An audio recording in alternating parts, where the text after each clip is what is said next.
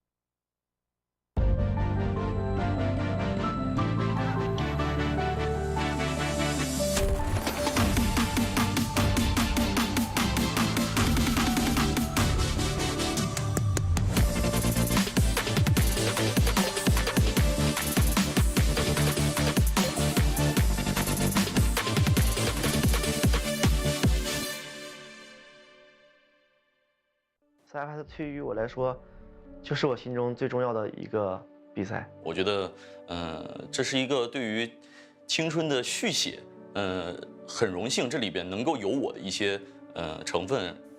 Eu não tenho palavras para agradecer a CFS por tudo que ela fez na minha vida, por tudo que esse programa de criadores de conteúdo. Ang meaning ng CFS sa akin is, malaking bagay para sa akin kasi a CFS na minha vida é tudo, porque eu basicamente vivo para jogar a CFS, eu quero jogar a CFS. 代表着我的整个青春。 CFS 呢，我觉得是穿越火线最高的一个荣誉殿堂吧。CFS significa para mim sonho e evento muito grandioso。它是至高无上的荣誉。CFS 对于整个 CF 的发展也是有着巨大的贡献。 对我来说 ，CFS 是梦想中最高的舞台。A CFS para mim significa o maior campeonato de todos. Acho que é o grande sonho para todo mundo que joga profissionalmente Crossfire. 对我来说，穿越火线这个游戏对我来说的话，意味着就是我的青春。穿越火線意味着我一個青春吧。CFS với tôi có nghĩa là nơi thể hiện bản thân, niềm tự hào và ước mơ của tôi tại đó. Với em thì CFS nó là một nơi mà ai cũng muốn được thể hiện bản thân mình và muốn được đi một lần trong đời và cái cơ hội đấy thì nó rất là quý giá. Significa tudo na minha vida e eu não vou desistir até ganhar um. 不知不觉 CFS 已经10周年了。那么10呢，对于中国人来说有个叫做十全十美，但是我们想换一句话，叫做青春正当时。希望 CFS 这个越办越好。CFS, feliz aniversário de 10 anos. Parabéns CFS pelos seus 10 anos de aniversário. CFS 10周年，我们一起成长，也希望 CFS 10周年快乐。 Rất cảm ơn nhà phát hành Smile đã gọi là xây dựng một con game phát triển đến bây giờ. Thì với kỷ niệm 10 năm này mình cũng xin. 希望 CFS 越来越好，争取再办到下个10年。希望下一个10年，我能够站在赛场上和 CFS 一起走下去。Eu queria parabenizar na CFS, pelo seu 10º ano, por tudo que proporcionou. 祝 CFS 越办越好吧，希望大家一起加油。 Welcome to the CFS 2023 Grand Finals, the world's top competitive Crossfire Esports World Championship Tournament. The year of 2023 marks the 10th anniversary of CFS.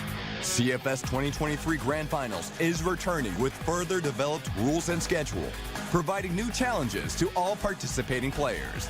Now, let's take a closer look at the format.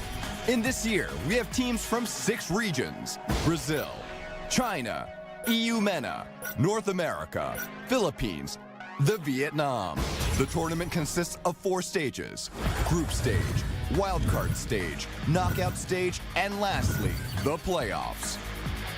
The group stage will be played under the single round robin format in a BO3, where 12 teams will be divided into 3 groups of 4 through the group stage draw. The top 2 teams from each group will directly advance to the knockout stage, while the 3rd place from each group will enter the wildcard stage. The last place teams from each group will be eliminated from the tournament. The group stage standings rule will prioritize the teams' higher match wins. If teams' match wins end up in a tie, such as teams' set differential points, will be secondly prioritized. If still tied, the round differential points will be thirdly prioritized, and attack points will be checked. As for the last comparison, the wildcard stage will also play under the single round robin format, BO3 series, where the top 2 teams out of the 3 teams will earn the last 2 tickets to the knockout stage. The 8 teams of the knockout stage will compete under the single elimination format in a BO5 series, where the brackets will be determined through the teams' overall standings from the group stage. Knockout Stage 4 winners will advance to the playoffs that will be played throughout the double elimination format in a BO5 series. The playoffs consist of 6 matches to claim the champion.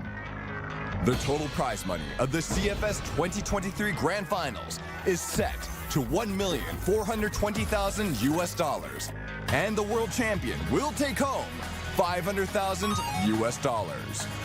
Compete to conquer. CFS 2023 Grand Finals is awaiting its warriors. Let's witness how this epic tournament will roll out.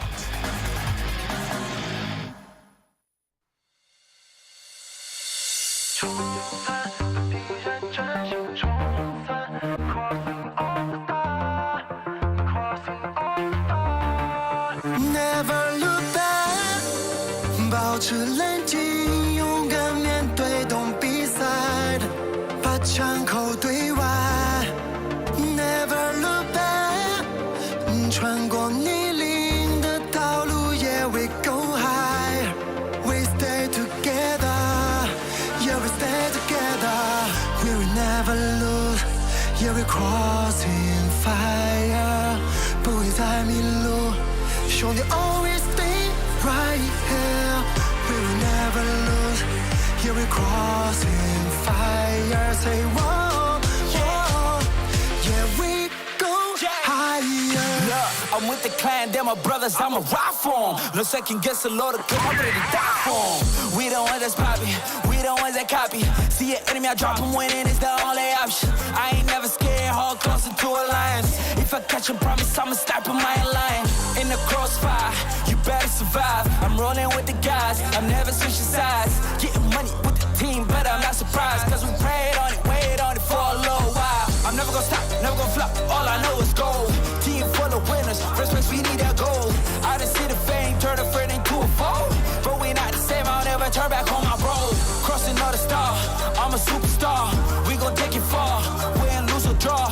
Gotta keep it going, I can let the fan down. CFS 23, we gon' shut it down. Where we never lose, eh, 不会再迷路，eh. Yeah we crossing fire， 兄弟 always stay right here。 走向胜利由我领队，时刻准备突出重围。Yeah we go higher， 冲散，把敌人阵型冲散。Crossing all the stars， Crossing all the stars。 冲散，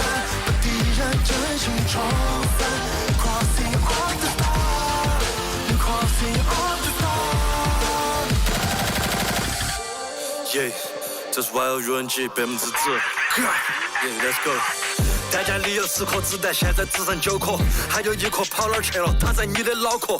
只有2个人看见你，但你看不到我。如果你要当我对手拳，你赶快跑了。M4A1 What you say 哈？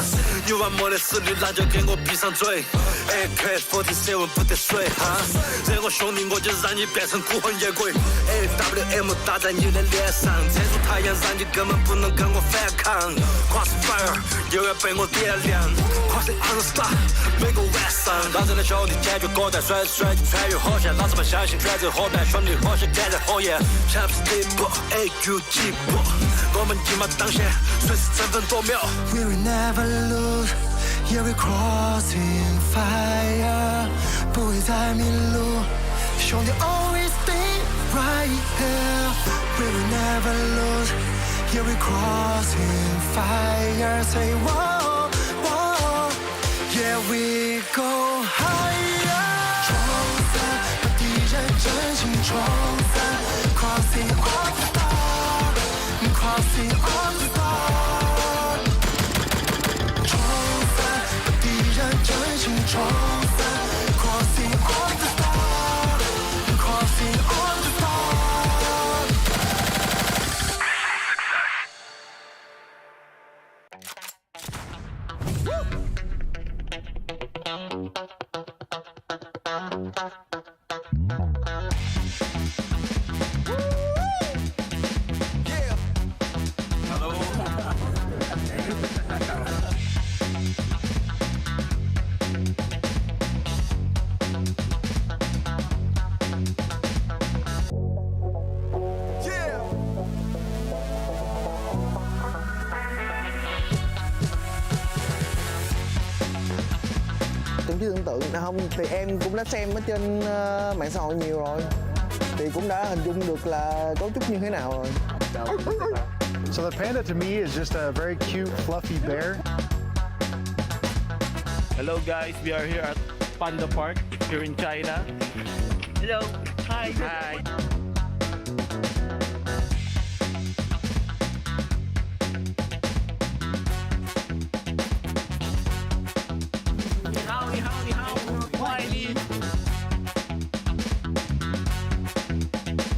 Đây là lần đầu tiên em đến với Trung Quốc, cũng là lần đầu tiên em đến tham quan nơi này. Cảm xúc hiện tại của em là rất là vui khi đến tham gia tại nơi đây. Hey everybody, I had a great time here at the park, and I'll see you guys soon at the plane. Bye.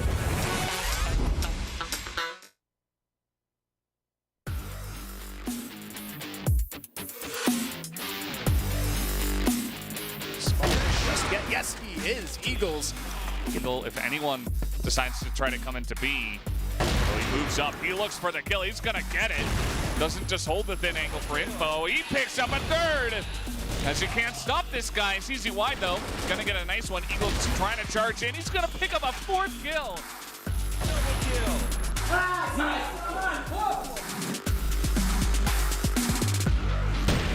Not sure what happened which way there, but still all gamers hold the advantage as Even gets the double, gets the triple kill. To clear out this box room if he wants to have any hope, but there's just so many angles you got to check. Here he is going to get behind the box, and down he goes.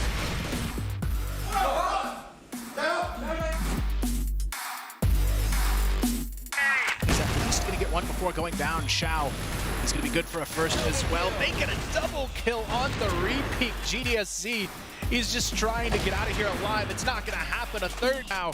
He's looking for number 4, and he's going to find it.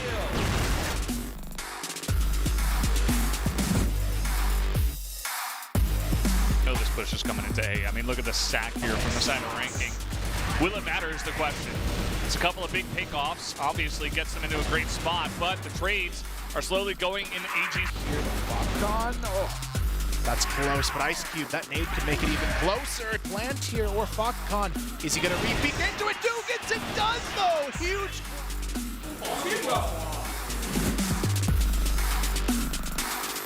One just brutal, he's looking for more. Finally, they're able to get something, but it doesn't matter. Baby on the other side of the wall. Not gonna actually win that fight, Danimal. We know how slow they can be. Here comes Xiao. And okay, nice read from Danimal. Maybe looking for the one taps, 20 seconds, but it is Danimal once again.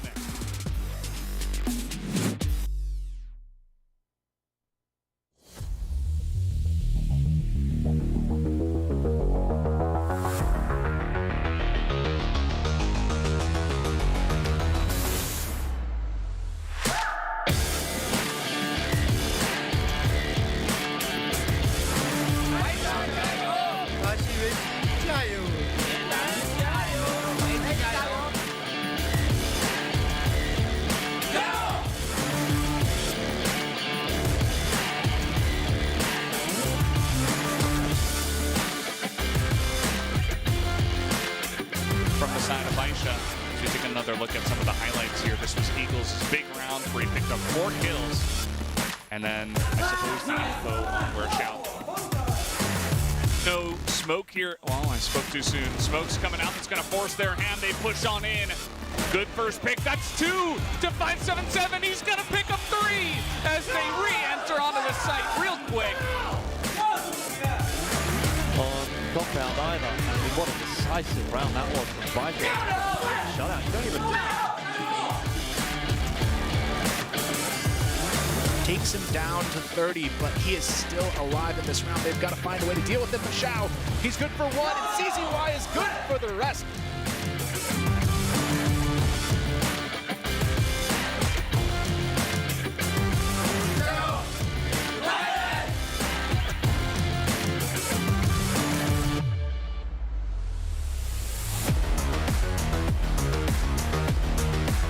Great setup from Diesel and Stack. Unfortunately, Fatcon was flashing his teammates, I believe. Or was it never see us flash his teammates? He also made sniper. Nice keep going. That's a nice shot. Close it out. 18-15 tried making a triple kill again. He's still not taken out. Jue going all in, gets it done with 2.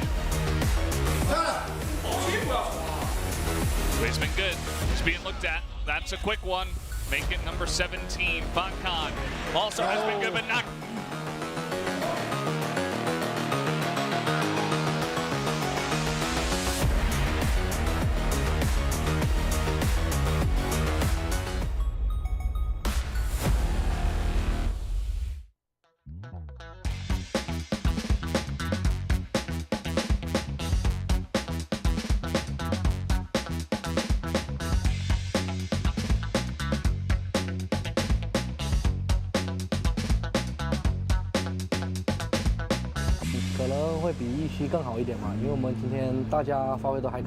A gente perdeu principalmente porque pegamos a maioria das situações em vantagens. 不太符合预期吧，因为今天有想過會贏，但沒有想過就是贏到會這麼輕鬆，就是大比分吧。Cũng khá là chênh lệch và em cũng không nghĩ là bọn em thua số phát nhanh như thế. Không nghĩ thua nhanh như thế. AG 他们毕竟是国内数1数2的队伍嘛，然后我们也跟他们打过好几次比赛了嘛，所以带得拿到中嘛。希望我们明天能再遇到他们，呈现更好的比赛嘛，希望能就是打破自己的魔咒吧。明天的对手是我们的老朋友嘛，白沙，因为我们最近几年都是一直不有胜负，一直在打决赛。然后明天我觉得比赛应该会很精彩吧。Acho que é bom time, que tem bons jogadores, mas a gente amanhã vai entrar com a cabeça no lugar e se Deus quiser a gente vai fazer uma partida diferente. Đối thủ này cũng mạnh nhưng mà bọn em sẽ đánh bại đối thủ này lấy tấm vé vào chung kết nhanh thua. 我觉得明天胜负关键可能在中残局处理这些吧，看哪个队处理得更好。首先是临场状态，2是心态，3是比赛当中的一个残局。Eu acho que a gente conversar, tá mais forte individualmente e jogar tranquilo. Là phong độ của cả 5 thành viên và tinh thần thi đấu. 明天的比分有可能是3比2吧。我觉得不管我们两个队谁赢谁输吧，我觉得我们都可以打满5图，都可以很精彩。3-0 gente. Và 3-1 như vậy vẫn. 希望就是双方呈现出自己最强的就是水平，给观众呈现一场比较精彩的比赛就可以了。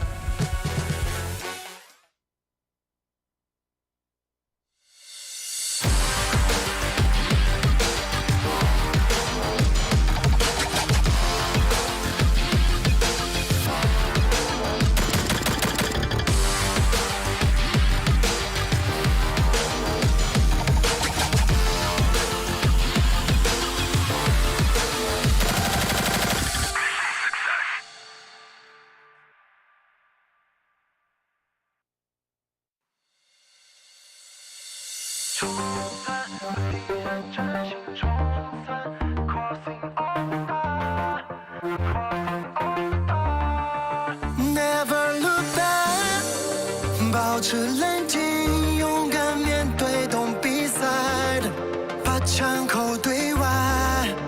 Never look back， 穿过泥泞的道路，Yeah we go high，We stay together，Yeah we stay together。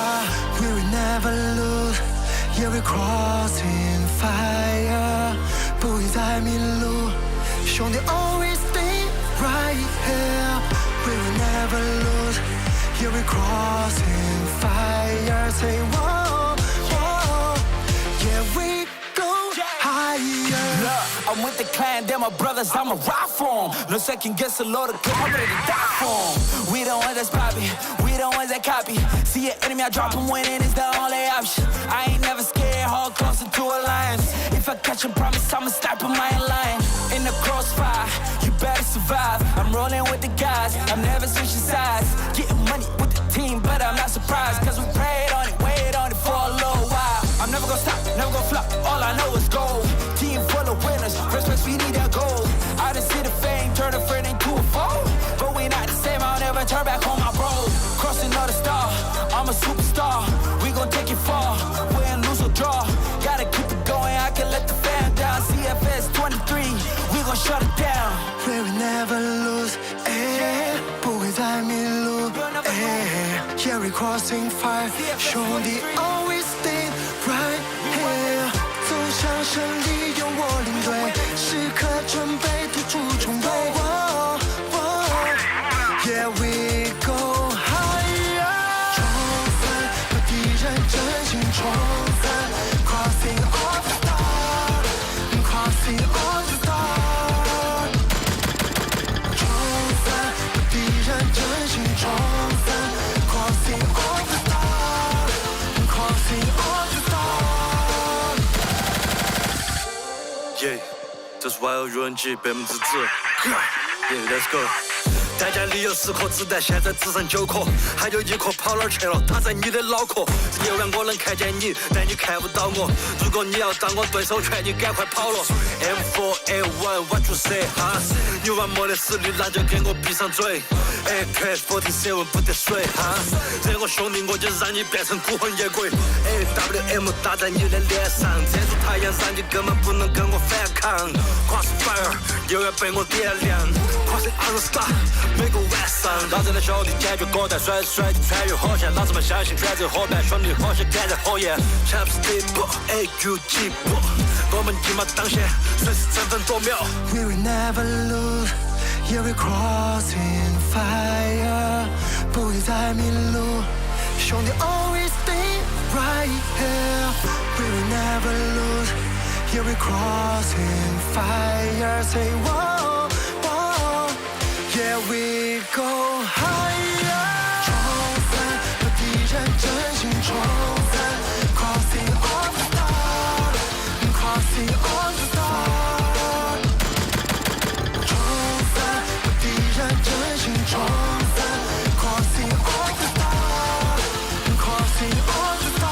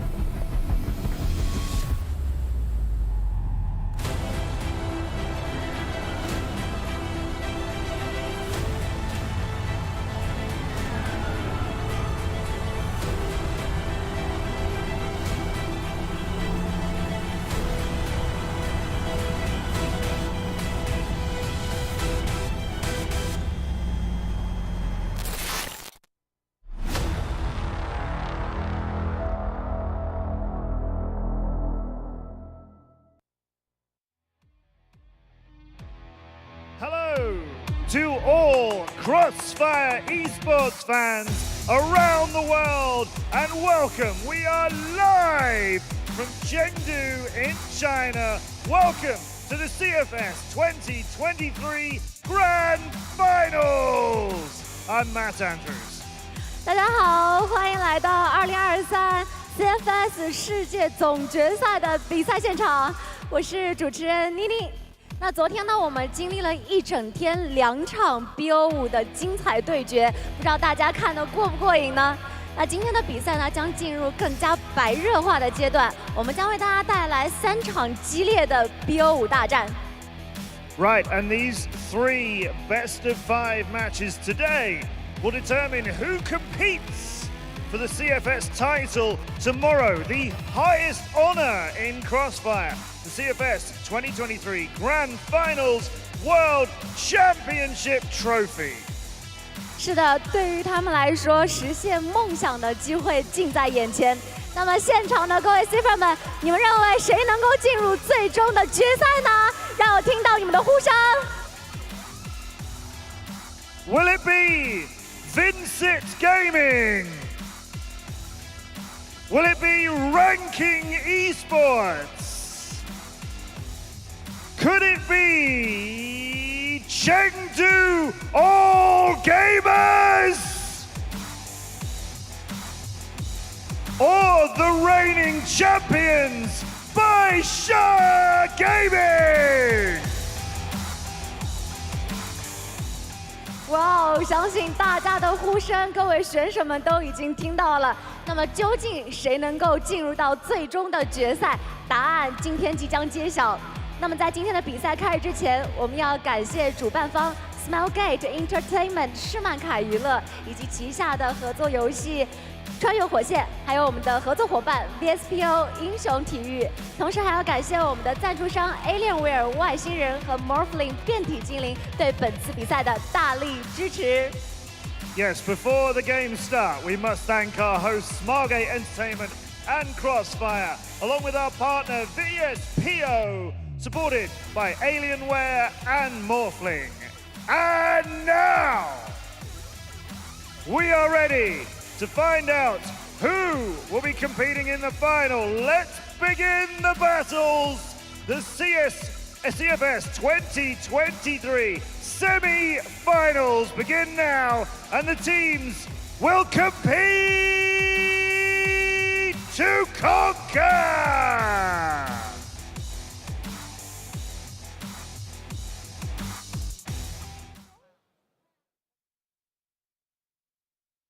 Thank you, Matt Andrews and Bella, and welcome to the caster desk. We are going to be here for the entire day. We got 3 best-of-5s on the way here to decide who's going to make it into the grand finals of CFS Grand Finals 2023. I am Valdez. With me is ZZXQ and Elfish Guy once again. And we're getting ready for quite a marathon of days or games here today. We do have the upper bracket final, and then we do have the lower bracket round 1, and then we have the lower losers final to decide who's going to make it into the final day. It's going to be a big day. It's definitely going to be a big day. I think everyone's kind of feeling it. Obviously, you know, quite early here in Chengdu, still kind of kicking things off. So people are still filtering into the stadium. You know, no one wants to get up too early on a Saturday morning. I think that's fair enough. But hopefully by the end of today, right, especially if we get a good lower bracket final game, we're going to have a pretty packed house, and obviously looking forward to it. But the one thing that I sort of want to say is, like, obviously, how are the players feeling, right? I mean, this is the earliest game of the tournament, so if you're coming into this one as AG and Baisha, then, gotta be hoping you had a good sleep last night. Yeah, it's going to be a tough matchup, but I think this is probably the one that everybody is the most excited for as well. I mean, this could very well be a preview of what our grand final is going to be between these 2 teams, and I wouldn't be surprised if we're here tomorrow with the same teams. I mean, these both look pretty flawless, I would say, on paper, but at the same time, I feel like All Gamers so far has shown a little bit more weakness in this tournament. Baisha yet to drop a map so far, but it would be crazy if they do that today as well, go through with a 3-0, but this is probably the toughest opponent you could ask for. Yeah, and before we go any farther, do want to give a big shout out to our sponsors for this event, Open Minds Alienware. Alienware is supporting CFS 2023 Grand Finals with all of their devices. that you will see here. Thank you, Alienware. And indeed a big shout out as well to Morphling for their generous support as the official gaming chair in the CFS 2023 Grand Finals. Whether you're in the midst of an intense competition or enjoying a prolonged gaming session, Morphling has you covered. Morphling, reach your throne. Definitely a prolonged gaming session today, and everybody's going to be sitting on those Morphling chairs, feeling very comfortable. It's going to be a fun one. Especially for the team that loses this match. I think that's something that, I mean, initially, like straight out the gate, you just have to get out of the way, right? If you're going to play this opening game, like we said, it's pretty early in the morning, and then you go down to that lower bracket match, and you're going to have to play that as well later on this evening. So it's going to be a big, long day for not just us, not just the fans, but especially whichever team actually loses this upper bracket final.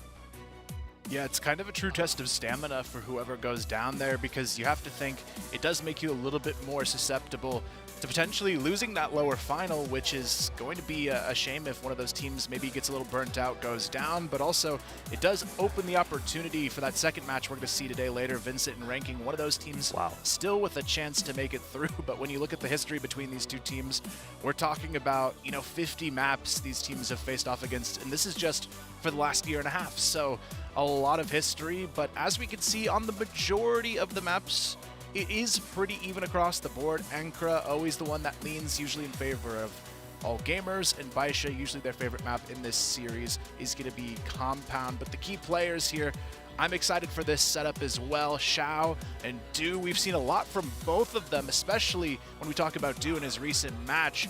Who do you guys maybe favor in this head-to-head? That's a hard one, isn't it, right? I don't know necessarily that either have really shown insane levels of consistency at this event so far. We've seen some big peaks, definitely. I mean, yesterday for both of those individuals, we had really big games.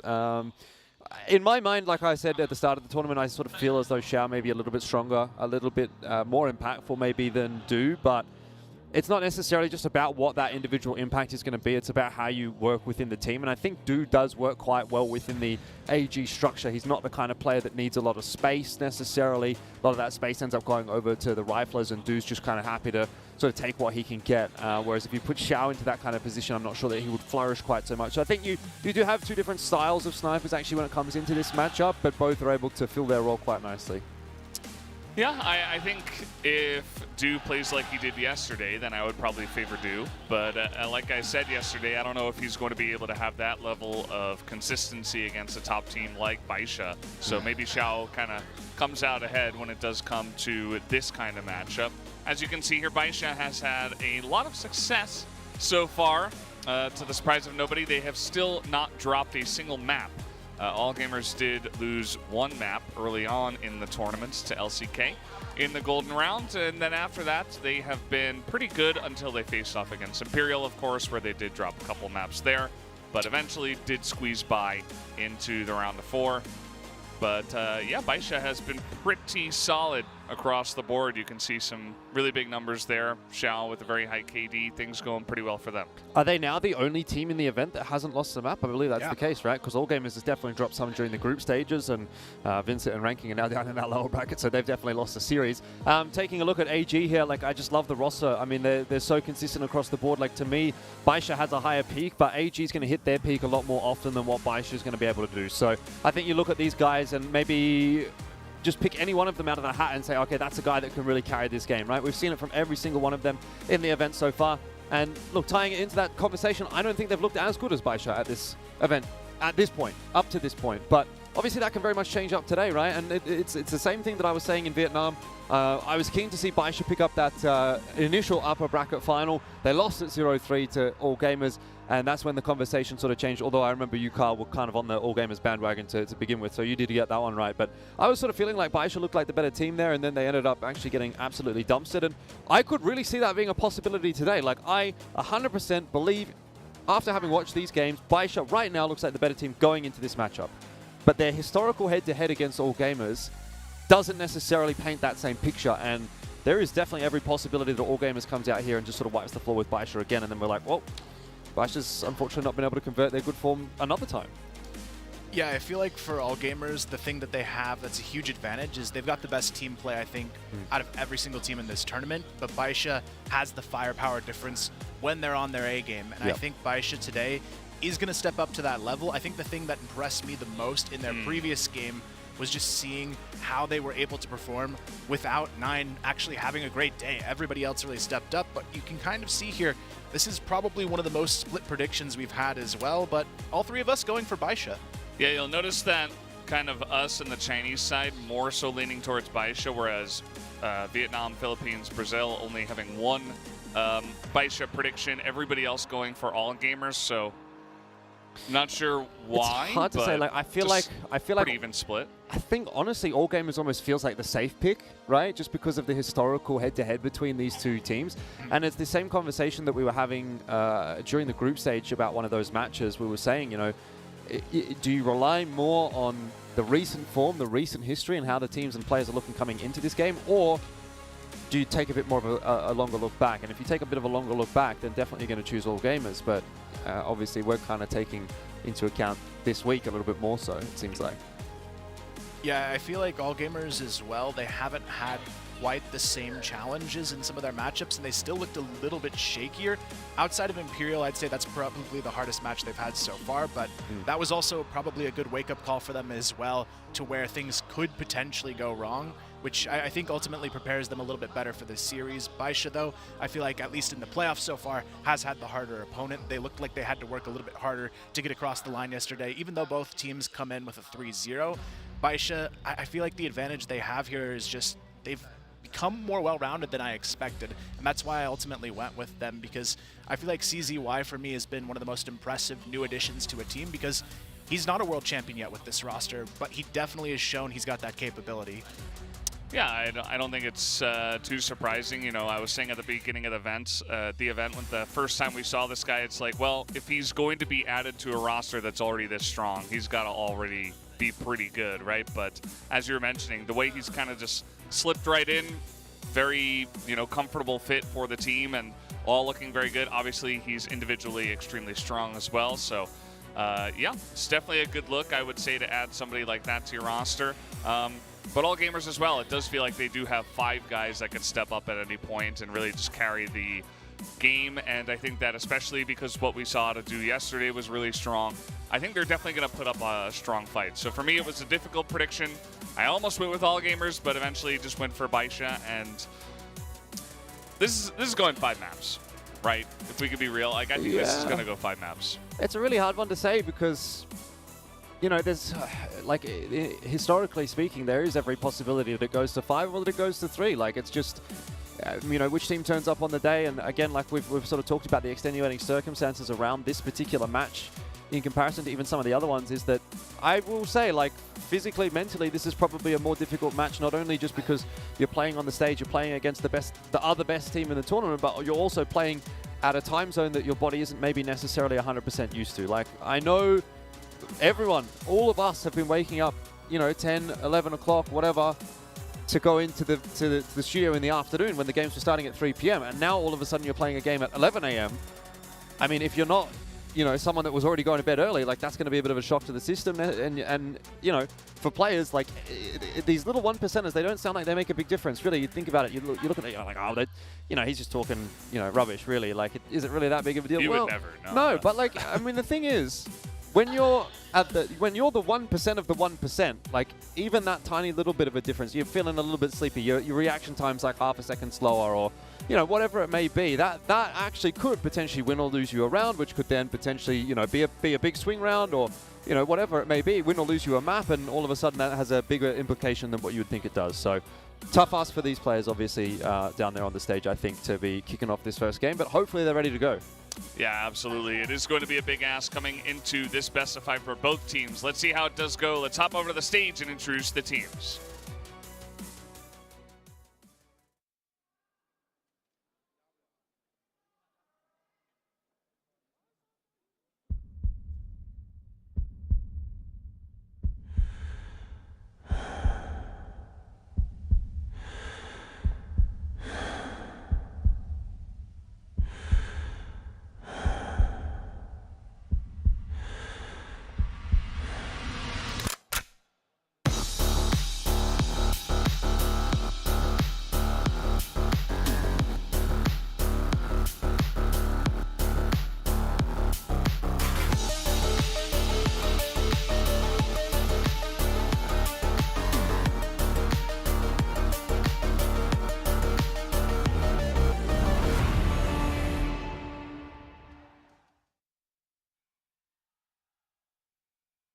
Well, the teams enter their bunkers on the stage, and the fans are already going pretty insane for them as the hype is real. I think everybody here in China, obviously in Chengdu, cheering for these two teams, the two Chinese teams that have made it to the upper bracket final. And, you know, Chengdu All Gamers in Chengdu, kind of a home crowd, but also Baisha having a lot of fans. I think it's going to be a very fun back-and-forth series. It's part of the reason why I don't think this is going to be a short one. No, look, I'll have to agree with you. I don't think it's going to be a short one. I mean, going out and throwing in a 3-0 prediction would feel pretty far-fetched, even though, again, we have seen that in the past from all gamers. I think that there is a possibility that that could happen, like if there is some sort of mental crumble on the stage. Particularly if one of the teams goes down 0-2, you'll often find yourself like with that third map just being a bit like, you know, we're not going to be able to come back from this. And then you even saw it yesterday. Like we had a couple of sort of competitive maps in the first couple of maps of each series, and then bang, 10-3 in the third map of both of those series. And so I think, yeah, maybe the possibility there if there's a 0-2 start, but I would tend to agree with you. I think this one's really going to go quite deep. I'd be sort of expecting at least 4, probably even 5 maps out of this one, which is going to make for a long day for that team that does end up losing. You're having to deal with that as a mental impact, but also now you're going to have to stick around, sort of stay warmed up. Probably they've got practice rooms somewhere around in this arena as well that they're going to be sort of spending some time in for the next, 3-4 hours before the next game that they're going to have to play. So big day ahead, and I think there's definitely an element of, trying to maybe keep a little bit of yourself in reserve, knowing that you're going to have to be here for quite a long time. Yeah, I feel like also, though, this matchup might be a much different version of these two teams meeting. I think Seven made a good point yesterday saying they might play a little bit aggressive, knowing they don't want to completely show their hand before that finals matchup, knowing they'll probably meet each other again. So I actually think a 3-0 is more likely today than in the grand final. And historically, that tends to be the case with these two teams as well, because if you give everything away here, you're just going to get counter-stratted in that finals matchup. So I actually feel like this one's going to be a little bit more scrappy and more based on the aim game, which is why I leaned towards Baisha, because if we're just talking about raw firepower, I feel like they have a big advantage here. But if AG's actually playing those team strategies to win and showing a little bit more of their hand, they could take it pretty handedly. It does kind of feel like that raw firepower has been showing up as well for Baisha in this event, right? We've talked countless times about 9. Yesterday evening, we saw Xiao doing pretty well for himself, and then the other two to sort of touch on would be Baby and CZY. I feel like they've really also had a pretty solid time of it. So you kind of just need a combination of maybe a couple of those members to step up and have a big game here, and then they're really going to be able to take that challenge to all gamers. And it's not to say that all gamers don't have individuals that can reach those same sort of levels, but again, I just feel like there's that little bit extra, maybe that extra 10% for Baisha when it comes to the individual firepower. And if that's going to be the case, Kyle, right, the way that game plays out, a little bit more defaulty, a little bit more puggy, right, then yeah, I think you could be right. And I think that potentially does give us a tick in the book of Baisha. Yeah, I think there's definitely going to be a pretty big element of that, although it still does feel good to come in and, there's a lot of mental stuff going on here. You don't want to show strats, but also you don't want to fall too easily to your opponents because you kind of, throw in a bunch of random stuff and then you kind of get dominated and then it just feels bad. And also you got to play a second time today, so you're already tired, and then you got to face someone else, and eventually you're going to have to go up against this team again you expect, even as an AG or a Baisha. So it's like, maybe just playing it pretty well and like getting through the first match and then just kind of having a nice little day to relax and kind of prepare for tomorrow without having to think of anything else. That could also be pretty nice. So, also it's the first time in the stadium where we've got like a big amount of fans as well. Like we had some yesterday, but it was a Friday and it was in the middle of the day, so people are working and stuff. So now it's like more people are coming in, more people are cheering for you to play. You're like, I really want to win this one. It's kind of that extra added effort and thing behind you to push you across the line. But we will have the map ban pick here in just a moment to see which maps are going to be coming through. Might just expect standard bans here as well, regardless of the situation or the timing of this best of 5. Yeah, I'm almost kind of hoping that we don't see the standards, knowing they have the flex of this being potentially their first meetup of 2 to play with. But if they're just going to go for the aim duels, maybe going standard here is the play, but it is going to be a change of pace potentially here. It is an Eagle Eye ban coming out from Baisha. Considering their history, I would have anticipated Ankara being the go-to ban, but AG will go with kind of their standard one here and take Compound off the table. But I actually like this move from Baisha, maybe leaving Ankara in the mix to see if they're the better team on it now, it's less risk to pull it out now than in a grand final. So I think this is a good test run for them. Fair call. Fair call. Not a timeout yet. No, thank God for that. Sub-base first choice from Baisha. Not really a big surprise. Has historically been a map that they've done quite well against all gamers on. Yeah, not a bad idea.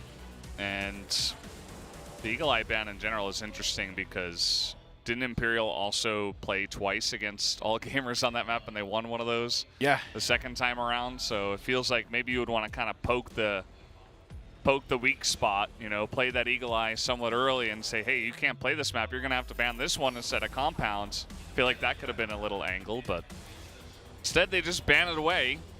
And that is the Ankara coming in here for the second map. So all gamers, they say, cool story for your mind games. We're just going to play our strongest map. So last series that they played against each other at an international event, Subbase Ankara, Port, Black Widow, and then Eagle Eye. And it seems like we're going to follow that. We've got Subbase Ankara, and then there's going to be Port. So it'll really just come down to whether or not Black Widow is going to end up being the decider map or not.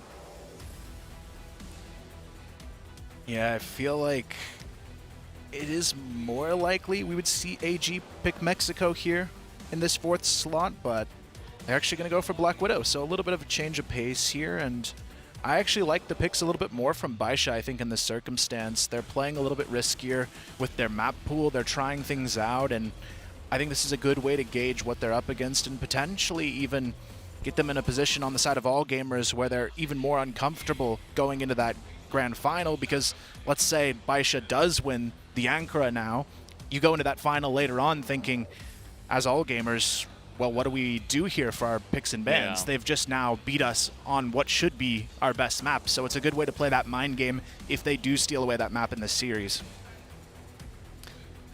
It's all about mind games at this point. This is not the big one. Although it is a pretty big one. Like, you win this, you're basically Relatively guaranteeing yourself large. top 2. Yeah. And making it to a grand final of a Crossfire Stars event is already an achievement in itself. But when you're talking about two teams that were already at the grand final last year, one of which obviously won it last year and is wanting to go back to back, then this is, let's be real, not exactly the game that they're putting 110% in, or it shouldn't be, because you do want to have something still in the back pocket going into the grand final tomorrow, assuming you can make it there. I feel like if I were one of these players, I would want to be the other team really badly so that they would feel bad about the next matchup. So that they would feel bad about themselves. Yeah, and even, well, yes, that as well. That's savage, man. Also about today. You might even want to just put them in such a bad mental state that you give a team a chance to upset them. Well, I mean, there's definitely in the something, lower finals. Something to be said there as well, that even whether or not you see that upset happen, it's going to mean that they're now going to have to prepare for that next team as opposed to preparing for you in the grand final and spend all that time figuring out, well, first of all, are we going to do the grand final? And then and only then do they get to actually sort of anti-strat and potentially change things up, adapt or whatever, going into tomorrow's match. Now, tomorrow's game, the grand final, will be starting around 4-ish, 4:30, I believe, local time. So you do have most of the morning to sort of figure everything out if necessary, but it's going to be certainly not the same turnaround time as if you would have won this game and had a bit of a relaxing evening on the Saturday night. Yeah, it can definitely be a big advantage for the team that not only makes it through, but now they don't have to play. They can watch the other team, maybe counter-strat if they do have to try harder to get out of that lower final than what they're expecting. And that's where, if I'm all gamers here, I feel like they need to win this one maybe a little bit more. I feel like they're more susceptible to losing in that lower final if they don't come out strong. But It's the Baisha man. It is the Baisha man. The shark. The white shark. I don't know if you guys knew this, but Baisha means white shark. I did know that. Matt Andrews has told me many times. That's what it means. What does all gamers mean? We haven't figured that one out yet, actually. That one's a little bit more tricky. No direct translation for that one. Yeah, love the mascots. The esports mascots are always great. Always a treat for us. And this is just going to be a really fun match in general. You know, for us, we talk about the stakes and what it means for the teams, but it's also going to be really cool because as it stands right now, especially after yesterday, to just prove it even further, these are our two best teams by far. So yeah, I think at this point, I just want to see these two go head-to-head and do multiple best-of-5s potentially. I think you probably will get your wish. Question is going to be, how long is today's series going to end up? Potentially going all the way to Mexico. I could see it. We've had a couple of series that have gone all the way to 5 at the event so far. And it kind of feels like the kind of game that deserves a full 5 maps. If anything's going to go to 5 maps, you kind of want it to be this game, right? Like, obviously this or the grand final. But maybe this and the grand final. So we can see here some of the stats for sub-base. Slightly BL-sided, but as we've seen for some teams, it's even more BL-sided depending on how they approach it. But looking at the stats on this map, it definitely looks very favorable for Baisha going into it. But of course, in this head-to-head, anything can happen. And I know a player that we haven't highlighted yet that I really want to see another strong day out of is Even. He's been playing lights out this whole tournament, looking really solid, especially for someone who I believe has played 6 CFS total. Yeah. I mean, he's been around for quite a long time, dating back to the very early days of CFS. So I feel like for Even to still be playing at this level is one of the most impressive things I've seen at the event so far. It is quite impressive, and a lot of these guys have been around for a bit or longer, so to see them here still kicking, still out here on this main stage is always a treat. As we are just about ready to hop into game number 1, we're going to be hopping into sub-base for the first map, Baisha's pick. As already the Gyos have echoed around the stadium for both teams, as the fans have already entered the stadium here in throng. So this is going to be a lot of fun as we hop into this best-of-5. I was promised a bit of a rivalry between the Baisha and All Gamers fans. One side would be dedicated to Baisha and one side would be dedicated to All Gamers, as I understood it. And I kind of feel like we have actually got a little bit of that. So I imagine there's like a ticketing system where if you're a Baisha fan, you can sit here, and if you're an All Gamers fan, you can sit here and you can hang out with your buddies. And apparently they yell at each other across the stadium, which I believe is already what's happening. And Do, also not too worried about it, has started off this upper bracket final with a kill. So first blood drawn by All Gamers. Very nice start to ease your way into sub-base. Now it's going to be about the response here. Baisha already down, losing Xiao in that fight on long. Now they're a little bit spread thin for the remainder of the round. You can see Do looking for more. He's not going to find it yet. Nine just kind of toying with him on that off angle outside of A, but we are going to see a slow grouping towards this A long position from All Gamers. Looking to maybe work their way into it for a pick, but I do like this stack from Baisha as well, knowing they don't have full coverage where they'd like to. They're playing a little bit more forward with Baby and CZY on the lockers for the double trade positioning, and this could end up working out well for them, but the biggest flaw they have in this setup is if they just go straight to A, it's so much pressure onto 577 to hold this off. Yeah, it definitely is. A lot of pressure on him. He does have N9 coming on over. And let's see how it does go. 50 seconds. Are they going to commit to this? Yes, they will. Dway over the top. Jeez. Wow. He just killed both of them by himself, even as well. And that is just a total wipe in favor of All Gamers as they make quick work of that first round. Yeah, well, like I said, some teams, some players might not be mentally, physically ready for the match this early, and it does kind of look like Baisha feeling a little bit sleepy in that first round. They're going to have to wake up quick. Yeah, relatable for sure. I mean, I don't blame them, but also, you know, we're not playing for $500,000, so I guess it's not as big of a deal for us. Yeah, Baisha now looking to respond. Xiao had some trouble last time around, but he actually does pick a new position. He's not going to take the duel on to do this round. Instead, he's going to be playing the off angle on the dark room back on the B bomb side. I like the call here. If you're not feeling confident in winning this duel, you don't want to give that free pick consistently over to All Gamers. So now they're going to play even safer, bait them in, and it is an interesting dynamic change we see from Baisha already against All Gamers. They're definitely a lot more reserved than they were against other teams in this tournament. That's why this matchup is always different. You can see these two teams play up against any other team and draw some conclusions. But then once they do go head-to-head, everything can change. Although All Gamers look better than ever. It's only been one round, but just going off of that for now. Definitely trying to replicate what they were able to do yesterday. Baisha not there yet. Do once again aggressively looking for picks, and that certainly worked for him. That was kind of the story of yesterday in their match up against Ranking Esports. Two not going to spot anything out this time. All Gamers going to have to make their moves sooner or later. 55 seconds left on the clock. Guess the indication so far from AG on this Blacklist side is that they want to keep things pretty slow. Get a bit of a feel for what Baisha's up to. Ryan's going to go for a little bit of a swing to try to find some information. Get some good damage there onto ZY, but here comes the committed push really from All Gamers into the locker room. This is just the split of it, and it's worked out really nicely. This is a good-looking day so far for All Gamers. Good entries from Jue, ZY, and everyone's kind of getting involved there. ZQ and Even also finding themselves a kill apiece. Nobody's missing out for All Gamers, but what worries me the most right now for Baisha is not so much that they're not even getting a frag or two, which is quite problematic to begin with, but Jue in particular, 3 times now on the entry, has more or less been able to hit the entry without even taking any damage. So if that continues, All Gamers, potential upset brewing here on sub base. I know it's early days, but they're looking really damn good. And then obviously Ankara coming up next, and we saw what the win-loss ratio between those two maps, between these two teams are concerned on that map.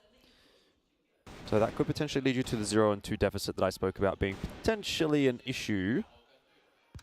Yeah, you can see the frustration as well. 577 not even going for the clutch. They're going to talk about it here because these rounds have been incredibly one-sided so far. So hopefully there's a good response in store from Baisha. I feel like it's kind of just that early game jitters situation for them.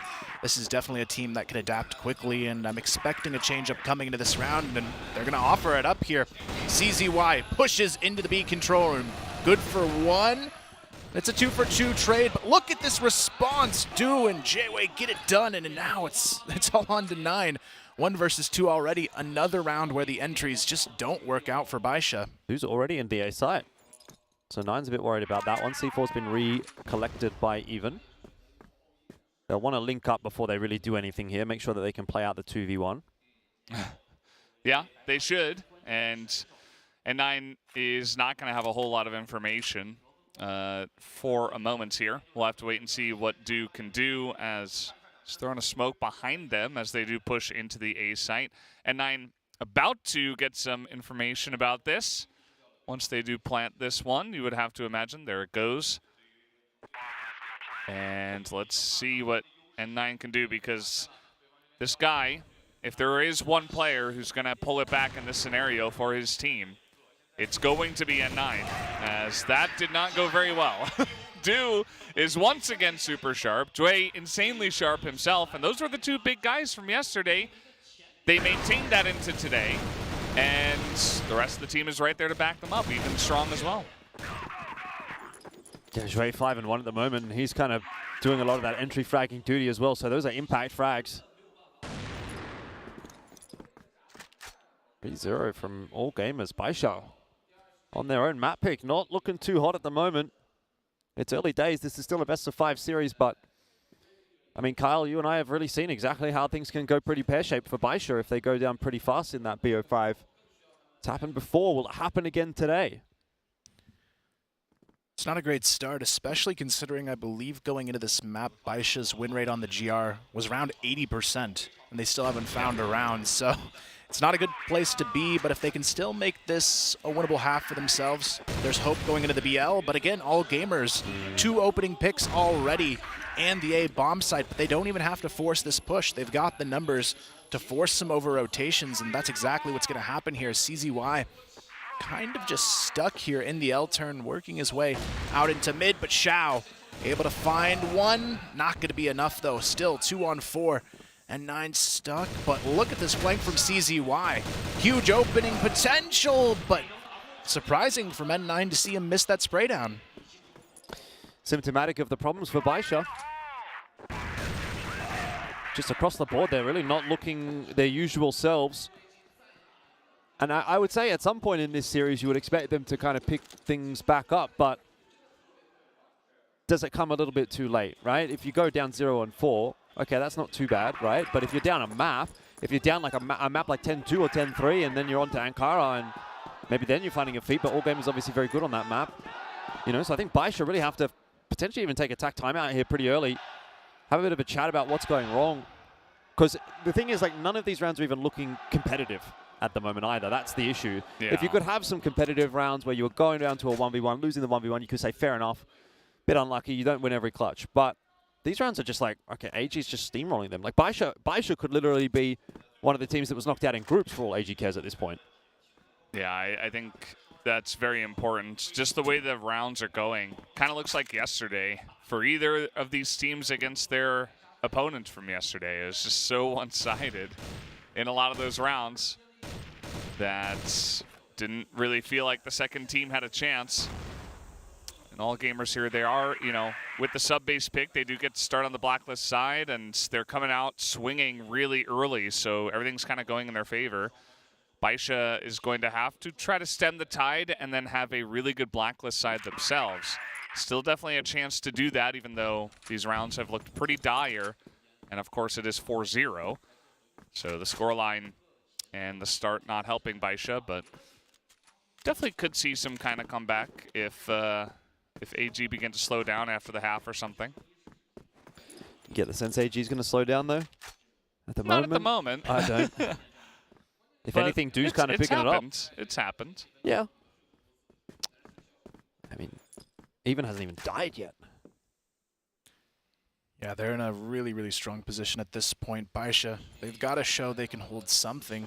All Gamers able to go wherever they want, largely in part to Jue here, looking really good on the end trees. And again, he's going to go for this same push into the lobby. This time, it's N9 good for one, but it doesn't matter. The trades are still even across the board. 577 has to hold this position, but he just can't. CZY, do they know he's here on the stairs? ZQ's been spotted out. CZY, no. That's a shot you've got to hit. Yeah.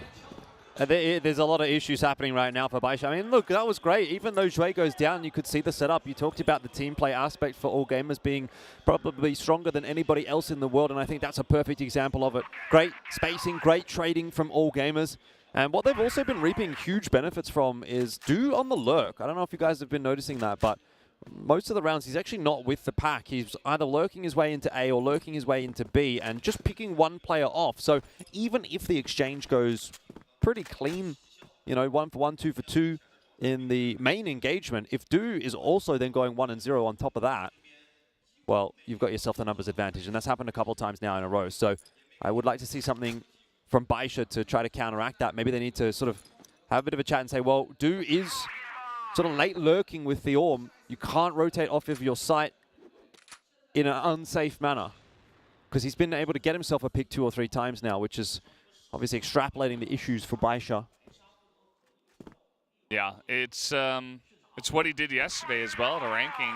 This was the third map that they did play, and this is where Du really shined and really popped off. And again, it's like he's just right back here. It's a replica of yesterday. It's just exactly what we saw.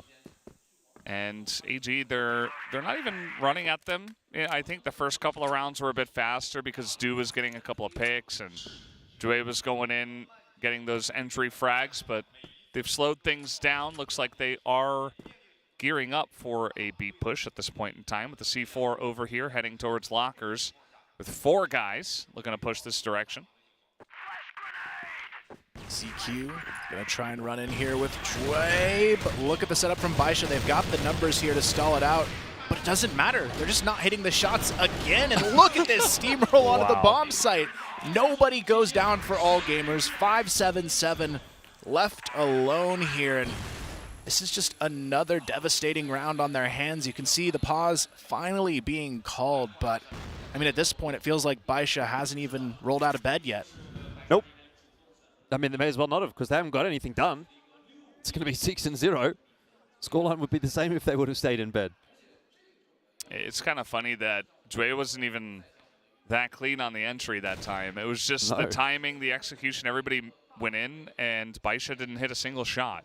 So AG, you know, eventually they get those entries. They weren't even that clean, and from there it's 5v3, and nobody on Baisha's hitting anything, so it's just free. It's just a free B site. It is going to be that timeout from Baisha, but I don't even know what you would be saying at this point in time. Like, it's not as if it's a failure on a strategic front necessarily. What do you say? You say, all right, just hit your shots, like aim a little bit better? Just be better. Just be better? Like, because what else is there really to say right now? You know, you're not getting bamboozled. You're not, the rotations aren't being toyed with. I mean, there's that do point that I made a little bit earlier that he's kind of on the lurk, so maybe that's something that not everyone was across or aware of, but generally speaking, I don't even know what there is to actually adapt here as Baisha, short of shoot them in the head. I mean, yeah, it's not even a strategy issue for the most part. There have been some players kind of poking around unexpectedly at times, but it's really not the majority of the loss in the round. It's coming down to these fights where they have a positional advantage and then lose. This is a great example of it. You've got 3 on the B-bomb site and a 4th already there on the rotation, and none of those players get a kill. Like ZY, there was no one else helping him. He just single-handedly takes a 1v2 onto site and wins it untraded. That should just never happen. And he's the guy that has the least ADR on the team as well, by the way, so in terms of impact, he's the one that's really not done as much as anybody else, and then he just pulls that out the hat. So everyone's firing at the moment for all gamers, and it seems nobody for Baisha. Yeah. I think that over the course of this tournament, AG has looked slowly better, and I said yesterday that maybe those extra games against Imperial will actually help them, because you get a lot of practice on stage in a high-pressure situation. You're playing against a really strong team. Goken's kind of running the show a couple of maps and can really get in your head, but AG were able to compete to conquer. They conquered them in that best of 5, and now everybody's really firing on all cylinders at the exact right time. ZY's hitting headshots. ZQ still good. He's not even the main guy we're talking about. He's 7-2. He's still a great player, and then everybody else is just, you know, Do and Dway popping off couple of days in a row. Even solid as always. It's a bit of a slow start for all gamers this time. Not quite going for any control, but you can see the setup here slowly working their way towards this B split up into lobby. And 9 on the other side of it, kind of trying to bait them out, but they've done a really good job of clearing this upper A control room, but it's definitely an advantage spot for the GR still nonetheless. We'll see if they can hold it this time around. They're back on the double lockers setup as well. Even and Do might take the bait here. Baby and CZY holding on to the other side of it. And this is going to be a full B execution setup for sure now from Baisha. You can see them starting to work their way up into B from all 3 angles now, but Do, he has to connect on this first shot onto Baby or CZY. He's going to miss, though. Baby and CZY swing for the double, and finally, for the first time, Baisha have an advantage in this game. Not over yet, though. Dway looking for those entries. He's going to spot out 577. The flash will pop in his face, and Dway is across to the missile, though he hasn't found himself a frag. No one is dealing with 577. He's been given so much space. Eventually, he'll be brought down. Rotation is in, though, from 9, and they're not expecting him. Quick on the angle. He'll find the double. It's just CY and 9. Showing us a little bit more what we had hoped to see from Baisha. That is the first of many rounds required, but at least we're getting Baisha. Yeah, I feel like they're right on track now. The pause definitely brought some new life into the team, and now they've got to carry that forward. Knowing it's a BL-sided map, 3 isn't actually the worst case scenario here for Baisha. Could have gone a lot worse considering how this one started. So I feel like if they get this to 3, they've got the momentum going into the easier side. This could become a much different game quickly if they can carry this through to a good end.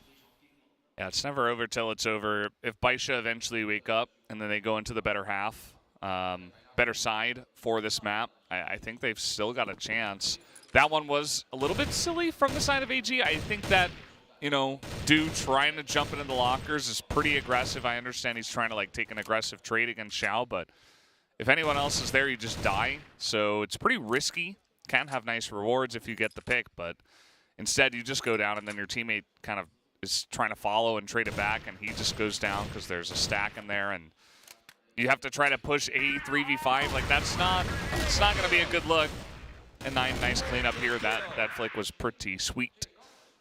But again, the positioning on that round was almost always going to be Baisha's. And they did get the job done for the first time. Yeah, All Game has gone back to a little bit more of a default setup here rather than just trying to push a couple players into the locker room.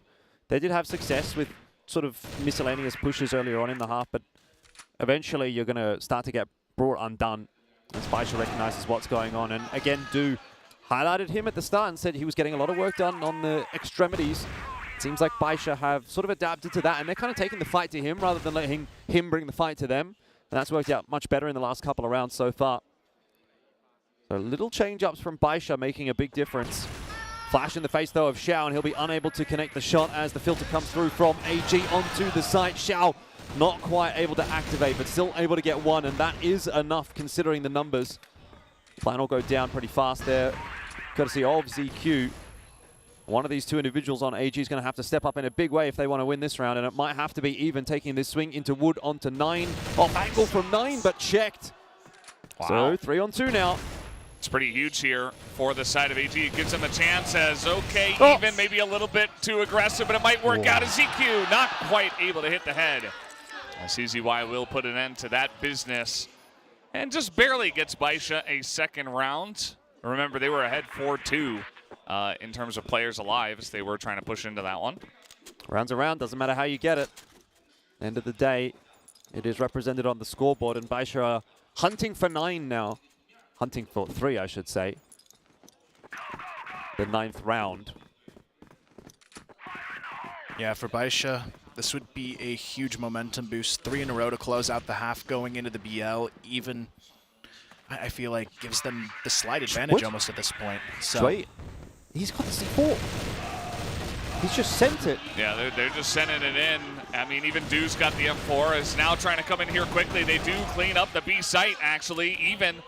Now in a 1v1 against 577. Can he swing it at the right time? Looks like he did get the drop on him, and that's going to do it even. Very nice aggressive angle and a big last round play from the Blacklist side. They do not waste it. They get in there real quick. Yeah. They pick up a 7th round.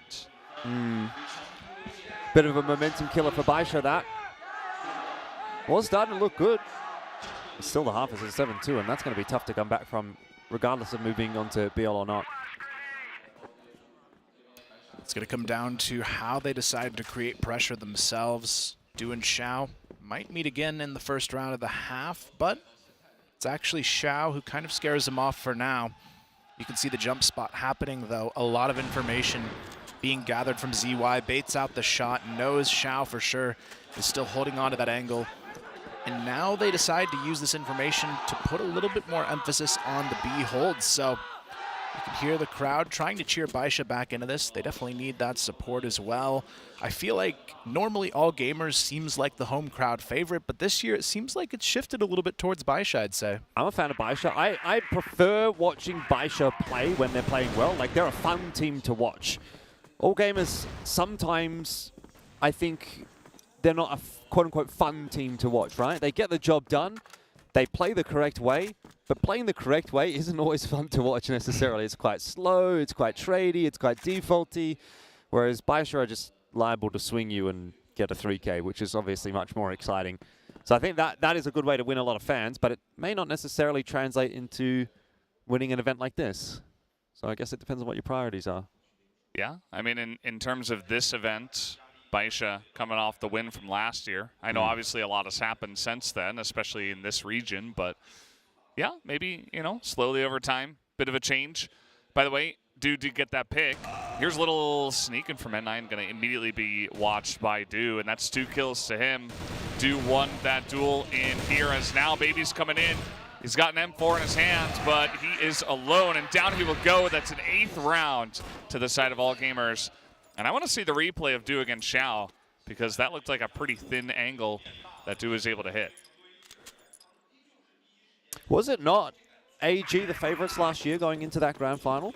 They were. They were. Very heavily. Yeah. But, I mean, it just goes to show you how back and forth these things can be. And I feel like even if they lose this map 10-2, Baish is still well within this fight. And that's what's scary about these two teams. They just turn it up a little bit. It's a completely different game. And as we can see, they're already trying to do that here in this round. Jue goes down, CZY, good for almost 2. But again, all gamers somehow staying alive. ZY getting that second is just insane at this point. But ZQ as well knows Baby's low. He's going to be pushing in. Baby actually holds the line even, goes down as well, and Baisha take the round. That was clutch. That was very clutch from Baby and Xiao. If they don't get that round, it definitely feels like the map is over at that point. Still a bit of a frustrating one. You can sort of see there that they're like, we shouldn't really get that close when we get 2 clean entries like that. ZY took forever to go down. I don't know how he survived for so long. Wasn't enough to save it for all gamers, though. It looked a little bit messy after the initial picks, and ZY did get some nice value out of that. Made it closer than Xiao potentially would have wanted. As you saw, he wasn't too happy after that. Xiao not having the best time, being a little bit dominated by Du in the server, and sitting with only 3 kills is not going to be a good feeling for someone like Xiao. Baisha now, they do want to push in through lockers once again. And he hits it again. You cannot stop Du today or yesterday. This is just the guy. Honestly feels a little bit baity, though, by Baisha. Like, where's the swing coming through from the second player, right? Xiao is either going to get across or he's not. But at the very least, if he doesn't get across, you want to maybe try and trade that one down. Du can't kill 2 players at once. At least 577 for now is able to find 1. But they need a lot more to clear out this site. Du and ZY still holding on to it. 577 tries to get this, but actually he takes it away. Looks for the double kill. He's going to find it on the drop down, but the rotations are already here. Jue and ZQ playing on the back of the cage. ZQ goes for the wide swing. CZY has to be ready. 577 has almost no health to work with, but now he's going to have to do it all alone. He's already found 3 in the round, but he needs the ace to secure this one. Not going to happen, though. Jue takes it to a 9-3.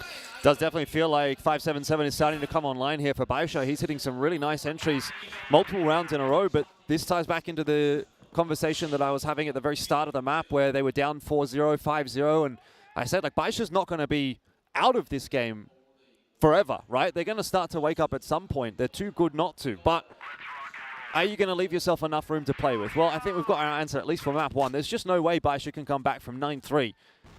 All gamers are going to be able to slide 1 round in here somewhere. And Baisha are looking better, definitely. If the scoreline was a bit closer, you might still make an argument they could win the map. But right now, it seems a far-fetched idea.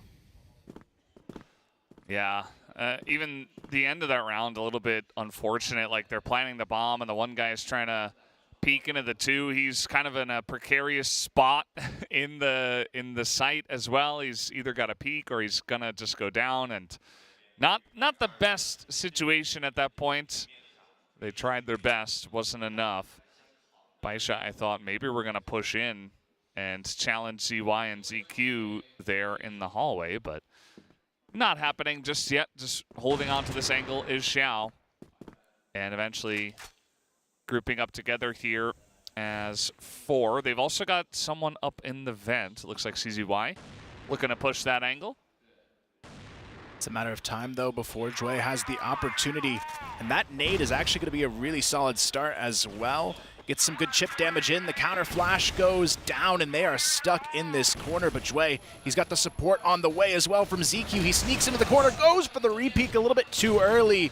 And Baisha, they trade out the opening frag, but ZQ still has to be dealt with soon. He's good for 1. ZY from above actually slides down in for 2, and Du seals the deal. AG get map number 1.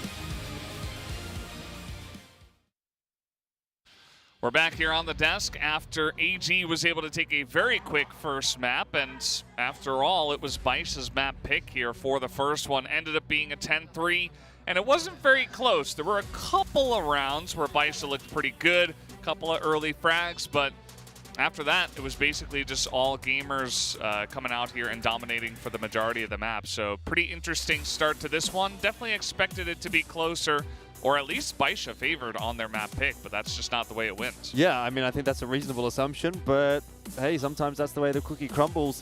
I mean, just taking a look at the last time when they played in that grand final, it was 10-2 the way of Baisha, and then they went on to 10-2 Ankara, but then they still lost the series. Now I'm kind of looking back at the previous series and wondering, okay, what was the first map there? In every case, the first map has been sub-base. In the instance where Baisha lost it, they lost 0-3. So I don't know if that's going to tell us anything going into the rest of this series. Obviously, like I said, I feel like Ankara is going to be a big talking point. If we can see maybe Baisha looking a little bit better there on Ankara, then maybe we'll sort of give them some faith. But I think they go down 0-2, especially with a decisive 0-2 on Ankara. I really don't see them making a reverse sweep happen. Yeah, I feel like it's a tough one knowing they've got Ankara on the way, and just knowing they're not really looking like they're in a good form today. A bit of a slow start. I mean, Xiao, he was one of their top performers yesterday. 26 ADR on that map, just completely out of the picture, and they need him to step up going into the future maps of this series. But I mean, all in all, there was just nobody really playing at their top form. I mean, you could argue Nine still had an okay performance, but just nothing compared to the other side of things. ZY picking up the MVP for map number 1, and I feel like for Baisha, this could be the wake-up call they haven't got yet that they finally might need to get back into top form, because let's face it, they hadn't lost a map so far. When you get into that habit of, okay, we're just going to win this, eventually you can run into a roadblock that really is just kind of that rude awakening. That should have been a rude awakening. If anybody is still asleep after that, on the side of Baisha at least, I would be very surprised, because that's not the way things are supposed to go. There was definitely a bit of a sniper diff, maybe actually a bit of a huge sniper diff in this one, and didn't even end up being the biggest performer on his team, but he essentially neutralized him very early and often. He went for like one strange pick on the side of Blacklist, but that's fine. I think on sub base, you're really feeling yourself. You're doing some good stuff as do. That's totally good. And at the end of the day, like, everybody on the side of all gamers had above 1 KD. Do had the lowest ADR at like 65, but we know what he was able to do in this map. So yeah, it's really rough when it feels like AG are peaking at the exact right time. And Baisha, you know, as you mentioned before, it's kind of been easy for them going into, you know, all the way through this. They were the first seed in the round of 8. They were able to take out Kara House pretty easily. Did have that overtime round, or map.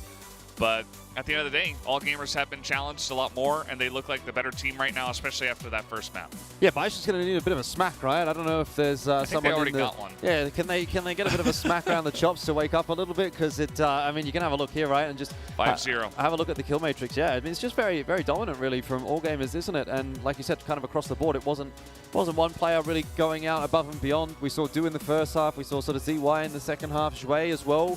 I thought he was really good there for all gamers. So go down the list and pick any name out the hat, just exactly as I said in that pre-match, and they're going to probably be able to deliver for you. Whereas for Baisha, I mean, who really stepped up there?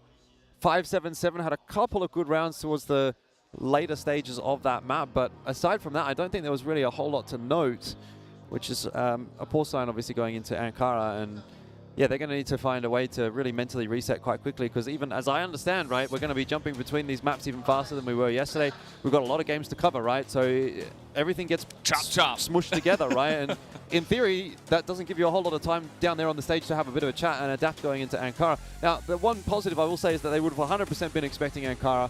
Like, that's not a curveball at all from all gamers. So if they've done their preparation correctly overnight last night, then they should be ready for this map. But, I mean, you would say the same thing about Subbase, and then they lost their 10-3, even though that was their map pick. So, I don't know. It's not looking like a good day today for Baisha at the moment.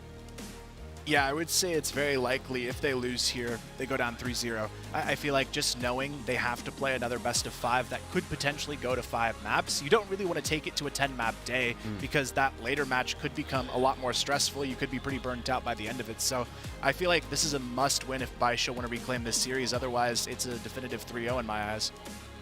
Wouldn't be too surprised. I was definitely expecting 5 maps in this one, but I also was not expecting by any means the first map to be this quick of a 10-3.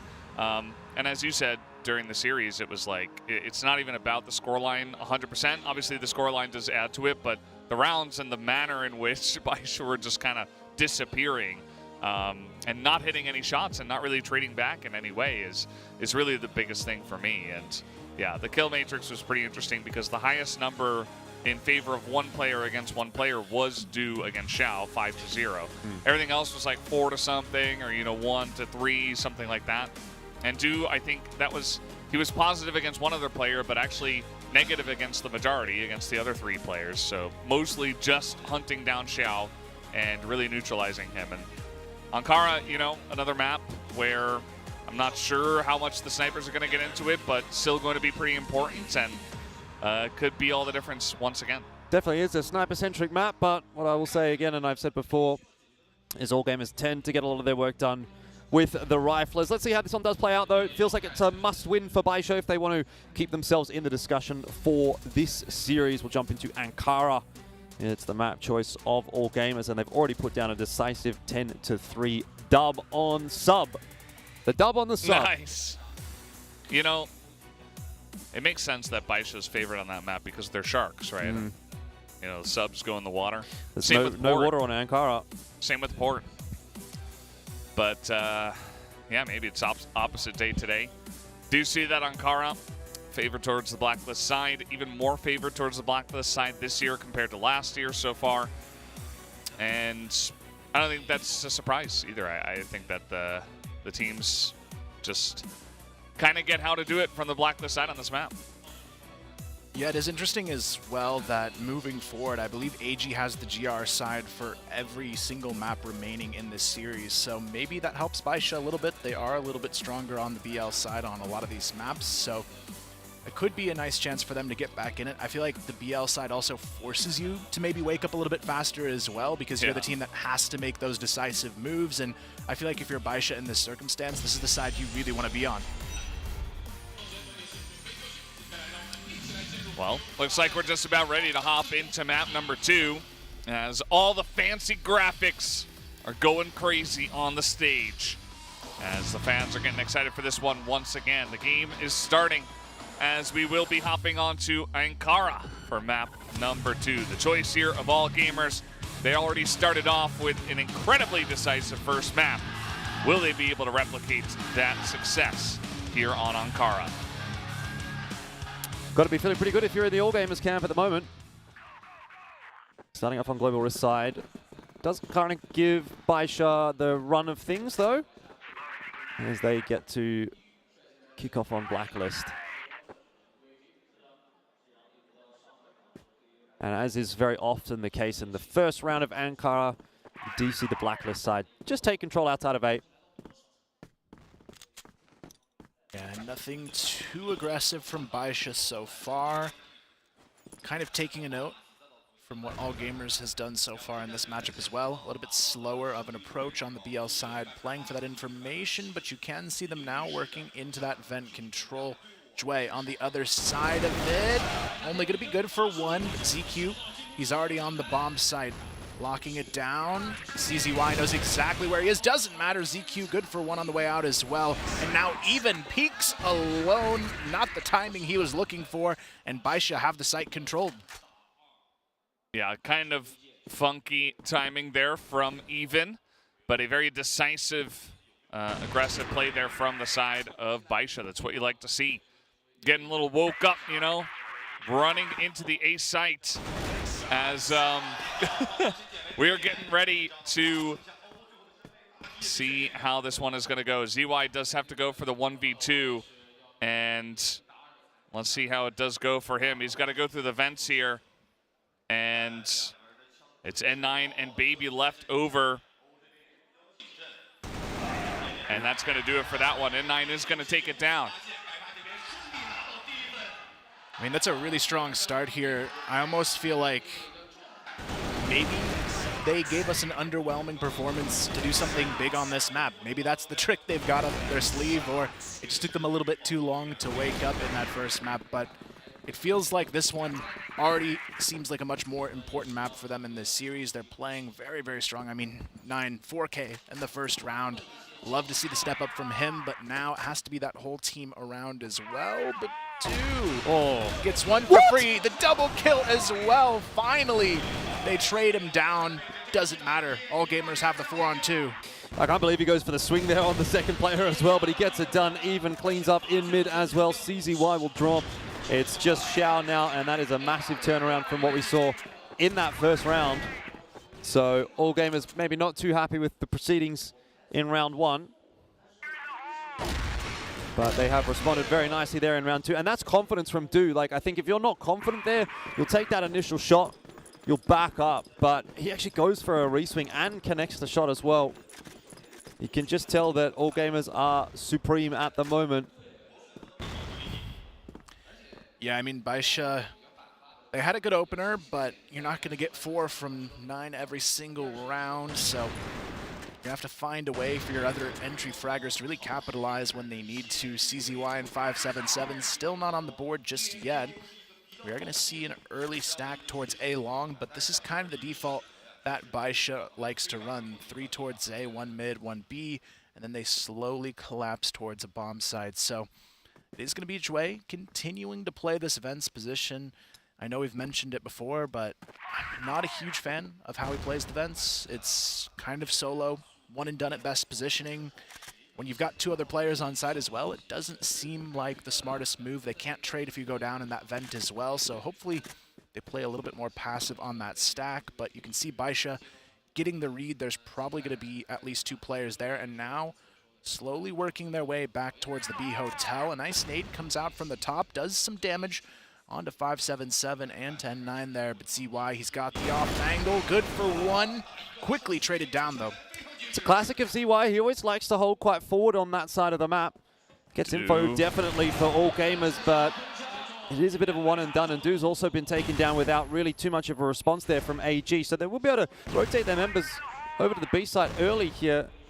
Still, you're relying on one of these guys on the site to multi-frag, either Even or ZQ, or maybe Jue coming in on that rotation to step up as well, and it's just not quite coming together there for all gamers. It's on to Jue. Solo has to push through the smoke.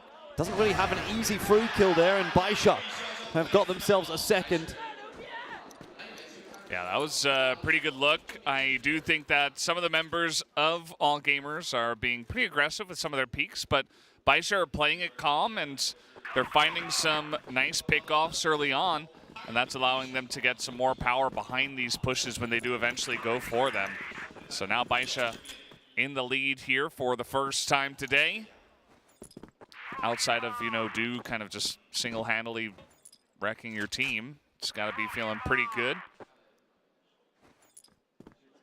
Yeah, a lot of it comes down to this round, though. Baisha need the momentum to carry this one through to a map win. Trading rounds on this side of the map, not ideal, knowing how All Gamers looks on the BL of Ankara.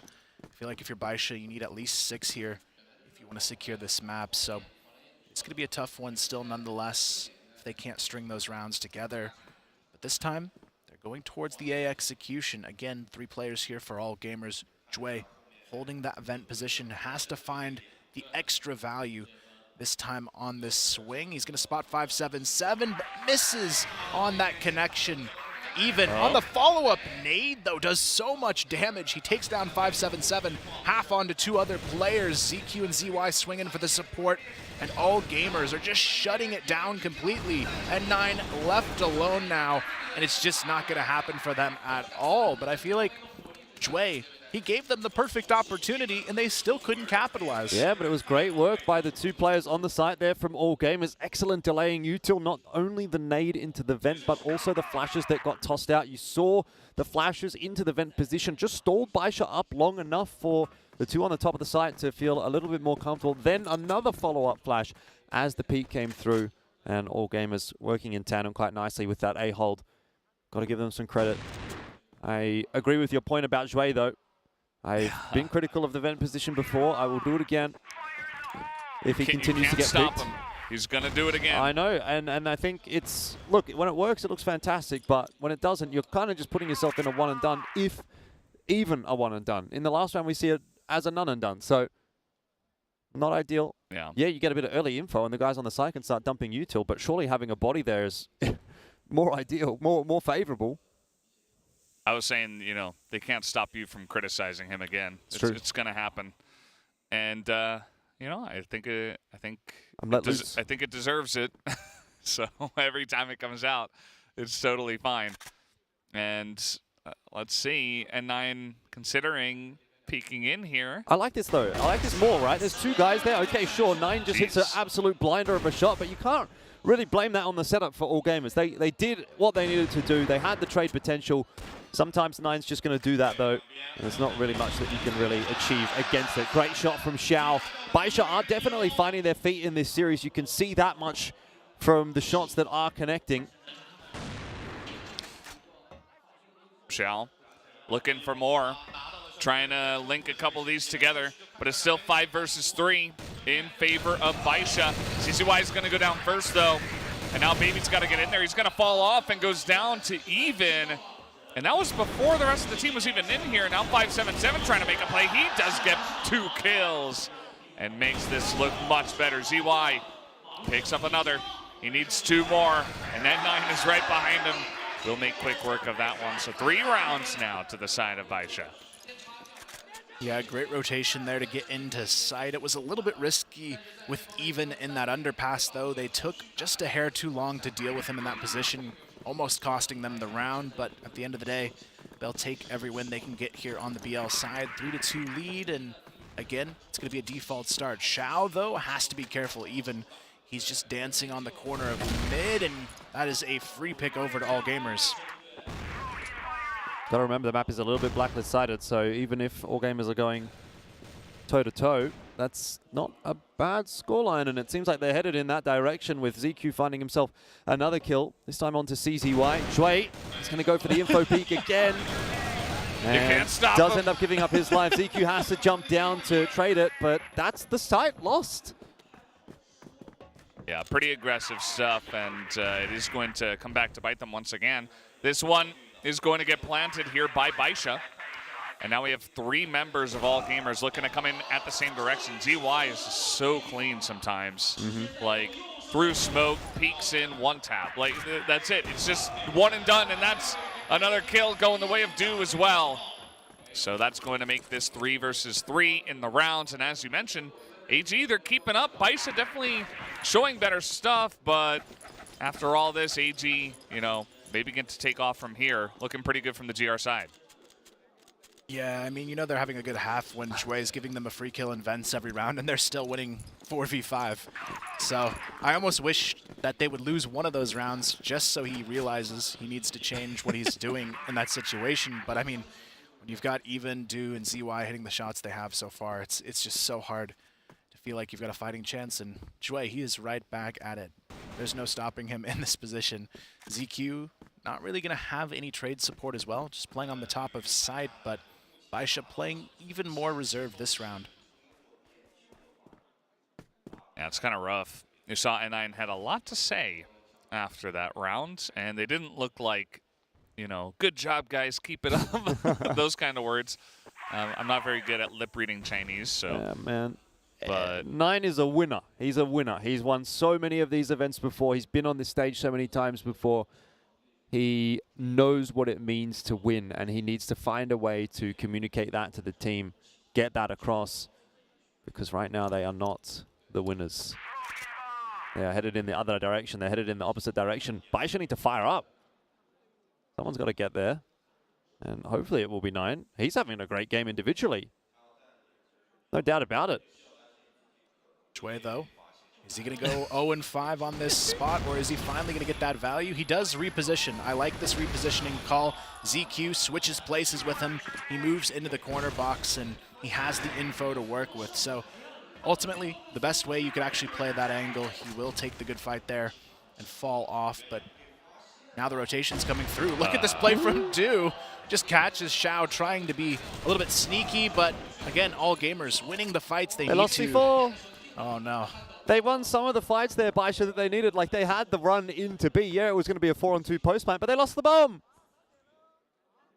That pesky bomb. And 9, 11th kill for him. He's going to give his team a chance. As he said, he's a winner. He's here to win. And to win in these situations, you got to win rounds down, members. As ZY picks up the and it's going to get the 1 kill. N9 can't hit the shot. And ZY and ZQ put 1 and 1 together to pick up a 4th round from the Global Risk side. ZY's like, can you just stop solo peeking, please? Guys, stop solo peeking. This is getting hard. Yeah, he did look kind of not happy. I mean, not too happy. I don't think it had to get down to that close of a scoreline, actually. Like, Zhui's kind of just floating around in mid on his own, no one there to trade. It gets a bit worrisome, but they do clean it up pretty comfortably in the end for all gamers, and that's one thing that I think does sort of bail them out of trouble is that, you know, even if they do give up a free kill here or there, like the strength of the roster and the individuals is enough that they can still get through these sort of 50-50 scenarios on a more regular basis, actually, than a 50-50. But I actually do still think that there's like another level of perfection which all gamers could hit. No team's ever going to be perfect. This caster team is perfect, actually. So. Yeah. Not on predictions, but I mean. I'm not feeling perfect. In but other I mean, ways. if you say so. Yeah. Baisha, though, they've got an open mid to work with this time around. Could be a good opportunity to tie this one up. If you give all gamers the GR side win, you'd have to think it's probably a map 2 for them as well alongside it, considering how much stronger they look on the BL side in general. But it is going to be Baisha taking that slow control, just slowly shifting into position towards this A and mid split. You can see the utility being thrown as well. Zhui tries to go for the peak. Can't hit the shot onto 577, has to back off here. They still have this triple stack, so it's going to be a good sign if the push comes through towards this A bomb site, and you can see they are starting to group up for it. Let's see how this push eventually comes in. They're going to do it, right? The bomb heading down to B tunnels. 2 people looking to potentially split onto A. But a big stack here already from AG. They've got 3 guys on the B site, and the peak here not going to be great from ZY. Timing not good from Do either, as they're expecting some pressure there, but actually a rotation into mid. And now the push coming in onto A. Baisha are totally wiping them up here, 3 kills. And now they're going to have a free plant on this A site. This is a great round by Baisha. They had all gamers absolutely bamboozled. You see players in the tunnel, you see players in the hotel, you think it's going to be A. Rotation is starting to come across, and at that perfect timing, Baisha have a player creeping up the A stairs and finding that entry. All gamers had no idea. They genuinely had no idea where Baisha was going in that round. That was beautiful to watch.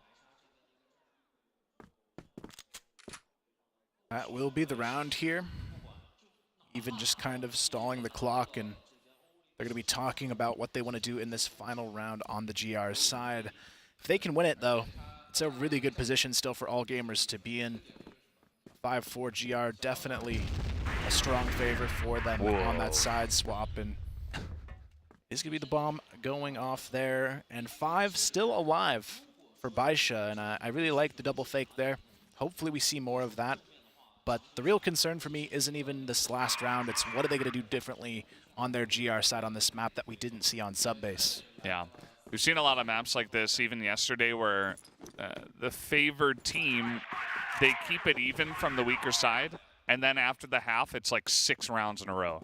And you say, what? Like, okay, well, this team was just much more favored. And yeah, it can be very telling at times to see the second half compared to the first one. And we might just get that here if all gamers can kind of hold on. But Baisha, yeah, very, very nice, tricky play. Works out perfectly. And what do they have for the last half here or the last round of the half, I should say. Will it be another tricky one or maybe a straight up play? You want to move in with a couple of rounds in a row. That would be really nice momentum going into the second half. Yeah, it's going to be on to Zhui, though. He's got to find that value here for his team, even setting up the utility with ZQ as well to maybe bait them in a little bit more heavily. Xiao takes the fight onto Jue, doesn't hit the shots, but the timing here. Jue gets the flick around. ZQ good for another from up top. Xiao tries to sneak in, he's caught. ZQ good for a second kill. ZQ almost gets the 3K there, but ZY, they're both lit and easy to clean up. He should have no problem here, but Baby actually tries to double out of sight to see if he can maybe get the wraparound to B. ZQ's just an alpha male in that position, isn't he? Like, there's no getting past him. Holding the line solo against multiple attempted entries from Baisha. He did enough to allow the rotation to come across, and ZY gets the trade for his death. Now we found ourselves with that 2-on-1. Baby feels like really hasn't quite come alive so far in this series in the same way as some of the previous 4 Baisha. This would be a good opportunity to start. 5-on-4 would be a much better way to go into the second half rather than 4-on-5, but he's going to try to go for that open plan, and ZY might just swing on the timing. He had a nade in hand. He had a nade, but he spotted Baby, and there's no getting away from that one. So in the end, it won't really amount to too much for Baisha. 5-4, and all gamers maintain their control over the series. Yeah, that's a big round to secure here. Now it's all about the blacklist side for all gamers. They had a phenomenal start to their BL on sub-base swing, 6 in a row, and if they look equally impressive on this map, this one's surely over. But you'd have to think Baisha learned their lesson in map number 1. They've got to have a stronger GR setup if they want to pull this one off, and a 2-0 already on the table for all gamers would be a bit of a scary situation for Baisha. And like I was hinting earlier, it wouldn't be a big surprise here considering they've been here before. Let's take a look at this. Yeah, that counts. The 180 no scope. Just pretty insane. Dwayne, we have criticism for his positioning, not for his aim. He's pretty good, just like everybody else on this team, although he's not having the best day in this round, or this map, I should say. First map was definitely much better. Definitely more dominant as a team, though. And Dwayne picked up, I think, 2 of the MVPs yesterday, with Dew picking up 1 as well. So certainly providing, but would like to be better than 3 and 8 on this map. Maybe has a little bit more luck from the GR, or rather the BL side. Kind of the main entry man, and has been pretty clean. I would say he will. He doesn't exactly have the greatest of roles on the GR side, so expect him to be a little bit more comfortable with that entry role, especially considering he was doing so well on sub-base on that blacklist side as well. So, sure he'll pick the pace up. But all gamers more than happy to really weight this timer down. That has been something that we've become accustomed to over the course of this event. And they might be rewarded for that patience. Baby's going to go for the peak, and the timing on the swing from ZY is a little bit late, but they do know that Baby is close, and they'll hunt him down. So information is everything. Knowledge is power, and it's got all gamers an advantage into the site. Not quite a second yet, but the nade will eventually find Xiao, and all gamers are running through this B bomb site with ease. Only 9 to grab himself a couple of frags, and that's just not going to be enough to hold on. All gamers, a 3-on-1 post plan against 577. Does not seem a serviceable position for Baisha. It would most likely lean them towards a 6-4 deficit at this point, which is starting to become a bit of a problem, definitely. Getting out of hand now for Baisha. 577, he's got to move here, but he is so scared to take this fight. It's Dew who gets the job done, and all gamers get that first round, but it all starts with Baby getting caught a little bit too far forward, out of position. You've got to be ready to get that trade if you're playing a fall-off angle like that. So I'm hoping they can make the small adjustments on the side of Baisha, but this is kind of the same way they were abused on sub-base. You just have 1 or 2 players that get caught out of position, and all gamers takes these early 5-on-4, 5-on-3 advantages. Yeah, it's been a bit of an issue for Baisha. And I just love the pressure that all gamers put on as well. Like, they get that pick, but also the follow-up after that pick was just so clean. Like, they don't over-push into the sniper. They don't give them the chance to trade back until the guys from B tunnels throw flashes over the top. Then they kind of caterpillar forward, and then they're the ones in the front, and They get some flashes over the top to then go ahead and peek into the next set of guys. There was a decent amount of defense on that site from Baisha, even with Baby going down. But it was just pretty methodical. The way that they did push from there was very nice to watch. And it's, that one hurts a little bit, but it's definitely feeling like all gamers are in control of this map at the moment. I would agree. Feels like they're in control of the series. No doubt Baisha has been a little bit better on this map, but that's largely thanks to Nine just having another one of those games. Everyone else has kind of been a bit mid, or maybe even a little bit worse than that. So if Nine is not going 14-7, what does the score look like? That's my question. We could be at an 8-2. Something like that. Mm-hmm. Yeah, it definitely wouldn't surprise me. But ZQ, we'll see if he can open up this one. Nice nade there. 577, able to fall off just in time to avoid all of it, but All Gamers goes back into it swinging for the 2-on-2 trade. They now have control over the A bomb site. Free plant here for them to take, but the flank is already on its way. It's going to be Baby who could be the decisive factor in this round, wrapping behind this A long position. But you can see he's very aware that this rotation is coming through. It's all a matter of timing though. Oh, Baby just barely misses that, and now they're going to put that team pressure onto CZY and Xiao on this rotation in, and they're going to do it just in time. Baby starting to pressure the flank though, able to take down even. Baby has to move faster though. They are running out of time to attempt this defuse. CZY good for one, but now all ZQ has to do is stay alive. He's stalled the time to perfection, but Baby, he has to stick the bomb, but does he have enough time? No, he does not, and All Gamers find another round. Yeah, perfection really from All Gamers in that post plan in the end. That's exactly what you need to be doing in a 3-on-3, and a situation where you know you're getting pushed from multiple flanks. You want to almost, in a sense, try to think about it as you're still on the attack. You want to try to take a bit more space, try to isolate some of those duels, maybe try to take the 2-on-1 or the 3-on-2, and then move into that space because you know that it's going to be clear. You've cleared it out.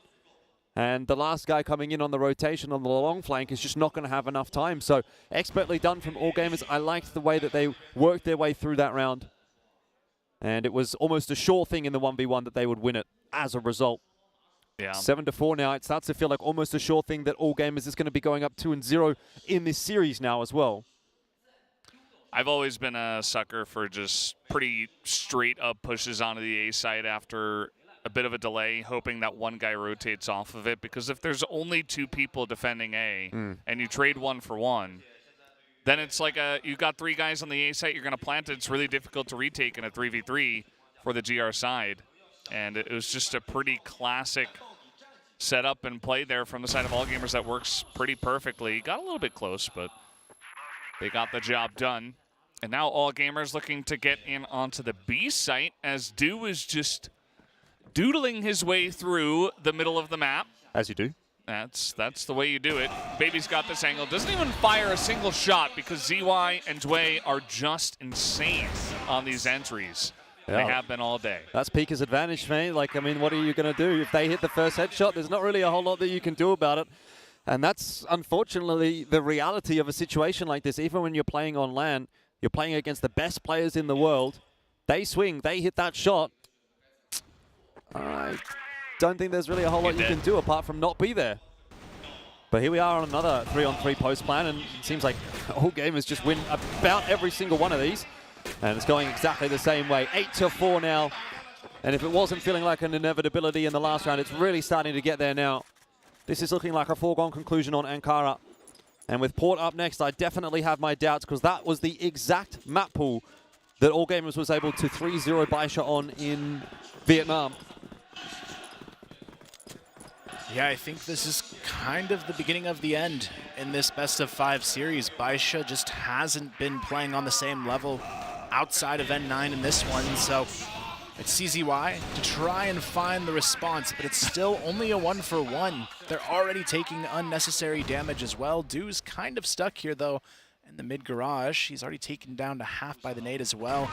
And you can see N9 wants to do even more for this team, but it doesn't matter when the rest of his team is getting taken down quickly around him. Down now in the 2-on-2. He's looking for yet another kill. Even goes for the cross play. And then ZQ, they're not even going to go for the fight onto him. They want to take down 577 as well. And now they've got this A bomb site on lockdown. It looked like All Gamers were stuck in a bit of an awkward spot there. I thought they were really in a pinch, but they were just given enough space to get out of it. And now, once again, they find themselves with an advantage. But it is the man of the moment on the other side. 16-9 for 9.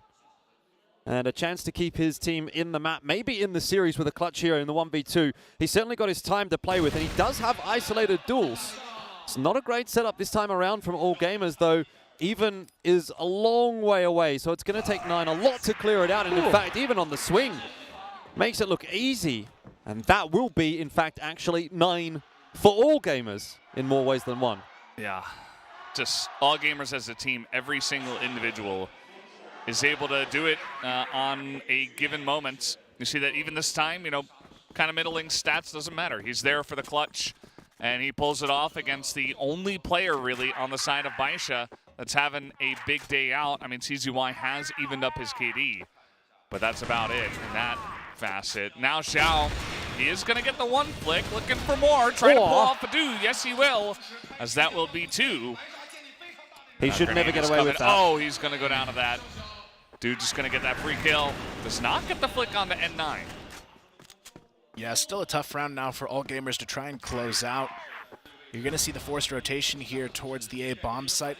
Only one player. It's going to be 577 holding on to the side, so maybe they have a chance to sneak in after all, but it's going to be the rest of Baisha pushing out for info in mid. Do he is kind of just stuck here in the garage, and he's taken down very quickly by N9, who's up to 18 in this one. Still a 4-on-2 for the retake, but there's not even a retake maybe on the table here. The full pinch from Baisha is coming in a little bit quicker than they might expect. And Jue, he's good for 1, but that'll be it. Baisha get the round. It's never over till it's over. Might be over on this map, but Baisha, a strong round. Comes down to Xiao, you know, holding this angle. This is what Du was able to do to them earlier on this map. He's able to pick it off, and then nice rotations to put an end to that aggression. 9-5. Still a better score than the last one. Here's Xiao, and down he goes. And that might just be the end of it. Dway is already in onto the B, or the A site rather, looking for 577. He is eventually going to take it down. That's 2 kills for him. They trade it back. And now All Gamers immediately are on this A site. Yeah, it's unfortunate, right? Xiao wants to try something different. He wants to get aggressive, but he's instantly picked off, and All Gamers going to steamroll that momentum through onto the A site. It is now down to the 2-on-1. And Baby has to try and keep the dream alive. C4's going to be retrieved by All Gamers. Plant will go down, no doubt. This is an extremely tough one for Baby. At least he's got some time to play with, but I just don't see Even and Du making a mistake in this circumstance, though I might have spoken too soon. Du just going for a drive-by down the stairs. He's going to again leave it on to Even in the 1v1. He's already picked 1 up. That was against 9 in the last round. Can he do it again here? Drops down onto Baby, and that will be that. 10-5. Scoreline now in the series, 2-0 for All Gamers.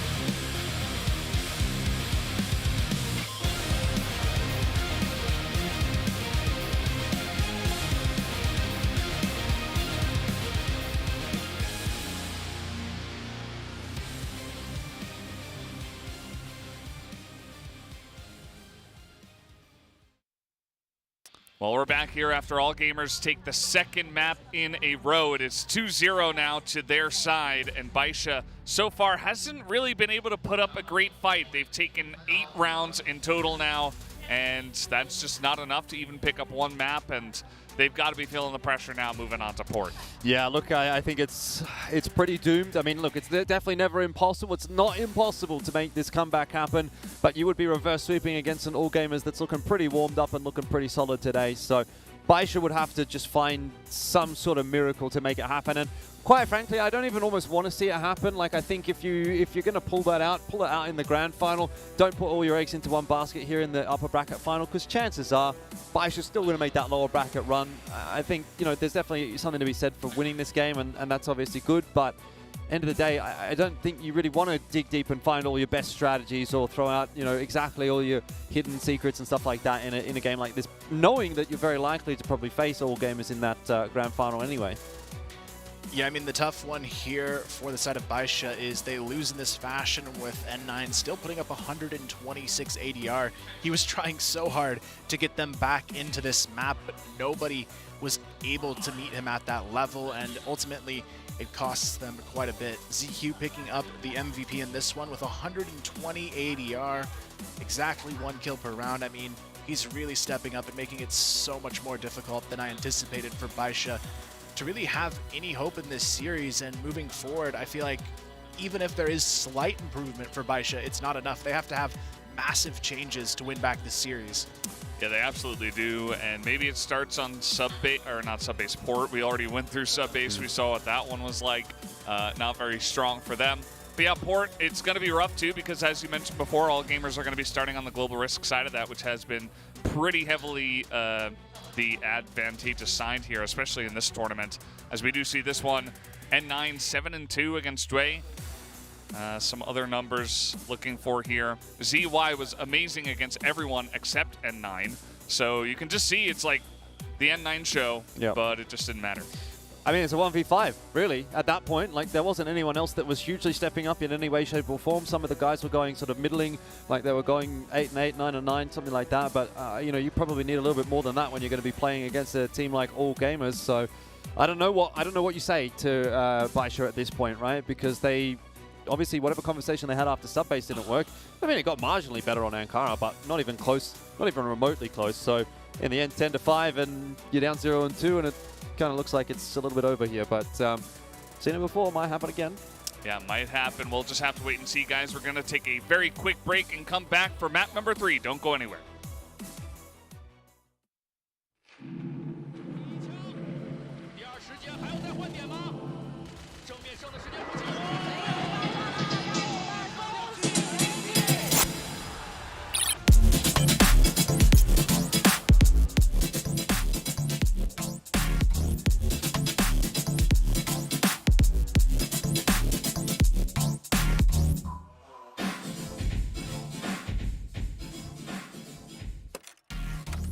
是那个马尼拉 CFS 邀请赛嘛，这个大概是在2016年吧。然后那时候我还是在上小学，我也是刚接触 CF， 也是从来没有想过能跟这么顶尖的选手做队友吧。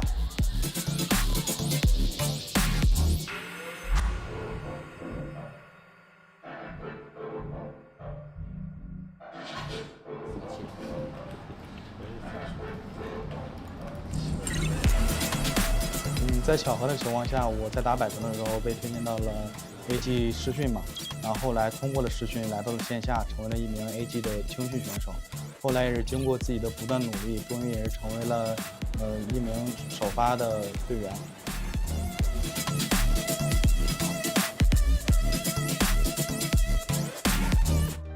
最困难的时候是去年发挥不好的时候吧，那时候微博也不敢看，然后直播也不敢开。然后那时候也是一直被骂吧，然后我也比较在乎外界的舆论，然后后来也是通过自己慢慢的走了出来，通过大哥们的不断帮助、不断鼓励，让我从这个困难中走了出来。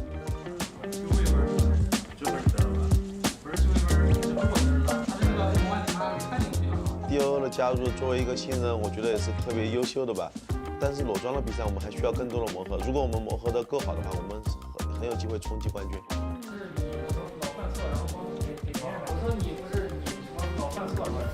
哎，还行是吧？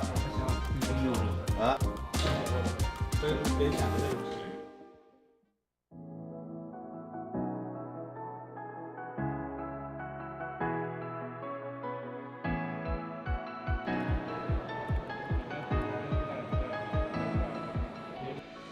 我对我的枪法和反应是不会质疑的，即使放在CFS 世界舞台上，我对我的枪法和反应也是非常自信的。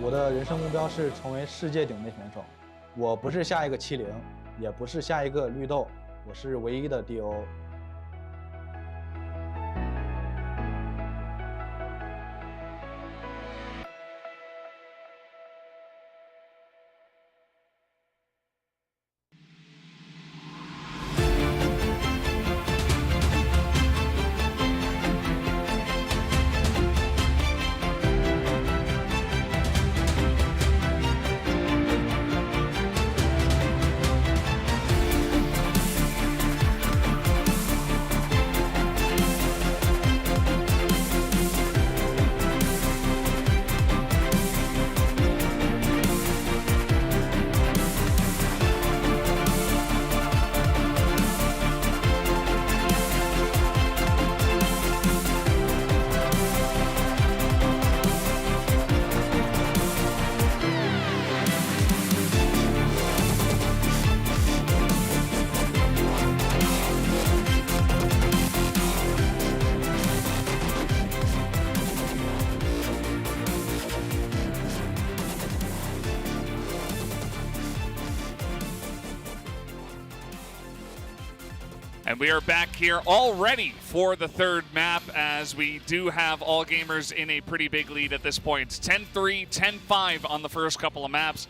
Now we do move on to Port, where All Gamers are going to start on the Global Risk side, which is very favored.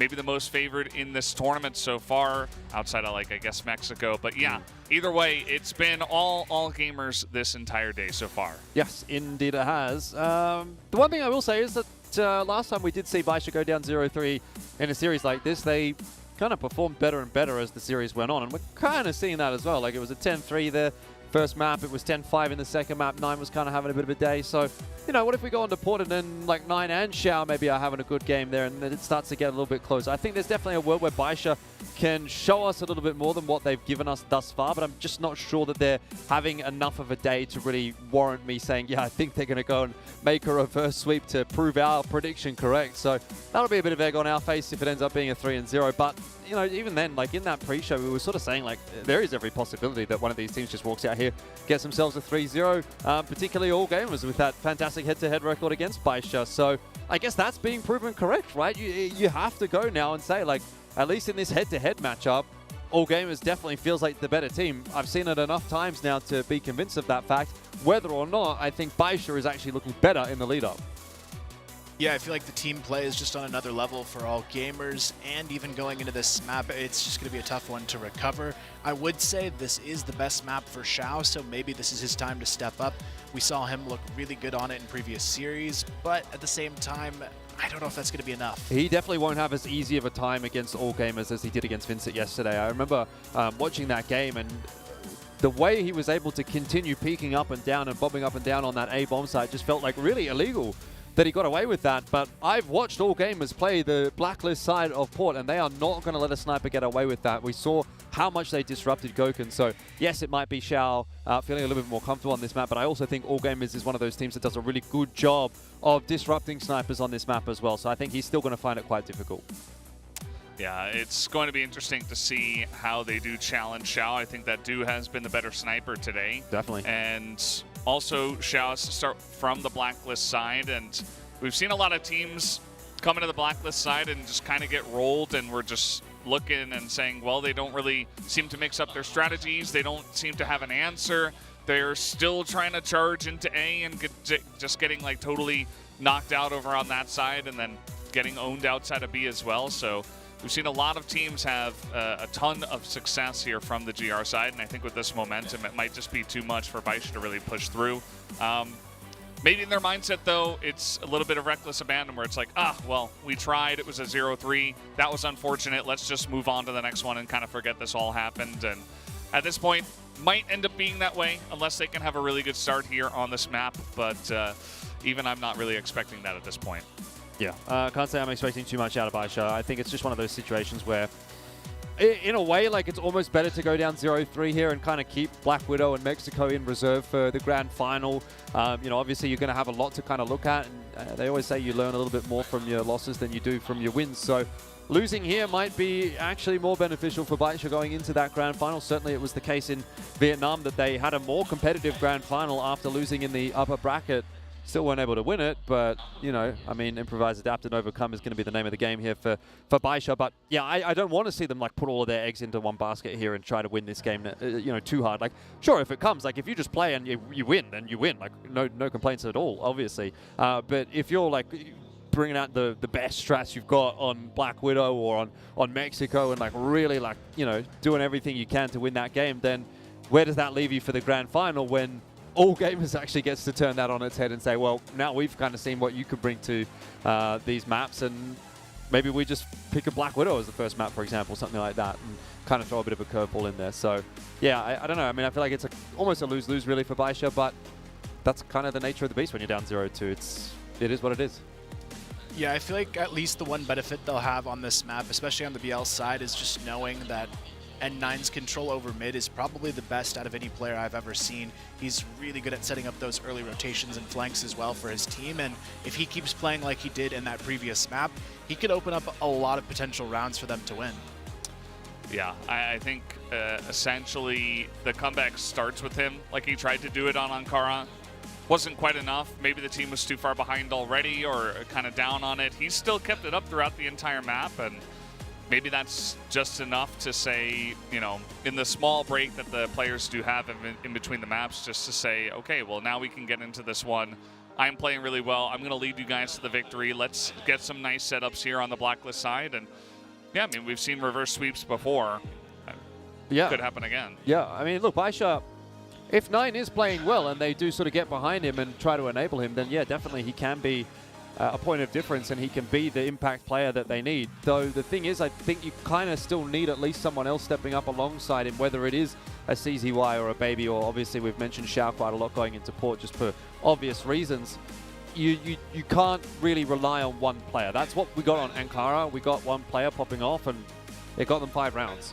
They would not have got 5 rounds without 9, but if you want to get 10, if you want to beat all gamers here, you're probably going to need 2 or 3 of those guys to step up. So you're kind of looking at the rest of the guys and saying, who's it going to be? Well, we'll see who it is going to be. All gamers on the precipice of that 3-0 and securing themselves as the first team in the finals for tomorrow, and a guarantee of a top 2 finish here. So definitely a lot on the line, especially for them, knowing how much it means to not only make it to that final, but have a chance to beat Baisha this time around in that final as well. So it's going to be Port coming out here. You can see the pick rate actually going up in this year as well, but it's also become that much more GR-sided, and for all gamers, that could be the key to closing this one out. You can see here KD as well kind of reflected in that, but I think a lot of it comes down to immediately, if you're Baisha, you've got to put Dew to the test here and see what he can do on that A-bomb side. Yeah, I think the discussion around Xiao is a bit of a moot point, right? When you look on the other side of the field and you've got Dew there as well, who's having an equally good, or even, I think it's fair to say, a better series than Xiao is. So you're kind of, there's a lot of ifs and what ifs for Baisha, but we've actually got quantifiable evidence that All Gamers is on today. Whereas for Baisha, it's like, well, we know what they can do when they are playing well, so maybe they can do this. It's not a very convincing argument. But they're going to have to make it, because it is time to go into map number 3 for the series. It's going to be Port, and it's a must-win for Baisha if they want to stay alive in the upper bracket final. Otherwise, it's going to be a big day for them. They'll be knocked down to the lower bracket, awaiting the victor of Vincent and ranking. And that is certainly not where they would like to be. But it is what it is at this point. It is what it is. Either you step up to the plate or you are dominated. You are competed and conquered. in this tournament. And essentially that's what AG want to do. They want to make a big mental block here for Baisha during this year and say, we are the better team. We are going to take you down big time in this best of 5 and in the next one, if we even see you there, which is not 100% going to happen. We'll have to see if Vincent or Ranking can challenge one of these teams, whoever does go down, looking like Baisha at this point. And I'm very curious to see what kind of strategies they're going to pull out now for this map. It's going to be a very slow start here for Baisha. Xiao looking to the B tunnels to find that opening kill. Nothing really to see over here, though. You can see Baisha putting a lot of attention towards mid to try and get this opening pick for themselves. Peeking out is going to be 9 on the other side. Throws the nade over the top so they know where he's coming from, but even has to be careful in this position. With the M4s facing him, they've got to deal with that potential to go down underneath, but All Gamers, they're still really adamant on peeking into mid. They've got 4 players towards the mid bridge, still trying to force the issue here and go for these shots. And baby, he was not expecting 4 players there, neither would I in that circumstance. 9 tries to find a way to get something to answer out of it, and he's actually going to keep pushing through here into the lower B tunnels. ZY, the timing, he doesn't know. Oh, poor 9. And it's already a 5-on-3. Make it a 4-on-3. 5-7-7 actually able to trade that one out from mid. That is pretty crucial, because if round 1 is going to look like that, and then N9's getting so close and being overly aggressive almost, but nearly getting the reward for his risk and then just falling short, that would have felt real bad. As 5-7-7, okay, that's a couple of kills now for him.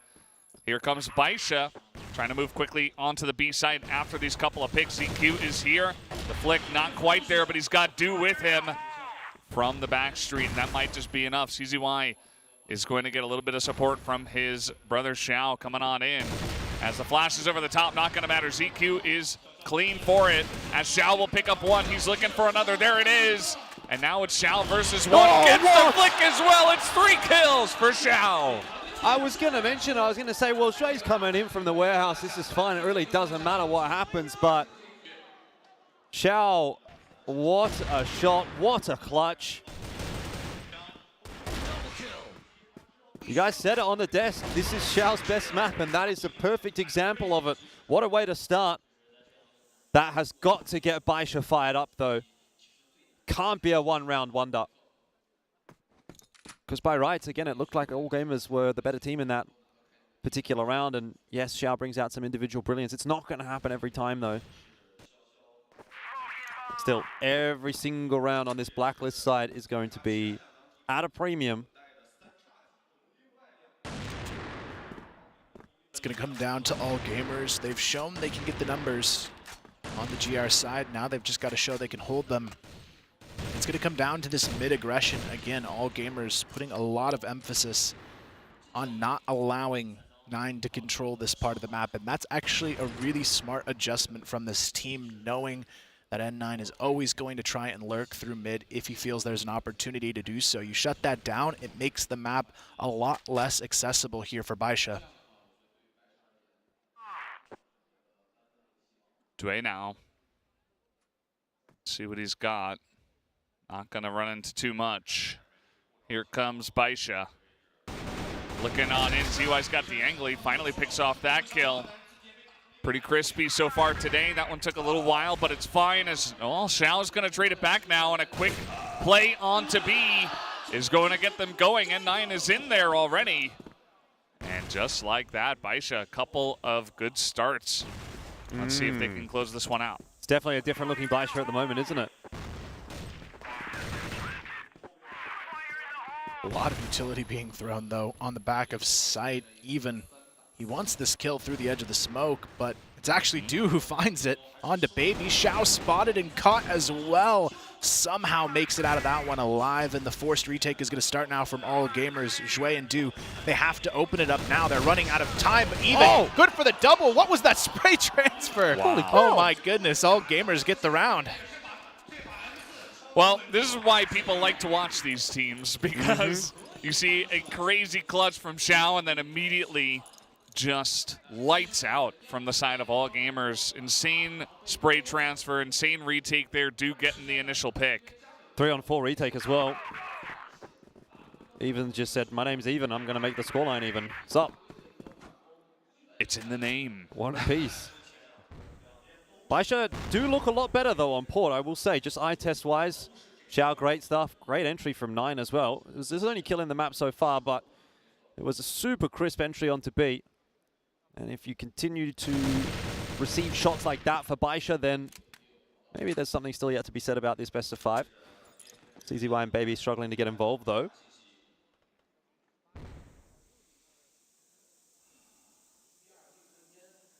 Bit of a smoke screen set up here for the GR side. And again, they're going back to this mid-pressure play. All Gamers really over-peaking onto this. You think Xiao might have a chance to maybe get something done here, but he's kind of preoccupied, always starting towards this B side of the map. And I actually like the call here from All Gamers after the first round. They haven't really peeked into it at all.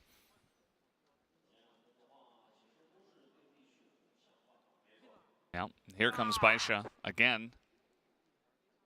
Can they make this happen this time? Couple of guys here now for All Gamers. Spray's coming in. They identify NTY. Very close, and he picks up 2. Just like that. Just lines up the heads. And all of a sudden, this push loses a lot of power unless N9. Nope, he's not going to get that trade. ZQ is getting flashed out, but is getting traded by the team. Xiao is trying to hold it down. He is alone once again. He also has this bomb. Let's see what he can pull off now as Dre looking for the flank. Was looking a little bit familiar there for a second, but not going to happen. They're just going to back away, maybe let him go for the plant. Still scary, though, if you're AG, right? Knowing what Xiao can do. He's going to gamble the plan. He's looking in the wrong direction. Shui and Du have spotted him out, so he doesn't even get a chance this time, which is going to be much better for All Gamers. But ZY, what an absolute animal sitting in the corner. I'm sure that's the replay here. He gets pushed down to 5 HP off the triple nade. Lucky to even be alive, and then somehow swings and gets himself a double kill. That is just nuts. And those are the individual impacts that you're going to get from players on All Gamers. No other team's going to do that against Baisha. Yeah, just an insane round there from ZY, and the confidence to sit on 3 nades and still hit those kind of shots.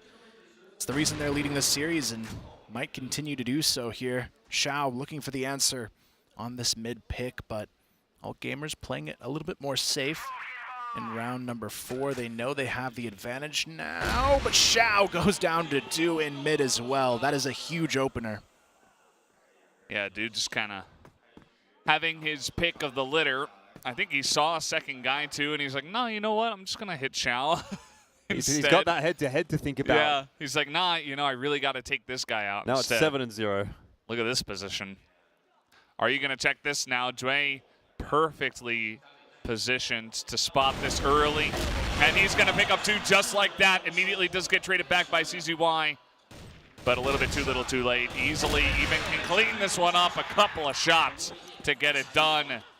And All Gamers are just looking flawless today. Yeah, honestly, I think Baisha need to be a little bit more aware of that. We've seen Shui play that position a lot of times, right? They've done it against Imperial. Shui was always sitting underneath that drop down, and they don't even really try to clear it. They just sort of commit to the drop. Probably not a mistake that they're going to be making a second time. And the issue there as well is, like, once you kill Shui, you think, okay, well, the floor is clear, but it's not. Even is still sitting behind the boxes. So it was a really nice setup for All Gamers. Perfectly read. And now Shui's going to get aggressive. This time a bit over-aggressive. CZ will take his head off. And now let's see what Du can manage from the top of the sniper tower on the A site. He's been pushed down. Baby will overwhelm him, but Even's in there for a trade and can't quite double down. Nearly did against 9. You got a couple of low HP members here, 9 and CZY. Very winnable still for All Gamers. The nade over the top is going to catch 9 and bring it back to a 2-on-2. They know the angles too. CZY, he really needs to hit the shot. He's not going to do it. It's 2 for ZQ. And just like that, All Gamers, they are just dominating this map. That was a crazy retake getting in there quickly. Yeah, I think, you know, we talk about the potential chance for Baisha to come back into this series off of Port if they have a good map here. Even that, which felt like kind of trying to find a needle in a haystack, or we were grasping at straws, is really starting to go the other way, isn't it? It just feels like Baisha are completely out of this series at the moment. Yeah, not a whole lot of opportunities so far on this BL side. It's just because of the individual plays and the retakes, but that previous round, I feel like it came down to that nade. If you have 9 alive on that site, that is a completely different round to try and close out. So really good awareness from ZQ to grab himself 3 in the previous. But now if you're Baisha, you're already down 4-1. You've got to find at least 3 or 4 rounds in this half to have a fighting chance going into the GR. And the GR for them has arguably looked worse throughout this series so far. So it's definitely time to get that going soon for them on this side of the map if they want to pull back in. But All Gamers, I love the setup they're doing in mid as well. A lot of pressure, and now it forces N9 here into the A connector, but Jue this time around might not have the same luck. You can see here, he's about to get peeked in a 5-on-1, and that is not going to be a whole lot he can do in that situation. Just take him down early, but ZY on the recommit up into ladder. He's going to find that entry for All Gamers. 9 was asleep. He really did not expect that. He was probably like looking at his teammate's monitor, talking about what's going on, like how are we gonna rotate out of here, and then he just gets blasted by ZY. Now trying to hold behind the boxes. It's gonna come down to even. Spray is good to start, picks off the head. But this is going to have to come down to a bit more. Baby trying to peek over the top. He does get the 1. There's the pistol kill from Do. Needs to go against 2. And now ZY coming in from behind has to go in the 1v2. Looking to peek on the right. Can he get the 1 in? Yes, he can! ZY! These guys are just insane today. You're kidding me! How many times can they do it?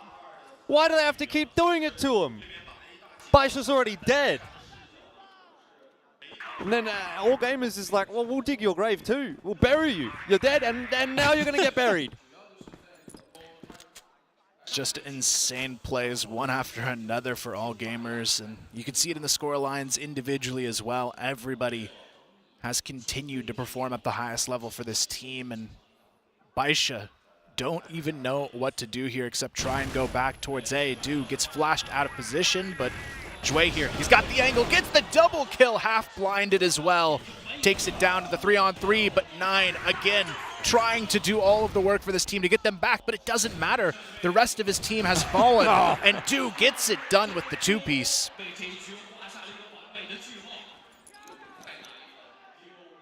Yeah, it's just, you can see it's rough for N9. He's like, well, I mean, what am I gonna do? He got like 2-3 kills in that round. It just doesn't matter because the push just doesn't have any power. It's just getting shut down too easily. 1-6. Don't even have to do the Port GR spiel. We've already done that. Yeah, and the one round that Baisha got was a 3v1 from Xiao. Like, it's not even a round that they realistically deserve to win. You know, that's just an individual menace popping off. But like I said, that's not going to happen every single round. You need to find a way to win the rounds on a more fundamental level. And Baisha are not doing that. Actually, this score should say 7-0 at the moment. Look, to be fair, though, AG have clutched up a couple of rounds of their own. So there is that to keep in mind. But, yeah, just 3-0 definitely on the cards today for Baisha, which is, I mean, their first 3 maps lost in the event are going to be the 3-0 deficit that they face here against All Gamers, most likely. And that's going to be a pretty rude awakening, but also a good time for it to come, right? It's better now than in the grand final. ZY just looking so sharp, and not so sharp in the second trade, but that's fine. 1 for 1, you can take it. Yeah. It's got a lot of info there as well.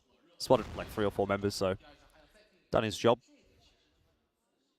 Yeah, he was the only one down there, so probably could have just backed weight, but it's okay. Nearly able to land the second shot. Sometimes you go for those extra peaks and you just line up 2-3 headshots and you win the round by yourself, so that risk can have a lot of reward if you are able to hit them.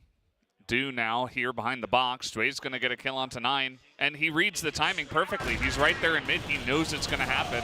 And Do, he did his job. He gets the 1. Now it's 3v2 as it is going to be Baisha getting onto the site with this bomb. Let's see if they can finally hold on to this one. It's really going to come down to Xiao on the setup. Where is he going to go for the pick? But that nade takes them both down below half HP. Now all gamers, all they need to do is swing and trade, and they should feel safe on the retake. But with Xiao hiding on the top of site, you can't allow him the one-on-ones. The flash perfectly timed, but CZY misses the shots. And now Xiao, he might be the last hope here. CZY can't do much to help him at this point, and it's going to be ZQ, good for 1. But Xiao, he's stalling the clock, gets the double kill, but even saves the day for All Gamers. Almost another heroic round for Xiao, but All Gamers just takes it to a 7-1. They don't even look phased, do they, at this point? All Gamers is like, yeah, whatever. Like, I mean, we lose that round, doesn't matter. We win that round, doesn't matter. I thought Xiao was going to do it. I did think he was going to get it done. This shot was insane onto Shui, but could not fall off fast enough, and that was the issue in the end. 8-1 could be the scoreline at the end of the first half of Port, and that doesn't paint a particularly pretty picture. Baisha are no artists, it seems. Yeah, feels pretty good for All Gamers. First time coming into a match against their big rivals in this tournament for the entirety of the tournament, and they absolutely bop them. It's like not even close. And that's got to feel amazing. As, oh, the timing of ZY looking away was not good. And N9 was crisp on that one. And ZY, the only one that was on the site. So that's just going to be planted down here. And this might be a second round for Baisha. They've got a very nice setup. Also Xiao behind this one, trying to stop the rotation. Can he get it? No, he cannot. Down he will go, and he was out way far by himself. Yeah, he's given up a couple of advantages like that. We remember the Ankara round where he pushed out a vent. Now we're back to 4-on-4, which definitely feels more doable for All Gamers, but they really don't have time to be messing around. They can't afford to be clearing as conservatively as this, and they need to just charge their way into the site. Evan's given them a kill, but the time's run out. There's no time at all to defuse that C4. All Gamers have just simply been far too slow. And in the end, it will be a second round for Baisha. It's not a whole lot to cheer about, though, unfortunately. The Baisha fans might be having a bit of a rough day today. Yeah. I guess after that, you're like, well, we won it as our teammates were getting blasted one by one, like barely able to hold on to the site. Yeah, it's they are barely scraping by. As Even is just everything right now, even assists. Oh, really? Yeah, he got everything. First time. It's all even. Let's go even. Yeah, Evan's been a bit of a Giga Chad, hasn't he? Like every single game you see him having impact. He's just never gone missing. That's the one thing. A lot of these players that we're talking about have had awesome games, like insane games, but then you go into the next map and it's like they just like get 5 frags. Yeah. Even is always going, 10 and 8, something like that. It's never setting the world on fire necessarily, but he's certainly always a factor. And that is the perfect kind of player to have in your team in a lot of cases, especially when he's surrounded by stars like ZQ, Do, and ZY. But not Jue. No, I'm kidding. I was going to say, you almost named the whole team at that point. Look, for me personally, I think the ideal world for All Gamers is ZQ and ZY popping off with the rifles and Do going crazy with the Orm. Those are the 3 players that I want to see. And Dre enters. And Dre's doing the entries, and Even is just sort of being there kind of like the glue player, keeping it all together. But you're not really looking at Jue and Even and saying you need to carry this. That's not the star player role that you expect from them, at least in my opinion. So that's why I leave him out, if you wanted to really know. We know the true feelings. It's about the vent. It is about the vent. It's about the vent, yeah. I had to vent a little bit about the vent, so there you go. I mean, I'm not saying he's a bad player by any means. It's just that his role in the team is different in my mind. And the vent. Indeed. So here comes All Gamers, trying to get in onto the site. 577 is going to hold it down for now. Xiao, ooh, playing with the ladder there just a bit. And 9 helping out on this off angle. ZQ is just clean with it. And now it's all baby. Once again, Do going to get this snipe. And you talked about being clutch and carrying this team. These two are going to do it together once again. I just want to point out as well, by the way, if we do get a replay here, even if we don't, the difficulty that Xiao has in even taking a peek from the top of A site in comparison to what he was able to get away with against Vincent. And that's what I was talking about with all gamers. When they attack this A site, they don't leave any room for the sniper to even do anything. It's just nade, nade, nade, flash, nade, and then a guy coming up the ladder. Yes, he gets a kill on the guy coming up the ladder, but it's just not really the same. Good trades coming through here from all gamers as well. A very messy round, and even already having lurked in through mid is going to clean it up. Just ran at them. At this point, you might as well. Like, this is where you do extra mental damage. That's the angle you got to look at here. I mean, Xiao, maybe another 1v3 in the cards here. He spots Even, but Even has seen him at this point as well. He's just not taking the shots yet. But there you go. It's going to be a 9th round on the board. And somehow, what I thought would be a 5-map series potentially is already match point on the table. All gamers, if this is how they're going to play for the remainder of the playoffs, nobody is safe. Yeah. I mean, that's like a 2-hour best of 5, which is just insane. Either way, gives a lot for Baisha to review going into the grand final, if they are to make it there. So their tournament run is not over. Yeah, and that's the benefit of this format. You don't just go up against Baisha once and get knocked out. Or all gamers. You go up against all gamers twice and that's get a force knocked of out. habit, really, isn't it? Yeah. You go up against all gamers twice and get knocked out. Just ask Imperial. CZY now trying to get on in here, and he's going to be isolated eventually. Nice spray initially, but not quite enough. Here comes Even once again. Can't seem to stop this guy. Over 2 KD already. And they decide, well, we don't have to push in this. Quick rotation from Baisha as always, so it's just going to be all gamers rotating out of that one. 3v3. And they're going to look to another site potentially, or look to buy some time. I think Baisha's got the right call here, though. Nobody playing on A, really just making sure they can lock down this B bomb site. All gamers does look a little bit better on that side of the map, but they've also got to deal with the fact that if they sneak their way on to A, they're playing a full retake for the remainder of what could be the final round here. Xiao, he's still posted up in mid, trying to get someone to take that risk and peek him on the bridge, but they're not going to see anything yet. This angle from Du, though, could end up paying off if someone gets a little bit antsy, but Baisha playing actually extremely patient here, except for 577. Oh, way too slow on that drop down. All gamers, they've now been gifted the advantage in the 3-on-2. That's the value of patience from all gamers, though. At some point, Baisha's going to be wondering, well, where are they? We need to get some information, otherwise they're going to walk into a site 1v3 and pretty much win off the back of that. So they do send 577 into mid, taking a look for info, but all gamers rewarded indeed for their patience, get themselves a 2-on-3 advantage. Now it's on to 9. Du won't get the shots, nor will the trade come through from ZQ. 9 has done enough. That really felt like it should have just been a trade every day of the week. But once again, 9 comes up with the goods, and with 15 seconds left on the clock here for Even. He's just got a W key. He's got to collect this C4, probably get 9 on the drive-by, and then somehow plant on B, but well, it's not going to happen. How can you possibly win this round from here? He's going to have to gamble the plant, pops himself up, but there's just no way, and Baisha will survive. By the hands of 9 as well. I mean, this is the only way they've been able to survive at all in this entire best of 5. No. So they don't even look happy about it, though. Look at them, they're like, oh, no, we have to play another round now. Of course. Like, it doesn't do anything, unfortunately. If this is a few rounds earlier, maybe, but you're down 9-3. You're not coming back from a 9-3 against all gamers. Yeah, it's going to take a little bit of everything and then some to get this one done for Baisha.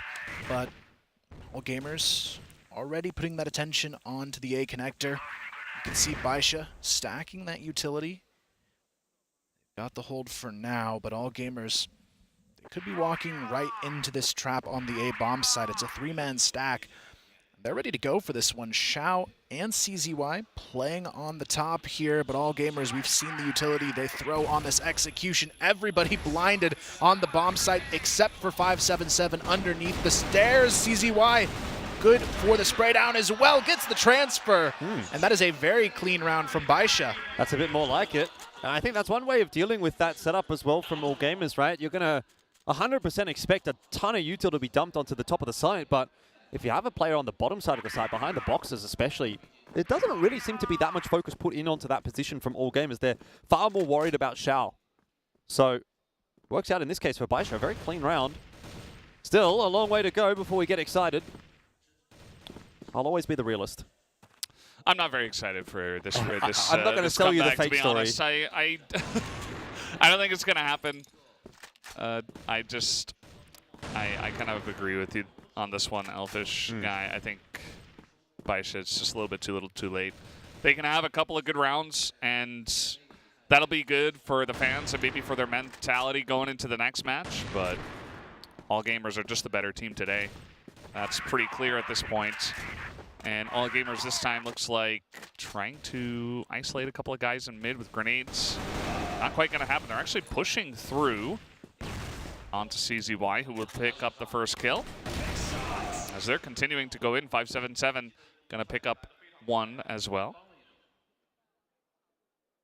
A little bit of pressure towards the B bomb side, but Baisha having the numbers should mean the round is theirs. But All Gamers, they're going to take the fight to B anyways. It's going to be a nice little jump spot here, ready to go. Jue looking to be the entry on this one. They have to contest N9 in their path. He's the only one anchoring this bomb side. A nice counter flash comes down, though. Gets him into position to throw that nade onto the push. Wow. It takes down Dude at 10 HP. And this could be Baisha winning another if 9 can hold on. The flashes are going to be pretty devastating, though. ZQ able to find one. The drop down, though, they haven't dealt with 9 yet, and now it's down to the 2-on-1 Do. He's got absolutely no health in this round to work with, and Baisha get themselves another round. Holding on for dear life. 3 rounds that have been pretty one-sided to the side of Baisha, even as he's got a lot to say, but also with a smile on his face. And I think it's because he knows that at this point it's probably theirs, but also you got to be careful. I mean, you're playing Blacklist side. You don't want to get too carried away with, oh, we've already won. Yep. This kind of mindset can really be a poison if you let it take hold. It's okay for us to say it on the broadcast, but it's definitely not okay to be thinking it in the server. That's where issues start to pop up. Nothing really too concerning just yet, though, for All Gamers. What will they do here, though? They are running out of options. Feels like the earlier rounds are looking good for them when it comes to entry frags on this side of the map. They've struggled quite a bit in these last couple of rounds. A lot of that due to Xiao continuing to step up, CZY as well, making it very difficult to break through.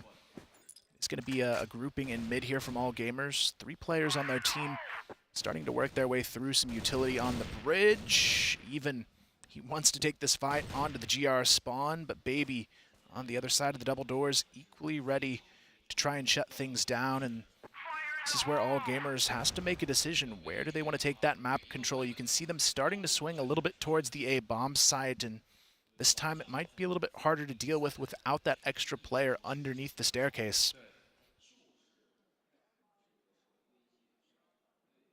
577 this timing, okay. Gonna pick up one, but he's immediately traded back, and now Xiao a little bit isolated. He's got some help on the way. 9 picks up one. CZY is here, and the 2v4 push is not gonna work out here for All Gamers. Might be time for a timeout actually here from All Gamers. See what ZQ can do though. He's a bit of a nut. Uh-oh. 1v1 will be given to him by 9. It's just a case of whether or not he checks this angle.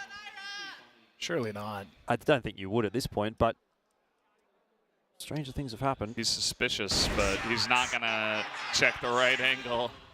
And N9 gets it done again. 9-6. The comeback is on. Yeah, when do they call the timeout here? And then when do they call something fast? All Gamers have been very, very slow this series, and very slow actually this entire event. When do they just say, you know what, we're going to just rush down mid, we're going to rush down out on B or something like that. Try and beat them for pace, because I could see that definitely working. Pass set up again from Baisha into Warehouse is going to enable CZY to kind of solo hold that position from mid, and then they're going to heavy rotate back over to A. At least while the smokes are down over toward B, they can be afforded this luxury. All Gamers again playing it slow at the start, trying to slowly set up, but look at this play. He might have a chance to catch them on the cross. No, doesn't see them completely on the edge of that smoke, but there's a lot of overcommitment here in the tunnels. I'm not sure if Du's going to be able to find this, though. A nice little tricky position. Oh, very close shots there from 9 actually on the connection, but not quite able to get it done. It's going to be All Gamers starting to put that emphasis a little bit back towards mid, but again, they're just hoping Baisha peek out, because in the actual commitment on these pushes, they haven't looked so good the last 3 rounds. Yeah, it's very true. And it has come back to bite them. Back to Baisha them. I don't know if that one hit the way you wanted it to. Look, you gotta, you miss every shot you don't take, so I respect it. Yeah, you gotta go. I'm trying to give All Gamers a subliminal message within my weird pun. Again, slow round though from All Gamers. But they might have gambled correctly this time around. It is just CZY over toward the B side. If they would go now, it's almost assured to be a victory, though. He's gone and gathered the information. The rotation needs to come across. AG, they've got to be pushing. Where's the movement from this defensive side? It's not really fast enough. Xiao's down now as well. Rather, Xiao's got himself one, but it's Baby that's down. And so Xiao and 577 to try to keep this one alive for Baisha. It is feeling like we are in the dying throes now of Baisha in this best of 5, and that is it. Through the smoke, 10-6. Chengdu All Gamers pick up the upper bracket final 3-0 over Baisha.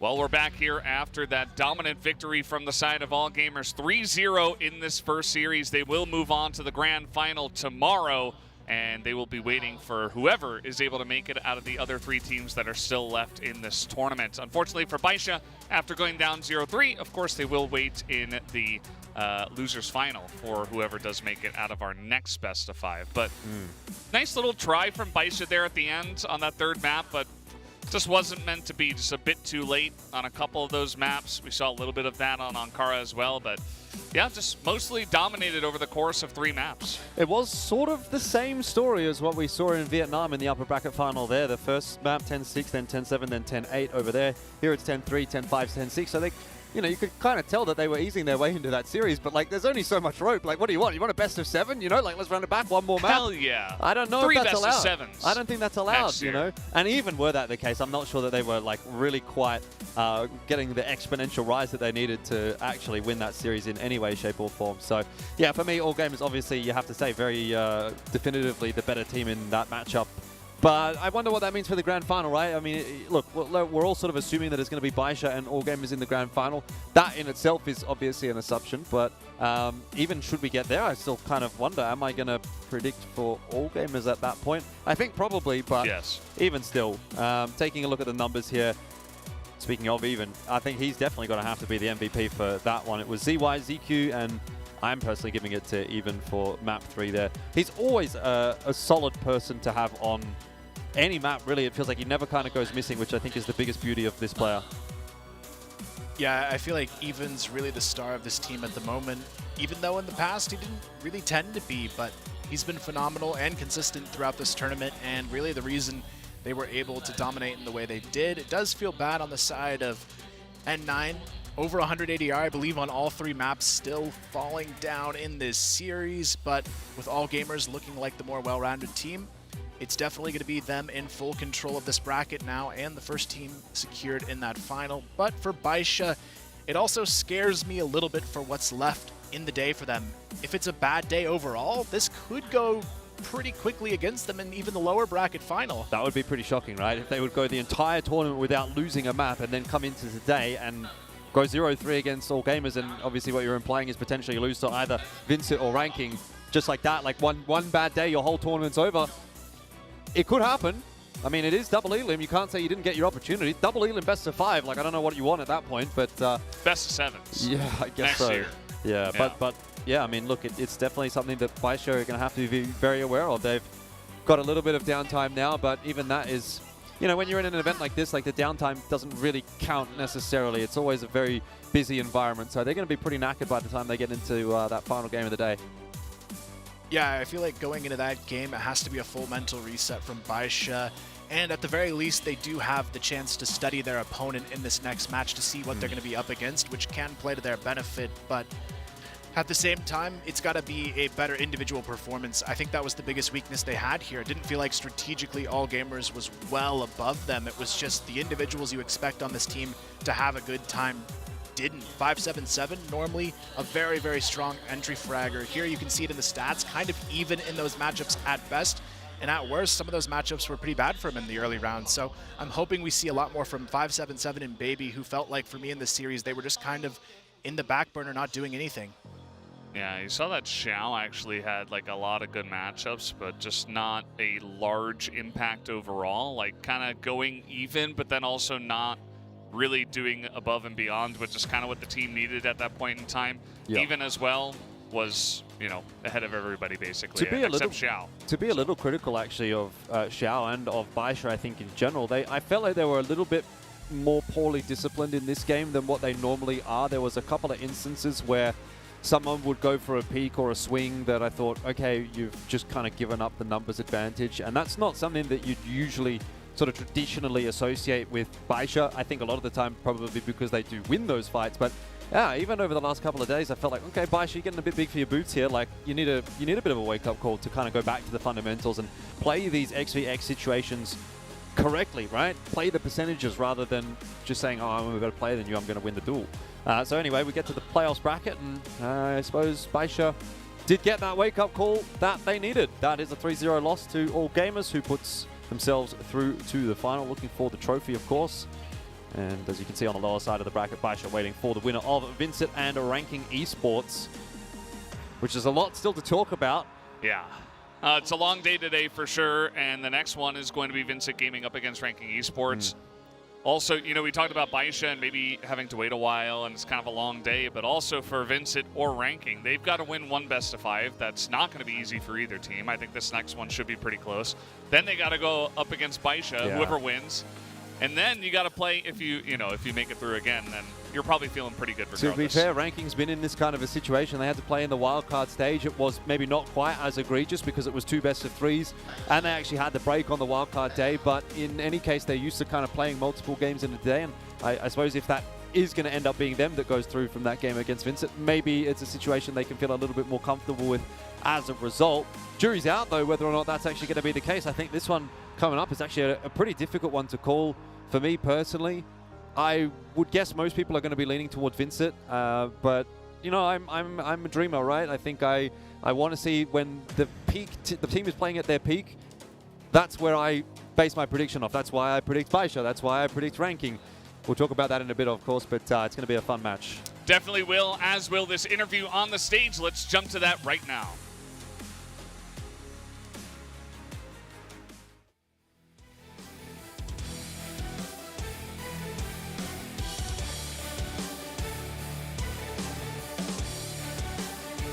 Hello， 大家好 Welcome back to 欢迎来 stage. 到采访环节。 This is the interview 那么 session. 这一场比赛 And for this match, congratulations to Chengdu All Gamers with the 3-2-0 victory and got the success in this match. And the MVP is Evan. 们先打个招呼吧。 And say hi to all the CFS. 我是成都 AG 的伊文。 I am Evan from Chengdu 那 All 今天我们 Gamers. 看到啊，现场来 So 了 for 很 today, 多 AG there are a 和 lot 白 of 沙的 fans 粉 of 丝，也是 AG 为了 and 两支队 Baisha 伍 Gaming, 加油。 so they 其 cheer 实 each 因为 other's 这一 up. 场胜者组 And 的比赛， for 我感觉 this 双方我们 competition 还 between 是 these two 心 teams, 态比较平 so 稳 we 和 have 放 a 松 very 的， good 是不是？ mentality, right?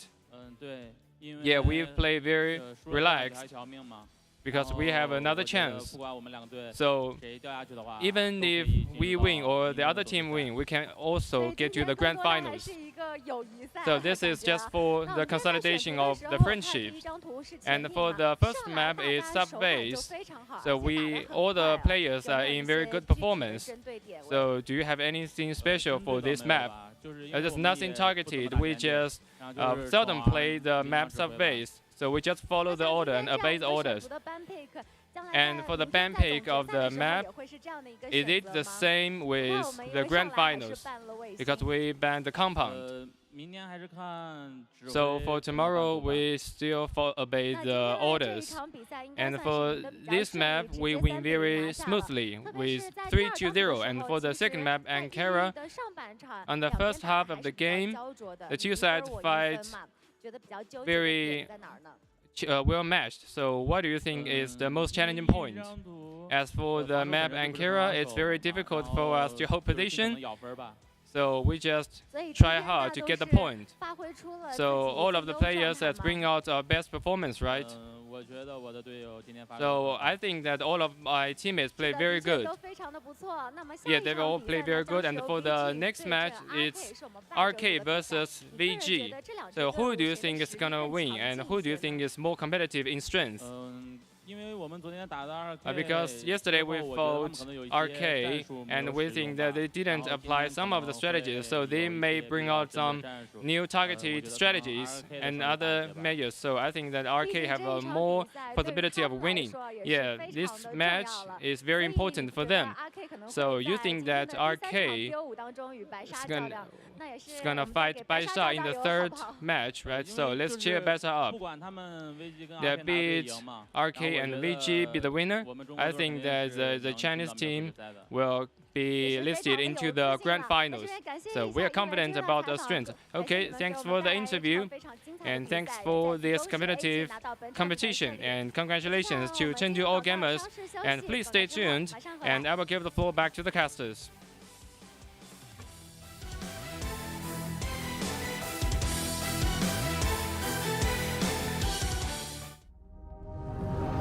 When you open your mind, you enter a new world. A world where you delete everything you've seen before. Where you shift your perspective. It's time to escape the ordinary. It's time to open minds. Alienware. Morpholing Cyberflex Gaming Chair creates dynamic lumbar pillow. It automatically adjusts to your body's movements. Morpholing Cyberflex Gaming Chair, reaching your throne.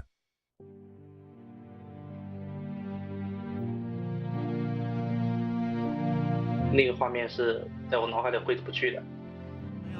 就像是和以前的自己有一种时空交融的感觉。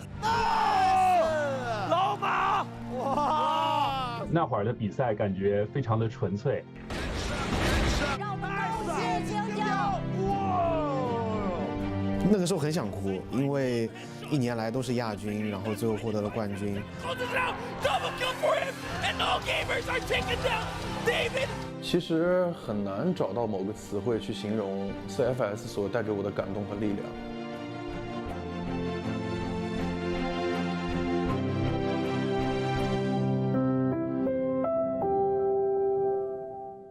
我们那个时候都是热血小青年，也经常跟朋友那个时候打一些线下的小型比赛。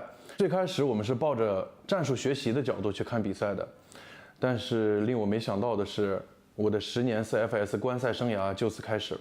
我大概是从2014年开始关注CFS 的赛事。欢迎回到 CFS 2014第3赛季的比赛。当年的话，应该是 EP 拿到了 CFS 比赛的冠军。因为当时只有EP，然后进了季后赛，当时承载了中国赛区所有观众的压力。他从后面一打后面又过来，接着后面，这个漂亮！恭喜中国魔人获得 CFS 第3赛季冠军。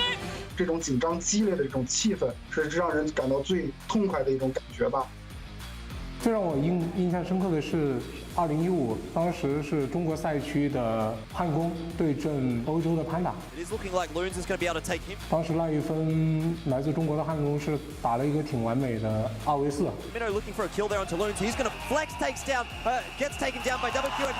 当时一起在网吧，很多人都在关注这场比赛，然后整个网吧的气氛都特别的高涨，大家也是特别的激动。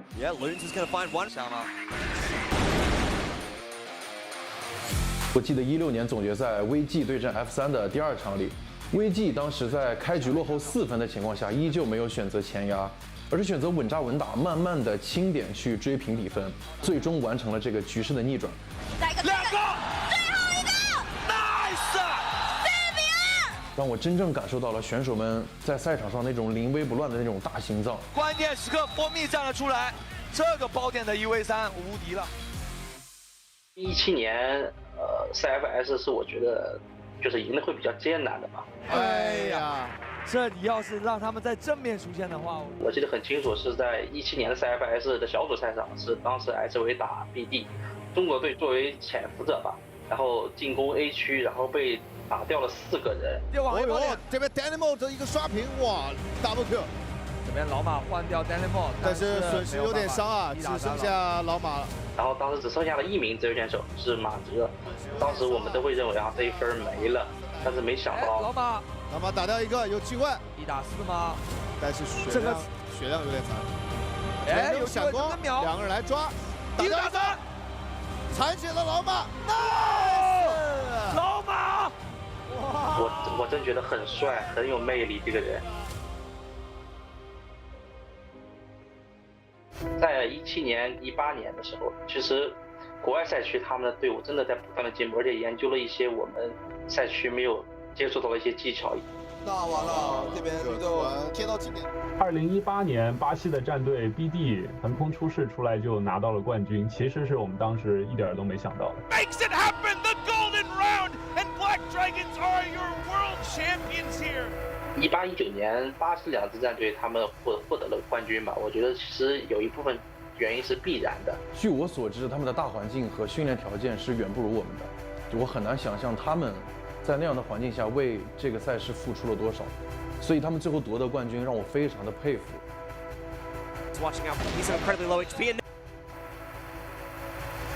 没有声音吗？不知道。这边被怎么反秒？20年总决赛秦9跟 VG 对战那一场，当时是非常的焦灼。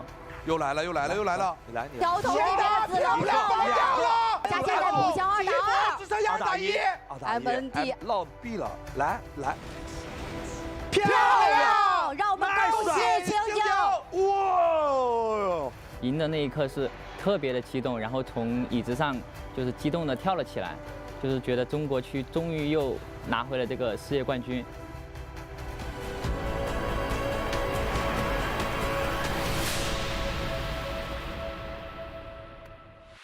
21年就是中国赛区的 AG 对战这个越南赛区的 CRB， 漂亮3打1，直接软包自己一个狙击枪，哇，盲点了，侧身啊 ！Rainbow 打掉2个人之后，准备拆包的时候，沃夫他用手枪打3枪没打死。不用看他，只要玩他就可以了。再拆包，回到楼梯位，蹲到箱子上，一个侧身收下，但是没子弹。5秒钟，还有时间吗？2秒钟，1秒钟。天哪！哎呀！应该不算惊险，但是就是特别的有戏剧性。令我印象深刻的就是当时 IMP 队伍的勾肯选手，他当时是一把狙接手枪完成了1传5，当时我就觉得非常的激动。漂亮勾肯啊！这3个真的要一个一个抓吗？打残血，1打1，直接秒掉勾肯。我印象最深刻的画面就是2022年的 CFS 决赛，当时白鲨就是3比1战胜了 AG， 然后获得了这次 CFS 的冠军。Let's congratulate Baisha Gaming！ 那个时候很想哭，但是还是忍住了吧。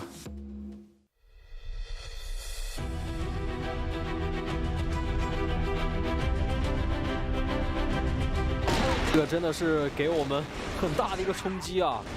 现在这个时代变化太快了，现在各种各样的这种电竞比赛其实非常的多，但是我从来没有想过会有这样的一个赛事能让我关注10年之久。CFS 的10年也是我人生道路上最重要的10年，让我从校园步入了社会，经历了不断的摸爬滚打，成为了更成熟的自己。可能是对我青春的一种见证吧。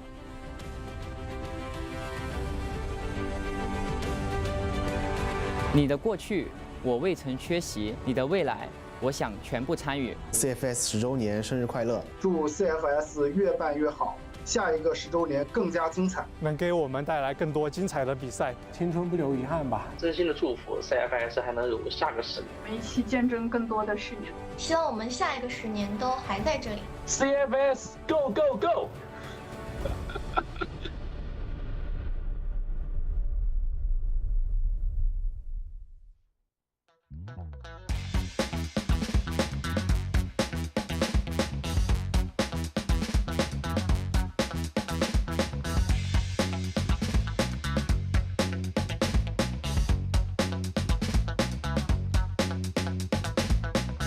可能会比预期更好一点嘛，因为我们今天大家发挥都还可以。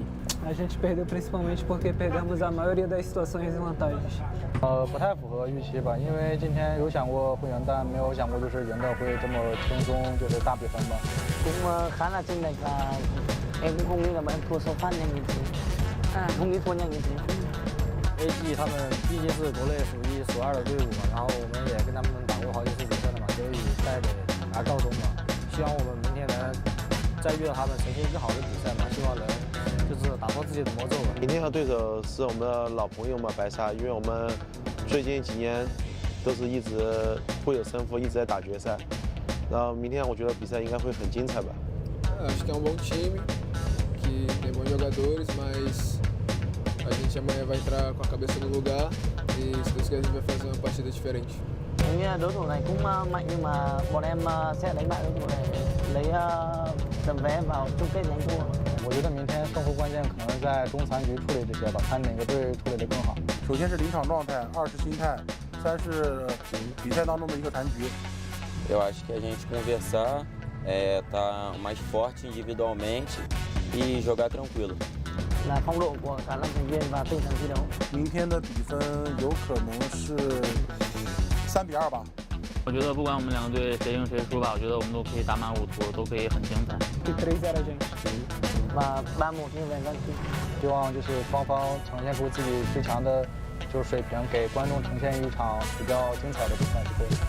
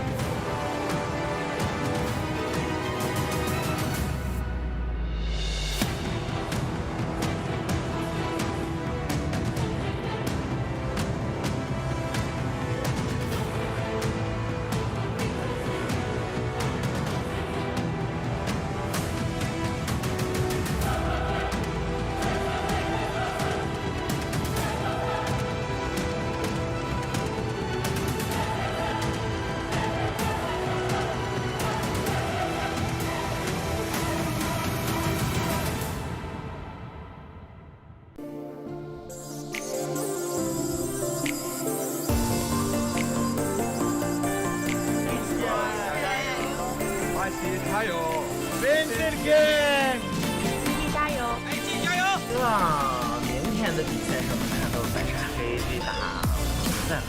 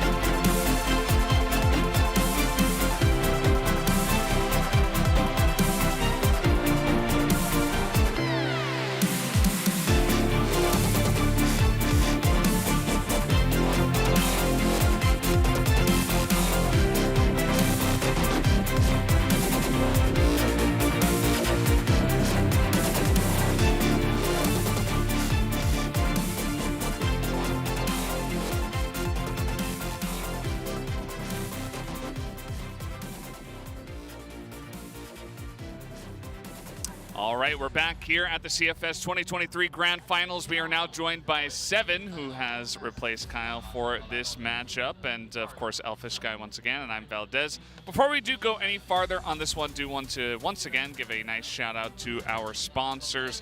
Open Minds Alienware. Alienware is supporting CFS 2023 Grand Finals with all of their devices. Thank you, Alienware. Thank you as well to Morphling for their generous support as the official gaming chair in the CFS 2023 Grand Finals. Whether you're in the midst of intense competition or enjoying a prolonged gaming session, Morphling has you covered. Morphling, reach your throne. Yeah, so we are getting ready for this one. Any impressions, Seven, watching that first series was a bit of a bop from all gamers? Yeah, I mean, I was very surprised. I mean, I predicted AG to win, but I wouldn't expect them to win that convincingly.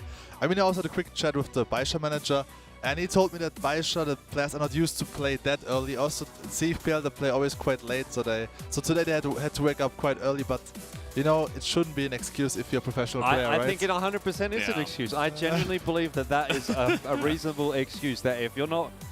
look, I think, you know, when I go and do jobs overseas or anything like that and I have to shift my time zone, I try to do it in advance of actually getting there because it makes such a big difference for some people. I mean, I know for me personally, if I don't get enough sleep, I'm in trouble. So maybe these players are kind of the same, right? Like, you just need to be in the perfect frame of mind when you're going to be playing against a team like All Gamers, and clearly they weren't.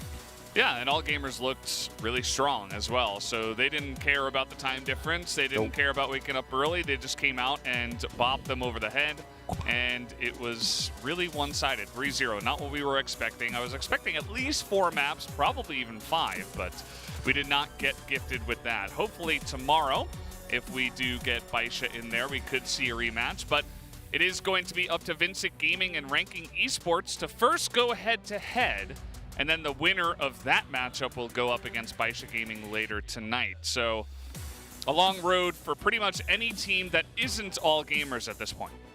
Yeah, more or less. I mean, especially long for these two that are down in that lower bracket round 1, because they're going to have to kick it off right here and now. I mean, looking at the head-to-head between these two teams, it is favorable for for Vincent against Ranking, getting that 2-0 pretty comfortably. But I think since that point, Ranking have kind of looked a little bit better. They've started to kind of impress at this event. Obviously, yesterday wasn't really much to speak about for either team. I think you can make the argument that Vincent did look a little bit more solid in their game against Baisha than Ranking did against All Gamers. But then again, after what we've just seen, maybe Ranking had the more difficult opponent. I also feel like Vincent is very inconsistent this tournament so far. I mean, either they win like 2-0 or they lose 0-2 or like 0-3. So yeah. And I talked to Danimal today and also yesterday.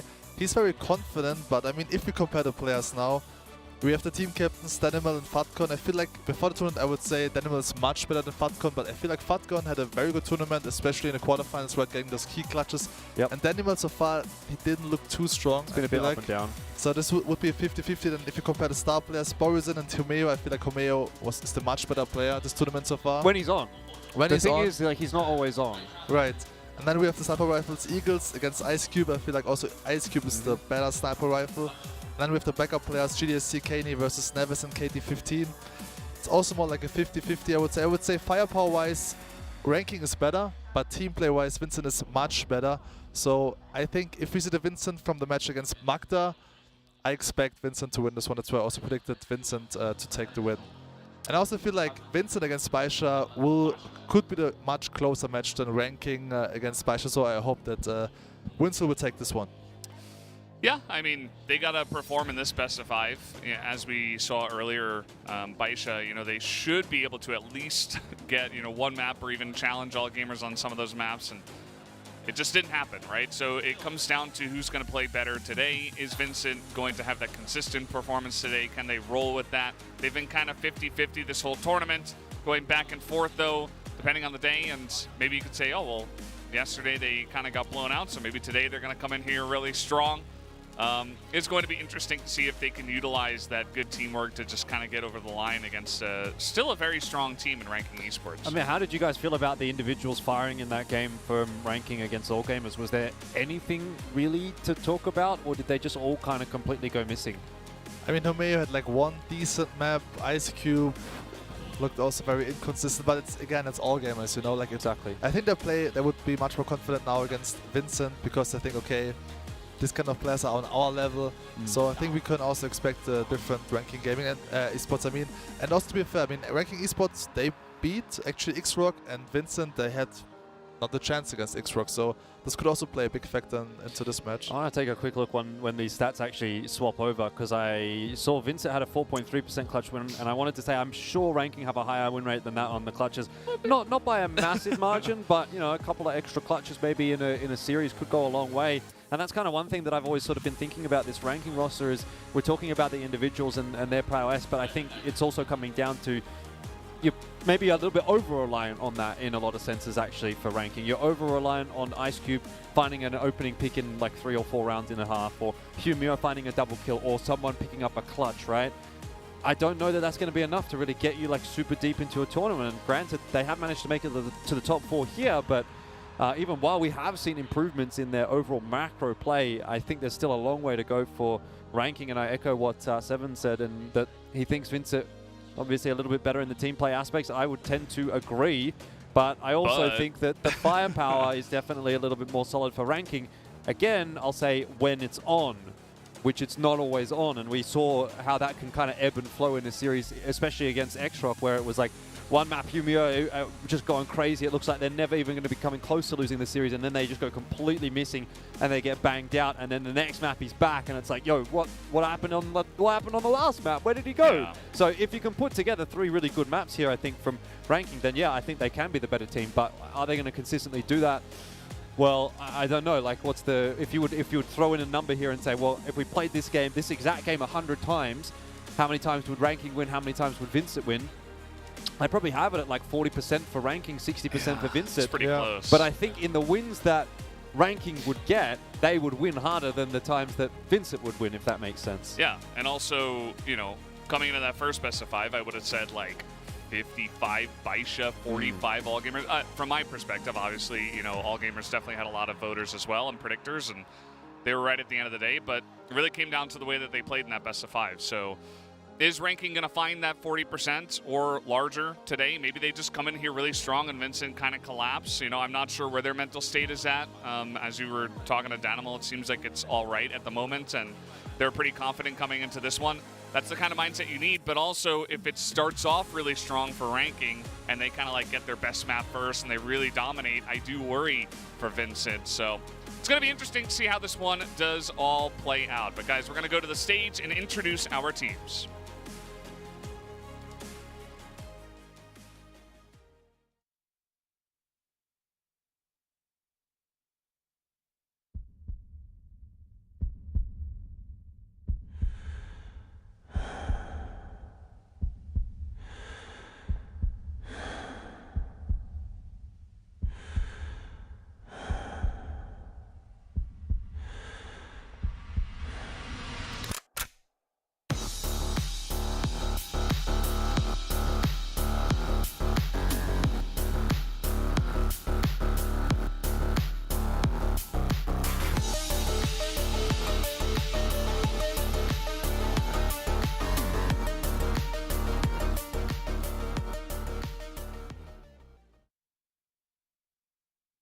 Well, everybody's feeling the pressure after that one, as it is, you know, a lot of pressure for these teams coming in. You've already gotten blown out in the best of 5.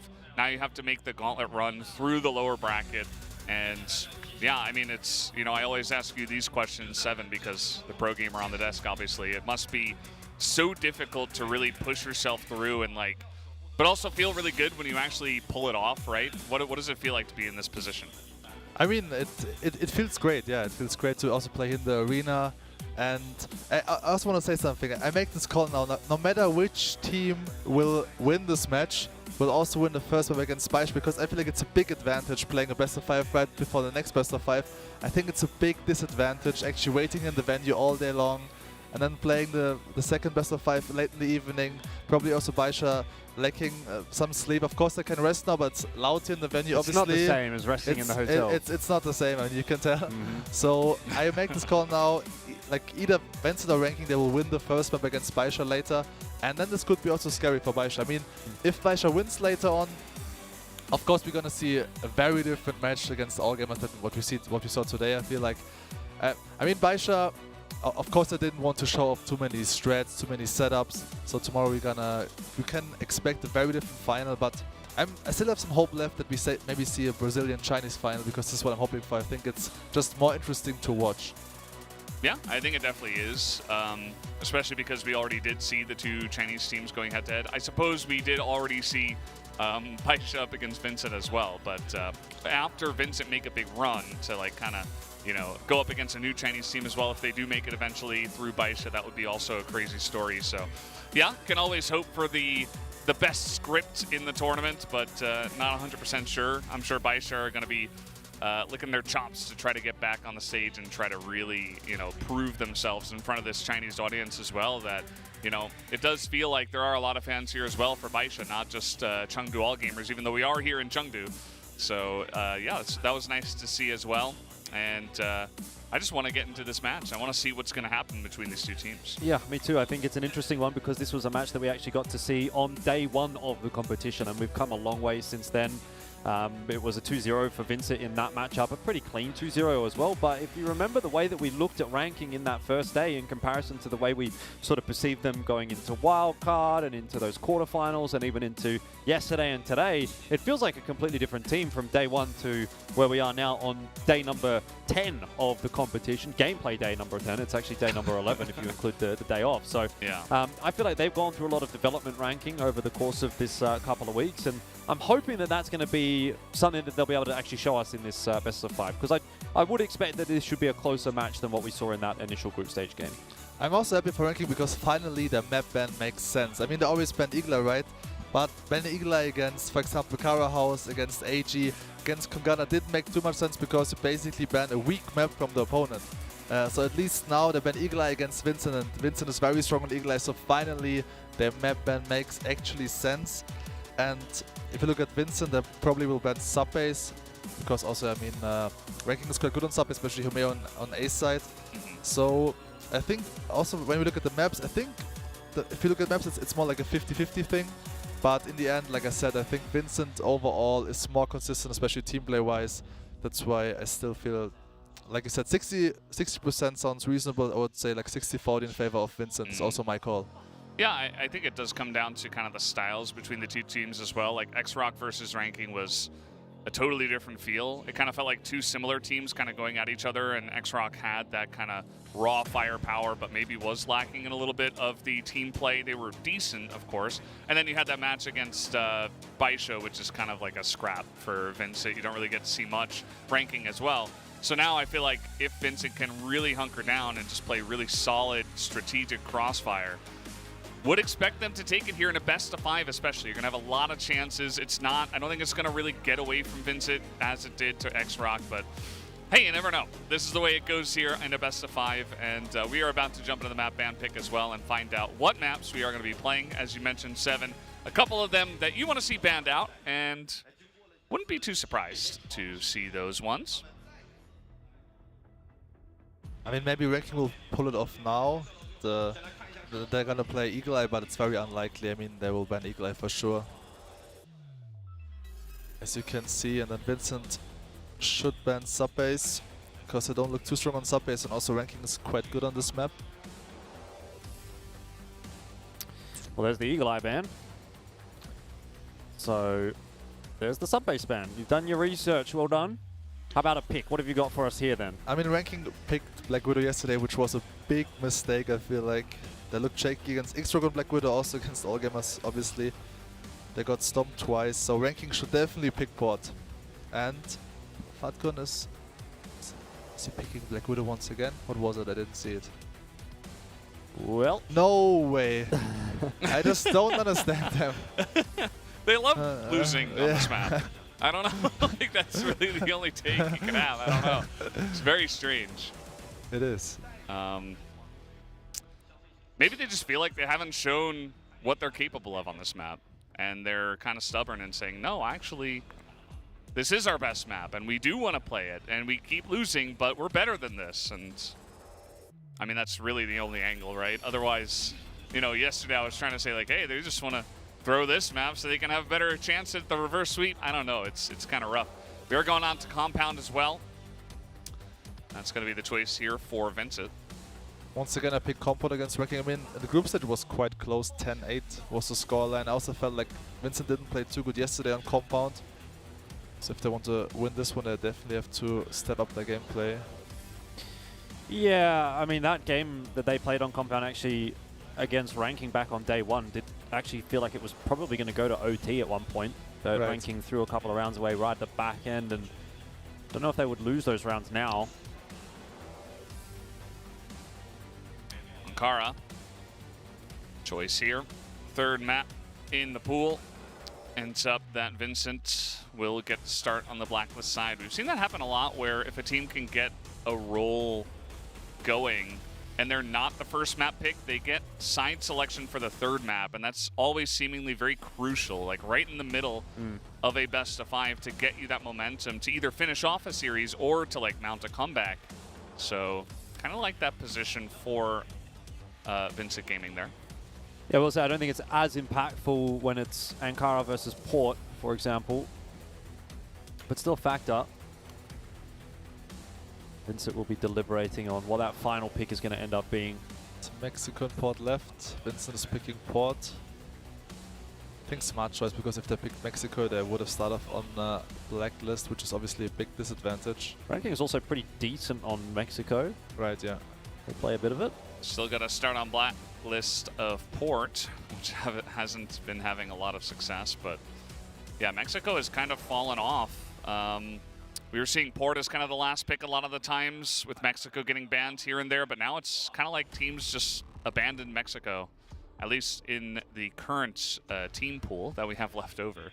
That might be part of it, as nobody, you know, hugely favors playing on this map. I think it's partly because it's a map that plays differently to pretty much anything else. Like, it's not a very standard map necessarily in the way that you work control of certain aspects and how you make your way into sites and such. So it just feels a little bit different to watch and to play. Did GDSC get a haircut? Maybe. It's kind of looking clean today. I don't know. Maybe just a clean style. Getting ready for a long day. Could be 10 maps for either of these teams, you know? Yeah. If it goes to 5, And then if you actually challenge Baisha, you got to play 10 maps in a row. And as you were saying, Seven, like especially at the beginning of the second series, could definitely be a huge benefit. But I do wonder that if by the end of that best of 5, if it does go long, if you're not going to be feeling some sort of fatigue. I feel like the advantage is, you know, if you just finish a best of 5 and you start a new best of 5, you feel zero pressure because you just played like a couple of maps.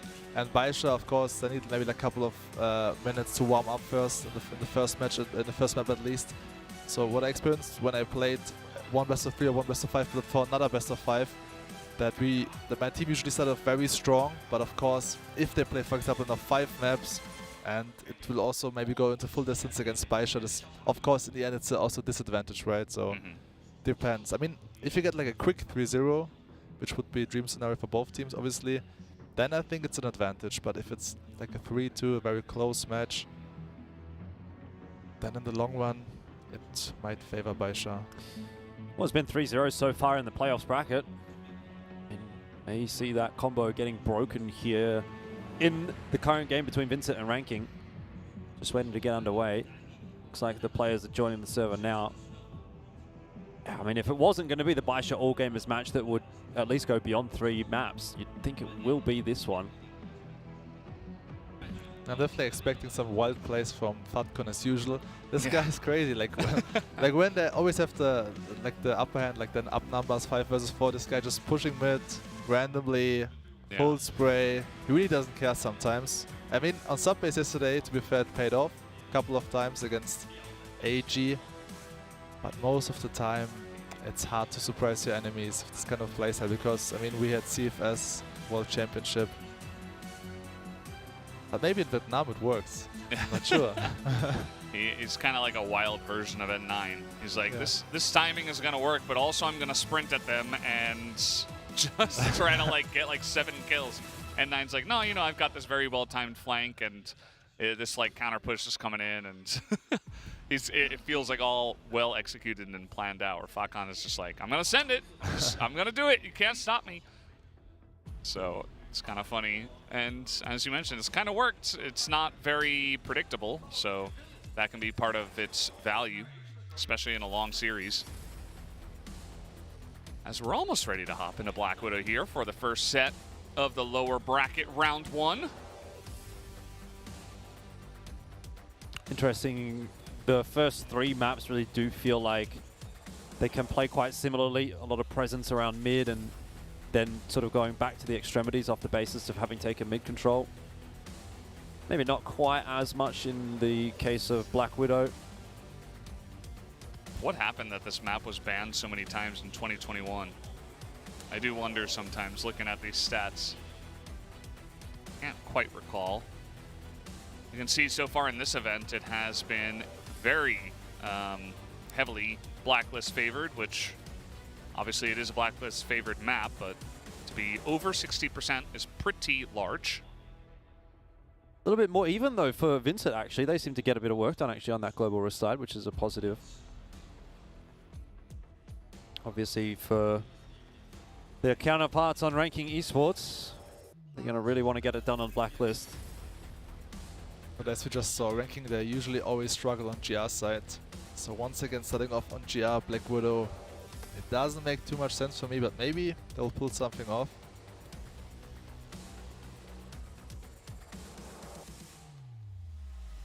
It's always funny to see the players react to the camera. Looks like we're just about ready to hop into this first map here. No more waiting as we will begin the second best of 5 of the day. It was a quick day yesterday. Hoping that we can get a bit more crossfire here in this one. Already starting off with the 3-0, but now at the start of this best of 5 could be just the beginning of a grueling back and forth battle. Or will one of these teams step up and really take the prize into their own hands and begin to dominate right from map number 1? Let's find out as we hop on to Black Widow. Well, end of the day, this is not just about placement. There is obviously money involved. This is a 3rd/4th game decider, which is already going to put you in a little bit of a different income bracket. Yeah, they're going to be feeling good about earning that extra money as always. And so far we see Ranking out there pretty quickly onto A-Long. Just going to leave Nevis in barracks, and Vincent's a cool story. We are not going to put on any pressure. They did do this a bit, kind of All Gamers and Imperial-esque, but especially, you know, mimicking kind of the Brazilian strong teams that do come out generally. Like to play it slow here from the Blacklist side.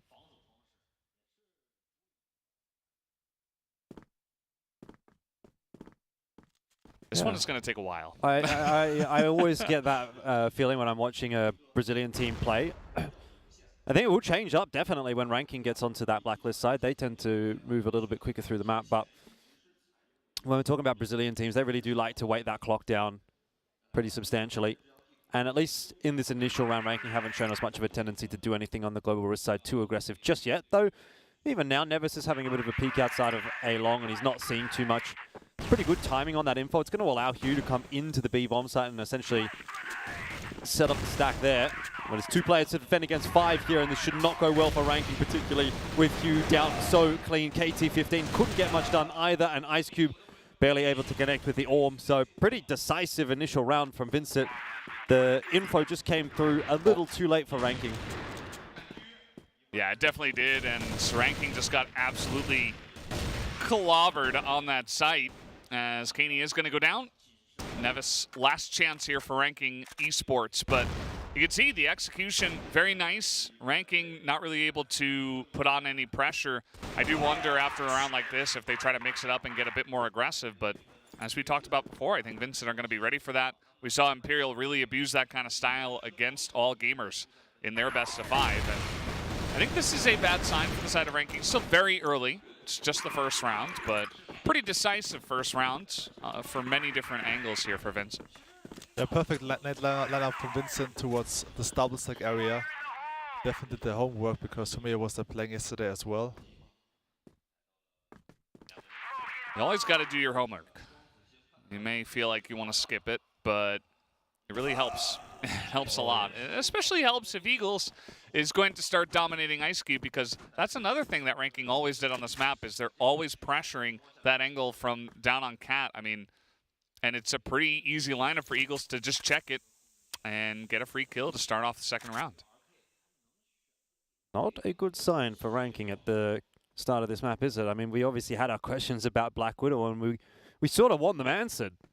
But I don't get the sense that ranking's going to do a whole lot of answering at this point there. At least reaggressing onto short to get info there, but does again feel it's going to be a little bit too little too late.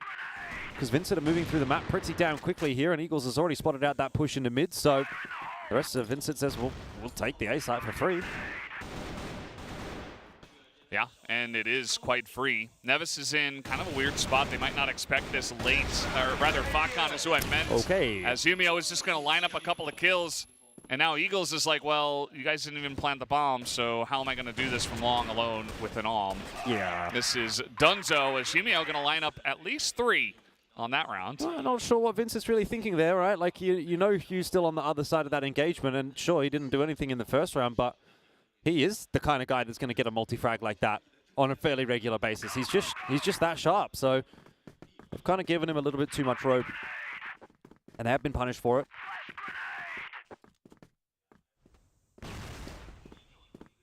Well, you see Vincent now stacking this angle. Another way to handle pressure from GR on that part of the map. Nobody's going to peek down there. As we know, nobody's really thinking about going that direction. Just going to be more long pressure from ranking. And 2 guys on each site. Kind of a defensive setup here from the side of ranking, trying to slow things down as well. But Vincent, they won the first round by just sending it on to B after denying some information. And it looks like they're going to go for it once again. Let's see how this entry is. The flash is pretty good. Going to slow up Danimal, but it's not enough. This KT-15 does trade 1 back, but already Fakon is down, and they know where KT is. As can they even take him out? They finally do. They make it onto the site.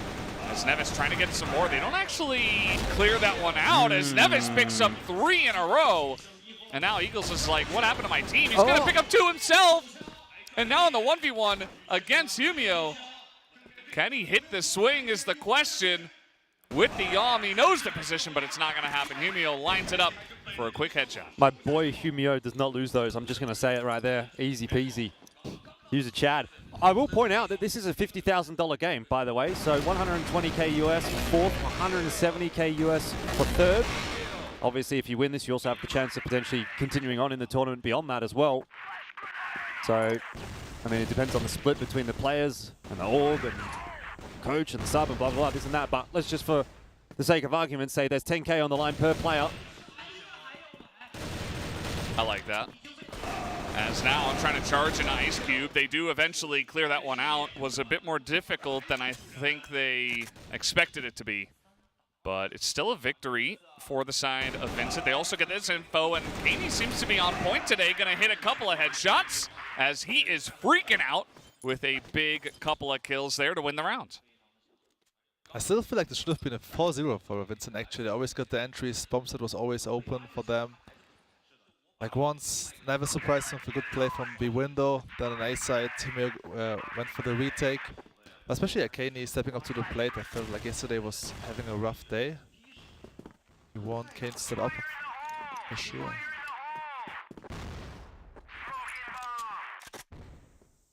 Yeah, he's still sort of seeing those little flashes though from ranking that get you a little bit excited though. Hugh with the nice 3K and then Nevis as well on that B hold. And those are the kinds of plays that get ranking through these games. So if they continue to crop up, it's going to be a difficult day for Vincent to get it over the line for sure.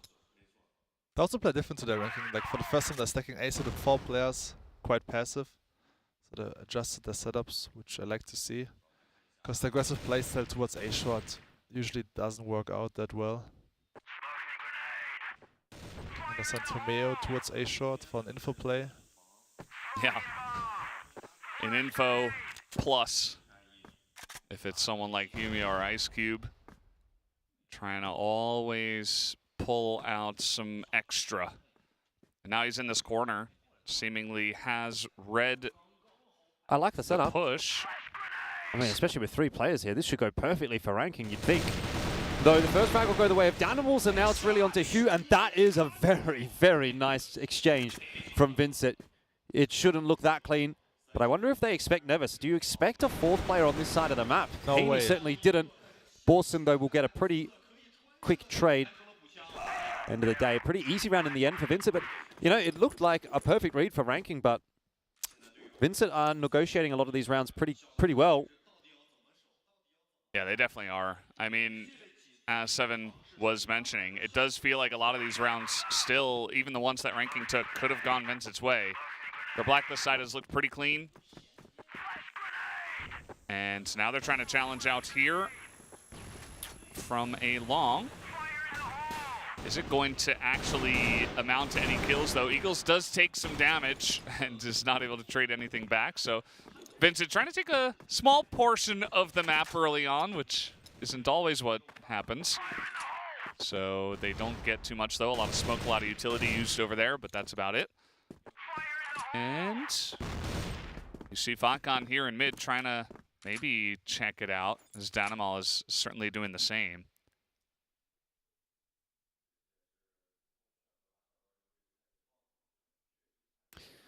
Patience a virtue when you're playing against teams like Vincent. They really do want to wait that timer down and let you make the mistake for them. It's going to be it from Hugh, but instead, clean headshot from Hugh. Oh, you love to see it. He really does seem like one of the crispest players in the server when he's online. And I want to say he is online at the moment for ranking. Yeah. This best of 5 started at 2 p.m., you know? Getting a little bit later, so maybe feeling pretty comfortable. Now trying to get in here, GDSZ, very nice initial pickoff. He's looking for Humio as well and trying to isolate him. They know he's behind the box. Do they have any M4s over here? Yes, they do. Borzin trying to help, but GDSZ says, no, I'll just take that one, thank you. Eagles trying to look down mid towards Ice Cube, who is going to have to try to force his way through onto this with a pistol. Does get the one and nearly gets out, but GDSZ with yet another kill. 3 on the round. And now it's just Nevis in mid. You see Eagles trying to pick this one off, but doesn't necessarily have to. as there's not a lot of time here on this bomb, and it will be Neves who is forced to push on through. GDSC going to spot that one, as Neves is getting flanked from multiple different angles. And now a flash coming on in. Nice head tap there from Neves, but not a lot of time. Still, he's looking for another quick one on the GDSC, and he is going to pick it off, but it does not matter, as the round will go the way of Vincent Gaming. GDC with nice free opening for exit towards bomb side B. But also, like, Fatcon, like, that should have been his kill, right? He had the perfect off angle, but can't connect the shot, but also insane flick shot from GDSC. Good reactions from this guy. Starting to get a little bit concerned for ranking. Rounds are blowing out a little bit, and that is not a good start either. KT15 trying to force the issue a little bit out of B. He will lose his life. So another round where ranking are playing down 4 on 5. And I feel where they've done a lot of their really good work, it has actually come from those opening picks off of Ice Cube and them being in the 4v5. So it's kind of turning tables, and unfortunately for ranking at a pretty inopportune time.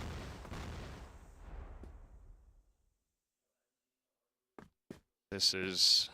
It always feels so suffocating to play against this kind of thing, although Fatcon is just going to snipe down here, down mid, and get a very nice initial pick off. Certainly going to help out when Vincent eventually go for this push. It's part of the reason why getting these early picks from the disadvantageous side can be pretty nice for giving yourself a good chance to win some of these rounds.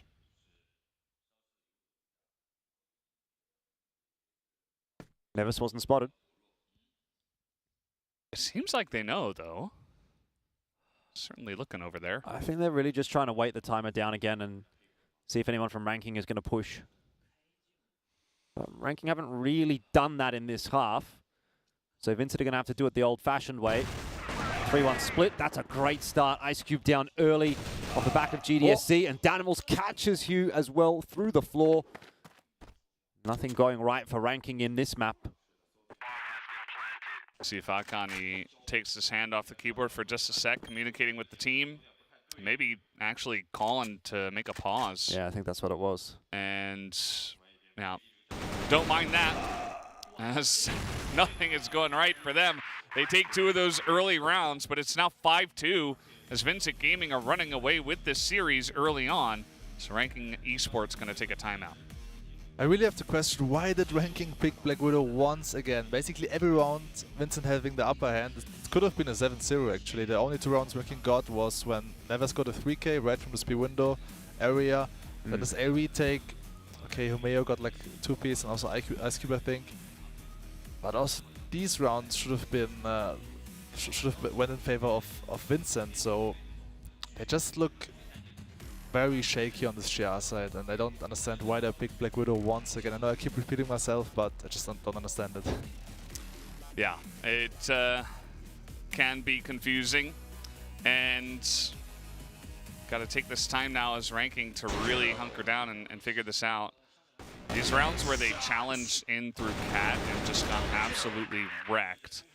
Definitely a bit rough for the side of ranking because you've got a good setup, but the shots aren't going your way. You're getting entried on really cleanly. It feels like the guys on Vincent came in here very strong. Yeah, they're hitting their shots, and that's not easy to deal with when you're any team going up against anyone else. GDSC as well. You know, one of these veterans really stepping up to the plate, and that's what you love to see, especially early on in a series. You know, we were talking about N9 in that last one. Just even as his team was getting absolutely reamed, he's still like got the highest ADR on the team or in the lobby, sorry, which is a big difference. So that's what you want to see from your big guys that have been on the stage before. Yeah, Danimal's getting in there as well, doing a pretty good job. Sort of highlighted him as someone who's been a little bit inconsistent in this event prior to the game, but he's having his positive contributions, and it's a really nice thing to see for Vincent Gaming. And we're back into round number 8, and as has been the case, it will start quite slowly. No real incentive for Vincent to change things up at the moment, because if it ain't broke, don't fix it. Slowly starting to work along. But we really won't be seeing too much action for another minute or so.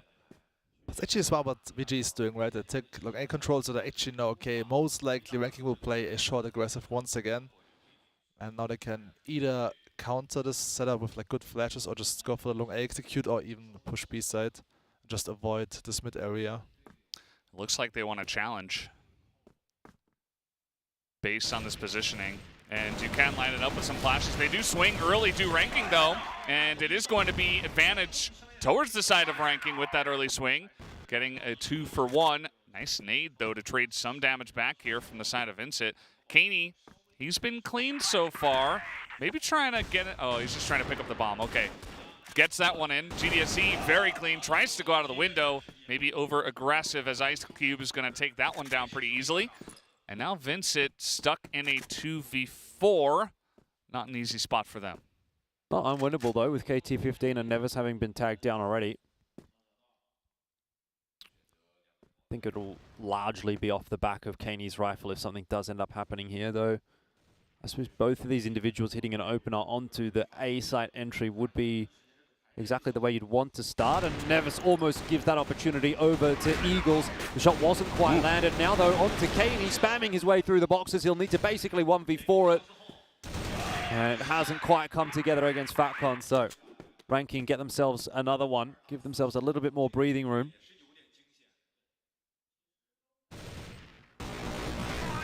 Now starts off with this early swing. He may have got the one.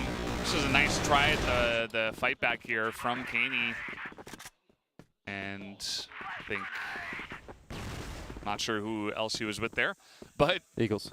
Eagles. The two of them able to get in and do a nice amount of work at least. So let's see. It's 5-3. If this ends up 5-4, it's really anybody's map from here. Especially, you know, Ranking, they can be pretty wild and they can get a lot of value from the Blacklist side as well. So I am curious to see what they're going to be able to get going here from Blacklist after this round. I like this call here. We're taking a short, go for info play of 4 players. I mean, it's quite unusual, but in a specific round, it's a good info play for sure. Now that no mid is completely open. Yeah, it gets you a lot. As you mentioned, it's pretty unusual. I think Ranking, sometimes they thrive in the unusual. That's and for sure. It can get them a lot of value in certain rounds. It's what we talked about. You know, it's not like a consistent every round thing, but sometimes you take the risk and it pays off in big dividends. And you see that what they've decided to do is essentially go back to default. I mean, they're not trying to push up through mid. They're not trying to get aggressive afterwards. They just say, okay, it looks like they're waiting back. They're not in mid, so nothing too aggressive from Vincent just yet. So let's just sit back on the sites for now and play a little bit reactionary.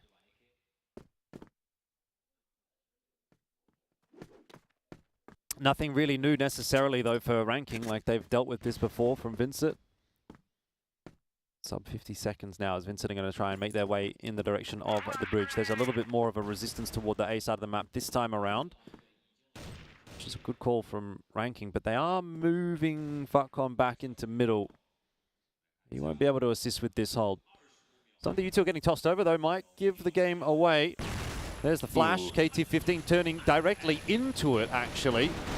But Ice Cube's good for at least the one before he's going to see a couple of his teammates starting to fall. It's really onto Hugh at the back of the site to hold strong. He can't do it for more than the one. Ice Cube, though, stepping up in this round, and Eagles can't land the flick. It is indeed 5-4.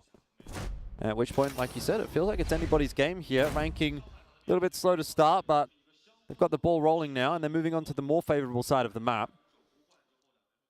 A smart decision to send Ice Cube towards Undercat with the M4, because before that Himeo there with the AK. Obviously with the AK you can't go for wallbang, so smart idea to adjust the setup, which paid off. Ooh, that flash. He just shot the ground after that one. Nevis, though, he didn't get flashed. He came out here, challenged them, picks up the kill on a Danimal, who was trying to get out there and sneak around the back. Not going to happen. It's good to see from Nevis. Esports, yeah. You're 11-9, right? You sort of need to be the guy, right? If you see or feel like you've got an angle or a timing, you've got to say like, yep, just flash me out long. I'm hitting my shots. I'll hit the frag, and it's exactly what happened. He's the one getting out there into the thick of things. making the impact early on in the round. Like I said, you immediately get a bit of a different brand from Ranking when they move over to the Blacklist side in comparison to what Vincent were interested in doing. How much faster Ranking looked to take control of the map. Successful in this instance. Now they have the luxury of time on their side as well. Yeah, and they might use some of that time here. You know, they challenge out on A long, but no push just yet. We do have 3 guys over on long, and we have GDSC, importantly, trying to get some information in mid. He's going to push out pretty far.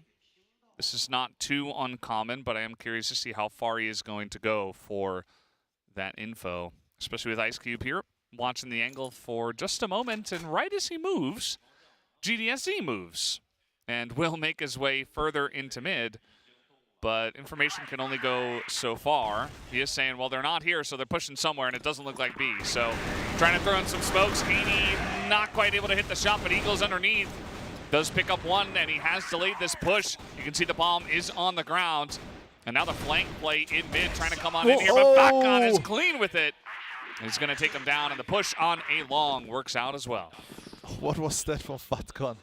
That's just Fatcon, the miracle worker. Going for the one click with the cold.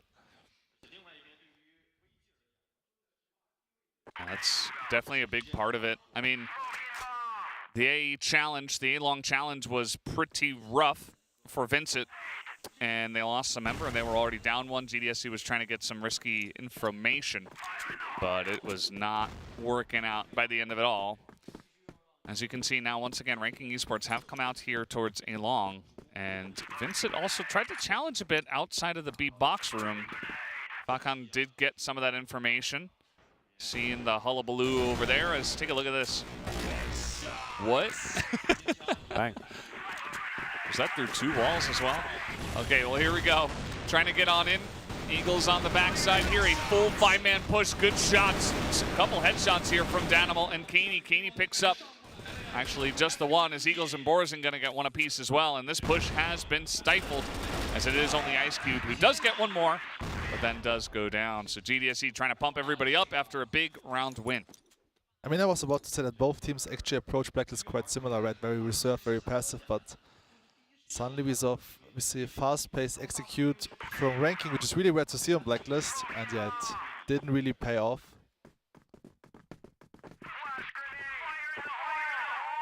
Vincent starting to cotton onto the fact that Ranking wants to play a little faster to this A-long position.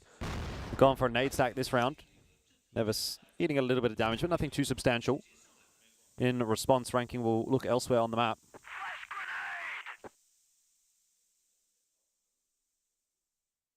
Let's see Ranking. The push on A-long did not work. Vincent were able to get the info and respond to it. Now it's smoked up here on long, but they're still hanging around. Doesn't mean they can't rotate out of this one, but decently forward positions here from Vincent. If you can be forward from default, that's kind of what they're doing. Danimal's really trying to figure it out, and he did figure it out pretty quickly. As Ranking come in here through mid, they get a couple of headshots. Borzin, big moments, but not quite enough to do it alone. Ranking Esports right back in the lead.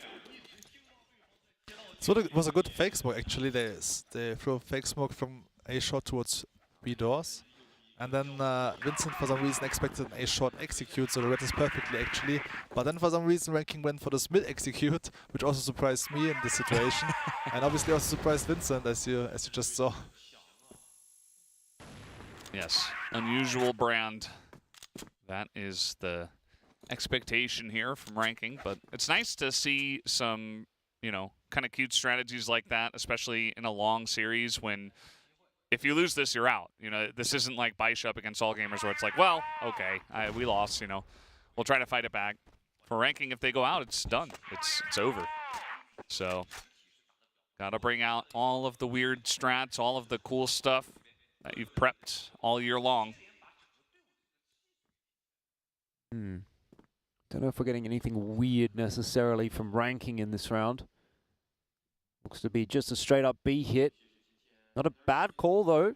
Vincent have stacked the third player back toward A. And even GDSC has a little more work to do by watching mid rather than focusing on B.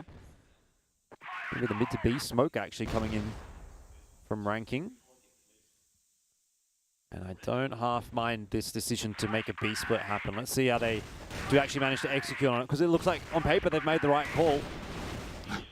KT's like jumping around, doing pirouettes, and he's gonna hit the shots too. Can't stop this guy. He's dancing his way onto the site. And now Botcon has got a great angle here from behind the box. They finally take him out. But 2v3, this bomb is getting planted on B. Not in the easy spot for Vincent. No, I think this is actually Ranking now kind of flexing their muscles a little bit on the blacklist side and looking like they probably will close this map out. That's a tad bit overzealous from Ice Cube. In theory, shouldn't affect the round too much, but another push from KT15, and now it is just on Humio. C4 is kind of favorable for him, but the damage is done. That's a huge one to lose for Ranking. A little bit egregious, giving away way too many 1v1s. And that's just where Ranking and their tendencies kind of get the better of them. I mean, although Ranking lost this round, I feel like Vincent is very surprised by their playstyle. I mean, like pushing mid once, okay, some teams might do that, but Ranking just do it twice in a row. Really don't care. They got the opening frags, KT15, 2 instant headshots, but also good retake from Eagles. I mean, even the way he jumped through the mid doors, it was just wild. Like, obviously you have a lot of ways, there's a lot of different directions you have to check if you're just gonna go in there blind and pretty dry. I mean, there was like one flash maybe over the wall, something. But it just looks so funny, and he was able to hit some insane shots. Both of these teams, I feel like, in terms of firepower, are really stepping up to the plate. Like, players on both sides. Eagles, Kaney as well. He's back, it looks like. Obviously, Humio, insane, and able to hit this one. Now they're getting on in. Eagles not quite able to hit the shot. Just Kaney gets the one. And Humio picks up his second as they make their way onto the site here. GDSC is spotted. KT15, he doesn't have a care in the world. This guy isn't scared of anything. You probably should be in that instance. There's no reason necessarily to be over-peaking that unless you've got someone peaking the angle at the same time as you, double swinging. But Ranking is as Ranking does sometimes. And it looks like it's going to work out in their favor this time around. They'll find their equalizing round unless GDSC does something pretty special. He's trying to peek past, and it's not going to work out for him that time around. Humio with a couple of great entry frags and kind of just opens up the site. And yeah, you know, they don't have to go for those peaks, but it's just kind of insane when they do, and it works out as, yeah, this was the round before. You can see that they were able to pick off Ice Cube, pick off KT, who didn't necessarily have to be out of the site, but yeah, goes down, doesn't work out for them, and a nice cleanup from the side of Vincent. But now it's tied up once again, 7-7. I think out of all of the best of fives today, I would have expected this one to go all the way to 5 games. I thought maybe the first one would as well, but this one seemed the most likely. And based on what we're seeing already, I mean, yes, it's Rankings map pick, but we were confused by that as well. And like Vincent are playing them even on their map pick, you could say. But it's hard to say at this point who's even going to win this map. I think you're right. I would definitely be leaning towards certainly more than a 3-0 in this matchup. Gut feeling to me says Rankings looked a little bit better on this second half, so I'll just stick with them for the map win. But a lot can change over the course of the next 6 rounds.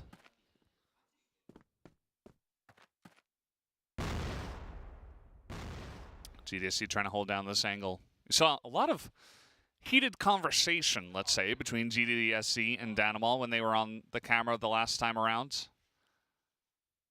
A couple of guys who have been around for a long time and probably have some pretty decently set in stone opinions about what they should be doing.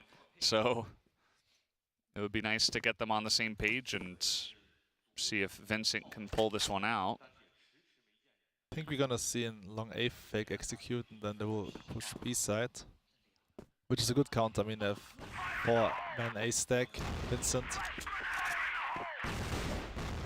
Yeah, this is looking pretty strong, but no follow-up, and GDSC's gonna hit that one. Kenny also gets the 1 kill. But again, still a chance for Ranking to get in on the site. GDSC plays it well. He backs away after the pick. This is what we want to see, which not everybody does. Nevis now trying to get out, trying to see if he can hold an aggressive angle to help out. And now through mid, Ice Cube just finds one, does get traded back. But Nevis is holding this angle. Will Eagles expect this? GDSC, you can see through the wall, is going to get that kill. And down will go Nevis. And that's going to be the end of that round. Pretty elementary. GDSC, a big one from him to hold down the B site against 3.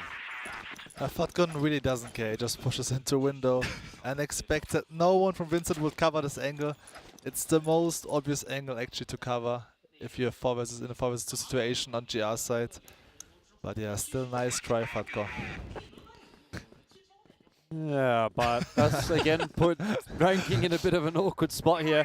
I really do think Ranking could actually be leading at this point in time if they would have again just sort of sorted themselves up a little bit, but as is ever the case, they always provide an entertaining game, if nothing else. It's always really fun to watch these guys play. Yeah, it's hard to say whether this is going to be an A hit or not, because that C4 still been left at the Blacklist base. But now look at Danimal's flash. This is going to be an interesting one. He's flashing for undercut towards A short. It's the first time I'm seeing this angle. So I think Eagles is sniping towards A short, and then if Danimal gets a call that the enemies are pushing A short, he will go for this flash. Let's see. Let's see if it works out. It looks like Eagles is pushed off a bit. Animal just going to hop up top, but he only gets the one, and Eagles gets isolated behind the truck. So the push works out here for the side of Ranking. AK picked up for KT15. He is not going to get that one. And still a lot of time in this one, though. Let's see in the 2v2 what it does come down to. They really want to isolate GDSZ, but he has backed away. Should be pretty safe to get a plant here, but it'll be planted for long. Oh, they're going to go for the open plant. Where's GDC going? He's still on B for some reason. Going for the full flank. Maybe he wants to join up. And, you know, they're both looking at that window for quite a while, but I think eventually you'll have to expect he won't be there. Although, maybe he could have just waited. Grenade is going to be pretty nice, but the peek here from Ice Cube is pretty good as well. Picks up one. GDSC extremely low on health. Now has to go 1v2. Not a lot of time, and Ice Cube going to clean up 2 and tie it up 8-8 once again. As you said, hard to say who's going to win this map, especially because they keep just going one round. There's the flash that you wanted to see. Actually worked out really well. Flashed all 3 players on the bridge. Yeah, it's pretty obvious the Chinese commentators and production all on the same page with 7 talking about this flash. It was pretty unique. It was pretty cool to see. And I think it could have worked out if some of those shots would have hit just slightly better.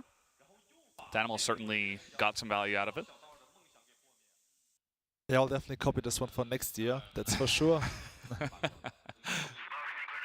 Yeah. Well, 8-8. This 8 score has been a little bit of an issue, I would say, for the side of Ranking.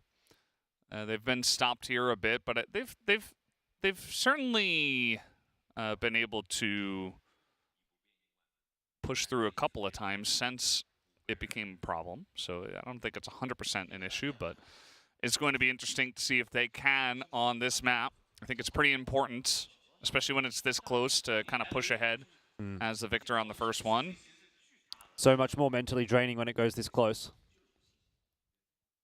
Pretty sure Eagles will get at least 2 kills now from this position. Yeah, I mean, it's a full A short push. Everybody's going up on the catwalk. We got the smoke towards the B door once again, just to try to stop the cutoff. They're going down, actually, and Eagles has not been able to hit the shot just yet.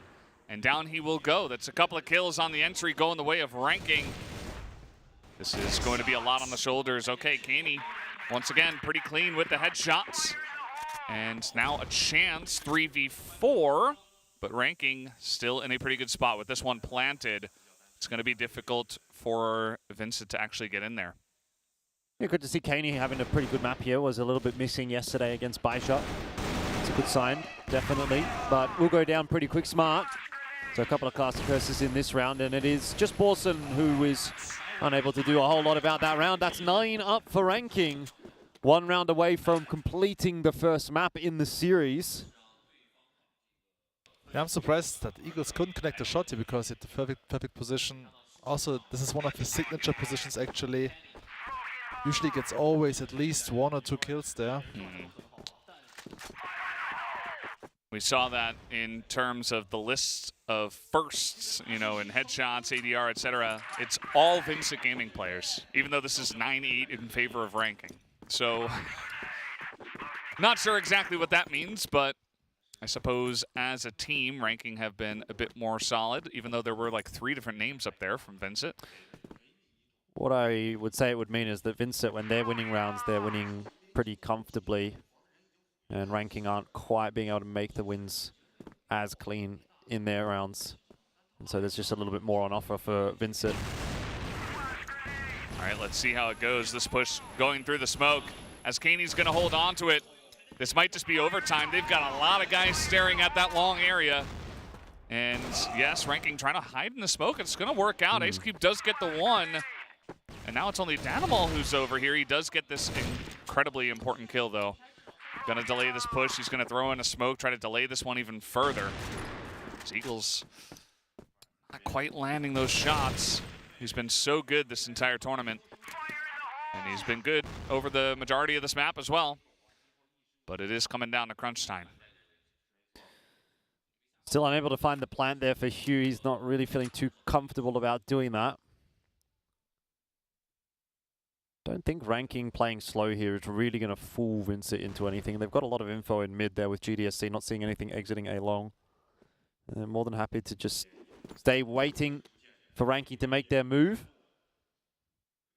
Buckcon's timing is going to be pretty critical here as well, and he's not quite got it right. So we are indeed well and truly heading towards the overtime now as Ice Cube he'll try to clutch the 1-on-4. He's got a bit of time to work with, and they're giving him 1-on-1s.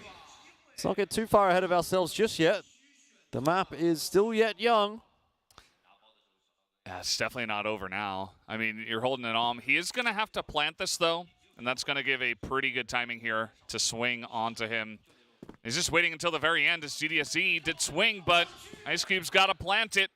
And how, yeah, he's just not going to get that down. We are going to overtime. Vincent will tie things up at 9. As it has been so incredibly close this entire map. I can also tell Eagles is feeling the pressure, right? He was whipping some shots in the last 2 rounds. Boston's not happy about something. Maybe it's about Eagles whiffing his shots. Could be. Don't think so, but you never know. I think Borzen hasn't necessarily been having as good of a map as he generally does. So perhaps just a little bit of anger. Definitely a bit of yep, it's not happy. Yeah, a lot of what do you even call them? Aggressive arm movements. Gestures. Gestures. That, yeah, that's a better word. But yeah, this is pretty close. I think it's Vincent. You know, he's obviously not putting his team down. Just expects maybe a bit more. And it's all business as the map starts up once again. You do the fist bumps. You try your best. Vincent now back on the blacklist side. Ranking Esports. They have certainly made this one very interesting. Vincent started off very strong. It was like 5-2 from blacklist, but then ranking kind of woke up. And it's been even since. We went to 5-4 and then 5-5, 6-6, all the way up to 9-9. 13? That's 12. It's not possible. Yeah, but who's getting 13? I mean, that's kind of what I'm saying. Like, are we just going to get to that point where we get to 12-12 and then we'll just go to the next map? Everybody wins. Yeah. That seems fair. The fans win. First map. Well, Vincent are back to their usual tricks, and that is taking a long, relatively conservatively. There's Eagles, though, hitting his shot, silencing the critics. Yeah, I mean, he's been good, but they need him to be good in these rounds. Humio, they're giving him a good chance to be tapping on some heads. There's one. Can he make it two? He has given so many chances, as that is a second one. Just lines it up, not even the headshot, just taking pot shots. Borzen gonna take him down with a grenade. And Fakan, his usual weird positioning, he is gonna get in there but not pick up a kill. As now the team is gonna show up, and it's a bit late, unless Neves can pull off something big. He is gonna go for a rotation, maybe let them plant, as there's a rotation here from Vincent as well towards the B site. He sees them through mid though. Borzen was spotted. But he's still not 100% sure that that actually means they're going towards B, so still going to have a look at A. Quickly recognize that's not the site. He's going all the way around the back. And decent chance that someone is playing the back of the site, although also decently common to just plant for B box room. Here comes Neves. Just going to go straight in the front doors, trying to check all the angles. It can be so difficult to do exactly that, and there's just really not that much time. Kind of reminds me of Alucard earlier in the tournament, but yeah, it's just going to be too much, especially against two people. So Kaney just going to make quick work of that, and that's the first round going the way of Vincent here in overtime. Yeah, well done to Vincent. Yeah, I saw two big mistakes actually. Like, Eagles gets the opener on towards A side. Like, why is Vincent waiting so long? Just execute fast and don't wait for the rotations coming in. Also, Neves, why is he going for this flash long A? Just commit to the fight and maybe get even a two-piece, but retaking B side is really tough against two players, so. Well, Ice Cube, he's going to have to step up here because he's already lost a teammate, Humio down, one of the big power players for ranking. Vincent are not actually committing to this B fight. Yeah. And I kind of like that. They've already drawn a massive over-rotation from ranking. But Vincent not doing too much with it. I mean, they do say, okay, if you come out of those doors, we will blow your head off, but also not going to like run towards A just yet. Looks like they want to just get kind of a standard situation in the advantage of players at this point, 5-4. But yeah, pretty low on health, a couple of these guys. So let's see just how fast Vincent are going to move towards this A site. As we do know, there is nobody there. You know, you got the one guy, Ice Cube, is looking way out long. But that's about it. He's going to be brought back to 4-on-4. Vincent are making their move slowly on A long, but I think they've just waited too long. And it's a tendency that the Brazilian teams fall into quite a lot. We saw it for Imperial against All Gamers. They get themselves an advantage or a timing, and then they don't really actually use it. Vincent pulled that big rotation and then just didn't go toward A at all. Now they have to work hard to come back into this round. Under 50 seconds to go now. Waiting for them to make their push. Really going to have to hit your shots on the entry here. A clean entry onto A would give us back a 3-on-3. It is Fakan playing behind the box. And now he's on the move. It gets the kill on the Eagle, who is not quite going to hit that shot. Kaney trades it back, but 2-on-3, not a lot of time. Big rotation coming in from ranking as they look to go underneath Cat. Let's see if GDSC can spot this out early. It looks like not quite, although now should have a pretty good angle on Neves, who's checking this one. Some shots through, but GDSC hits that first one, and Kaney has joined with him on Cat. A very nice plant, 4 short. Can they hold on to it? It's looking pretty likely at this point in time. They're just throwing grenades and now spamming in onto the bomb. They get the headshot, and it's going to force Neves to pick on this bomb. He is not going to get the pick until a bit later. He's going to try to bait out Kaney, but he can just play the timer. And there's just not enough time to defuse this one. Neves, unfortunately, will not get it done. And GDSC and the boys able to hold on for yet another win. Yeah, well done by Kaney. Good clutch from him. Didn't take a huge amount of effort necessarily, but did everything that he needed to do. But still, I feel like Vincent is playing way too passive. Borison spotted 2 players on B, and they're outnumbers, so technically there can only be like 2 players on A side. That 3 players close towards long A already. Vincent, just execute fast, and you have bombs at A. It seems like they're a little bit nervous, I feel like, Vincent. Playing too passive, in my opinion. Yeah, it's hard. You gotta sometimes be a bit robotic.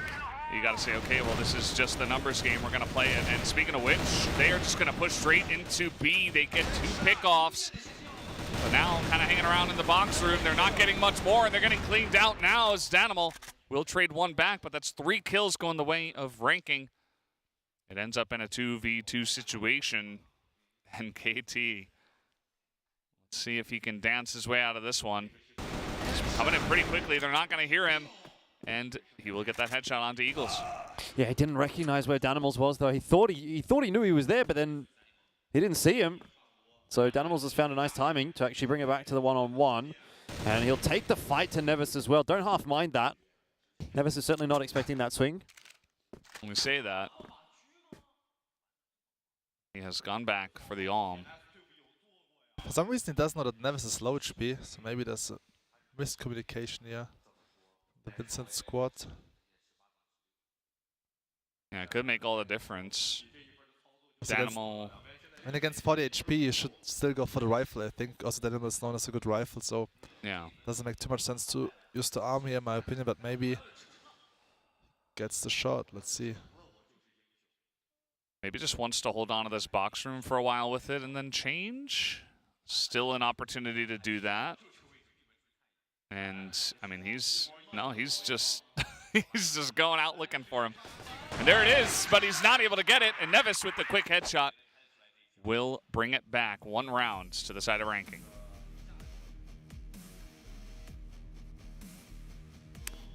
Yeah, I feel like Vincent, they look very shaky today, in my opinion, team play-wise. Also, like, the 2 versus 2 situation, Eagles, like, for some reason, Danimal didn't cover him, right? So, this position didn't make too much sense. Like, no one was covering box room. Yeah, it's almost like they don't expect Ranking to play it fast when they normally do. Right. But maybe they've just played with so many different paces in this game that you're just kind of confused and maybe a little bit paralyzed. That's not a good position to be in. I mean, we say all this, and Vincent's still ahead. Again, it's, 1 round from the Blacklist side. Just like in the first half. Counts a bit more here in overtime. And Ranking looking to push through a long and a short. Maybe just a full commit onto A pretty quickly. It's only Eagles here, and a B stack from the side of Vincent is not going to get the job done. They did have that long kind of angle. Eagles is going to hold on behind the truck here, try to buy some time, and the entire team is running over. Humio will survive, and Eagles as well, still alive. They're trying to swing on him 2v1 though, and that is going to be a big kill here for Ranking. Gives them a chance to get this bomb down. Nevis holding onto the bomb. Advantage. Now it's 3v3. Nevis and Ice Cube do pick up a kill apiece. And again, just trying to take the fights here towards the side of Vincent. And now they will finally plant this bomb. That's a pretty tough retake now for Vincent. Although GDSZ has something to say about it. I want to see when can Caney come online. He's sitting underneath the bridge at the moment. He'll have to walk up in a moment. Rifle in hand, and I don't know where he is, so this could be the critical timing. He's spotted out Fuckcon, should get the freebie, does. Now it's down to the 1-on-2 for Ice Cube. The swing is in. Whoa, what's going on? Ice Cube had no idea. Yeah, Didn't he hear him pulled at out all. a flash as he gets the peek. That was kind of crazy. But also crazy how long Eagles could survive behind the train, right? It seems like Ranking was baiting each other, no one was pushing, and it was just Eagles on bomb side A. Then they get the bomb side, 3 versus 2, then they still overcommit and throw away this round. Classic Ranking round, I would say. Yeah. It does feel like it's getting a bit messy here in overtime, especially. Also at the end of the round, it does feel like kind of the pressure is getting to both of these teams. Here comes Humio, right down the middle. That's a couple of kills already. Caney does trade it back, but again, a nice little start here for the side of Ranking on the Blacklist side. Yeah, definitely. Damage is done. Vincent don't get their trades fast enough. GDSC and Caney will try to clutch it out this time, and Fuckcon might be in a bit of a spot of bother here. GDSC will chase him down. Can he get Ice Cube as well? That would have really opened the round up, but won't go the way of Vincent this time around. They'll still have one more chance to close this map out before Ranking get also onto Golden Point. See, Caney wants to follow here. The only info he really has is that Ice Cube went this way. Ice Cube is going to spot him, but that's a nice little headshot. And now 1v2, 16 health for the side of Katie. Jump spotted and taken down. Easy peasy with the M4.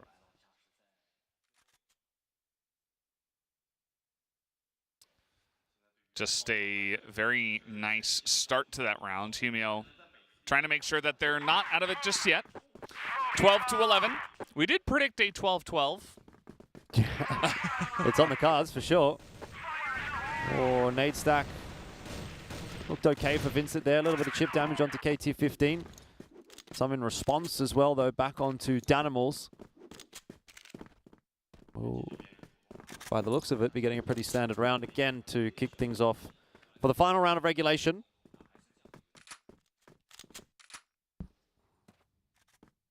All right, ranking. Where are we going with this one? Last chance to try to bring this to a golden round. 4 guys over outside of B already. We do have Borzin jump spotting, and TDSC has been playing kind of at the longer angle. He does have an AK this time. Not playing with an AWM. And what is it going to be? As they are looking to get on into the site right now. They are just pushing on through. TDSC is going to get isolated. Headshot easily. No coverage for him. Borzin just taken out in the smoke. As it seems like a bit of smoke confusion coming on in. And now another kill going the way of Nevis. And this is looking very good for ranking. They're going to plant this bomb. Golden point certainly on offer now. Caney and Eagles. How many times it's been these two to try to save the day? This one's a really difficult task, 4-on-2 post plant. I mean, look at the crossfire that's been established by ranking. You couldn't really ask for a better post plant setup, actually. And Ice Cube, he spots out Caney there as well. Easy information going over to the rest of the team, and that'll be that. It is 12 apiece. So we are going to go the distance to start off our second best of 5 series of the day. All the hard work that Baisha and All Gamers put in making the day quick is being undone by ranking and Vincent. But so the question is, where was GDSC looking at? I mean, he had Denimer looking, like checking mid, and for some reason GDSC is not focusing towards bomb side B. He had the perfect position. So this was a big misplay coming in from him, I think, and which cost him the round at the end. Because if he gets the first frag onto Humeo, they might be able to defend bomb side B. Yeah, especially if the enemy team is coming in really quickly. Even just a couple milliseconds of, you know, looking the wrong way, or you got a grenade out or something like this, you're just going to get run over. And GDSC looks pretty frustrated. He knows. He's not happy. He knows. That's hard. And now you got to forget that happened and win 1 round. Just 1 round. It's been kind of back and forth between which team gets the advantage, but the Blacklist side has been the stronger side for both teams. Eagles is pushing out of mid in the golden round. Does not care, as so is Danimal. He's just going to get wiped off the face of the earth. What is going on there? And now, here we go. Flash is just isolating Eagles. He's just trying to run away. He's just going to get rolled over as well. And now Caney comes in. He does not get much, but GDSC is able to pick up 2 as he's in onto the site. And he picks up another. He's trying to hold on as he is going to get shot in the back. He did so much to try to pull this back, though. And now Borzin, the one guy who hasn't really got it, is going to get this flank on Ice Cube. He waits too long, and Ice Cube shoots him down, and they take it in the golden round. Ranking Esports will start off this series with the lead.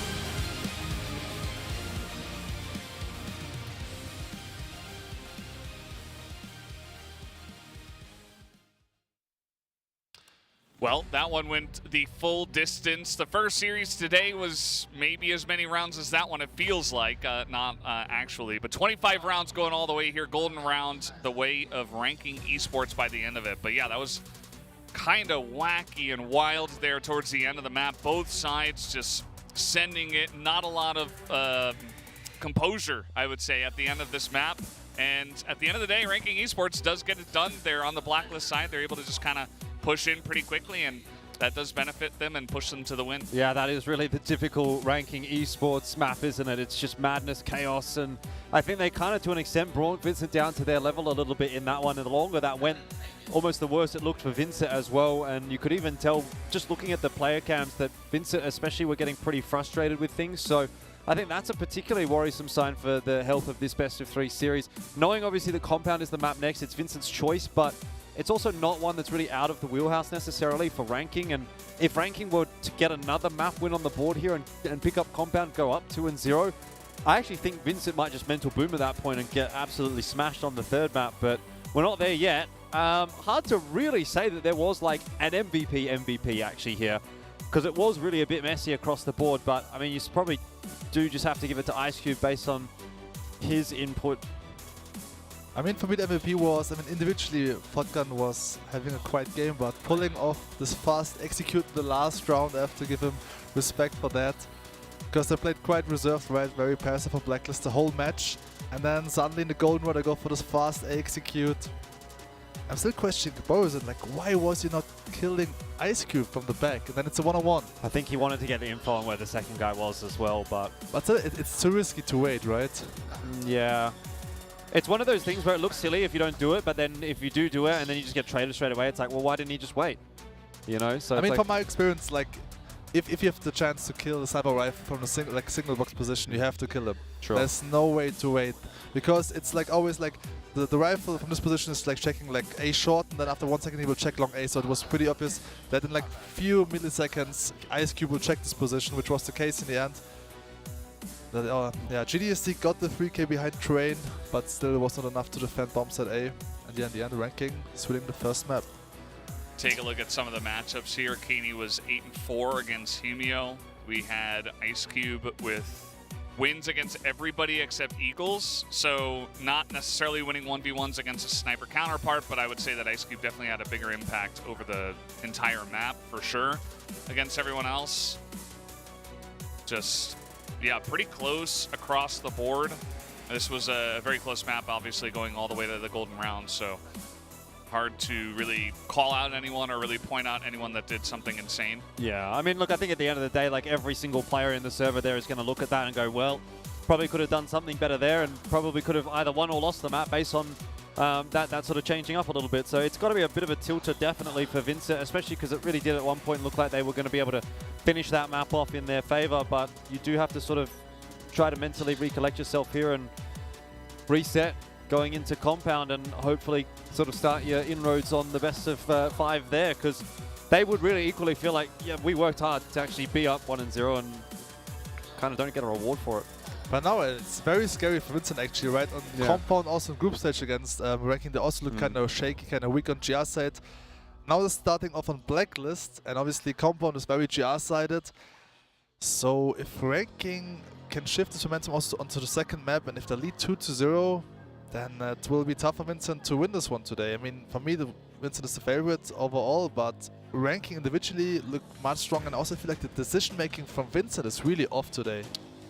Something does seem a little bit off in that booth. You know, not everybody on the same page, and yeah, it's not the same cleanliness we expect from Vincent, and yeah, that can happen sometimes where you're feeling pretty good up until a certain point where somebody kind of, again, bops you over the head with a hammer, and that did happen just yesterday. So hopefully Vincent can come back here, because I do worry for them. I said this before, that I think if they get behind, especially in kind of a tilting way in a golden round where it's very close and you just barely don't get there, it could be really rough to handle for pretty much anybody. So it is going to be interesting to see if they can pull it back here. It is their map choice of Compound. I would expect they should have expected to start here from the Blacklist side. So hopefully they can just mentally say, okay, reset, we're going on to our map. This is going to be where we start our run.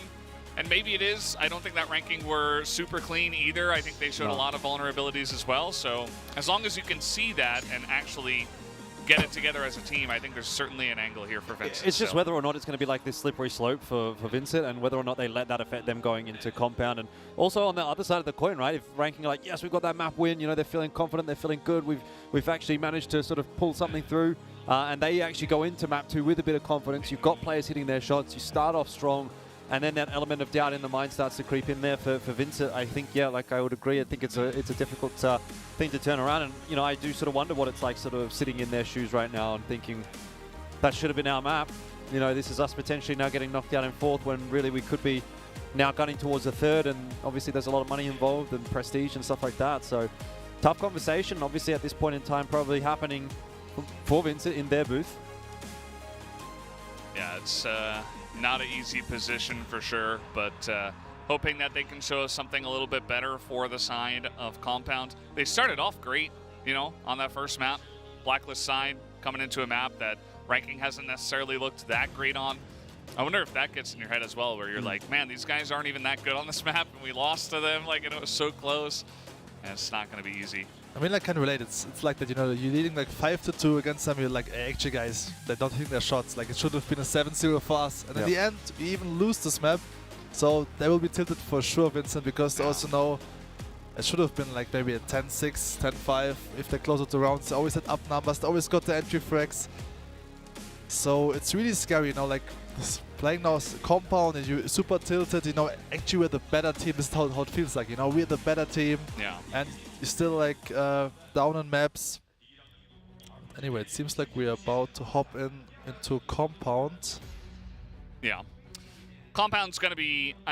Compound has certainly delivered, I think, this tournament. Compound's been a fun one. Port has also been a fun one, but I think that's mostly because we've had a lot of map 5s on Port. But Compound always does deliver. We did see, though, this can be one of those maps where, especially on the Blacklist side, we saw Imperial do it to success. I would expect Vincent to kind of slow things down here, maybe even more than what we saw in Black Widow. Yep. And just try to hang out and wait maybe for ranking to make the false maneuver first. Yeah, I mean, I got to say, it does worry me a little bit, though, like that we are going on to Compound. Vincent only just won that 10-8 over ranking on day 1. And that was definitely a worse looking ranking than what we've got here today.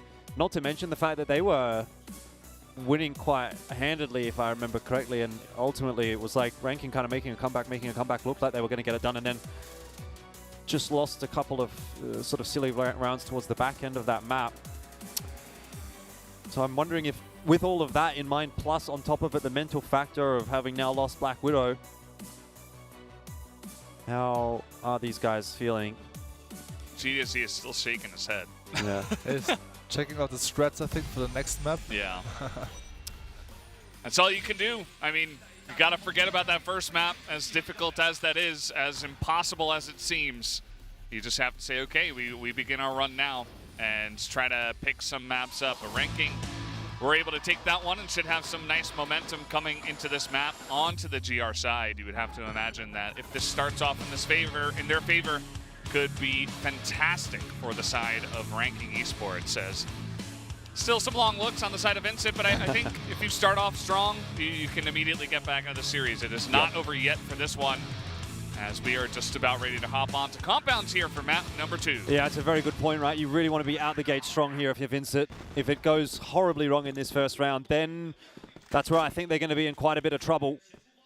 Starting off on Blacklist, they at least get the run of things. They get to dictate how this will actually play out. They don't really have anyone to blame themselves if they blame but themselves if they make the wrong decision. Let's take a look at this. Ice Cube. Not gonna hit that shot. Now he's dead. Bakam was here too. He's just running away. As he should at this point. Bit of a sitter actually for Ice Cube that he's not able to connect really, so that's not ideal, but how about that from KT15? That's really got to tilt Eagles for sure, and then Futcon hits that shot as well. Danimal's down.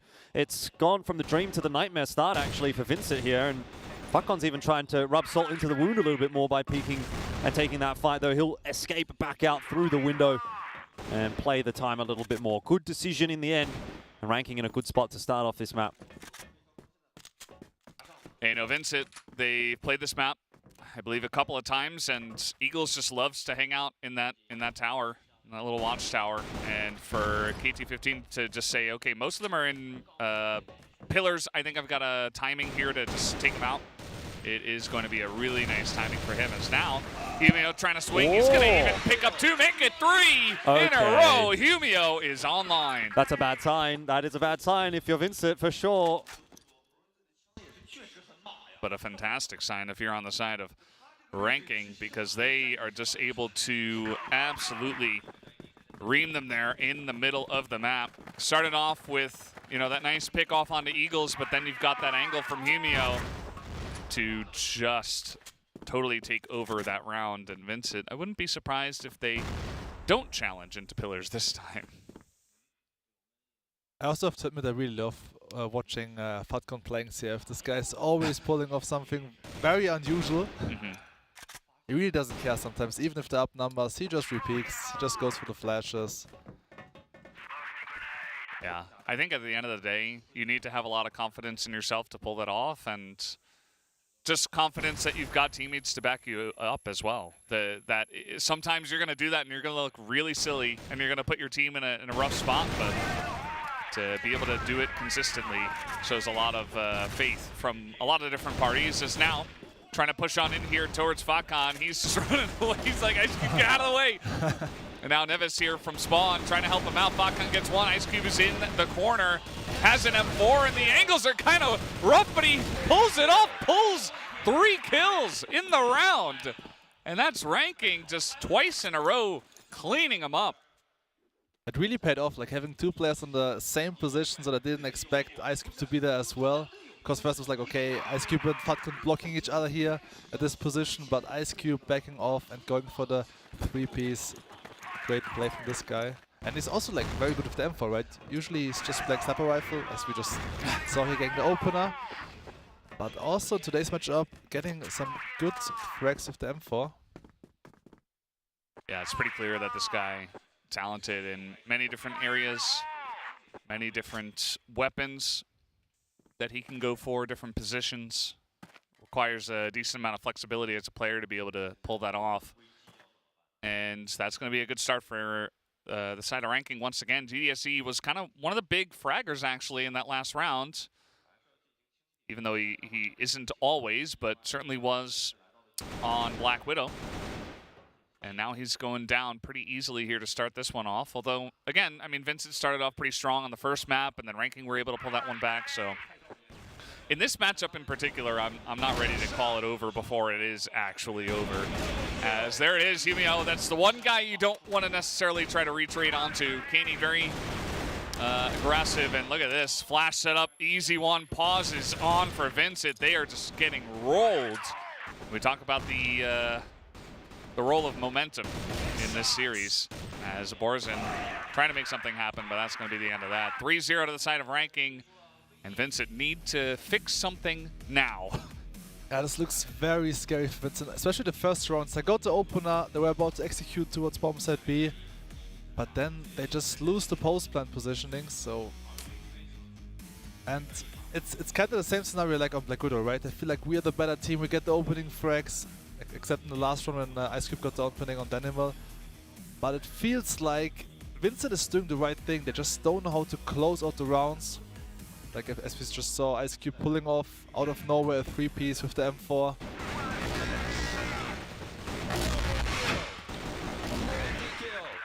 I love the sound of the slowed down frag sound. Yeah, I agree. Sounds like Transformers or something. Yeah, you can see Borzin, you know, he's doing something, but also Kaney and Eagles 0 ADR, and that's from a rifler as well. Might have something to do with Kaney's oftentimes just trying to click on some heads, not getting those lineups, and just hasn't been able to click on anything just yet. But not even sure that I fully blame individual players for missing shots at this point. It feels like a larger issue, a team issue, in terms of trying to figure out the actual best way to play this out against Vincent, or Ranking in this case.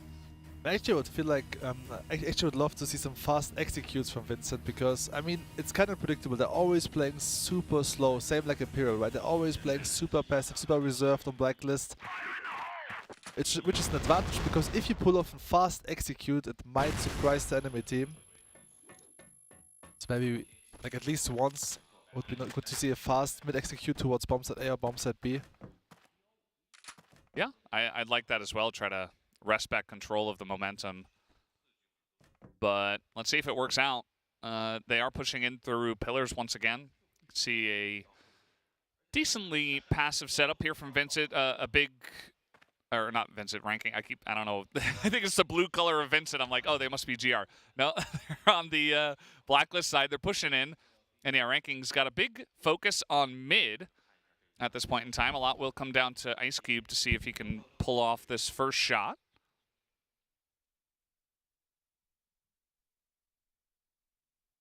Well, he's got a couple of fast rotators at the very least in Futcon and KT-15 available. And the smoke will kind of obscure his vision. So for Vincent, again, it doesn't really seem like they want to super duper commit to this one just yet. Just looking for control on the extremities of the map and maybe to reroute elsewhere after pulling a rotate, which is what is currently in effect. You can see that rotation coming across from ranking. They've also now got the opening pick on B, so you're kind of wondering, well, we've got the opener, but they've probably rotated players. Do we go around back to A, or do we just commit here? And that's a tough one to 100% lock in, but it could end up just being a B split. And a lot looking on to Nevis here, who doesn't quite answer that call too well. So we'll turn our attention back over to KT-15, and he's already under a bit of pressure. Flashes and nades landing on top of him, still only good for the one. And that is a much better round from Vincent, already 3-on-1. Humio, he's pretty crazy when you give him the chance. So let's just lock this one in, I think is probably what Vincent is going to be saying to one another. The guy was 6-0 before this one, but single retake on B, on compound, not going to happen. Not even for Humio. So Vincent Gaming, they are back on the board after a timeout. That's really good timing for them to show up. And I think if you drop that one, you might just begin to slowly lose all hope as a team. But it's nice to see them. They're still here on the server. Nice little round to pick up.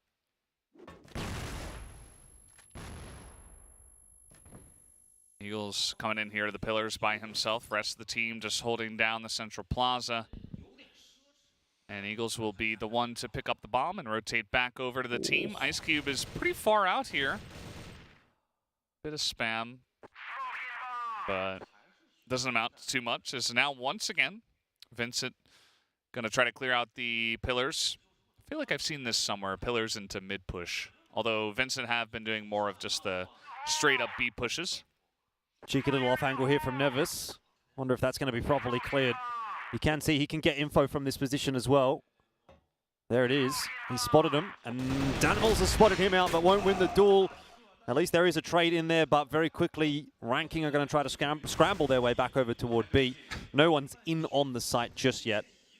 Ends up just being a 1-for-1. Yeah, they're going to scamper on over to the B site. And you can see Vincent are just out of there for now. Take the 1-for-1 and look for a different angle. Probably through mid. But you can see the defensive setup here from Ranking is pretty good. They've got two guys over at B. They're respecting a B push, and they have potential rotations from KT. And then they've got a couple of guys, even one on long, A long.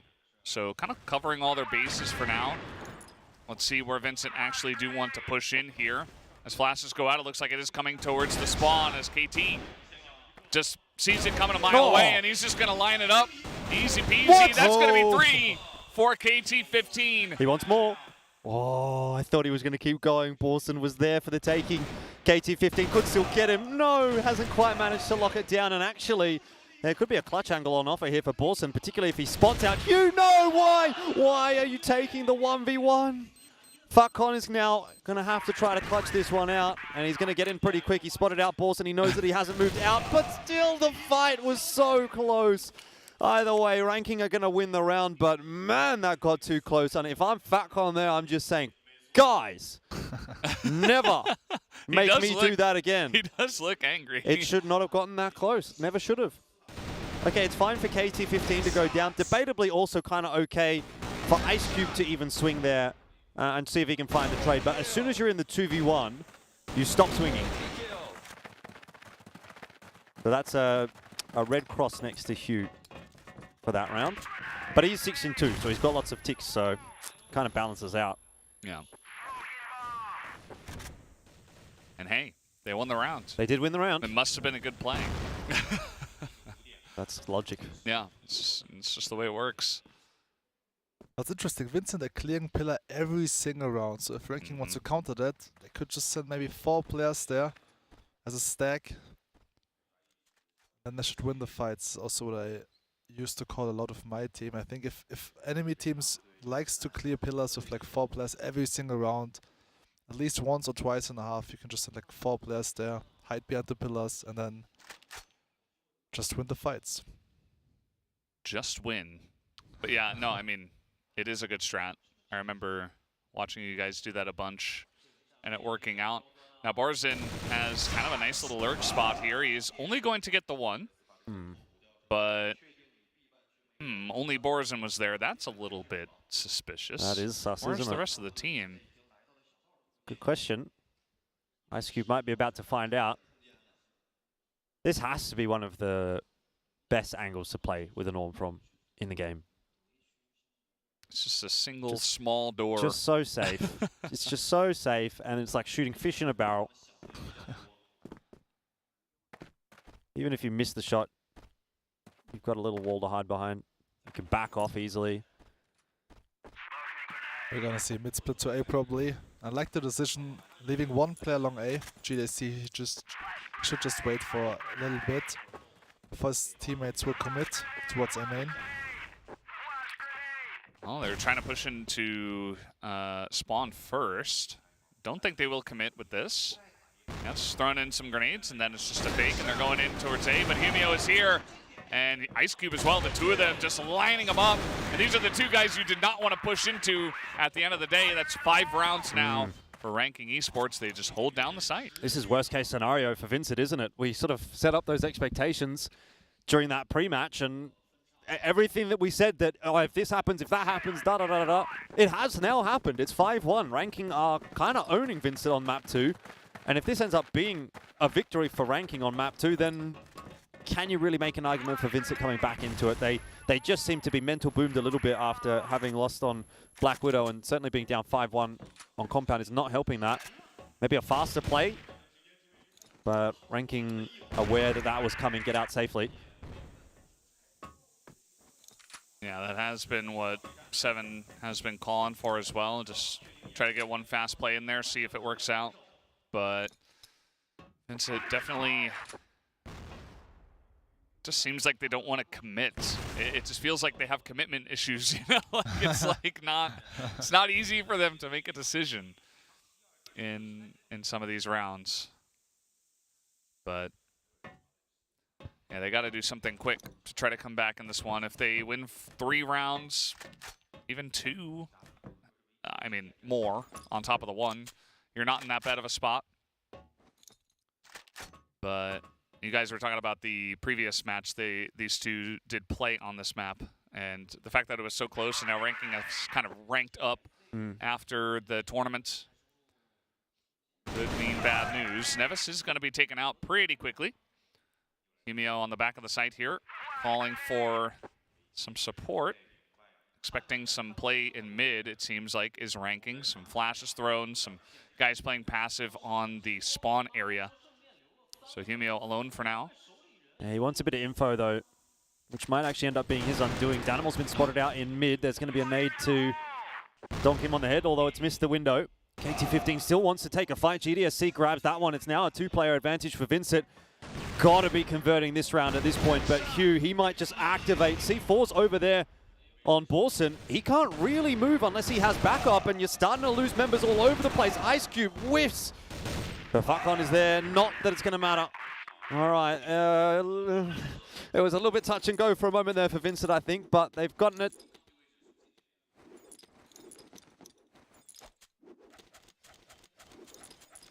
Yeah, that was getting pretty wild. That kind of reminded me of one of the rounds there at the end of Black Widow. But at the end of the day, they eventually got the push. They won that fight in mid, and that was pretty crucial for unrooting Humio especially, as they do try to challenge a little bit here. Ice Cube does, at least. But that's just about it. GDSE is beginning to hit some of those shots. Slowly getting online. This could be pretty big here for Vincent's chances. But again, it's so predictable. Every round the same. Sending 4 players towards pillar area, towards long B. I think ranking should definitely counter this. It seems like they want to just hold standard for now. The flash is good. Oh, Nevis, though, how? only gets the 1. How does he not get 2, though? I mean, that looked like it was a sure thing. Timing's pretty good here, though, from KT15 and Fuckon. There'll be a trade in there for KT15, and that is the bomb. Oh, boy. GDSC is low, but he does have the timing. No, never mind. He's been spotted out, and that's another one for ranking. Oh, you'd be mad if you were Vincent. That should have been their round. They're just waiting way too long. They got the entry, just pushed towards A side. It seems like they really like to get flanked. It happened so many times in this match. Yeah. Commitment issues. They're not sure if they want to go A or B, or they just want to stay without a sight for now. They don't want to decide on one. And yeah, I think that ranking style, you know, I thought that Vincent's style would actually be countering rankings, but it almost feels like the opposite at this point, as we have a big stack here in the room. That's going to be GDC checking alone with the rifle. Now Ice Cube is not quite going to land that one. Whoa, whoa, whoa. Whoa. Holy cow, what's he doing? Man doesn't care. Fair enough, he's alive. Just hanging out. Don't argue with the results. He's okay. Falcon might not be, though. He's very isolated at this point in time, and he's going to have to try and at least get himself a 1 and done at this point. He's doing a lot of damage, but he's not finding the kills. Oh, he did so much damage. Probably a player and a half worth of damage, but doesn't actually get a kill, and so it'll end up having to be a 4-on-4 retake.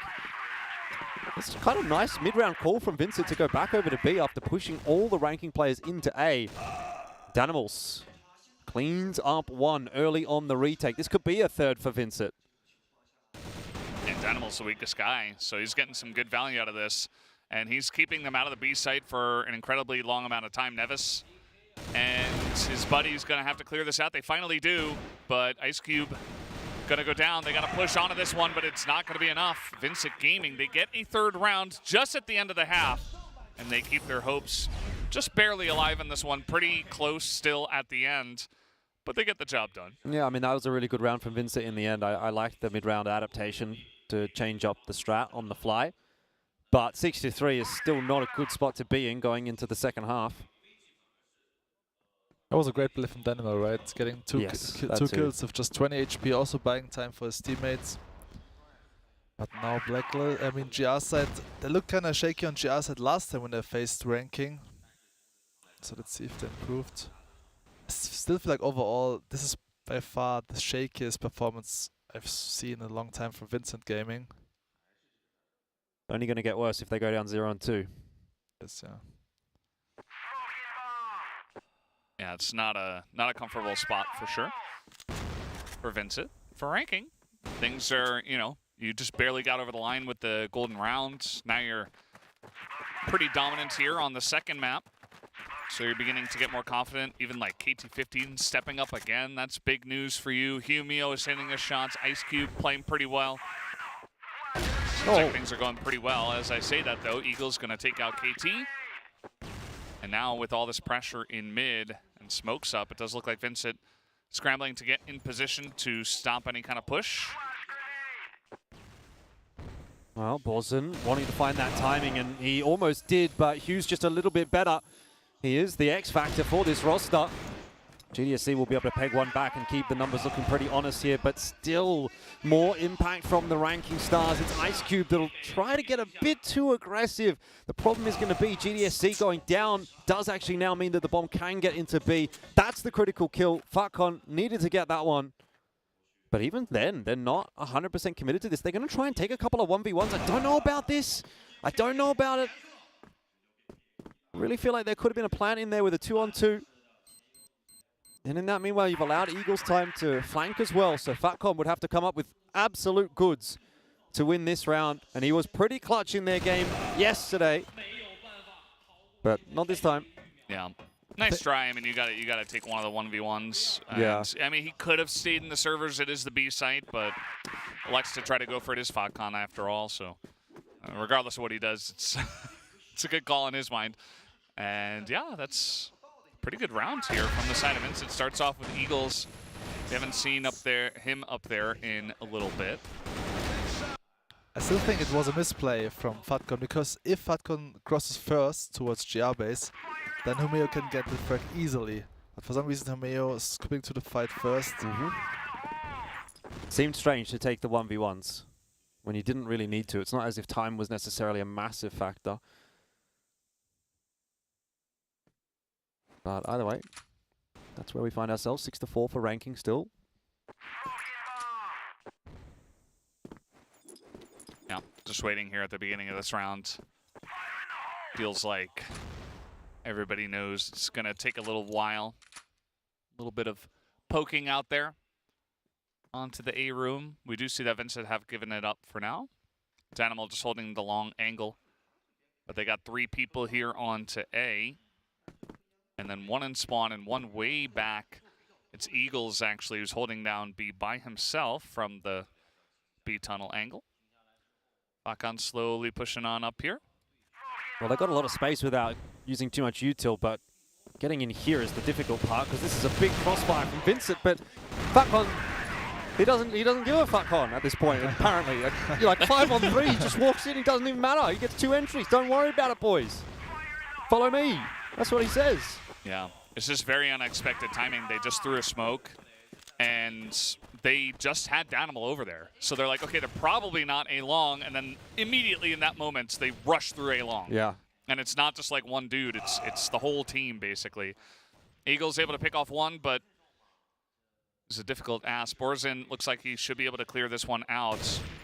What? No way! Hello? What did he think he was going to do there?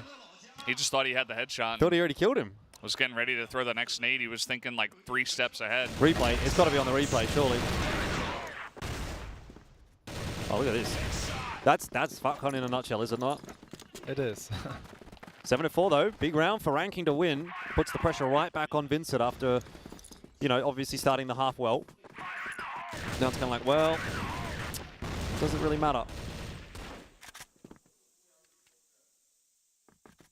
It's definitely a really big one. Love that play from ranking. It's like a typical ranking push. What's up, my bro? You want everything? What's going on here? All right. We figured it out.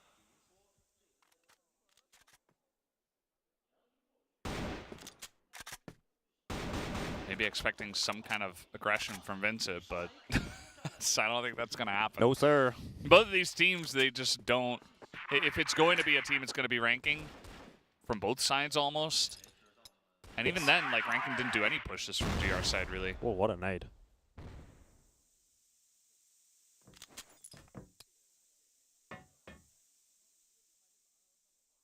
All right, this is passive. Pretty sneaky from Nevis. It is actually, you're right. Are they going to see him? Well, I don't know. Did they not see him? They must have.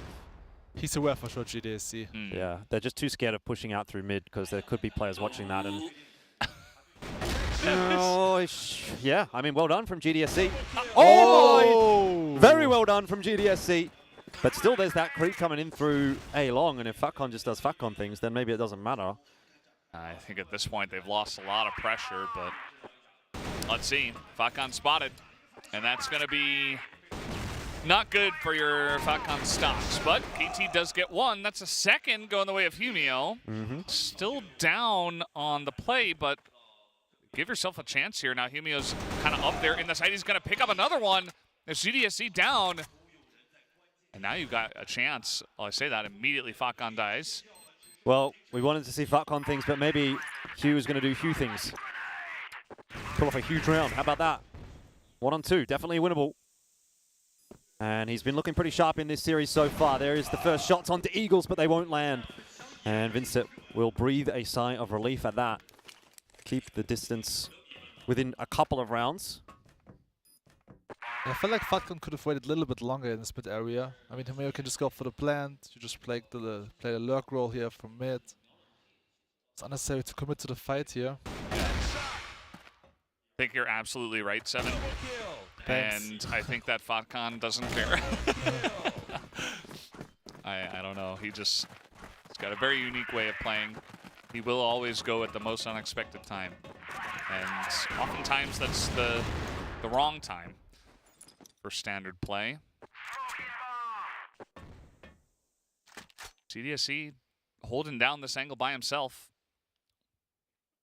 He's not even 100% sure that they have rotated out here, but he's going to be happy to know that they have, in fact, rotated out. And with Vincent with a big stack in the A room, might be ranking running straight into this. But nades are being held in hand. Oh, somehow none of the shots even end up connecting. Hugh actually has to get a trade, and so does KT15. Vincent are very lucky to get away with that.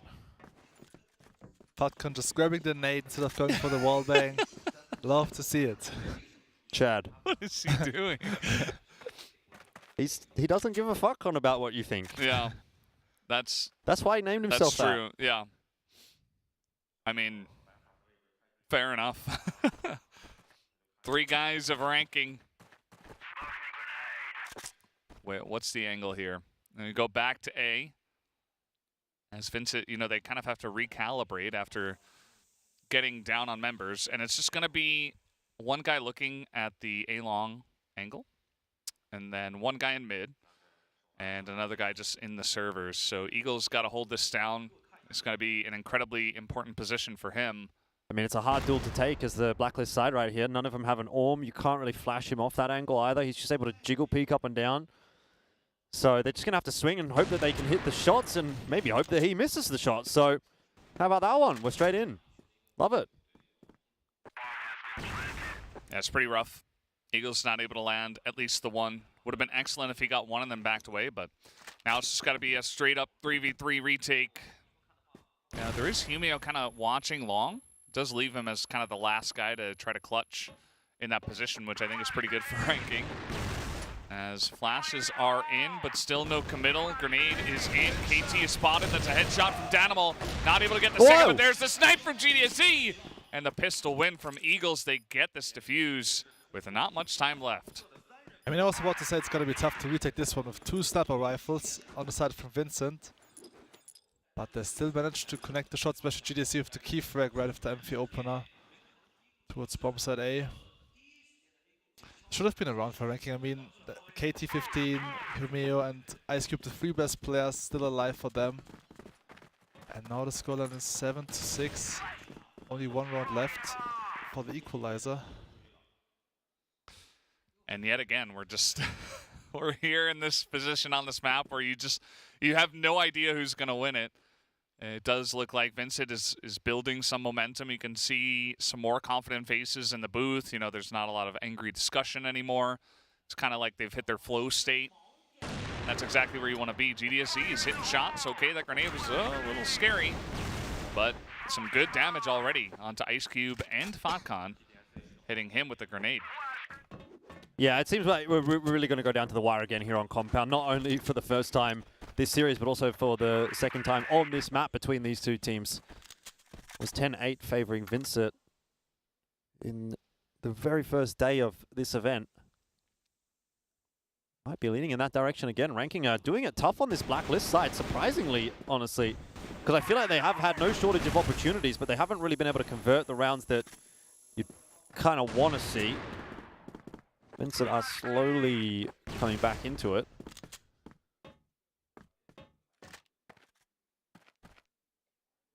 Ranking still trying to find the angle here from Blacklist side. Where are we going?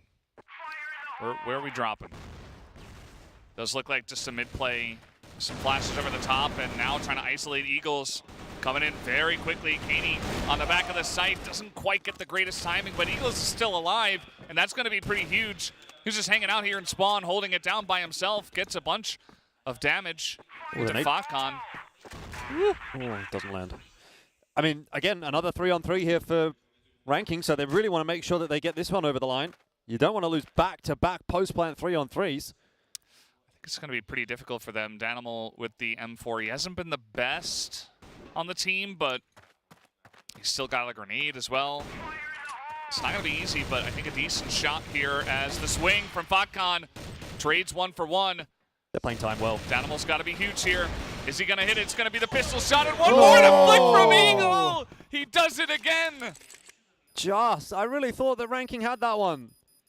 Ooh, time of the essence for Vincent, but they're able to equalize. I mean, I was about to say Eagles missing some crucial shots here once again. They were in the last one as well.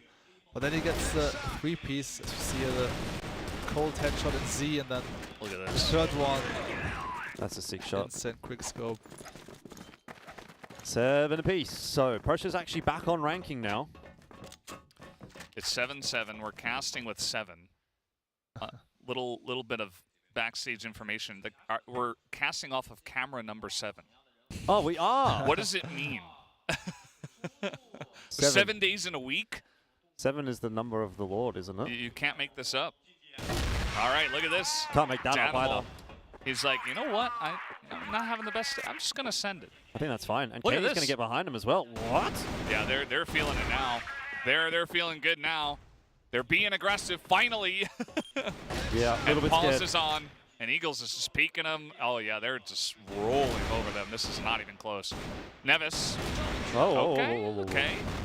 I'm sorry, Nevis. He's got a little chance here. He's got to go for the ace clutch. Yeah, the 1v5 from Nevis. Feels pretty unlikely as long as Kaney can get this flank working, which is just about to happen, though the timing hasn't quite worked out. Still, Nevis will present his back, and that is 8 for Vincent. They're in front. We get the timeout from Ranking. 1 minute and a half to perform a little bit of magic in the comms, backcon. It's also what I meant, right? Because Vincent, they're playing passive all the time. If they go for an aggression once, of course they will catch him off guard, because Ranking didn't see this coming at all. Especially this play from Kaney, pushing their base. Very good play. I want to see this more often actually from Vincent. Absolutely. I mean, the fact that that was basically the first time on this map for both teams. And you got to send it a couple of times. You can't just play the exact same style over and over, unless you're extremely confident that you're clearing out every single angle and you are the better team. I think Imperial on many maps was trying to play that play style, but especially against Ranking, like Vincent's got some angles that they could be utilizing, but not necessarily doing so. But I mean, not an easy call. I mean, look at Chinese teams, they're always changing up the pace, right? Yeah. So they play aggressive for like 1 or 2 rounds and they play passive for the next 4 rounds. So you never know what they're doing, and this is also what you should achieve. Otherwise, you're too predictable as a team. Yeah. What's the curveball you're going to throw in here as Ranking? What's the change-up? I mean, I would also go for an aggressive play. I would take long A control really fast, because I don't like they're wasting too much time in this mid area. Then I take long A at like 1 minute. So Vincent kind of expect, okay, there's going to be late A split. It's always kind of the same style. Or maybe just send Fatcon towards mid and go for some wild sprays. This could be also a plan. Sure. They've done that. They've done that before. Kaney eats a grenade. Not gonna feel good about that one. Orm City and mid at the moment. It's kind of scaring me that Ranking are kind of looking in that direction, actually, because every chance you're going to lose a player on the way through, though they do manage to make it into the tunnel okay. This is Falcon's just hopping around behind them. He's just he's going to send it. You can't stop him. Jump out the window, 1B, GDSC. I mean, he's just going to play that point for now. Grenades coming in. Borzin gonna have to try to hold this down. Nice crossfire here from the side of Vincent, but Oh, well it's done. Humio with 2 crispy ones, and he's gonna clean them out. Now a chance. They gotta get some utility over to make the cross on a B though. Don't necessarily have to go in now. There's still a lot of time. Yeah, that one flash that was thrown actually stalls the whole momentum of Ranking because it catches Humio perfectly. He was keen to just take the space, but ultimately had to turn around, and so Ranking now have to go back to plan B. 4 on 3 though. Very solid start to the round for Ranking, courtesy of Hugh. Where do you go from here though? The longer you sort of linger walking around the map, the more chances Eagles and GDSC are going to get with the Orms. Yeah, it's got to be decisive. You can't really just head in alone. Now, this is a pretty interesting positioning for now. There are a couple of guys here, Humio and Ice Cube, that want to push onto B. But there's also Fatcon, who's in A tunnels. Nevis, I mean, this makes sense where he's in mid and maybe look at a collapse on the B site because this is coming in. Have to imagine 27 seconds. That's a nice little drop in from GDSZ. It's kind of what I mean though. Like when you're playing 3 on 4, you don't really want to play this slow and give Vincent the chance to get the frags that they're finding. Still, looks like it'll probably work out for Ranking, particularly with this flank coming through from Fatcon. GDSZ is not expecting that one at all. Could have definitely gone wrong though. Some more of those duels were lost. A little bit tentative from Ranking. Not what I'm used to seeing. Eagles got to hit some nasty flicks here if he wants to have a chance. Hoping that somebody peeks him. It's not going to work out here. Maybe thinking that Falcon would. Kind of is, but not really. As that grenade going to be unfortunate. Has to run through smoke. Never going to happen. Humio and the squad able to line it up. Just really nice entry kills there from Humio to get them the lead, and then good execution towards the end. I feel like we're gonna see that at overtime actually. It's very high potential. 10-8 Vincent last time they played. Still on offer. GDSC hasn't spotted too much out there, but look at this setup. If Ranking goes right into this, then I can imagine it's going to go very poorly for them. Huge stack from Vincent, but Ranking are heading in a different direction. A wise decision. Actually, this boost from Boris is interesting. Not many teams playing from that position, so I'm not sure if Fatcom would check this position. But if someone checks this position, then it's definitely Fatcon. Yeah. Absolutely. And he might just stick around for a little bit. Nope, just going to join up with the team. No, just kidding. He's going to stay here in Pillars. Rest of the team, though, at least 3 of them still here in mid. We also have Ice Cube slowly pushing A side and then joining up in mid. So 4 in mid, and then Fatcon just floating around nebulously somewhere. Nice bit of damage already. Katie is just holding the spray, expecting that push, and now the bomb is down in here. This is looking pretty good for Vincent to try to hold on. Katie still going for the swings. Didn't even necessarily have to, but might as well, I guess. And now he's going to pick up the bomb here. Fatcon, let's see what he's got. Just kind of making the job a little bit too easy there for Kaney. He really didn't seem to be under too much pressure. Able to take 1v1s. Swing as he liked. And so Fatcon 1v5 attempt. Suppose he's in the right place to start equalizing some of the numbers. We'll get that peek onto Danimals. Trade should come through. It won't. Oh, he's committed to the site as he spotted out GDSC there as well. Borson coming in for the swing, but Fatcon wants to take the fight. No, he hasn't quite got it. Oh, man. Oh, that was so close. I thought he had it. I love how he's low on health and he's like just charging into the 2 of them after getting 2 kills. Expect the unexpected. It's kind of what you have to do, though, when you're a 1v5. Kaney had an excellent hold there, by the way. All right, well, can Ranking do it again? Can they force it through to an OT and shatter the dreams of Vincent one more time? Or are we equalizing at 1 apiece? What's it going to be, 7? We going to overtime? That OT last round. I think so, yeah. You're going to see an overtime. Good setup, though, from Vincent here if they've got guns out. Eagles going to swing. Won't actually land too much. Still, the shots are coming on through. Kaney can't get more than just the 1, and GDSC lucky to be alive as well. It is another 4 on 3 here for Ranking. Advantageous one more time, but big push coming through from Vincent on the other side of the map.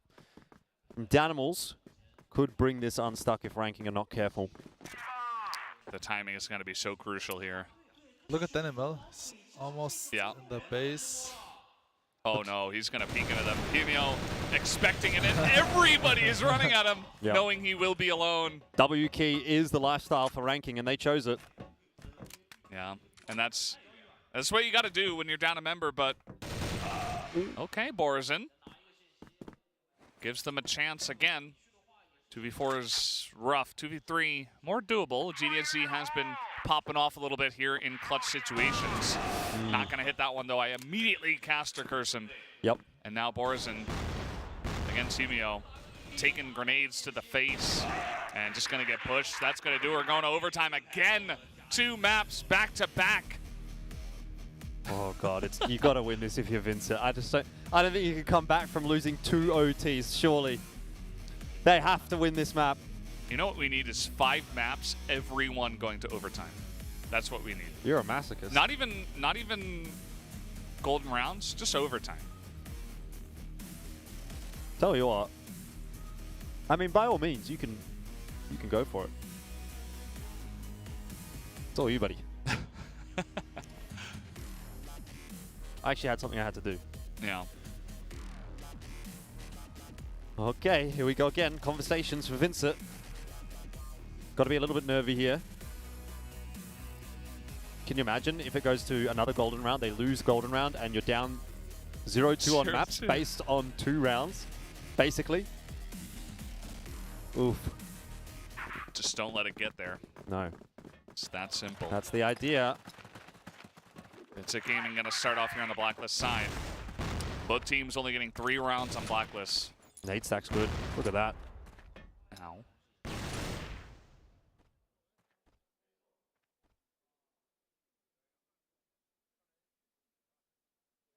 Well, strap yourself in for a bit of peace and quiet. Vince is back on Blacklist. Hey, now they're going to clear out the pillars. That's true. And then they're going to back away. That's right. And go into mid for a minute. Well, I think ranking are prepared for that. 3 players watching mid. Wouldn't it be crazy if they went into pillars and then they didn't go into mid? But this is the way. 5 members in mid. I think if you're going to stack it this hard, you got to throw some flash just to clear out KT-15. Yep, there it is, pop flash, and he just can't see anything. Instant cleanup, 3 kills in a row. Vincent are clean with it. It's only Fakan. He goes down, and a quick first round goes the way of Vincent Gaming. Wow, that's a solid start. Very solid start. It looked like the perfect setup, actually, for ranking, but the flashes, the coverage was way too good. They didn't even have a chance. I want to see at least one fast-paced execute for Vincent, but for some reason they just keep on playing passive and always the same approach, taking long B control, then back to mid. I mean, this one it worked. I still feel like they could really surprise ranking with a fast execute. Oh, this is a ballsy peek from Ice Cube. He's going to go for more as well. He wants to take matters into his own hands. He can't do more than just the 2, but even still, that has done enough to get ranking an advantageous position. That was high risk, high reward. Works out for him. Misses that first shot. He's probably just dead. And then they're down in Om going into the rest of the round. But instead, Vincent Gaming going to have to push this one 3v4. But first, they got to clear out the pillars and then go mid. And they need the bomb as well. If they set something up quick in a B, I mean, they would be in such an amazing spot. Like, if they could isolate Neves, even if it goes, like, 1-for-1. Yeah, but even if they do, they don't have the C4. So, like, they could get the entry into B, but they'd still kind of have to hold on to it. And easier said than done at that point. Better off going back to recollect the bomb, because it is going to take quite a lot of time to do that. They have to clear all the mid, just in case that ranking had made a push anywhere.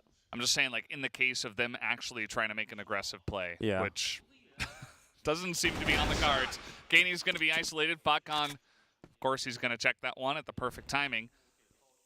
Now, the rest of the team trying to push through mid. They just get swung on. Borzin Not in a great spot, trying to flash his way out of this one. Not going to happen. Ranking, tie it up once again, 10-10. Seems like we're following the same trajectory as Black Widow. This one is key. If you get 2 rounds on Blacklist side in overtime, you might take this one. It's, yeah, again, really GR-sided. If you win 2 rounds on Blacklist, it should definitely be overtime. Yeah. I think that's, you know, Vincent, they start off with a really nice round. Oh, the push from Ice Cube. Gotta be careful not to get comfortable, though, with just the 1 round. Yeah, Ice Cube is out there. He was looking for a pick. It's not going to line up for him. Especially with the rest of Vincent just hanging out in pillars. We do have Eagles on the He's still over on the A side of the map. I was going to say, I don't know if I like that close angle, but this is a much better angle. It's going to give him the opportunity to try and get a pick and then run away. But he won't spot them from this position. Yeah, seems Vincent are well aware of that possibility. So Ice Cube in the end just gets picked up for free, which is really not ideal here for ranking. Good trade from Hugh. He'll need to do more. Has been pretty good from this position, though. He just picks heads off, doesn't he? He's a headhunter, and Kaney is the next one. At least able to find that trade. You got KT15 in here trying to hold on as well. Fatcon, it's looking like a struggle for ranking to hold on to the B side. It's a 1-on-2 now for Nevis. Does have a nade. Could do a lot of damage with that, but he's decided to just actually push the smoke. And will catch Kaney as a result, but Eagles, his position now known. Okay, into the 1-on-1. 100% could go either way at this point. Damage dealt by that nade. Nevis is going to bide his time. Be patient. He knows he's got that time to play with. Bomb timer not ticking away, and the headshot connects. A big round for ranking. How big, though, we will have to find out in the second half. But if this ends up being a 13-12 again, I mean, that's the round that gets them there. Ooh. I don't know how Vincent don't clutch that one. I mean, Ice Cube is like, he's struggling because he did nothing in that round. He's just been in the backpack. There were 2 of them in the servers. They got the plant down. Kaney swings by himself before Eagles can set up. Tries to get the drop on it. Could have worked out if he, you know, hits the head, but it's just not going to work out. 2v1 in B. Not able to clutch it out. And now, ranking, they are ahead. Oh, very aggressive from GDSE. That's not going to work out, but it will for Eagles. Oh, he's stuck, though. Who is also here. How does he get out of here? Can jump out the window, but takes a bit of damage as he does, but at least he can survive. Yeah, he's all good. Down to half HP, though. And ranking, once again, in search for some map control. And still 4vs4 always favors Blacklist, especially if the map is GR-sided. Because now they have to go for an info play, Vincent. Yeah, and that they are trying to hop in here and challenge in the B tunnels. Danimal, he's got to be careful. He's being shot through that box. He's taking a lot of damage already. And down he will go with a headshot through the box. And now a really good chance here for ranking. The rotation is coming in, but there's still time. Do they want to commit to the B site from here? There is smoke in their face. Could definitely delay this. I can only imagine that ranking are going to delay it. This entire map, really this entire series has come down to quite late plays. Everyone using as much of the time available to them as possible. I don't half mind the idea of just setting Nevis up here to sort of catch some rotates and then hitting the A site as 3. Or Ice Cube, either or, it doesn't really matter. Probably Ice Cube is actually the better option being the sniper. He does have to be a little bit careful, though, because Borson is on the right side of this angle. I'm not sure that he's going to be clearing that. So I think this is the way to go, right? Just set up on this line. Either way, you're going to keep players honest over on B. If not, ideally, you're going to shoot one of them in the back on the way out. But, oh, he's going back.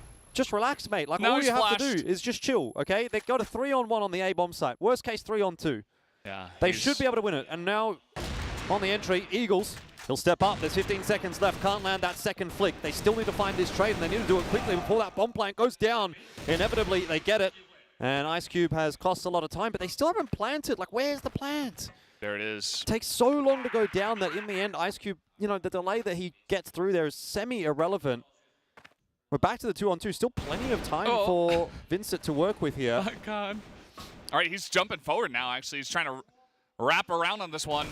And he goes for the pick. Keeney will take a bunch of damage, but up top, they're not looking.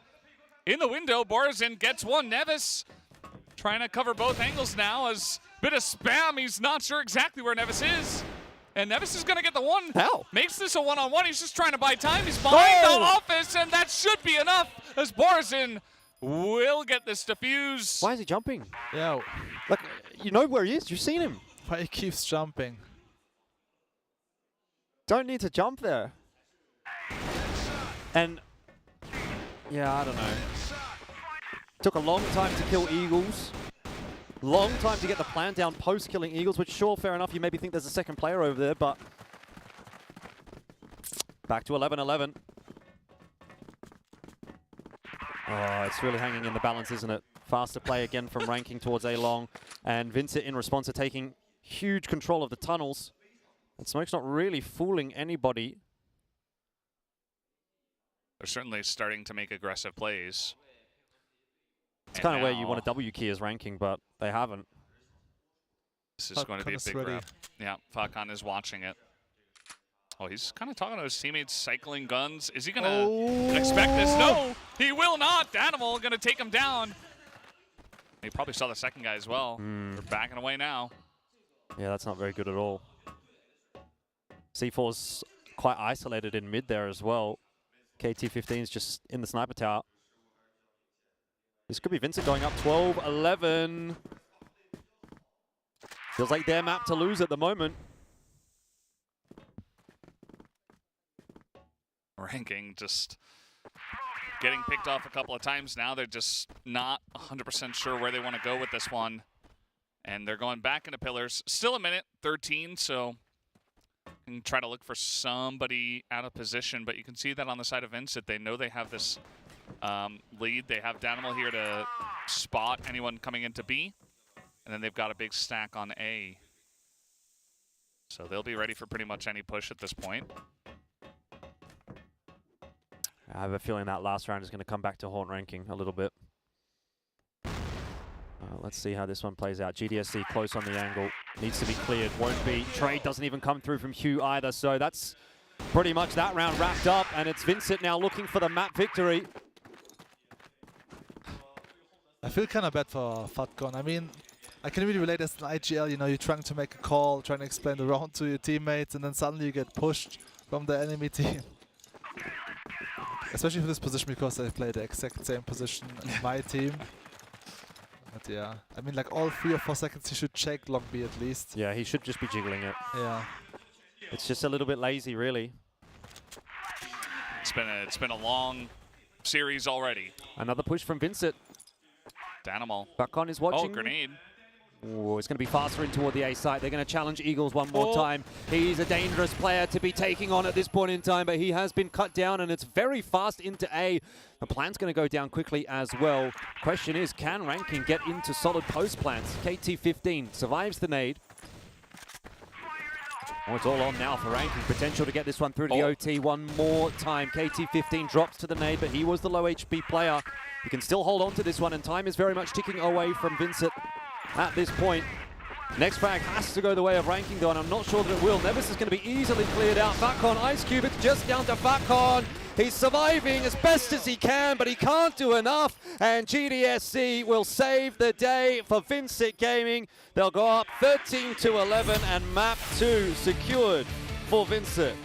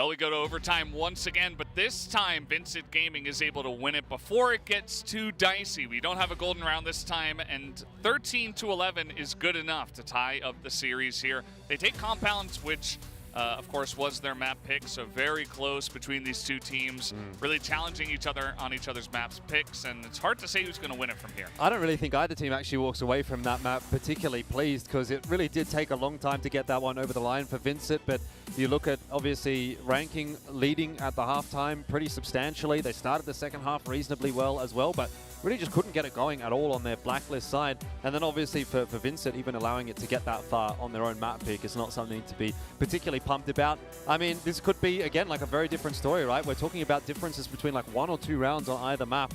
You could have a 2-0 either the way of Vincent or the way of Ranking at this point, but we're matched at a 1 apiece scoreline, and so still quite a distance to go in this best of 5. I still feel like Ranking kind of threw this map actually. I mean, they always got bombs at A, but for some reason they always lose these post plans. Even Fatkin having a massive game here as an IGL, 1.2 KD. Yeah, over 100 KDR, or ADR at the end of it all. Kaney here with 82 is going to be the MVP on the side of Vincent. Felt like definitely a bit more spread out on the Vincent roster in terms of who was doing what. GDSC definitely had some big moments though. For me, he would probably have been my MVP, but it's hard to say at this point. It's just so difficult going down to like crazy stressful rounds where it's so back and forth, and it's not even that clean for either side. It can get very stressful, as we do see this kill matrix here. Nevis was 0-7 against GDSC. Not ideal. Definitely not ideal. I mean, looking forward at the rest of the series as well. Ankara, Port, Mexico are going to be the 3 remainders in the pool, and I feel like at this point it's impossible to really give an accurate prediction, right? You come into this series, you think this or that, and then you get 2 overtime maps. It's so obvious at this point that the teams are just this closely matched that, you know, could you really say Ranking was going to win map 1 13-12? Could you really say Vincent was going to win map 2 13-11 and really have a lot of confidence in your call?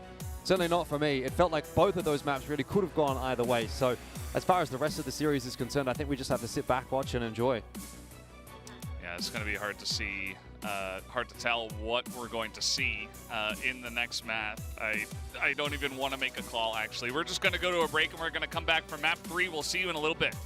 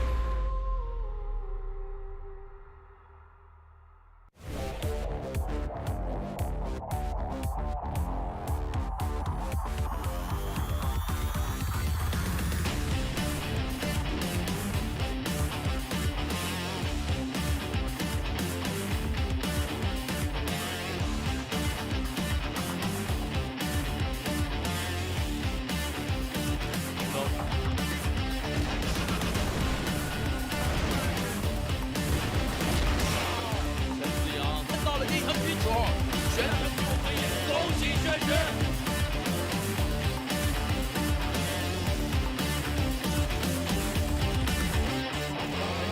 goes down, Snake. Good for two. Beba, good for a dump. 哦呦！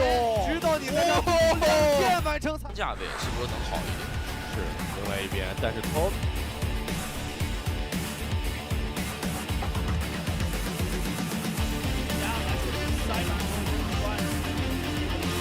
Their first map win as they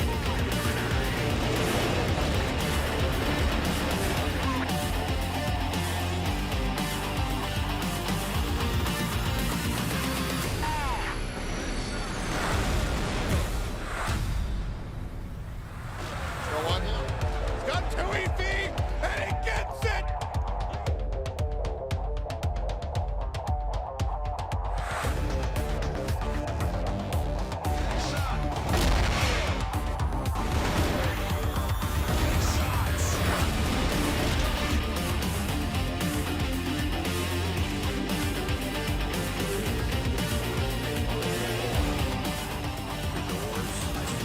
finds a second in a row, finds a third through the door, finds a...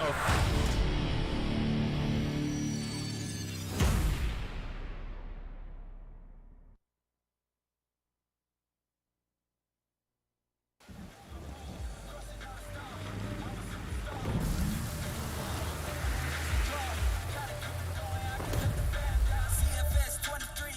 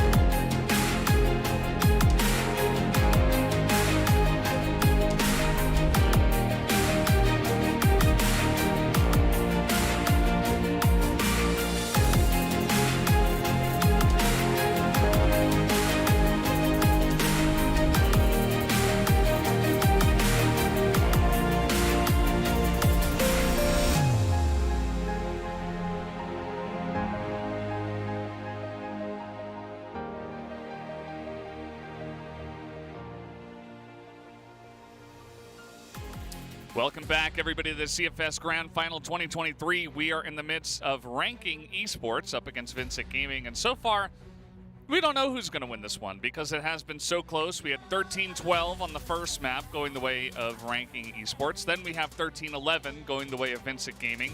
Overtime in both maps. Now we are moving on to the next one. I kind of forget which is Ankara. Yeah. This is Ankara, Port Mexico. Who That's wins the next this? three. What's happening? Don't ask me. You may as well just ask anyone. 7? I think at this point, I don't think anyone knows. That's the thing. Like, look, 7's gonna be like, yeah, well, I'm an IGL, I know stuff. But like at the end of the day, like you've got a 13-12, you've got a 13-11. Like you're gonna come in here and tell me this is and this is gonna definitely happen. It just seems like at this point, anybody's guess, as far as I'm concerned, which way this series ends up going. I mean, I have an idea. On paper... See, there we go. I have an idea. I have an idea. On paper, I would say Ankara is definitely the map for Vincent, whereas Port might favor ranking. So I think there's a very high potential this will go into full distance today. And yeah, I mean, they faced each other on Ankara, right? In the group stage, scoreline was 10-6 in favor of Vincent. And also ranking didn't look too strong on Ankara against all gamers. So I think Ankara should be the map for Vincent. But I mean, after watching the first two maps, it's super hard to predict. I mean, I feel like both teams are playing very inconsistent today. Yes. They both have like, okay, Vincent, they have like GDC stepping up as well as Eagles, and on ranking we have like KT15 multiple times as well as Humeo.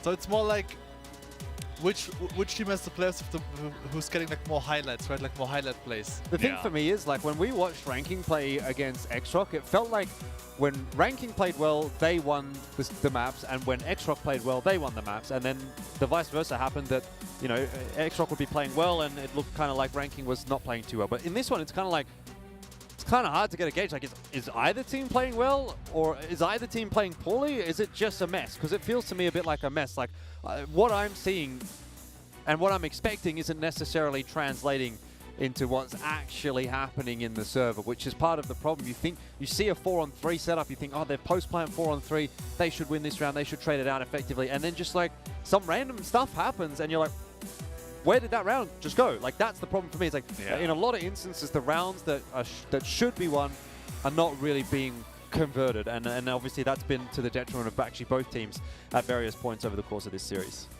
I do think both teams are hitting pretty good shots. Like, everybody's kind of still playing Crossfire, the game, pretty well. But as a team, it feels like both sides are pretty apprehensive. They're not wholly sure of themselves when they're going for plays. And it kind of feels like both teams have lost a little bit of confidence with how close it has been. Like, Vincent probably felt in the beginning, we're the better team, but we lost this map. And ranking, we're like, ooh, we barely got through. I don't know, guys. Like, let's just continue to send it. And yeah, I think it's just that's part of the reason why it's been so close and why a lot of rounds are being clutched or just kind of being dropped off for free, it seems like at times, because it's not the cleanest Crossfire best of 5 we've ever seen. And I do have to say, after playing a grueling best of 5 like this that's already gone to 2 overtimes, whoever makes it through this is really going to struggle against Baisha in the best of 5, who's probably just sitting there eating popcorn watching this. Like, there is these popcorn. guys, we're gonna blast There's these guys popcorn away. out in the set. We should go get some. I mean, it's gonna be a while. We need a snack, you know. Yeah. Popcorn and a soft drink or something like that. I mean, honestly, I'm very disappointed by Vincent game because I always compliment them for their team play, because I feel like team play wise, they're the best Brazilian team. But today, the rounds they win is basically because of GDC getting free kills or Eagle stepping up to the plate. It's not because of their setups, not because of the executes. And especially in Ankara, like this map, you need good rotations, good team play, good utility usage. That's what I want to see from Vincent Gaming, because I mean the first 2 maps, even though they took 1 map, yeah, but not because of their great setups or because of their great executes. So I'm slightly disappointed by them actually. Should be Vincent starting on the Blacklist side, right? It is a ranking map choice, so Vincent will get the choice of side. I would assume they would have selected Blacklist. I just want to see some pretty simple plays, you know? throw some flashes over the top of A and run in and just try to shoot them, you know? I wouldn't say try to do anything overly complicated.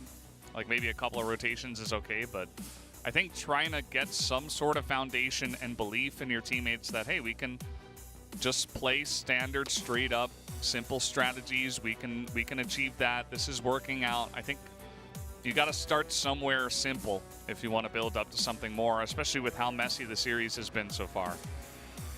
Yeah, I'd agree with you. I think in a lot of cases, some of these rounds have been getting a little bit too chaotic. Maybe it's better to just go back to the tried and true, try to trade your way into sites. And I've always kind of felt like that was where Ranking actually did a lot of their best work. They felt like a team that when things were kind of chaotic, they had this sort of natural instinct to be able to make those rounds work. They got trades quite naturally. But when it's a little bit slower and they're having to like peek off of each other one by one into the sites, util, stuff like that, then it seems to be a little bit more difficult. So I think if they would just go back to a little bit more of that tried and true style as well, that could potentially work out. Yeah, you can see both sides. Like, Eagle's got two hands together on his head. He's like, oh man, that was tiring. Same thing on the other side though. Saw that a couple of the Ranking guys really feeling the pressure of the series already. And we're only going into map 3. It's only the third map here. And regardless of who wins this one, we will have a fourth map as well. This is the pressure and the tiring nature of a long best of 5 that has already had a couple of OTs. So let's see who's going to step into Ankara and take a lead in this series. This is really crunch time. We talked about this during the map ban pick as well. This beginning of the third map always feels like a bit of a, you know, either you make your stand here or teams can kind of fail in this moment and fall behind and then eventually lose the series. Big time crunch time. Yeah, it feels like a very different story, though, considering the fact that we're at a 1-1 scoreline as opposed to a 2-0. If this was a 2-0, then talking about the mental factor would be even more important, but not the case. And it will indeed be Vincent to start off on the blacklist side. A little bit slower of an approach again from them. Just taking outside of A. They're going to probably relax there for a little while. Ranking not really up to a whole lot either. It's very standard stuff to kick off the third map.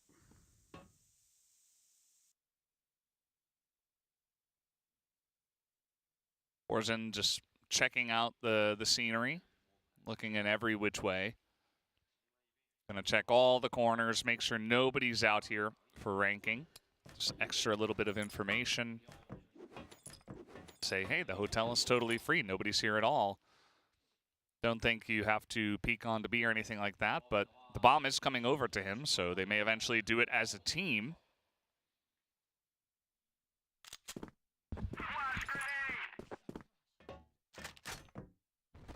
Let's see how this is going to go, this push. Ice Cube gets back up top. Expecting a push soon. Trying to group up. KT's down here underneath. He is not going to hit anything. He hops back out with the spray and misses. And that is a very clean entry here from the side of Vincent. And now that's going to be some information. The Eagles saying, okay, there's one guy back there in the spawn. I'm going to group up with the team. Definitely the safe play as they try to enter here with two guys. Flash over the top. Humio still going pretty aggressive. He's got a flash of his own. Looking to swing this angle. Take out at least one, but Animal's going to make quick work of him. Nevis as well. Not quite going to pull it off against 3. Vincent come out strong. Rough one for KT15. As soon as Ice Cube goes down on the site, he knows that he can't go back anymore. He can't be falling back into the relative safety of Ice Cube's Orm. He has to continue forward because that's the only way he can really dictate how his fate plays out.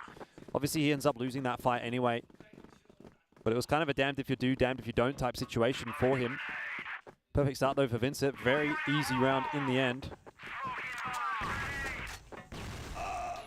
Ice Cube trying to take this very aggressively out of those vents. And the problem is, I think being aggressive on some maps is fine, but especially on this one through that vent, GDSC is just always going to be holding that angle. And maybe Ice Cube's not going to go for that once again unless he specifically wants to challenge GDSC.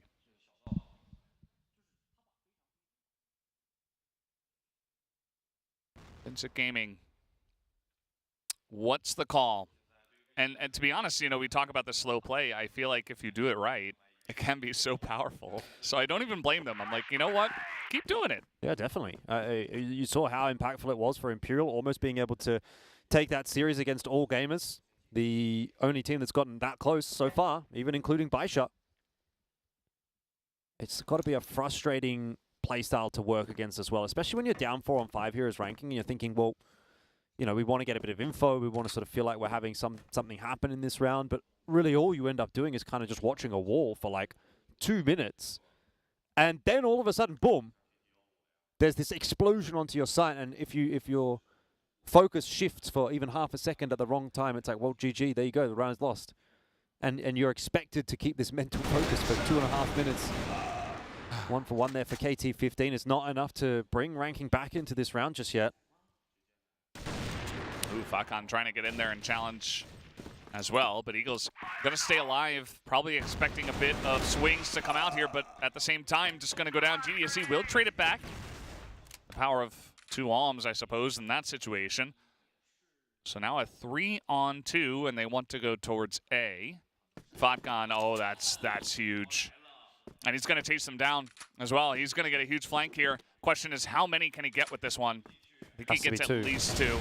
Oh, they get behind the boxes, though. C4. That's kind of why I think he went for it. He wanted to drop that C4, but it ends up actually only being a 1 for 0, and now a 1 for 1. Humio flanked through the vent, doesn't quite get there in time. They're going to be aware of his swing. They should not line up, but they do. What? I mean, they were kind of forced to push because of the time, right? Just 4 seconds left on the clock. I still feel like Vincent is making it way too complicated. Got the entry, just group up, push together towards bomb site B, got total control. Instead of backing off, going to like unnecessary fights again and again. But also great flank from Fatgon. Perfect timing. Yeah, that was pretty huge from him. 1 for 1. The cycle continues. Where does that leave us for the rest of this map? 2-2 next. That's where it leaves us. Yeah, another overtime. It's funny because generally the first half is like somebody takes a decent lead and then kind of goes even, and then it just goes like 5-5, 6-6, 7-7. Grenade, tiny bit of damage here on a Danimal, but take a look at this rotation through mid for ranking. They're just going very aggressive on Ankara once again. We've seen this before.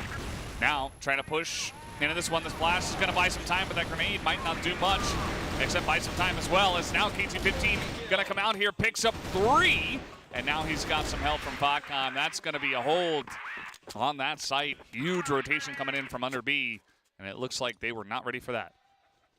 No siree. I mean, this is kind of starting to look like the ranking that we saw against X-Rock on Ankara.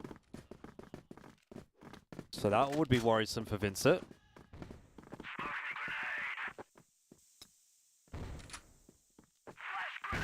Some fans out there cheering.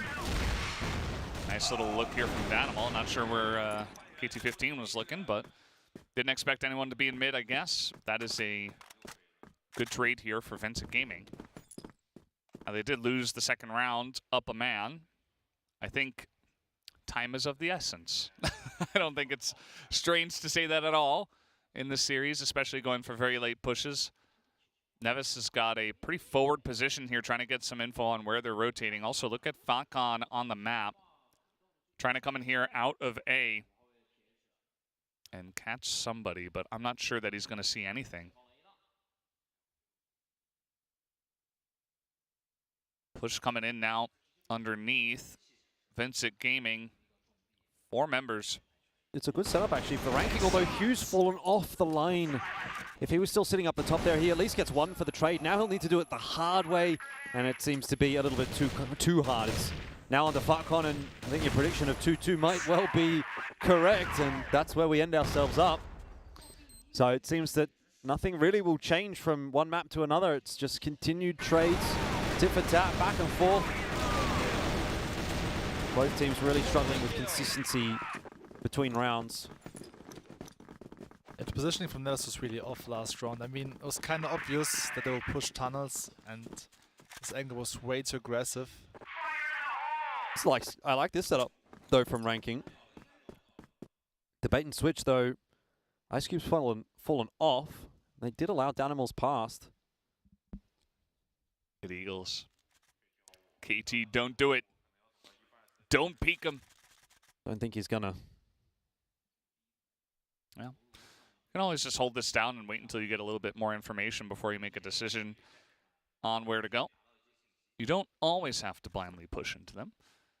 And as we know, we do have Vincent Gaming making their way over here outside of A. And looks like they just want to go for one of these simple pushes onto A. Nice rotation out of where they were.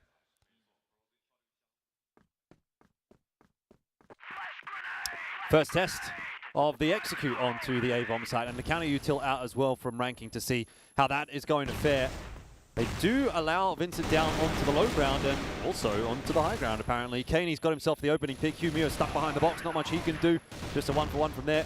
C4 was, though, dropped in a bit of an awkward spot, and with GDSC being so low, there's still an angle in this round. Timing just doesn't quite work out for KT15, and the fight on top of the site also going quite poorly. But Ice Cube will step up and gets that spray through with the M4. So ranking get themselves a cheeky one.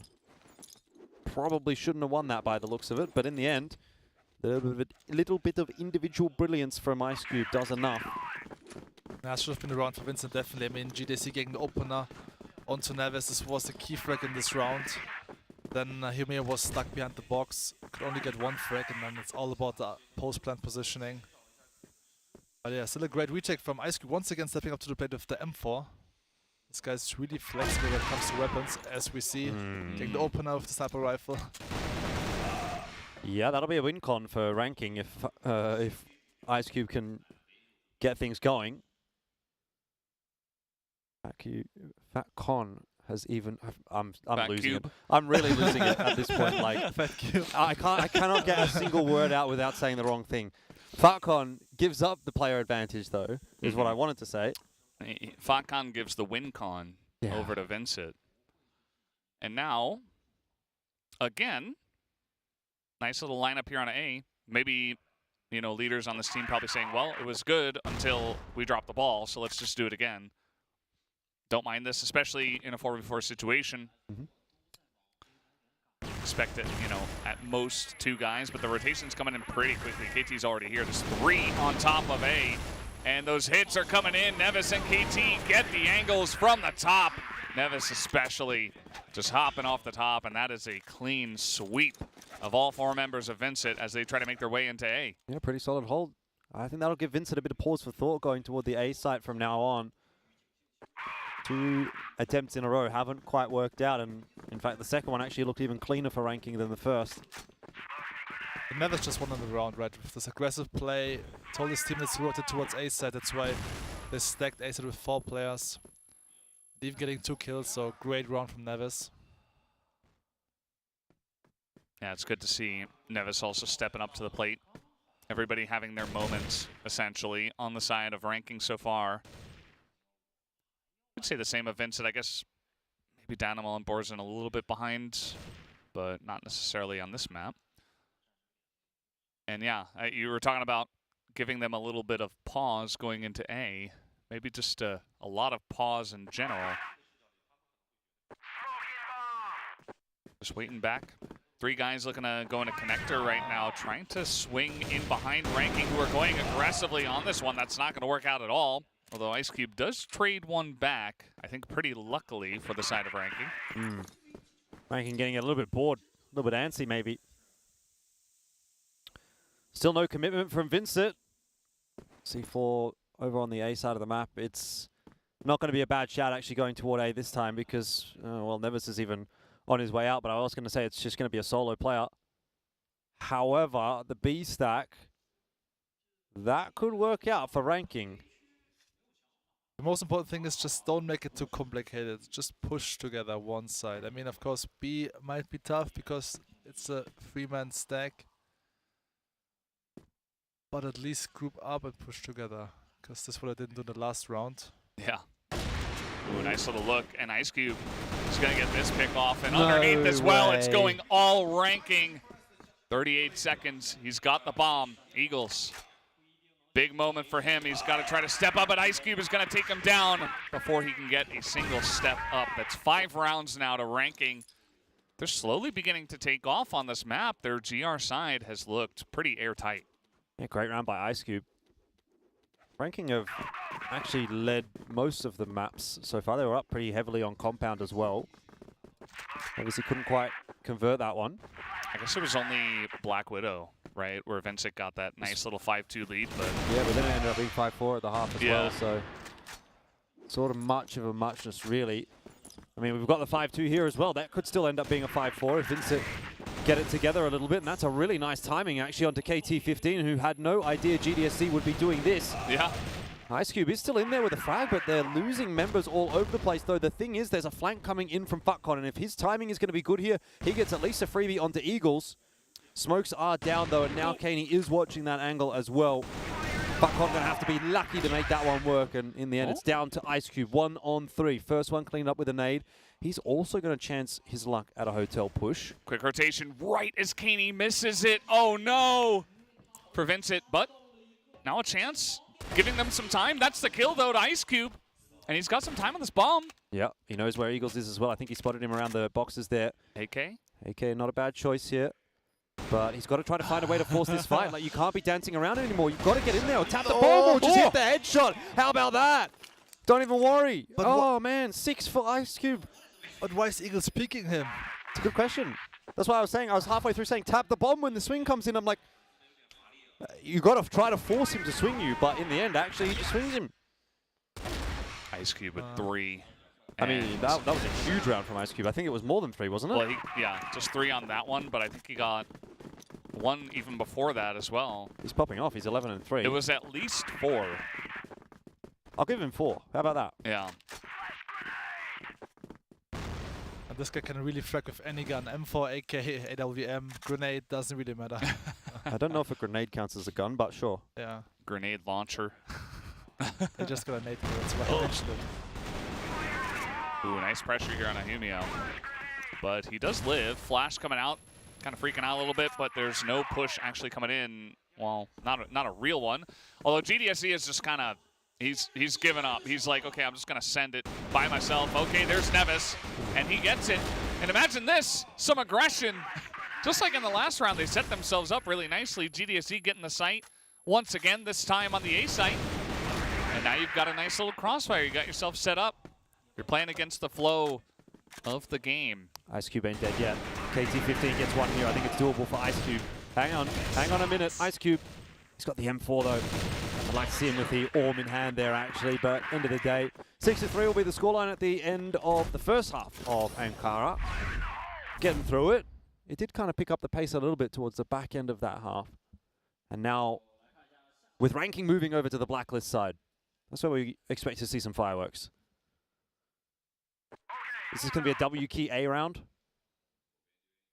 That's something that ranking tends to do. They're going to go mid. All right. Yeah. You're right. Look, they're just going to run right down the middle. And CFS. Yeah, they're just sending it. Okay, that's going to be a really nice entry here from KT. Gives them a chance. It's a miss here from Eagles. Does spot, I think, at least a couple of guys going in onto B. This is going to get messy. Yeah, they spotted the 2 people on B, but look at this push. Vince is going to be retaking from Hotel, but they don't have mid control. They don't have tunnel control. And then they've got the guy coming around the back. Like, it's like layers upon layers. Ice Cube must have heard this. He's ready for it. He is going to get that headshot. And that keeps this angle pretty safe and gives a little bit of a problem to Vincent from behind. Emil, they're buying time. They got this plant down so early. Now they spot the guy behind here as well. Kaney does get 1, as does Danimal. But a 2-on-2. And a lot of different angles here from Vincent. Eagles holding on, trying to buy some time for his teammate to hit that bomb, but it's going to be up to him on the swing. He's not able to get it. And now you can hold this defuse, and Vincent, they take the first GR round in a crazy way.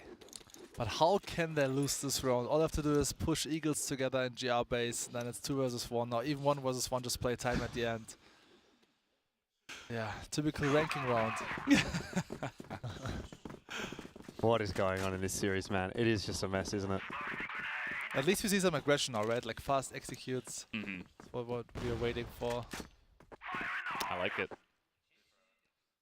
It's messy, but it's fun. Some smokes in mid. And this time it's Borzen getting the angle here in connector. Might have been spotted, so he's just going to back out of this one. Still some smokes in mid, so can just try to reset. 4 members of ranking over here towards A. A couple guys in connector. Danimal trying to hold this one. He is going to hit this and back away. Already did his job. A good off angle also. Neves quite low HP now. Got a wall headshot. KT15 looks like he wants to try to challenge, but better left unsaid, I'd say. What's the idea now from ranking? It's just going to be defaulting back over to B by the looks of things. Tunnel push. Falcon clearing that one out.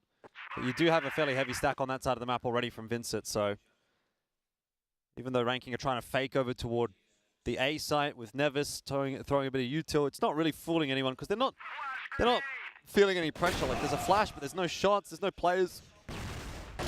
Going to rotate their way back over to B well in time, and that's a good shot from Eagles to just delay things a little bit from ranking.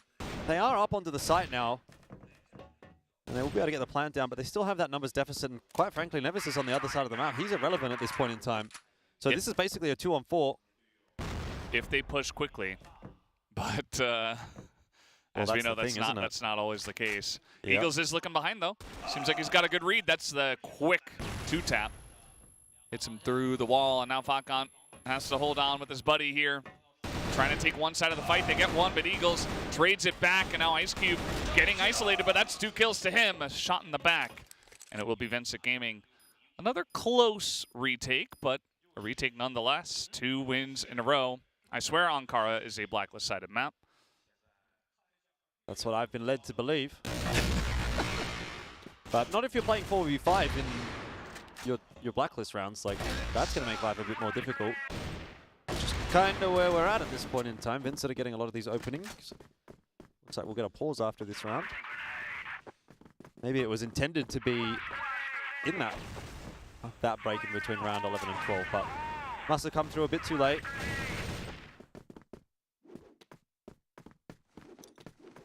Definitely need more time, I think, to think about what they're going to do. Although, you know, jokes aside, the last 3 or so rounds at least have been faster pace. Yeah, that's because ranking's on blacklist. I think that last round from Vincent was pretty quick, right? Yeah, that's true. Yeah. They did push out a bit. GDSC just pushed solo towards A. Did it on to B as well. Kind of looked like he was a bit fed up. He was like, I'm just going to push by myself. And it worked. Got some really nice angles for the team. But still some work to do here for Vincent. Still down a bunch of rounds even after their blacklist side, which was a bit weaker than average. Borzen going on a little adventure here. Meanwhile, this whole team is looking to push into mid. GDSC, he is checking through the windows, but it seems like they're expecting an A push, and you know what? Ranking backing away. Although, maybe they are going back toward A. Yeah. So Danimals actually kind of falls off the line just at the wrong time to get the info there, though in the end, maybe it was irrelevant anyway because ranking's gone back to mid, so. Of course. Just back and forth and back and forth. There's smoke toward B. Maybe through spawn here. Eagles. Just trying to push through. Eagles has this angle. He's able to help it out, and looks like they do want to go in towards B. Now GDSC on the flank coming in quickly. Here is Vincent, and that's going to be another kill. GDSC does line that up. Nevis up top, trying to wait, I guess, as the rest of his team is going to go down, and so will he. And that's going to be Vincent tying things up. 6-6. This is just the way it's been. It is. First round is, you know, one team gets an edge, and then they swap sides, and then they drop the ball. It ties up, and then we go 6-6, 7-7, 8-8, 9-9. Yep. 10-10. All the way up towards 12. Will it happen again? Yeah. Okay. Why not? Actually, I would love to be in the voiceover from ranking. It seems like they're changing their plan every 5 seconds. They're about to execute towards A side, suddenly they're rotating towards mid again, then again towards A, then to B. So it seems like Fatcon having some exciting plans for his teammates. I like the way you say exciting. Exciting plans. Teammates are like, ooh, this is going to be a fun push. Yeah, this is the last round. GDSC got the couple of big picks, and then not going to happen. Ranking across the board there on the most kill to survival. First places, Ice Cube has 4 of them, KT with the headshots, Falcon with the assists. You'd look at that and you'd say, well, isn't it Ranking winning the map? But it's actually... They were. I'm kind of feeling like it might be Vincent with their noses in front right now, even though it's 6 apiece. And they're on GR. Yeah, just because they got that momentum a little.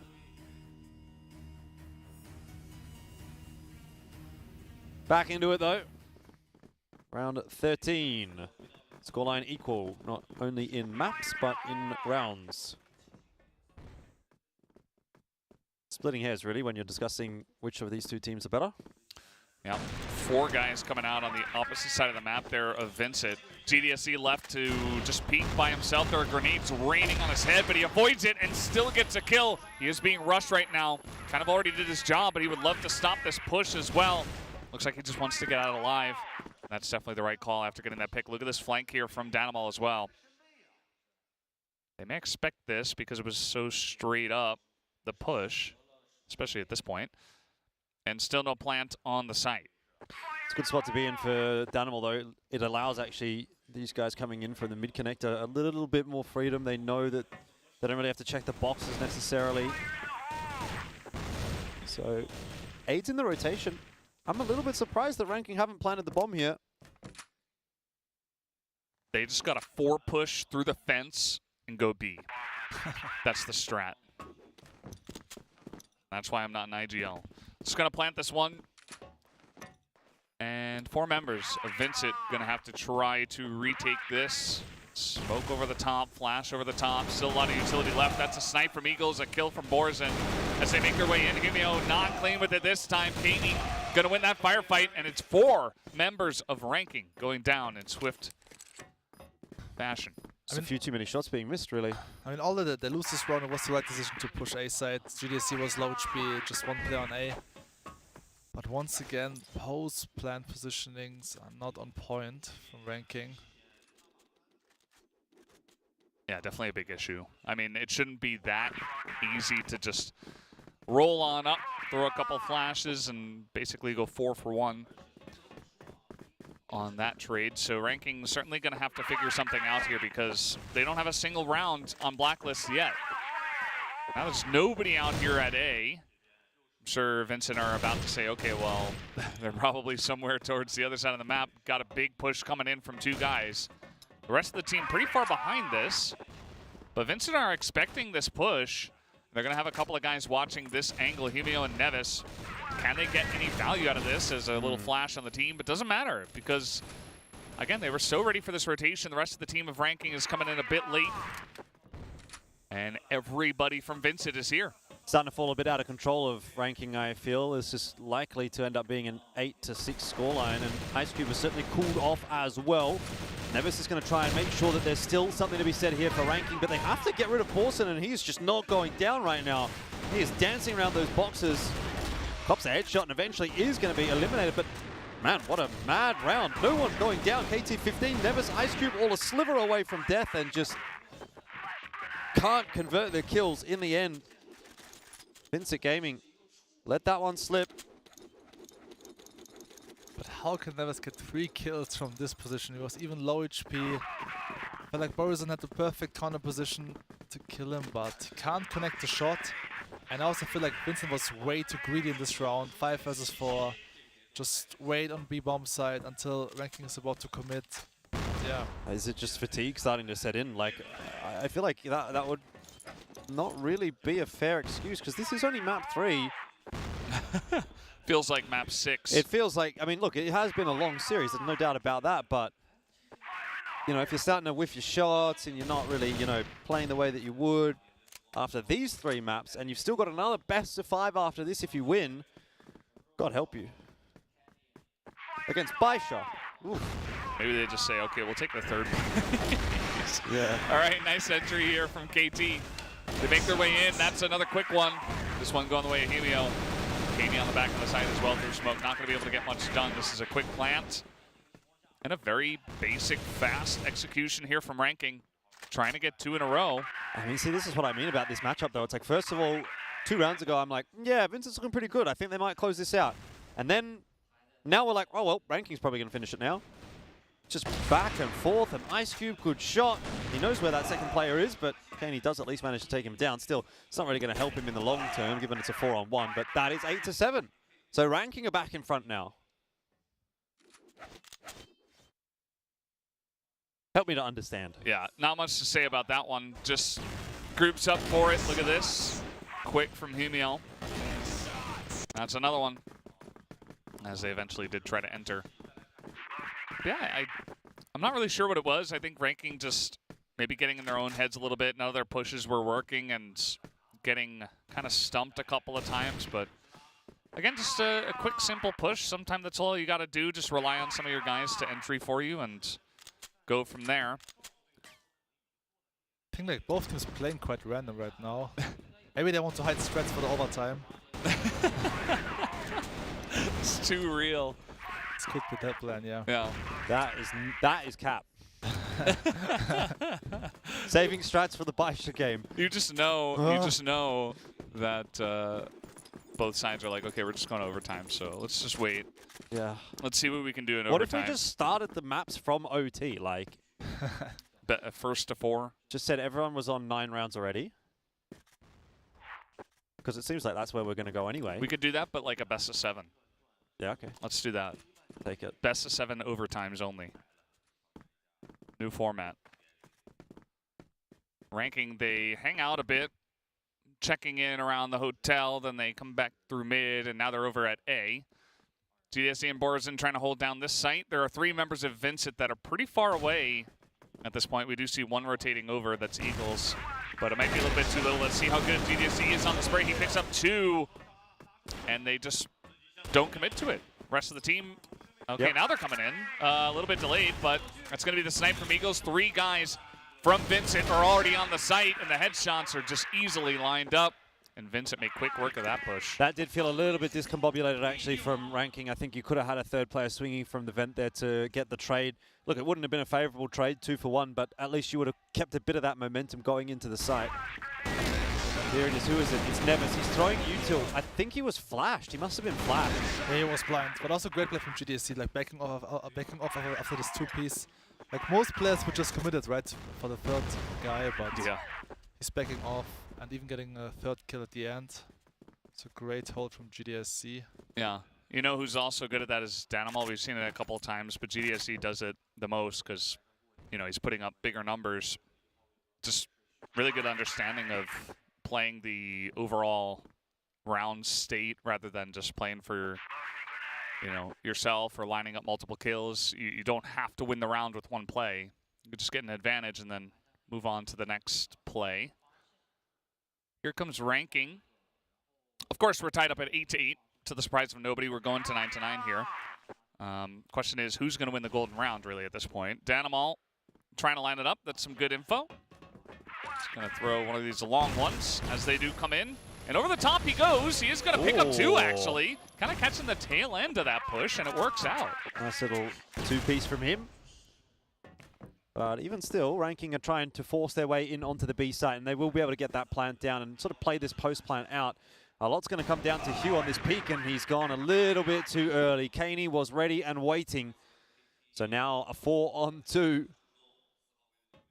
Don't see Ranking winning this, but then again, I expect the unexpected. So let's just hold our horses for a minute. KT-15, he's already cleared out the hotel, which means Ranking really only has to focus on one direction for the moment, and that was Eagles. Though time's starting to tick away, and KT-15 needed a little more than that in the end. Good recovery from Vincent. Time was starting to get tight. Another kill or 2 there for Ranking, and it was really scary. But Vincent, get one more on the board, one step closer. All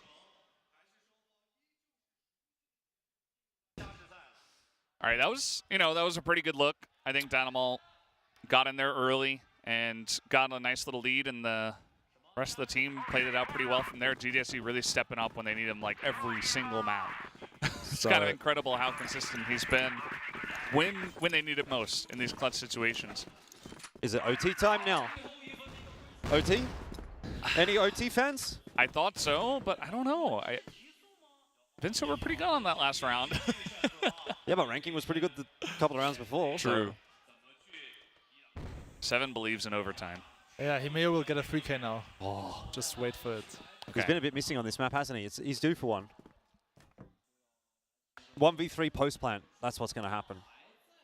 It'll be 1v2 post plant, if anything, at this point. You've got 3 players on the site. It's a good setup here from Vincent. Yep. GDSC, can he do it again? Flash looks good. Flash looks real good. They've gone past him, but it doesn't matter. The kills are coming through elsewhere. It's Borson and Danimal finding everything they need to till Hugh arrives. Is it the Hugh 3K? No way. The Hugh 3K, still possible, and he has 2. He could actually also get the 1v3 post plan here too, if Nevis and Ice Cube both die. All right, well, he's going out here. He might be first contact from the connector. There's smoke kind of in the way over there, and looks like he's just going to play more passively. You have this bomb planted, don't necessarily have to contact into Eagles, who's got the arm out there as well, so just going to play on site. Try to go from there. Here comes Danimal and Caney coming in through the vent. Danimal wants to get that entry. Eagles picks off 1, and it's Yumio. He has 3. He has 3. Can he pick up more? No, he will not. The headshot comes in, and Vincent Gaming will go ahead in the series 2-1.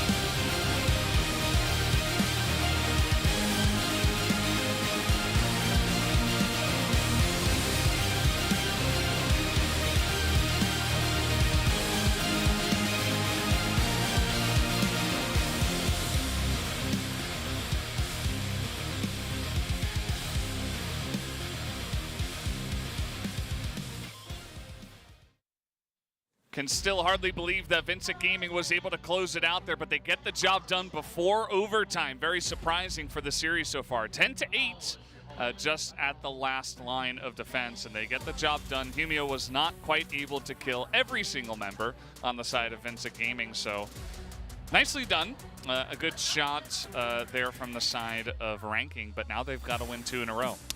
Yeah, it kind of feels a little bit like Ranking of missed a beat here, right? They did drop Compound 13-11. They've now dropped Ankara 10-8. Very slim margins in this one, but now the momentum is definitely working against them after they got that win on Black Widow so tight.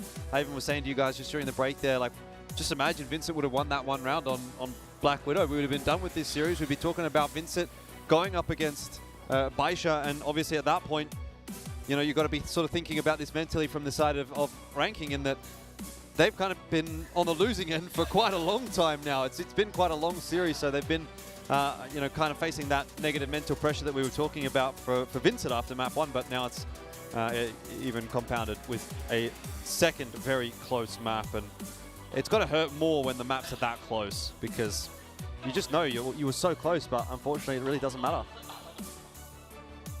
Yeah, I feel like it's getting more and more chaotic. It seems like some players are getting tired, and I think Baisha will be happy about it. I think especially GDC is getting many key frags, right? Like overall for B is the MVP so far in this matchup. So absolutely. Fourth map will be Port, right? So, and it's a map pick from Vincent.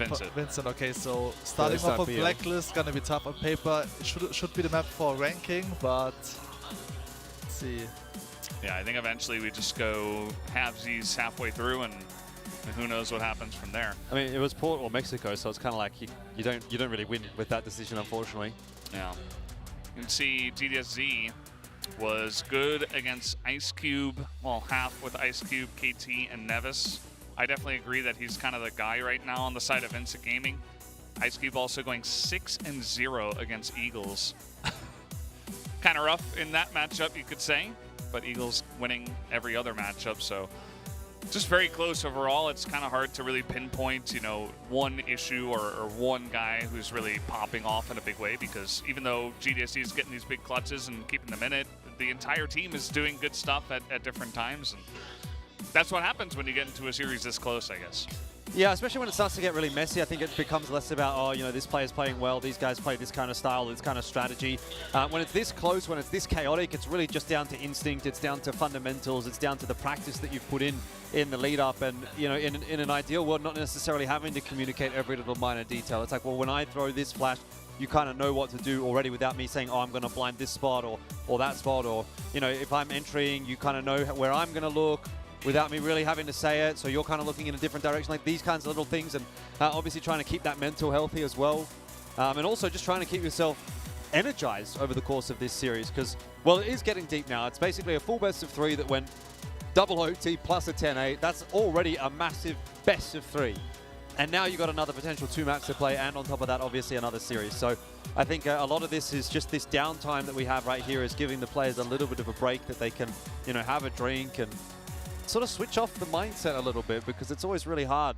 You know, you're having that mental focus and, you know, you're sitting there and you're watching your crosshair for 2 minutes straight, watching a line, watching an angle, and then suddenly someone peeks and it's like 2 minutes of nothing and then half a millisecond of I need to click my mouse, and you kind of have to wait yourself back up again. And, well, you know, if you're at that point, it's probably already too late. You've missed the shot and it's cost you the round. So, yeah, I mean, just giving everyone a little bit of time to, like, take a step away from the game and just, like, you know, maybe even close your eyes at this point. Yeah, I mean, what can you say? I think ranking maybe slight advantage when it comes to these really grueling, long series, because Vincent, you know, they played up against Pacific Makta. It was a 3-0, right? Yep. Yeah, 3-0. yeah. And then now they went up against Baisha. That was a 0-3. And then here we're in this series, and it's going like overtime every single map. Ranking already did 5 maps against X-Rock. Maybe they're feeling a little bit more used to these grueling, long series, and even down a map, you know, I'm sure they have it within them to try to pull this back. But that definitely wasn't as long of a series as this one, because that had a 10-4, a 10-5, and a 10-4 in it as well. So one of the maps went to OT, one of them went to a 10-7, but this series just feels like it is taking a long time. Even though they would have gone to that best of 5, I actually think if we do get to 5, this one's going to be even more grueling, unless Port ends up being something like ridiculous, like a 10-0, which, by the way, ranking have suffered a 10-0 loss in this event so far. That was on almost Ankara. Twice. But, you know, it doesn't really feel like that's going to be the case. It just feels like these two teams are so evenly matched. And, I mean, look, this is the exact same thing I said in this segment prior to going into that last map. I said it was really hard to predict which way it was going to go. I felt like it was going to continue to be tight. It pretty much has continued to be tight. You know, another 1 or 2 little frag coming through from someone there on ranking, and we might have been walking away with them up 2-1 at this point. But they just don't get the job done. Ice Cube really felt like he was the only one that was really stepping up for them there, and he got them through a few of those rounds, but just not quite enough to get it over the line, which is, yeah, always going to be a bit painful. I also feel like Port, I mean, it's going to be messy probably. It's a 4th map. Some players will feel tired for sure. And it should actually favor ranking, in my opinion, because ranking is individually usually the better team, I feel like. So if Emir will step up as alongside Ice Cube, then there's a high potential we're gonna see Mexico as well. And Mexico, which team would start on GR set? It's Vincent, right? Vincent would start on GR set, I think. Who gets the choice of side in the the last map? It's the team that picks second, so that should be Vincent, that would be right? Yeah, Vincent would start on GR side, so this would be a slight advantage for sure. Yeah. But yeah, let's see. I mean, it really comes down to the first couple of rounds. I think if Vincent shifts momentum from Ankara to Port and gets maybe like the first 2-3 rounds on Port, then they might close it out. Same kind of thing we were saying about Compound, though. And actually, in the end, Compound ranking did manage to get those first few rounds, and they're up like 5-1 or something like that at one point, and it looked like, okay, well, this map's kind of doomed. Right, yeah. But Vincent were able to bring it back, worked hard for it. So I think the thing is, for me, like in this series, nothing is a foregone conclusion. Yeah. Until the map is locked in, calls. I'm just not gonna. Yeah, yeah. I do think that Port, it's one of these maps that if everybody was fresh and we had Vincent that was like pretty crisp with their timings and their executions, I might go in that direction. But especially the way the series has kind of devolved and it's been so back and forth, that it's also a map where you can, as you were saying, you know, individually you can get these crazy looks, and a lot of big clutches and, you know, maybe even pushes down mid or just guys randomly like pushing out a GR. I think it might just come down to like a couple of rounds that go one way or the other due to that. I think it's still going to be close. I don't expect this one to be very one-sided unless one team like totally falls off and they just kind of like I think there's a chance that happens though, right? We're 4 maps in, it's getting tiring, ranking you down 0 and sorry, 1 and 2. Especially map 4, because I think map 5, if you're there, it's like, okay, well we now can it's like definitely, it's the last push. Everybody's making the last push, exactly. you know. But map 4 is like, ugh. Yeah. If we win this, we gotta play another Still one. got 2 to go. And even on the side of Vincent, you know, it's never easy. Never easy. Yeah, well, here we go into Port. Look at those scorelines. Such a close series. Though it is getting quicker. The maps are going 13-12, 13-11, and then 10-8. So 10-7 favor of ranking now, right? 10-7, and then 10-6. What do you reckon about that? I think it's going to be like 10-6 or 10-5, and then it's going to be really close on the last map. I reckon I got a 10-3 here for Vincent. I reckon ranking's done. For Vincent? I reckon ranking's done. Surely you're done after that. Yeah, I mean, Vincent have to start on BL. That hasn't been easy. True. And you can see that they overall don't have as strong of a port. So well, yeah, we're getting deeper into the map pool. I mean, both teams should actually be feeling less comfortable going into the last couple of maps here than the earlier ones, though I've always sort of thought that ranking was pretty decent on Mexico, so I think if they can actually push it through here on Port, then maybe something's on offer. Absolutely. Well, comes down to Port here for map number 4. 2-1 is the lead right now for Vincent Gaming. Can they close this one out, or will we have overtime in a sense of the best of 5, where we go all the way to map 5 as a decider? Will the mental fortitude be there for the casters as well as the players? We'll have to wait and see how long we can last on this very long day. We're getting into Port, map number 4. Vincent Gaming on Blacklist. I am curious to see how they're going to approach this. Will we see any change in tempo? I would not suspect so. It seems like we're going to see fast execute, right? Seems that way. And Ice Cube has other ideas. He's already also spotted out the C4, and there's Ice Cube doing Ice Cube things. Oh dear, what a start to the 4th map. Nevis is going to go for the swing onto Eagles, and he'll finish that frag off as well. So even though there was a brief response from Vincent, it's cleaned up pretty quickly. And you say ranking are done? That was a much faster round. I mean, Ice Cube's definitely not done. Yeah. And he'll obviously be a key player on this map for sure. Yeah, absolutely. You know, ranking might have been done if this first map went heavily in favor of Vincent, you know, for this first couple of rounds, rather. Yeah. But you just gain a lot of energy out of somebody doing that right in the first round immediately, or you kind of sit back up in your seat ready to go. So maybe that's the push that ranking need to bring us to a map 5. It's possible. Still very early. Like I said, if ranking can get it to Mexico, I actually back them to close it out there personally, but it's about getting it there first. And so Vincent are going to go back to the standard. They tried something a little bit faster in round 1. That was picked apart pretty comfortably by ranking, so we'll go back to what works. And we shall wait until this push comes through. Credit to ranking, they haven't really, like, kind of lost their patience too much. I think that generally, as I'm saying this, of course Nevis is going to peek this corner. But in general, I'd say over the course of the series, they've been pretty good about, you know, okay, Vincent, you're going to play that style. We understand. That's fine, but we're not really going to peek you. They do sometimes go, but it's generally as a team, at least 2 guys that are looking to push. Pushing middle, something like that. It hasn't always been like, okay, one guy's just going to peek and try to get info and be a bit too aggressive into a passive team until, well, this round. It's a game of patience, really. Who gets more impatient? Who gets more impatient faster? In this case, it was ranking. Could potentially cost them this round, and as we know that the rounds on the blacklist side of Port are worth their weight in gold. Every single one is going to be valuable here for Vincent.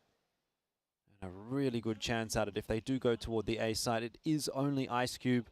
He'd have to watch multiple angles, and it just doesn't feel possible when you've got the Orm to do that. Comes the util on in, signaling that Vincent are headed in this direction, and Ice Cube not quite as clean to start things off, but he has dropped the C4, which could be a critical point, though. Wasn't aware of the flank coming through from GDSC. And in the end, it appears that Ranking are going to be locked out of the site for now. Yeah, pretty good push this time from Vincent. Get that early pick, and now trying to hold this one off. Humio, though, is going to survive there on the backside, and now he gets up on top. Vincent not really defending this too well. Still have a couple of guys here, as now Borazin going to hop up and give them a chance at this one. KT's pretty low, and that's going to do it, as they had to push down to have a chance to defuse. So nicely done here from Vincent, able to get that early pick and pick up a round.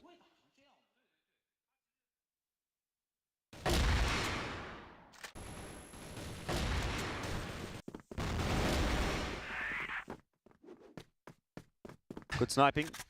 Good stuff. Yeah, it's just, yeah, we just saw it, so not much to say. Re-aggression coming through from Ranking this time around. They actually wanted to pick the pace up on both sides of the map by the looks of things. It's kind of worked out. Humio, he has arrived on port. Nice couple of quick taps. He's having a bit of a giggle with one of his teammates there, actually, I saw on the player cam for a second. The spirits still high for Ranking, it seems. Having a giggle. Having a giggle, mate. At the perfect time. Map 4. Now Vincent trying to rotate over here down a member. They want to get in and challenge Ice Cube from long only. This is going to be rough unless Eagles, I think, gets a pick. So, yeah, they're going to abandon that, I guess. Maybe looking to see if anyone was going to push out. Doesn't quite happen. Falcon could try to peek and get some info, but of course you don't necessarily have to do that, especially from GR. And, well, he's going to do exactly that. I'll come back off just a bit.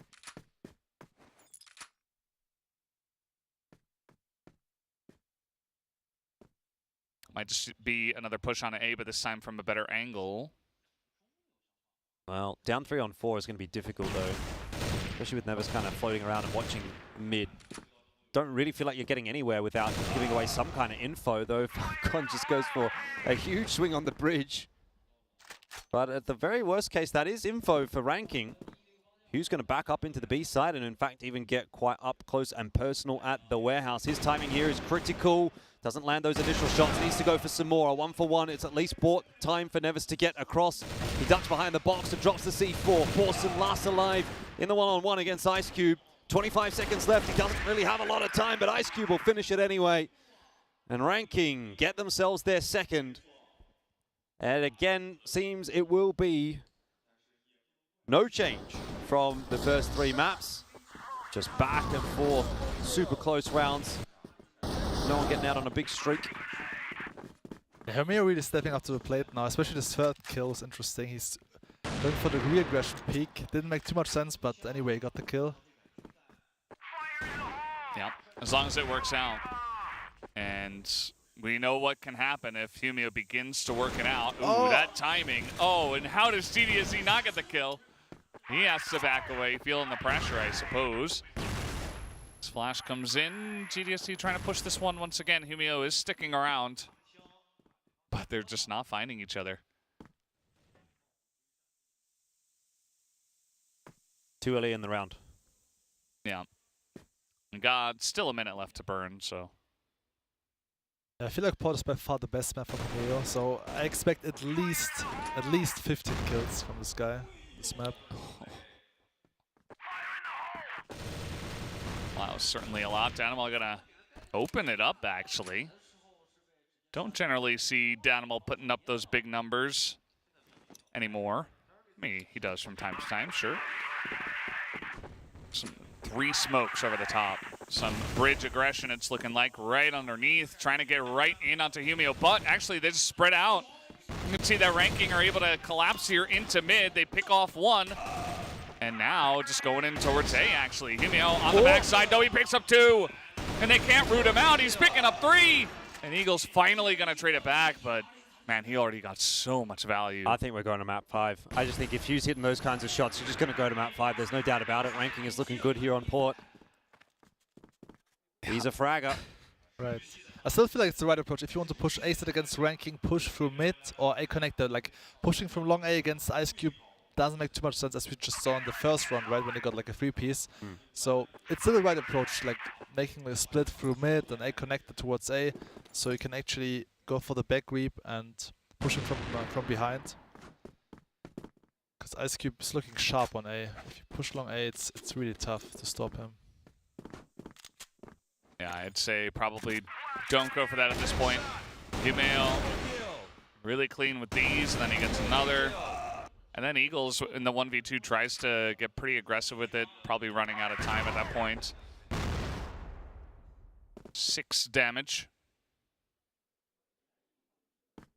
Danimal fine with that. They're not going to push anytime soon, so bomb back at the base. And it's making it a bit easy for Ranking to respond. I feel like if you do use a lot of time and you don't get anything out of that time used, then it's like, okay, well, there's 45 seconds. We see that there's one guy in mid, or 2 guys in mid. Okay, they're probably pushing A. And it just becomes a little bit easy to respond and to rotate quickly, which, you know, it's already pretty strong from the GR side, but if you're getting early reads, that's going to make it even easier. And smokes over the top. They want to push mid again, it looks like. Seems to be the right idea. It's an area of the map that is being given a bit of space by Ranking. Borson is able to take down the danger man of Humeo, but this time Nevis is arriving. Doesn't quite get the quick switch out, and it ends up being a 3-4-3. Fuckon in the right position to make the difference. He'll lose his life, though, to Kaney. And now it's on to KT15, who also suffers at the hands of a trade.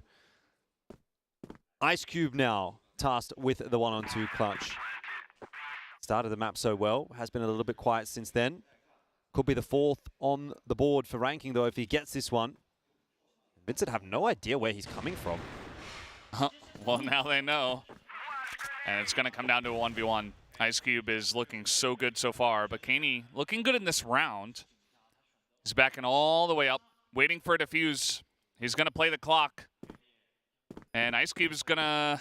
He's thinking about pushing him. There's really not a lot of time. He's going to try to hold it, actually. Will Kaney get the timing? He wraps it, and he does. As he expects the hold from there. Ice Cube just knowing that pushing into that and then defusing is almost going to be impossible. I feel like this was one of his first clutches he lost today, right, Ice Cube? I think his win rate when it comes to clutches was probably around like 90% today. I don't know. You might be right. Yeah, I think I'm you're pretty right. sure. My brain's kind of stopped working at this point. He's been on point. I think that, yeah, definitely up there with Humeo. And now, speaking of which, the 2 of them doing pretty well so far for this team from the GR side. Pulling the majority of the weight, I would say, at this point, as they generally do, but especially, I feel like today the team has been performing pretty well as a whole. Yeah, it's a good pick off early outside of B. It's going to make it much more difficult for Vincent to find an angle. Especially, you know, Vincent a couple of times through mid, which is not very standard, especially at this tournament so far. Definitely trying, you know, pulling out different strategies for this one, which I do admire. Uh-oh. I think GDSC saw his life flash before his eyes, as he may have expected Humeo to round that corner at any moment. He was out of there in a flash. Ice Cube's still here, and I mean, Vincent maybe going to give it another go. Not sure if that's really the choice as they run away. So yeah, they're not going to challenge him on A long, it looks like. And we might just be going back to B. But look at this crossfire right now. Humeo going to pick up another one. That's 5v4. Now they're going to take out Kaney. As you give yourself a really good shot here, KT15 with that kill. And really not too much time now for Vincent. They got to pick up this bomb and probably only push into B. As that's a nice little pick off here from Danimal. Yeah, open space up. He can cause a bit of a ruckus into mid now if he can cut off the rotation of Ice Cube or even get behind Nevis and KT15. Borson just, I think, has to sort of slow down here and let Danimals do some work from behind. That's exactly it, though. Borson also now pretty much has to win that 1v1 on the site.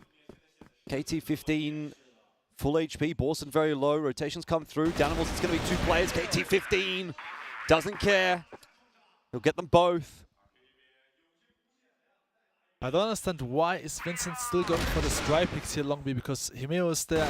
Actually, Vincent is not right for the perfect utility usage. Just use your flashes, and then Himeo can't do much from this position. But you give him a couple of entries, doesn't make too much sense in my opinion.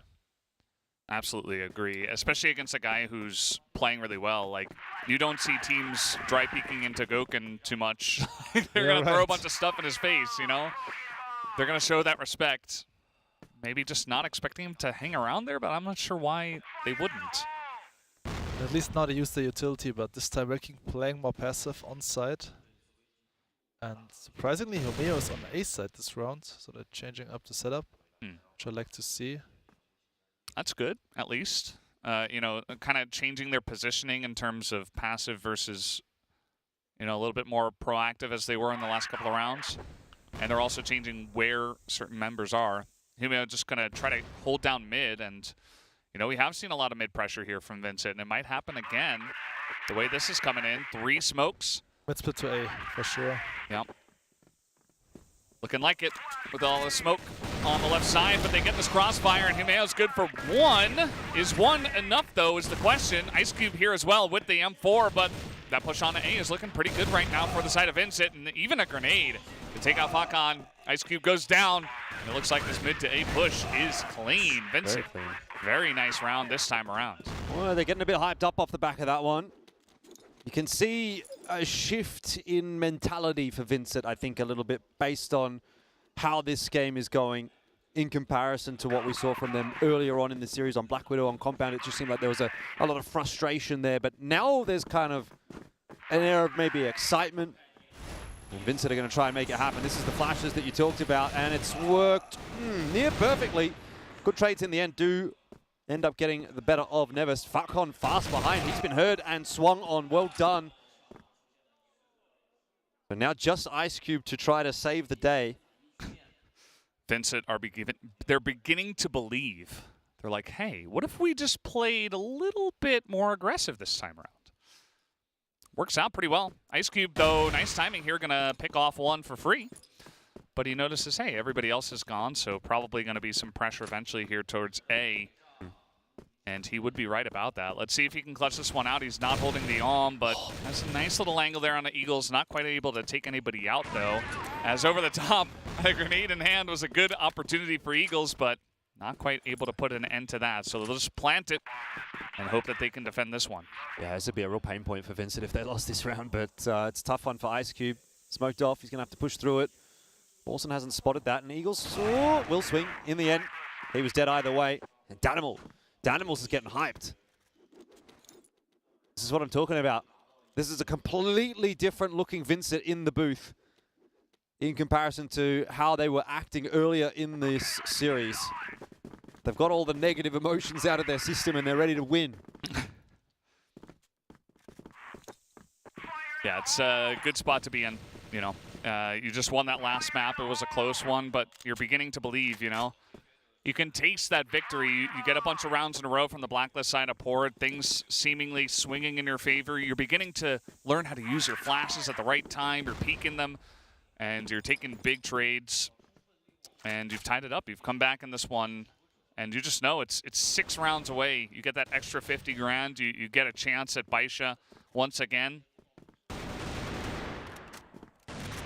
1 shot and a reload here from GDSZ. I'm pretty sure we're gonna see another mid execute towards A or B, because this was so far the weak point for Ranking Red mid. Pretty sure Danimal is aware of it. Should be. One of the most experienced players here at CFS. They're even leaving mid open A Ranking, it's interesting.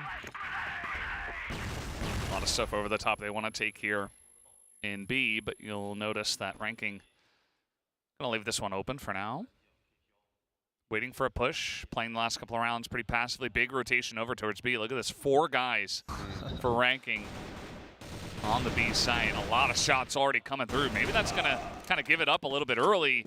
They haven't committed the C4 though, so I actually Yeah. don't think Vincent really necessarily wants to go straight into B here. You've sort of got these guys floating around in the mid connector as well. Yeah. Thinking about potentially opening the path up for a rotation back over to A, and obviously off the back of that kill, KT15 looking for info going down. Vincent will change their setup, and they're going to end on A, which is not a bad shout at this point in time. Futcon is there to sort of help out, but he's 1-7 at the moment, so doesn't really feel like a huge amount of presence on the A site, and it's just going to be straight in through mid, and maybe depending on how those exchanges go, will dictate where they end up.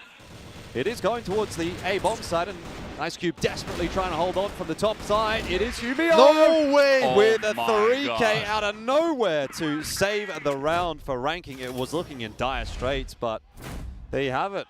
It was 2 versus 5, right? Think so. Yeah. It was. I mean, it was the right call. Mid to A. They get the entries. 5 versus 2. Anyway, 5-4. It's still a decent half of Vincent now on GR side. I mean, Vincent is known for a good setup, so they should be able to get 6 rounds. You would expect.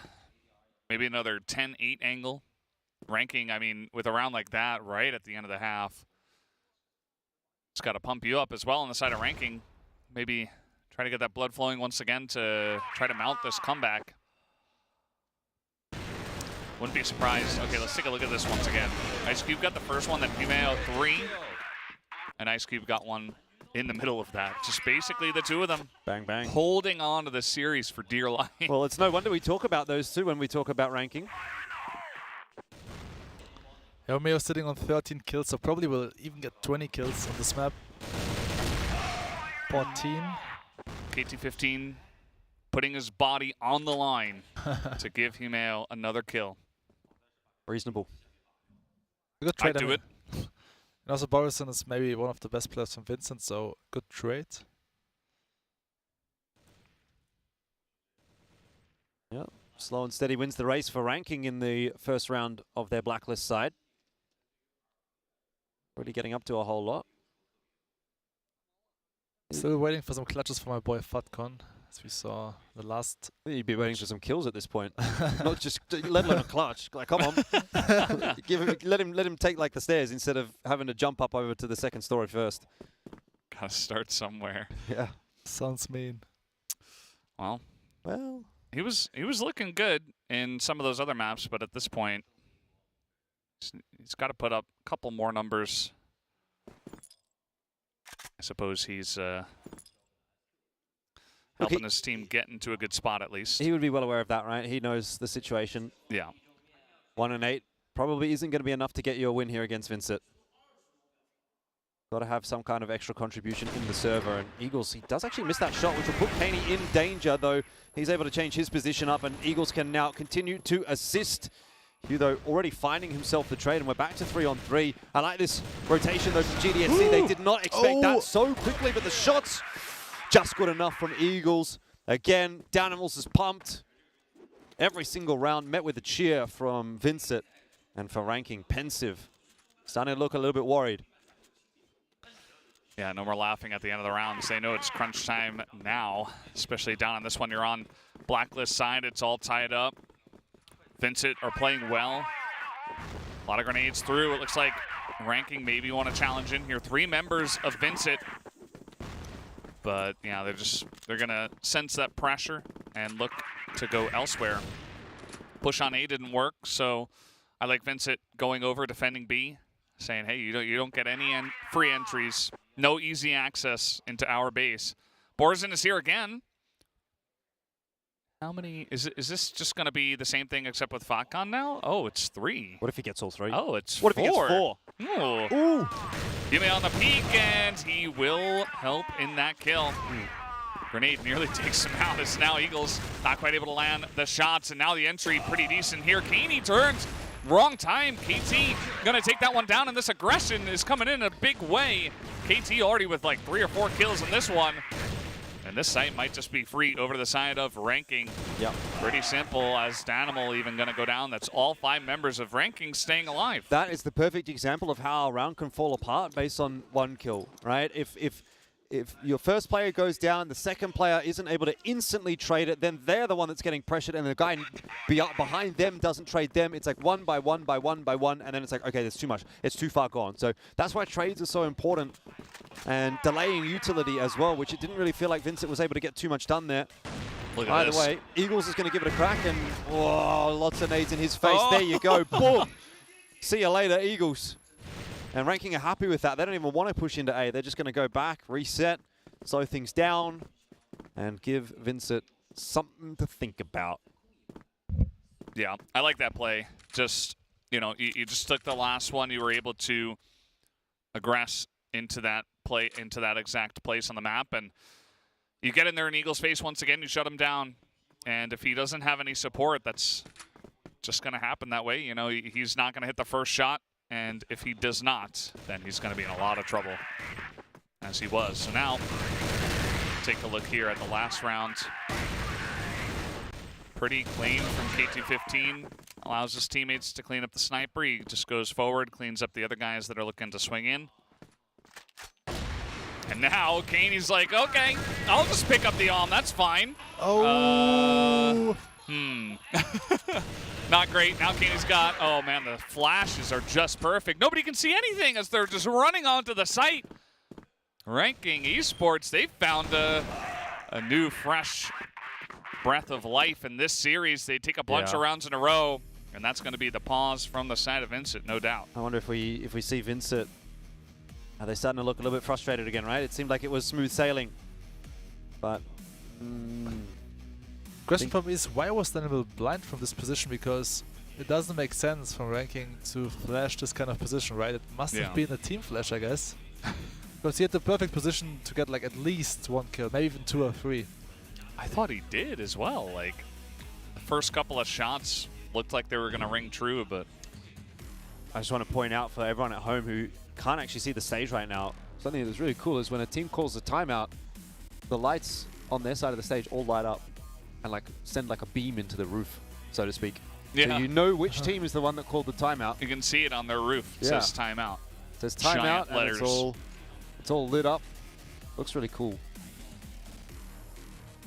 Yeah, you got the smoke machines as well. Not that that's going to help Vincent. They don't want to look cool. They want to look winning.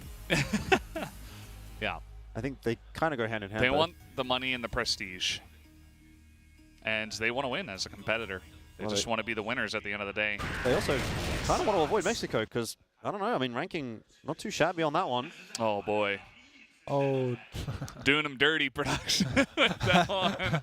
The flash cam, you could see his face just lights up. Just a casual 140 ADR from Humio. 19 and 8. Well, he might be on for your 20. I reckon he's probably going to go beyond that at this point. Yeah. I think he's good for at least 20. Maybe 25 at this point. Depends on how long this map is going to go. OT? I don't know. Ranking are looking good. Generally, though, in the series, the team that calls the timeouts, they win the next round. I mean, in general, it's probably at least like 75% conversion rate over the course of this grand finals entire tournament. All right. Well, we got not only Borazin, but also Danimal in the connector. So surely now they have enough to stop this pressure. And maybe this is a bit of a response to how much A pressure they're putting in and the fact that they just can't seem to hold it as a team. I must think there's a mid-crunch on offer here. I think it's a good counter because ASET has been the weak point so far in the second half of Vincent, so they must adapt this kind of situation. Especially A Connect. The Borazin only got like 1 kill the last 3 rounds there, so yeah, they won't expect Animal to be there, but Ranking working up towards B side. Yeah, if they push in here, and GDSD looks like he gets the info and he says, well, guys, the jig is up. They're going to push on a B. And there is Kaney on the backside here. He does rotate pretty quickly. GDSD hasn't given himself up yet either. Seems like they want to play this pretty passively. Maybe let them take the site. And Kaney, just click on some heads. That's all you got to do. just click on a couple of heads. He was pretty pumped up after that one as well. Should be. Yeah. That's pretty huge. It's going to put his team in a fantastic spot to win this round. Great play from GDSC here. He's just given himself up a frag there by trying to trade guns, and in the end, it looks like GDSC is going to finish everything off himself. It was a sneaky play from him, right? Ice Cube didn't expect him to be that close. So perfect timing. Now Scotland is 7-6, still in favor of the Vietnamese team. Yeah, they did get a nice little run there of like 2-3 rounds in a row. But that round was heavily in favor of Vincent Gaming, and we weren't sure it was going to go their way. I mean, there was 5 guys from the side of ranking that read the defense somehow and were able to get onto the B site, kind of. As now aggressively coming in here is ranking. They've had enough of the slow game. They want to rush at them now. As Kaney, he's going to have to hold down the back of the site, jumping, trying to gain some info, saying, hey, it looks like they're pretty much committing. I need some help. One good grenade could really go a long way here for Vincent. There's a lot of low HP members, and there's the nade. It's landed on the Funcon. Softens him up. There's the frags, though. Kaney, Eagles chiming in, but then the trade's back on through from ranking, so it's still Humio hanging in the balance. Eagles needs to get Humio right now, right here, and he's done it. Nevis in the 1v1. He's only got 3 HP. And Eagles more than happy to disengage that situation for the moment. It was getting a bit too chaotic. Everybody needs a breather. What that will mean, though, is that Nevis can get the plant down.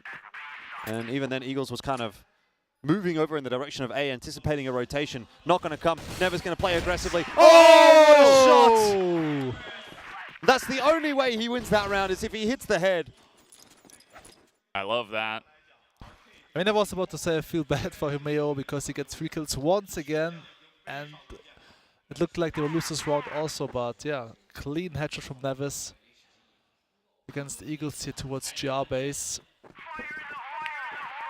Yeah, and at the end of the day, that's a super close round, but it's another one on the board here for ranking.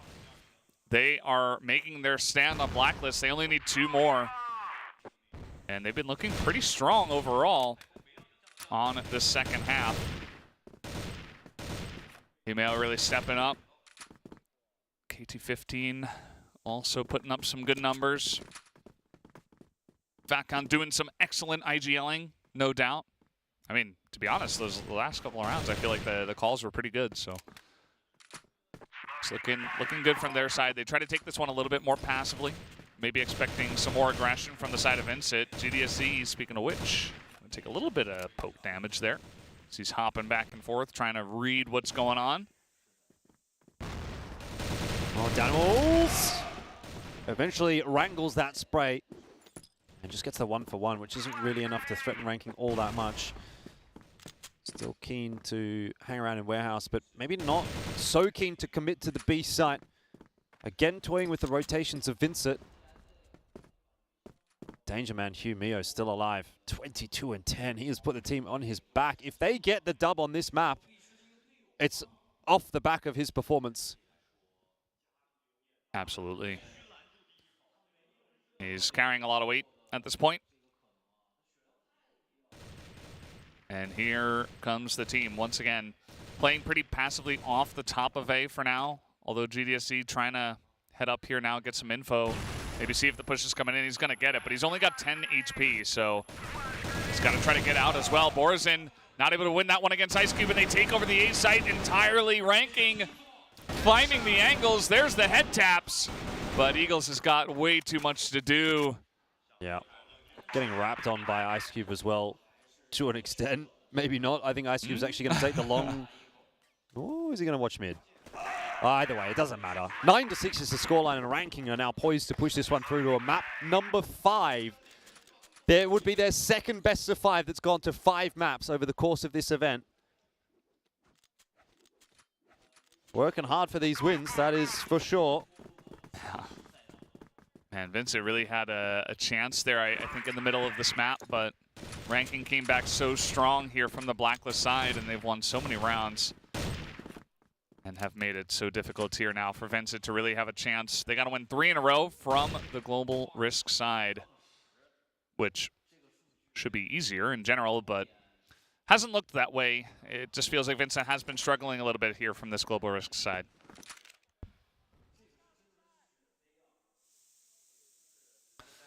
as we wait for the next push here from ranking, they have really backed off for now. And this has been working, you know.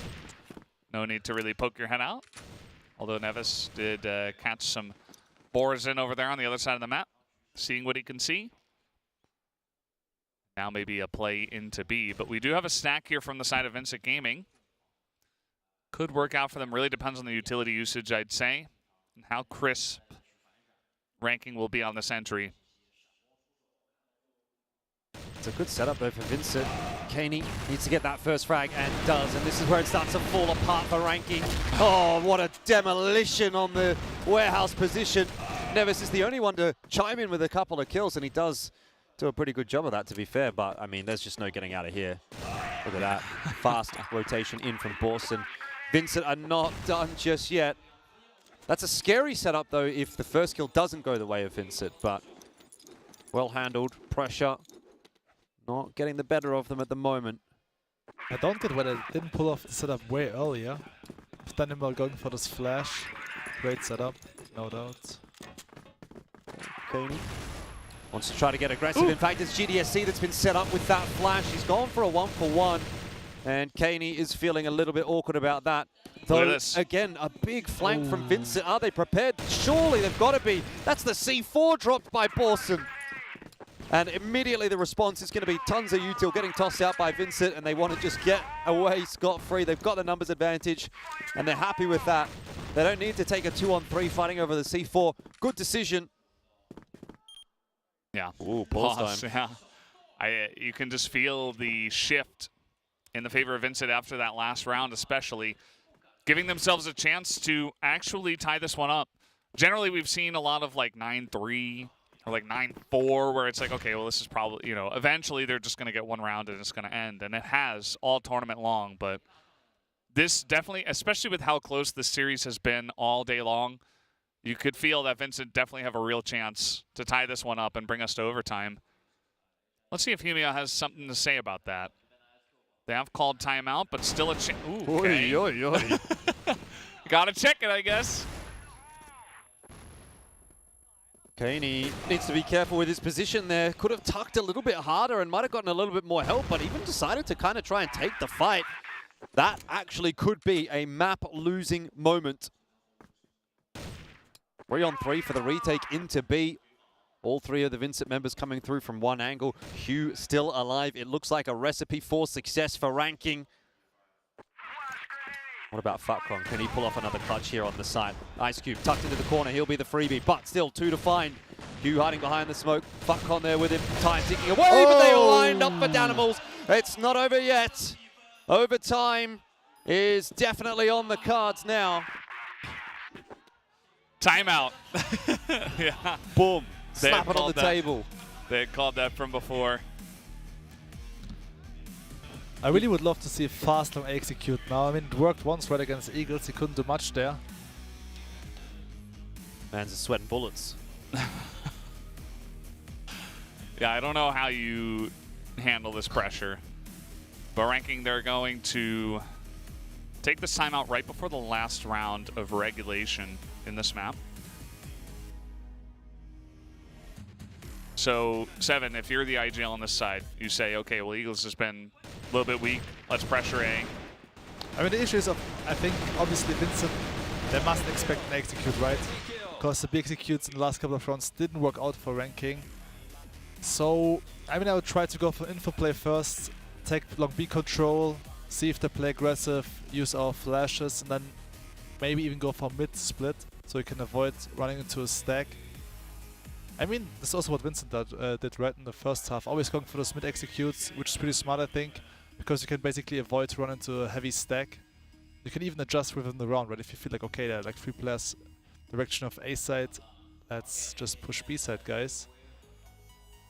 That's what I would like to see, but the problem is they need to take long B control first, and Vincent, they like to play aggressive there, and I feel like ranking, they don't have the best utility usage, which makes it tough to take long B control against good setups at least.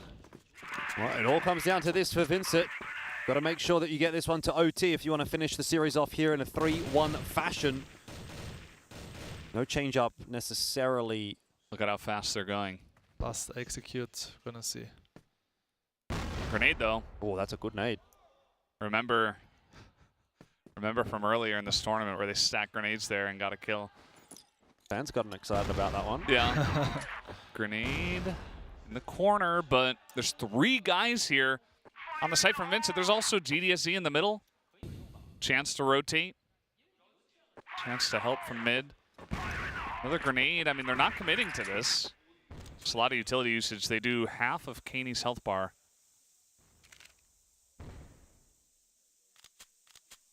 What is this going to look like? Not sure what's GDSC backing off, because now we have no information anymore towards Long B.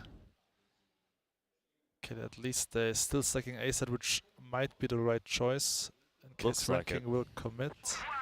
I don't know that that's really going to do enough to draw a rotation. Throwing 1 smoke on B, is that really fooling anybody at this point?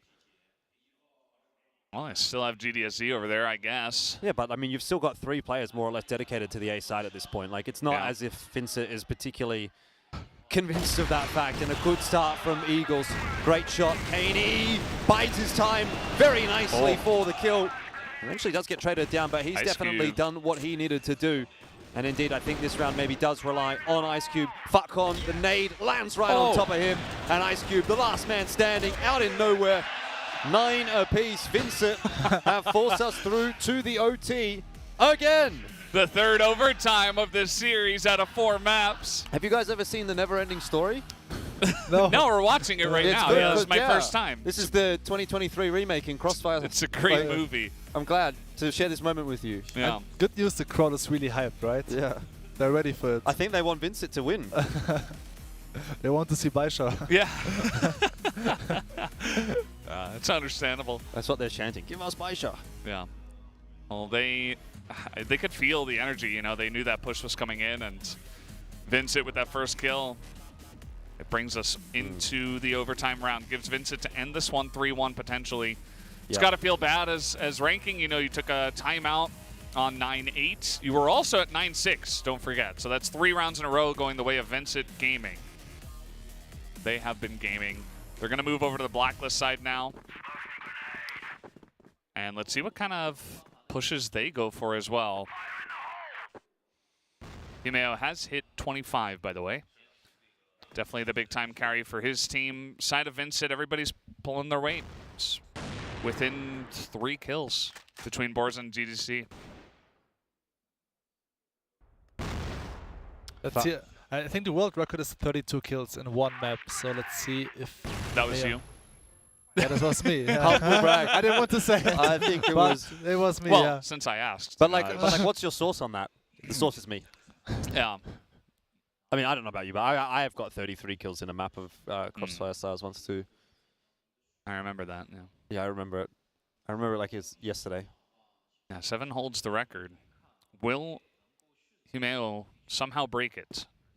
He's got to put up some insane numbers over the next couple of rounds. If this goes fully to 13-12, it's 100% doable.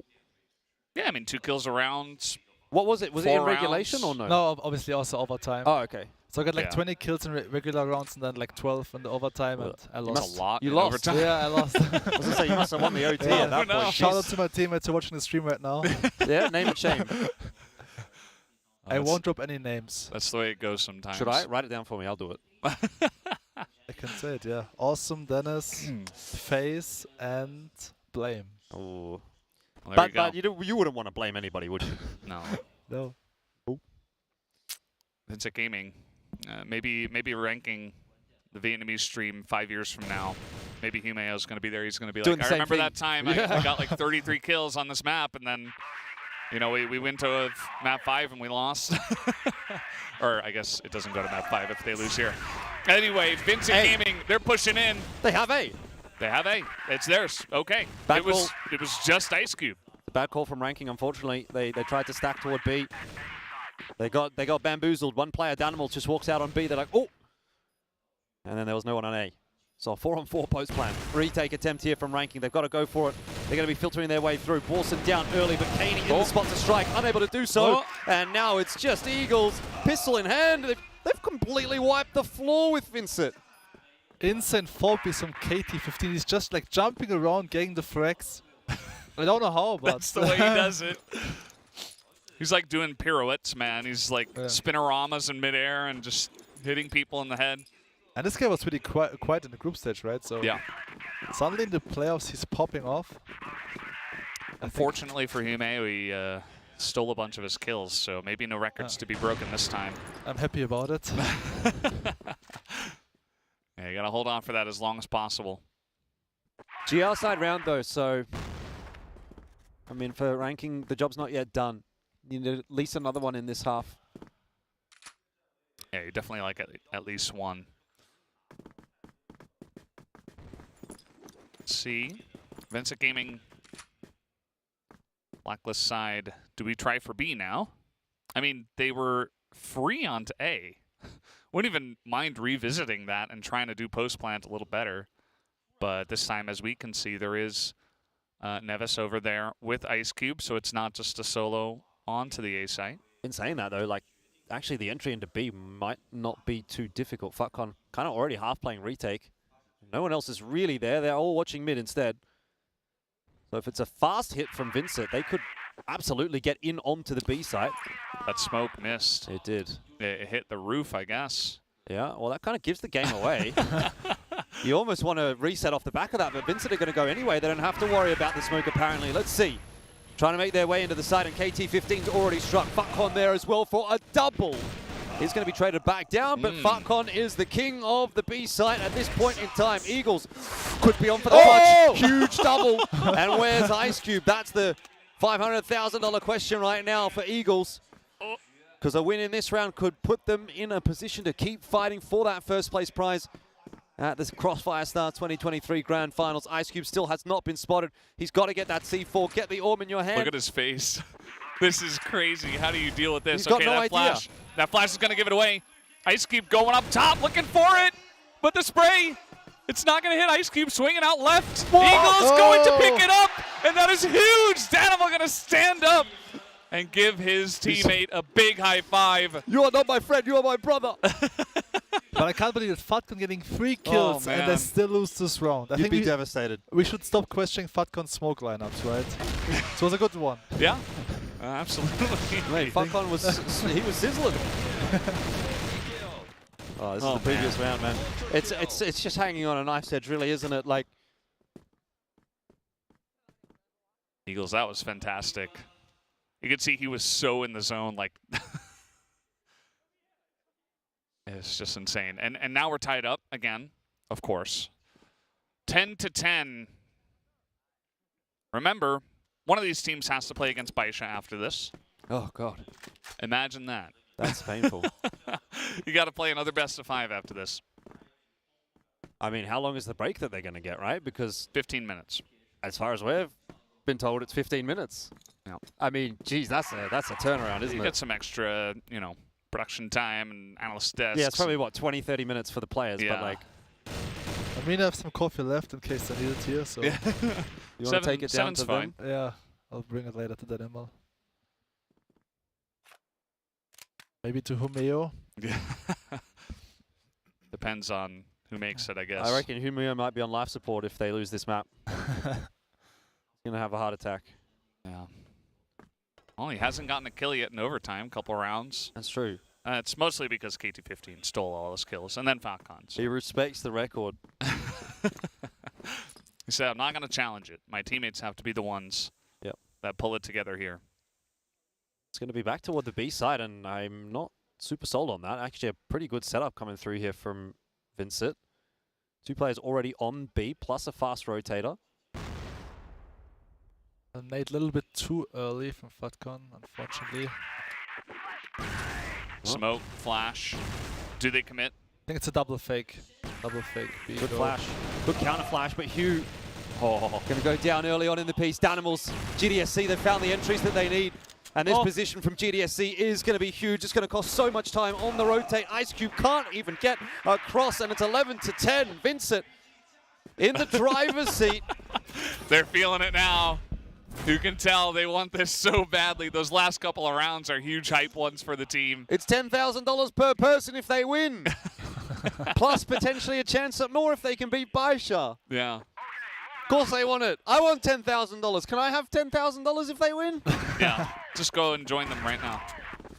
Oh man, this Anyone is know crazy. Anyone know any Portuguese? I don't. I can say one sentence. There you go. Obrigado. I know that one.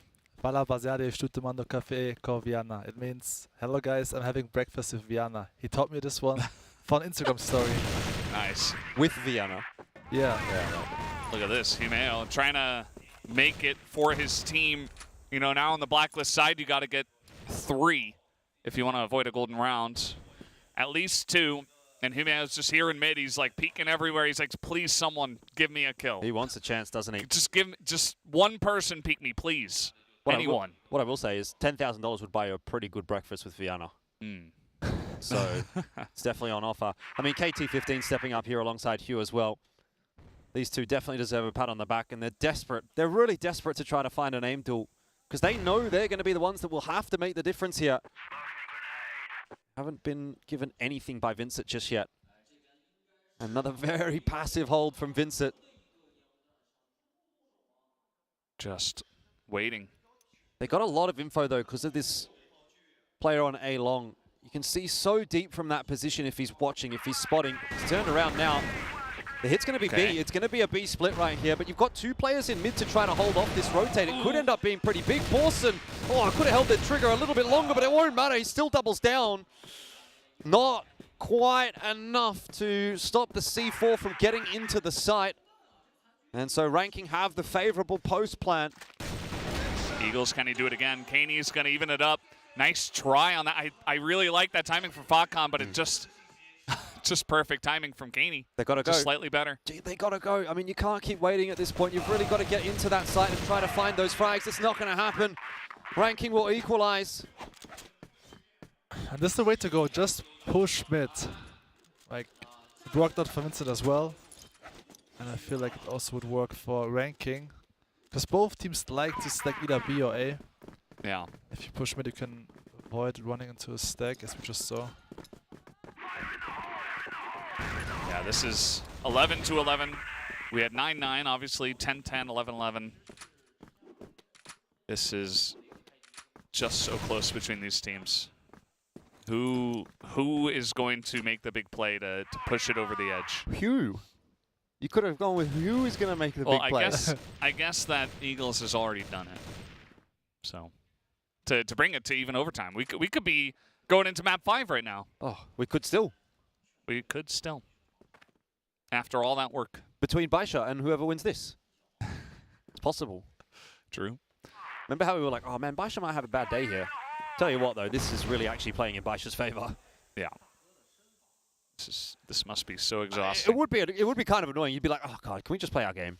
Like, just finish this. But also, on the same token, it is beneficial for you that whichever team actually does make it through here is just going to be absolutely knackered. Look at Kaney. This is an off-angle. pretty cool spot, but look, they're just going through mid. This is what we wanted to see. Oh, the timing of Kaney. He's looking away, and they just get him from behind. Eagles gets 1, gets 2, is holding down the A site as they come on in. No He's going to way! pick up 3. Eagles will not be stopped. Hang on. One more. No, never mind. Danimals has cleared that one out off the top of the A site. It is just Falcon left alive. How has that gone so wrong for Ranking? GDSC will finish it off, and it's on to Vincent to close it out. One more. After all this time, Eagles stepping up to the plate, and he does it again. He's hit 20 kills as well. He's like, I don't want to hear about any records. I'm just getting my team across the line. Oh, Hugh's angry. Yeah. What is the crowd screaming? Is it Baisha or? I think it's Ranking. I just hear Jayo every time. Jayo, Baisha. That's what I'm hearing. I don't think. Baisha's not playing, guys. I don't think that's. It's the wrong team. They'll be next. I wish I knew. Ranking might just send it quick in A. I wouldn't mind it at all. Even after the round that Eagles had. Maybe you just got to isolate them quick. I mean, we've seen this so many times. Snipers just hanging out up there on top of A, and you can just try to take him out. But take a look at the positioning from Eagles as well. He's not even up there. It's just in the corner. Well, the corner of top of A. 10 times. They're going to send it. Look like it's going to be A. This is a setup that's worked many times for Vincent, but it really does require that first shot to be connected, and well done from Eagles. Answers the challenge in the high-pressure scenario. Looking for more. He's being helped out by Katie, but ultimately will lose his teammate, and now it's Borson on the rotate. Bomb has been dropped. Vincent, they're going to do it. They're going to make it happen. Ice Cube's alone. It's 13-11. Vincent will win 3-1. Ranking is out. Vincent survived. Unbelievable.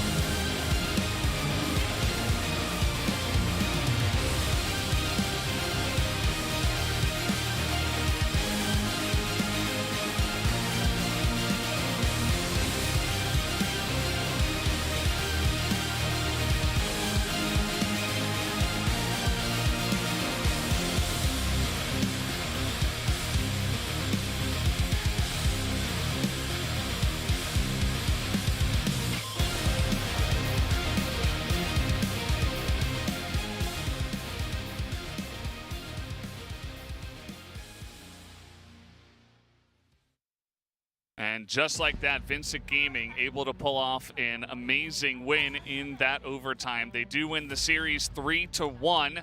3 of the maps going to overtime. Ooh. And crazy stuff. They got the job done. They did win 1 map outside of overtime, did Vincent. So I suppose you can say just slightly the better team today. Didn't go to map 5, so I suppose maybe a little bit more than that. But either way, congratulations to Vincent. You get a second chance at Baisha Gaming now. Yeah, really, when you look at it, if 4 rounds would have gone a different way, Ranking would have been the ones walking away from this series with a 3-1 victory. That's how little was really in this matchup. 2-13-11, there was a 13-12 as well. I mean, like we said, if 1 round potentially would have gone a different way in Black Widow, it would have been a 3-0 for Vincent, which, look, in hindsight now, would have been actually really quite useful because they've got another whole series to play against Baisha, which is a tough ask, especially after having such a long one there. But yeah, credit to them because obviously they had to dig deep, come back from that pretty hefty deficit after losing Black Widow and really grind through all of those maps. It takes a lot of mental pressure to play a best of 5, let alone one that's going to 3 overtime maps, one of which you have lost as well. So yeah, huge credit, obviously, to Vincent. You could see what it meant to them to get that dub on the board. We talked about the monetary factor as $50,000 difference USD from 4th to 3rd place, and that is now at the very least guaranteed for Vincent. Ranking go in 4th, Vincent in 3, potentially in 2, potentially still in 1. There's every chance, of course, but that's really going to come down to the next match. We'll talk about that when we get there. Hugh Mio, though, you have to really say, you reach your heart out to him and say, man, you did what you could. You really did what you could. 1.92, 1.39 kills per round, ADR of 127. Like, what more do you have to do to win a map? But couldn't get it over the line. As we see, Eagles the MVP of this map at least. Yeah, huge congrats to Vincent in the end. I feel like it was a well-deserved win. Could have been a 3-0 if they played slightly better on Black Widow. But like massive respect to Eagles. I mean, I was doubting him before this tournament. As I said, guys, I feel like last year for Extensi he played a little bit inconsistent. Even though online he was quite good, but at CFS last year he was not that good, I felt like. But this year he's popping off. So this is also what I want to see against Baisha, that Eagles have a great fight against Xiao, because they need him if they want to have a chance against them. I don't know what to expect from that next one. I think Bice is going to be, again, they're just going to be so ready to like clamp down on this next one right from the beginning, because you have to stop the momentum, stop the happy times, evince it. You got to watch this and say, okay, now it's our turn to really destroy you, and we deserve that last spot. And they are the favorites in this matchup coming up. I mean, look, the thing I'm really wondering is, and it ties back into what you were saying earlier, right? Is there going to be that momentum factor here for Vincent? Obviously, coming off of the high of winning this game, going into this next game against Baisha, you said earlier you thought that whoever wins this particular match will take map 1 against Baisha. Are you going to stand by that after having seen such a close scoreline here? Surely these guys are just buggered at this point. Like, I don't know if they can actually go and continue to keep that momentum rolling for. This would now be their 5th map of the day. Baisha are coming well rested, feeling good, presumably.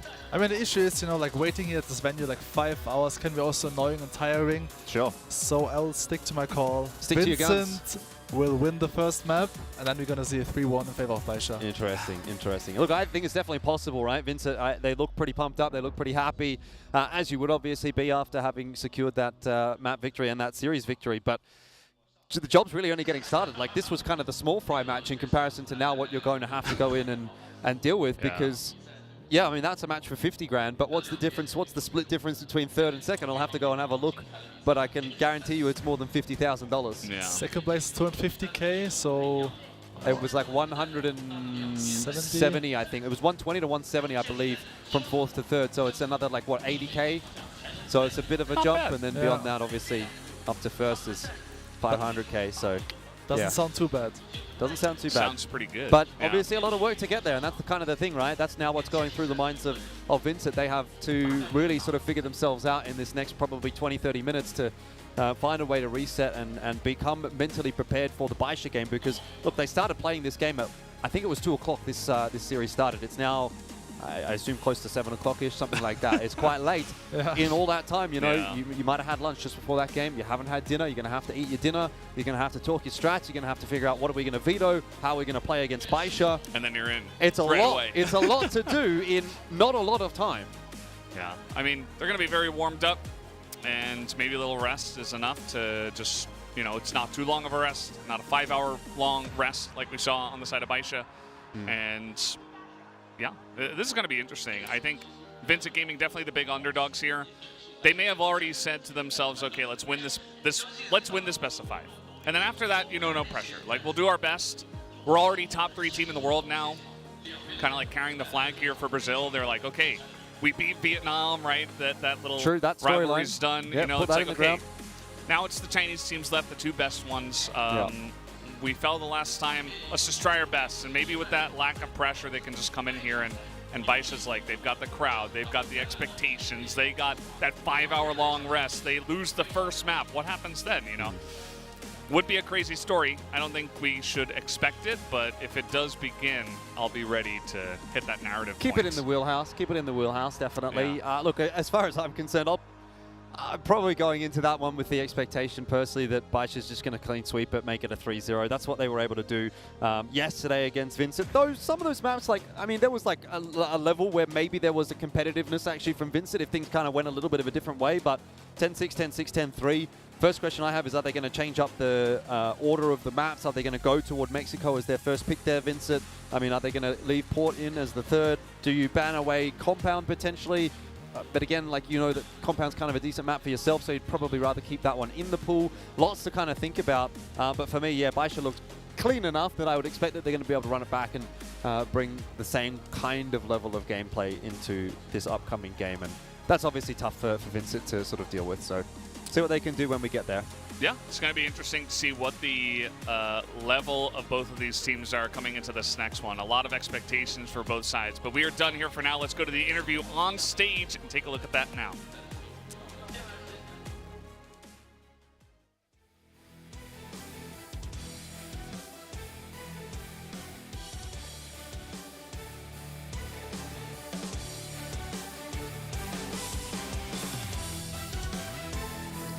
Congratulations to Eagles, the MVP of that match, and to Vincent Gaming.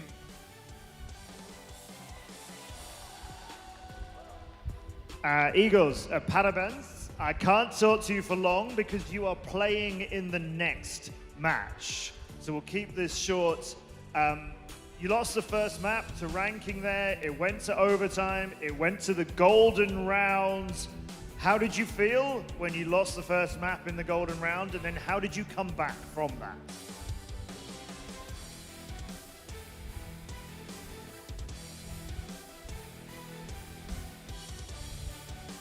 Foi um mapa bastante difícil e a gente acabou levando ele para o round de ouro, mas eu acho que dava pra gente fechar ele bem antes. So as for the first match, it is very difficult for us. We have run into the golden round, but we just changed the mentality for the second map. And many rounds later, after an epic battle and a lot of overtime, you walk out onto this stage as the winners in this amazing stadium with all these fans. How did that feel for you?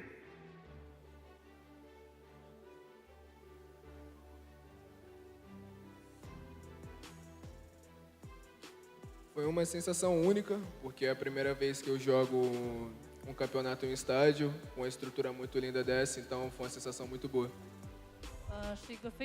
So this is very unique experience for us, and we feel extremely happy because this is the first time for me to be on this stage. And it's a big stage too. You had support during that game from many of the brilliant Chinese fans who are here. They were cheering for you. They're still cheering for you now. Is there anything you would like to say to the fans who are here, who are supporting you?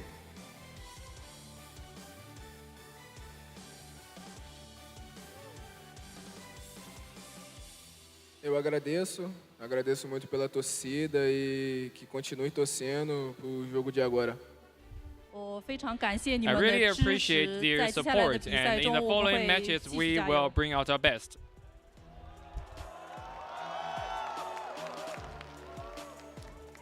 In the following match, you come back on this stage to fight against Baisha Gaming. Now there's a lot of support here for Baisha. There'll be a lot of support for you as well. What are you going to do right now before you come back to play Baisha?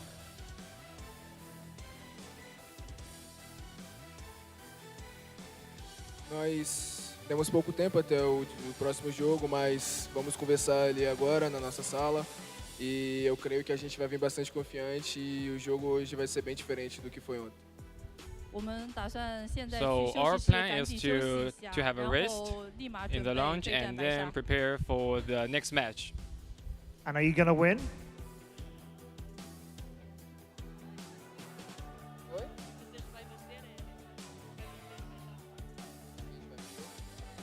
Yes. Yes. It's going to be an amazing battle. We say congratulations again, Vincent Gaming, winners of the lower bracket final. We will see you in a few minutes. Good luck. Obrigado. Good luck, Eagles. Vincent Gaming. So don't go anywhere, as our next match coming up very soon. Brazil against China, Vincent Gaming and Baisha Gaming on this stage for the one remaining place in tomorrow's grand final.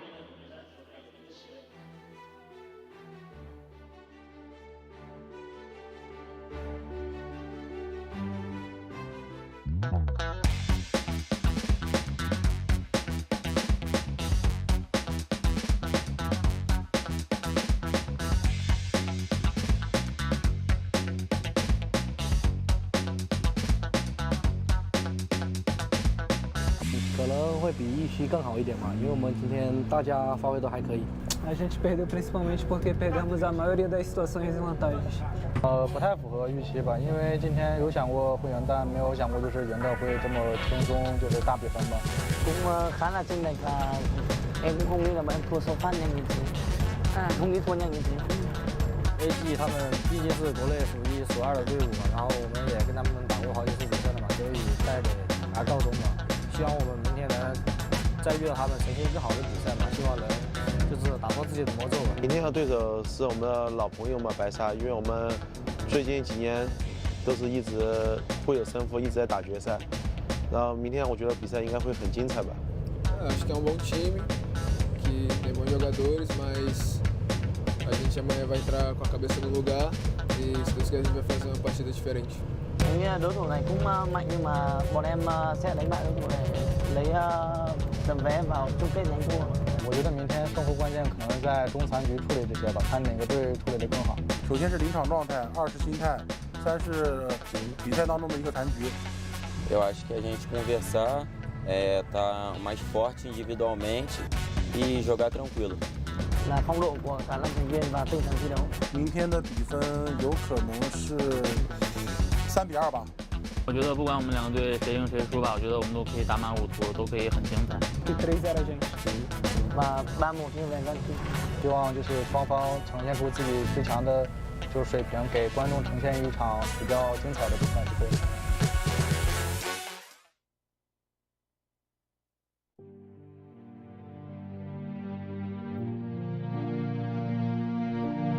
那个画面是在我脑海里挥之不去的，就像是和以前的自己有一种时空交融的感觉。老马，哇！那会儿的比赛感觉非常的纯粹。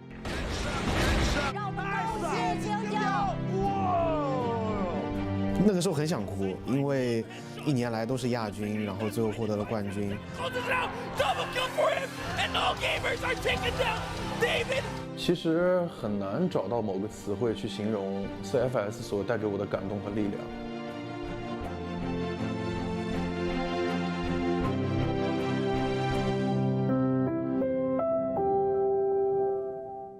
我们那个时候都是热血小青年，也经常跟朋友那个时候打一些线下的小型比赛。最开始我们是抱着战术学习的角度去看比赛的，但是令我没想到的是，我的10年 CFS 观赛生涯就此开始了。我大概是从2014年开始关注CFS 的赛事。欢迎回到 CFS 2014第3赛季的比赛。当年的话，应该是 EP 拿到了 CFS 比赛的冠军。因为当时只有EP，然后进了季后赛，当时承载了中国赛区所有观众的压力。他从后面一打后面又过来，后面，抢得漂亮！恭喜中国魔人获得 CFS 第3赛季冠军。这种紧张激烈的这种气氛，是让人感到最痛快的一种感觉吧。最让我印象深刻的是2015，当时是中国赛区的汉宫对阵欧洲的潘达。当时那一分来自中国的汉宫是打了一个挺完美的2v4。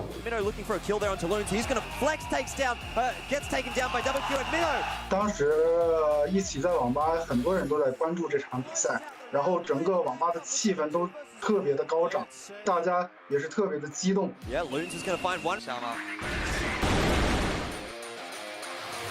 我记得16年总决赛 VG 对阵 F3的第2场里 ，VG 当时在开局落后4分的情况下，依旧没有选择前压，而是选择稳扎稳打，慢慢的清点去追平比分，最终完成了这个局势的逆转。2个，最后一个 ，nice， 4比2。让我真正感受到了选手们在赛场上那种临危不乱的那种大心脏。关键时刻，蜂蜜站了出来，这个包点的1v3无敌了。17年，CFS 是我觉得就是赢的会比较艰难的吧。哎呀，这你要是让他们在正面出现的话，我记得很清楚，是在17年的 CFS 的小组赛上，是当时 SV 打 BD， 中国队作为潜伏者吧，然后进攻 A 区，然后被打掉了4个人。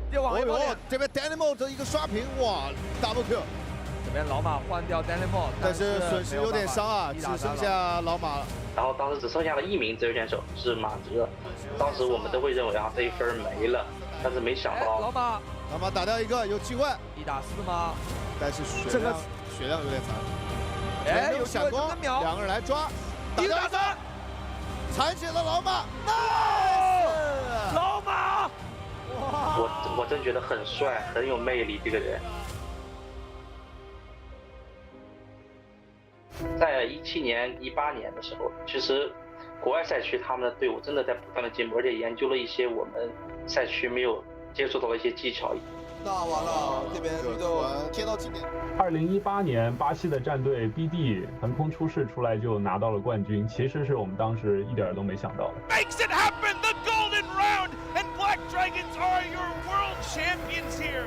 18、19年巴西2支战队他们获得了冠军吧，我觉得其实有一部分原因是必然的。据我所知，他们的大环境和训练条件是远不如我们的，我很难想象他们在那样的环境下为这个赛事付出了多少，所以他们最后夺得冠军让我非常的佩服。Watching out, he's an incredibly low HP. 没有声音吗？不知道。这边被怎么反秒？20年总决赛秦9跟 VG 对战那一场，当时是非常的焦灼。又来了！挑头这边子了，加现在补枪2打2，只剩2打1。MND 落地了，来，漂亮！让我们恭喜秦9！哇！赢的那一刻是特别的激动，然后从椅子上就是激动的跳了起来，就是觉得中国区终于又拿回了这个世界冠军。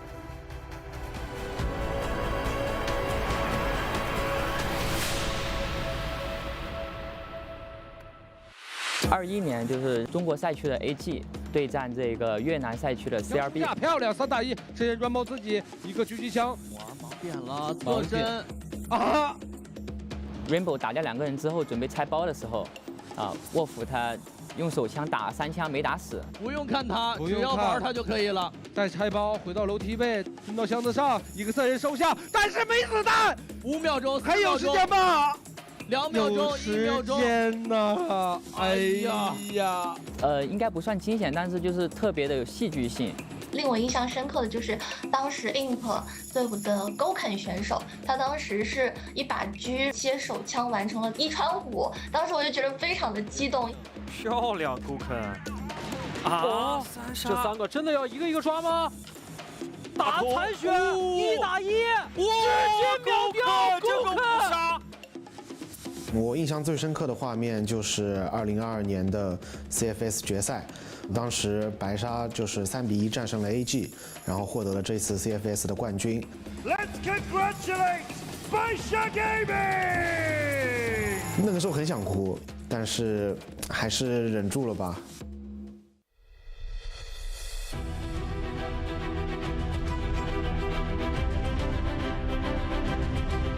这个真的是给我们很大的一个冲击啊！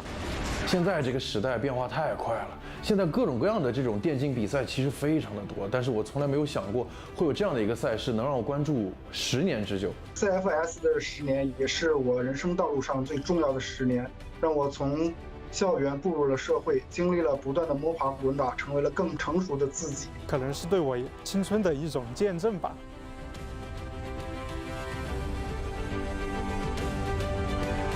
你的过去，我未曾缺席；你的未来，我想全部参与。CFS 10周年生日快乐！祝 CFS 越办越好，下一个10周年更加精彩，能给我们带来更多精彩的比赛，青春不留遗憾吧。真心的祝福 CFS 还能有下个10年，我们一起见证更多的10年。希望我们下一个10年都还在这里。CFS Go Go Go！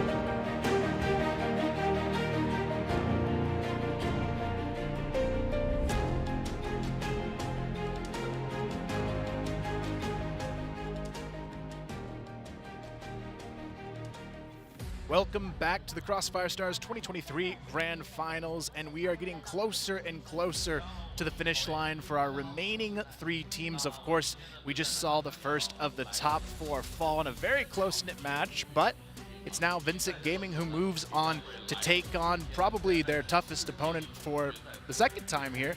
Vincent Gaming, can they take on Baisha? That is now the question on everyone's minds. Are there any believers here on the desk? No. Fair enough, fair enough. It is going to be a very tough one for them, but I wasn't able to be up here for the last one. What did you guys see in Vincent that at least led to their success in that previous game? Do they even have a chance at maybe a map here? I don't know. I mean, their tenacity is definitely in there. That's to be said for sure. I felt like, I mean, Eagles especially in that last map really stepping up. So it's not as if their individuals are going missing. Also, one thing to be said was Kaney played a lot better today than he did yesterday. So you do have some of that kind of coming together, but I'm just not sure it's really going to be enough to topple Baisha at this point.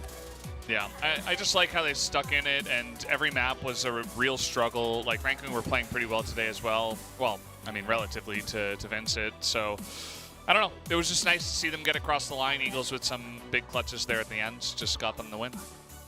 Yeah, I feel like it's definitely going to be an uphill battle, but when we look at Baisha earlier today, they didn't look the greatest either, so maybe there's an opportunity if Baisha's not playing as well again here. Do you anticipate kind of the same Baisha we saw earlier still working in this situation, maybe?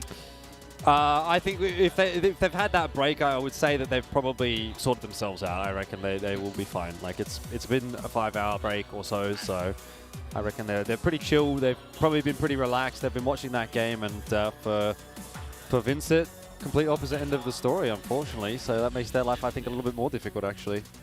How about the sponsors, Kyle? Yeah, how about that? How about them? It is going to be our 2 sponsors here. Of course, first, Alienware. Open Mind Alienware. Alienware is supporting CFS 2023's Grand Finals with all of their devices, and of course, our other sponsor as well. Yeah, shout out to Morphling for their generous support as the official gaming chair in the CFS 2023 Grand Finals. Whether you're in the midst of intense competition or enjoying a prolonged gaming session, Morphling has you covered. Morphling, reach your throne. And we'll see if one of these teams can reach that opportunity to reach for their throne tomorrow in the finals. Of course, All Gamers already sitting there, honestly, with their most impressive performance to date today. And I think either one of these teams is really going to have their work cut out for them if they go into that grand final tomorrow against All Gamers. But obviously the favorite in this one, Baisha, no real surprises there. Yep. They hadn't really been shaken until their match against All Gamers. But hopefully they bounce back here, look a little bit stronger. I'm hoping for at least a better showing from them, because I almost feel like if they have that same style of performance here, this could end up being maybe a little bit closer than it should in this circumstance.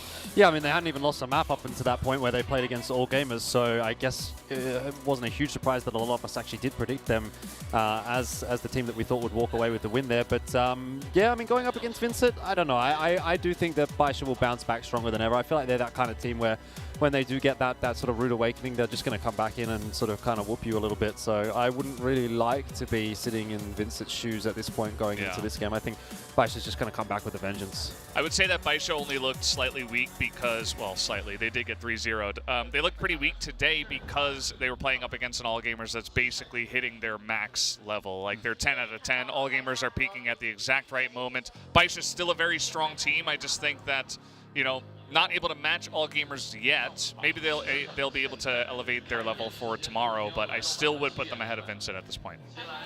Yeah, I think so. I feel like Xiao especially is one of those players where he came into the day cold, but I expect him to be very warmed up coming into this match. I think he realized that he needed to be more of an impact in that first match of the day, and Eagles, let's be real, that is probably a better matchup than going up against Dew. I mean, it's kind of a night and day difference, especially with the Dew we saw today. Probably the best version of him we've seen in this event so far. Absolutely. But to be fair, Eagles looked pretty impressive in the last match, but Xiao is a different beast here.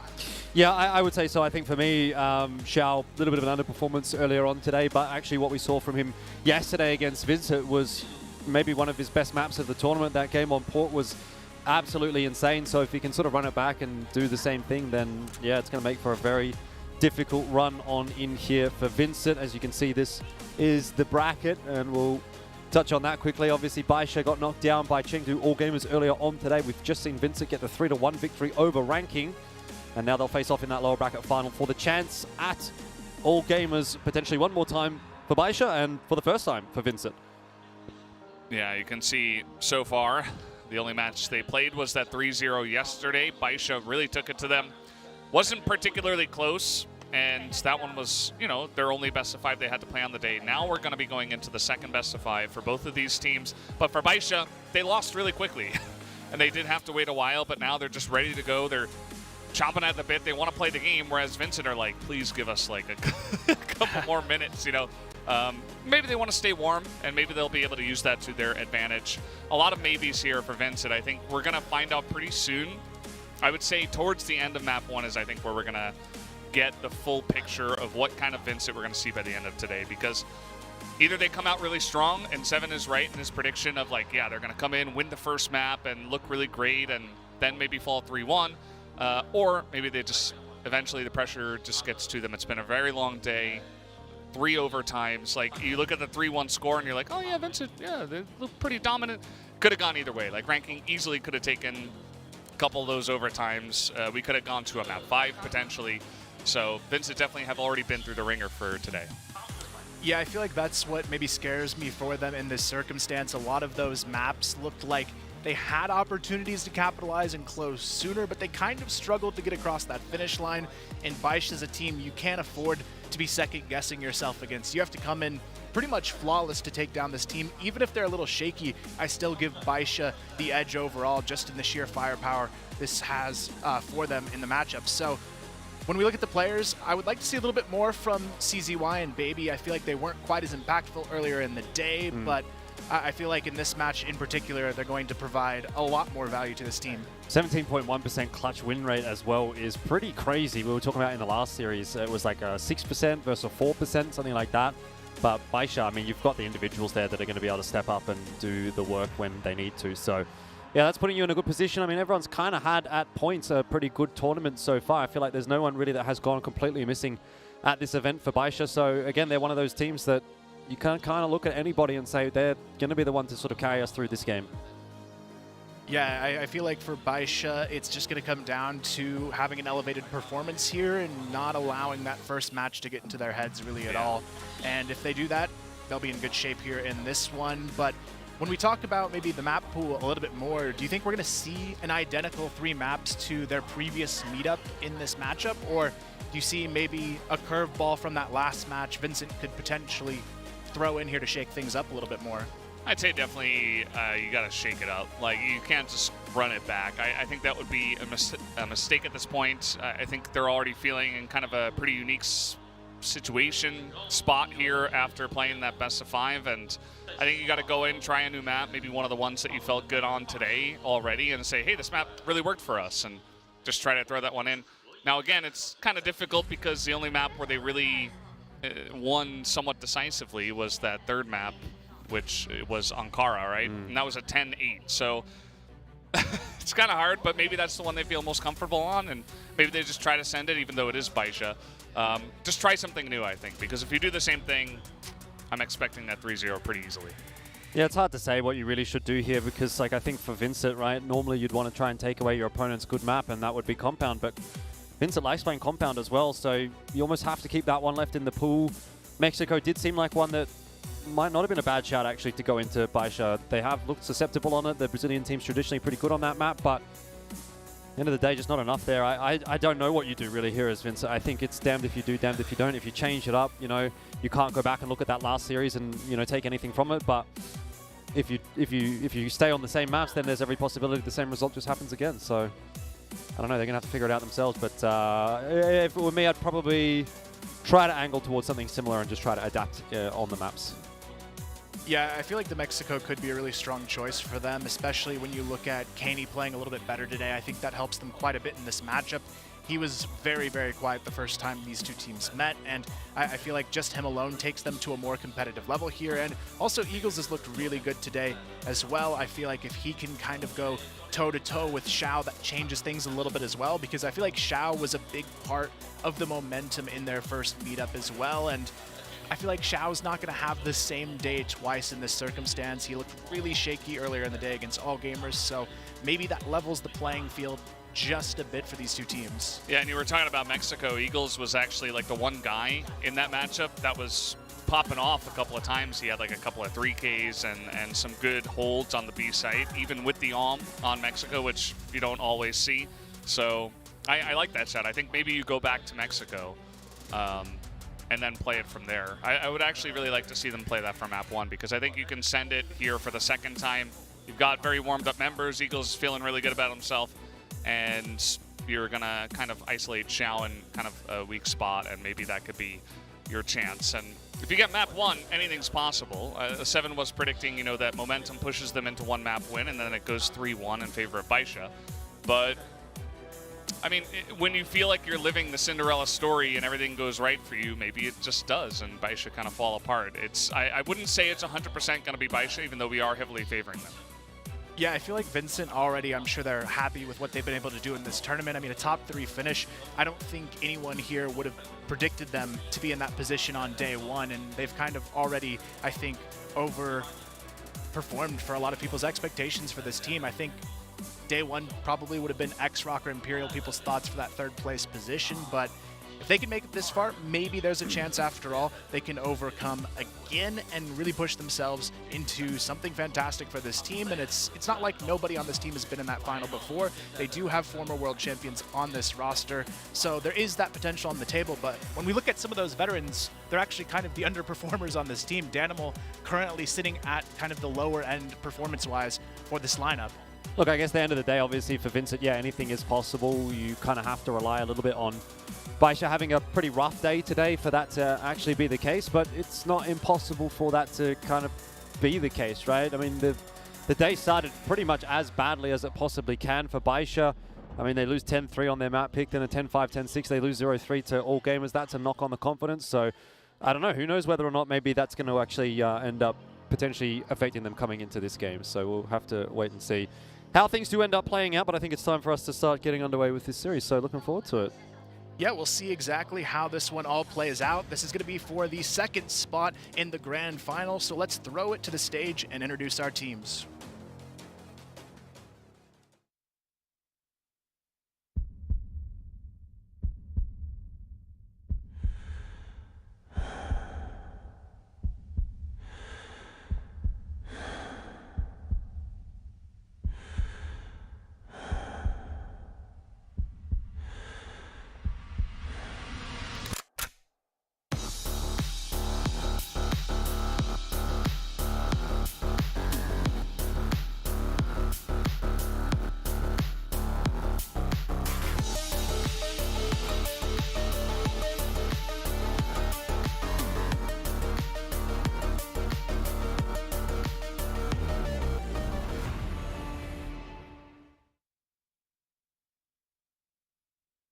Well, the stage is set. The teams are ready to go here in our lower bracket final.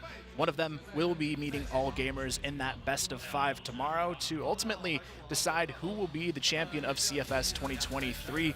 Obviously, Baisha the clear favorite in this one, but Vincent looking to come in as the underdogs. And you know what? If there's any region that could do it, it's Brazil. Historically, that's the only region that actually has done it in this circumstance before, but we've never had a Brazil-China final where Brazil actually won. So I'd be curious to see if Vincent does it here. I'd actually give them a pretty good chance of going all the way, because Baisha to me is even harder to beat for a lot of these Brazilian teams, it feels like, than All Gamers. Yeah, I don't know. I mean, for me personally, I'd probably be leaning quite heavily toward Baisha as being a little bit more of a competitor with All Gamers personally, but it's just something that I guess we sort of have to wait and see. For me, I just don't think Vincent have really shown enough in any facet of the game, whether it's firepower, whether it's strategy, whether it's cohesion, whatever, to be able to beat All Gamers today or tomorrow.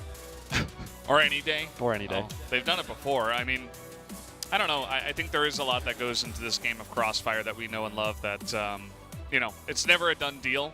There are certainly favorites, and Chinese teams are great and all, but yeah, I wouldn't even be surprised if Baisha win this and then they go on to win the finals. Like, that wouldn't blow my mind or anything. I do think All Gamers are in a very comfortable spot at this point, but yeah, I mean, maybe Vincent give them a pretty good go of it here in this best of 5 and kind of train them a little bit And if they take like a map or two, I almost feel like that's better for Baisha to kind of work through it, because this entire tournament they've just been waltzing through a bunch of different teams. They got like to overtime once against Carhouse, which wasn't even a top team here in this tournament, as we knew by the end of it. So yeah, the second they faced All Gamers, it was like, okay, we went from 0 to 10 out of nowhere. So I think if they were given a little bit of time to kind of prep and take another best of 5 against another strong team, but not an All Gamers, to kind of build up that momentum instead of just like being shot into the sky, like going up against an All Gamers right away, I think that will benefit them. Same thing for Vincent, you know,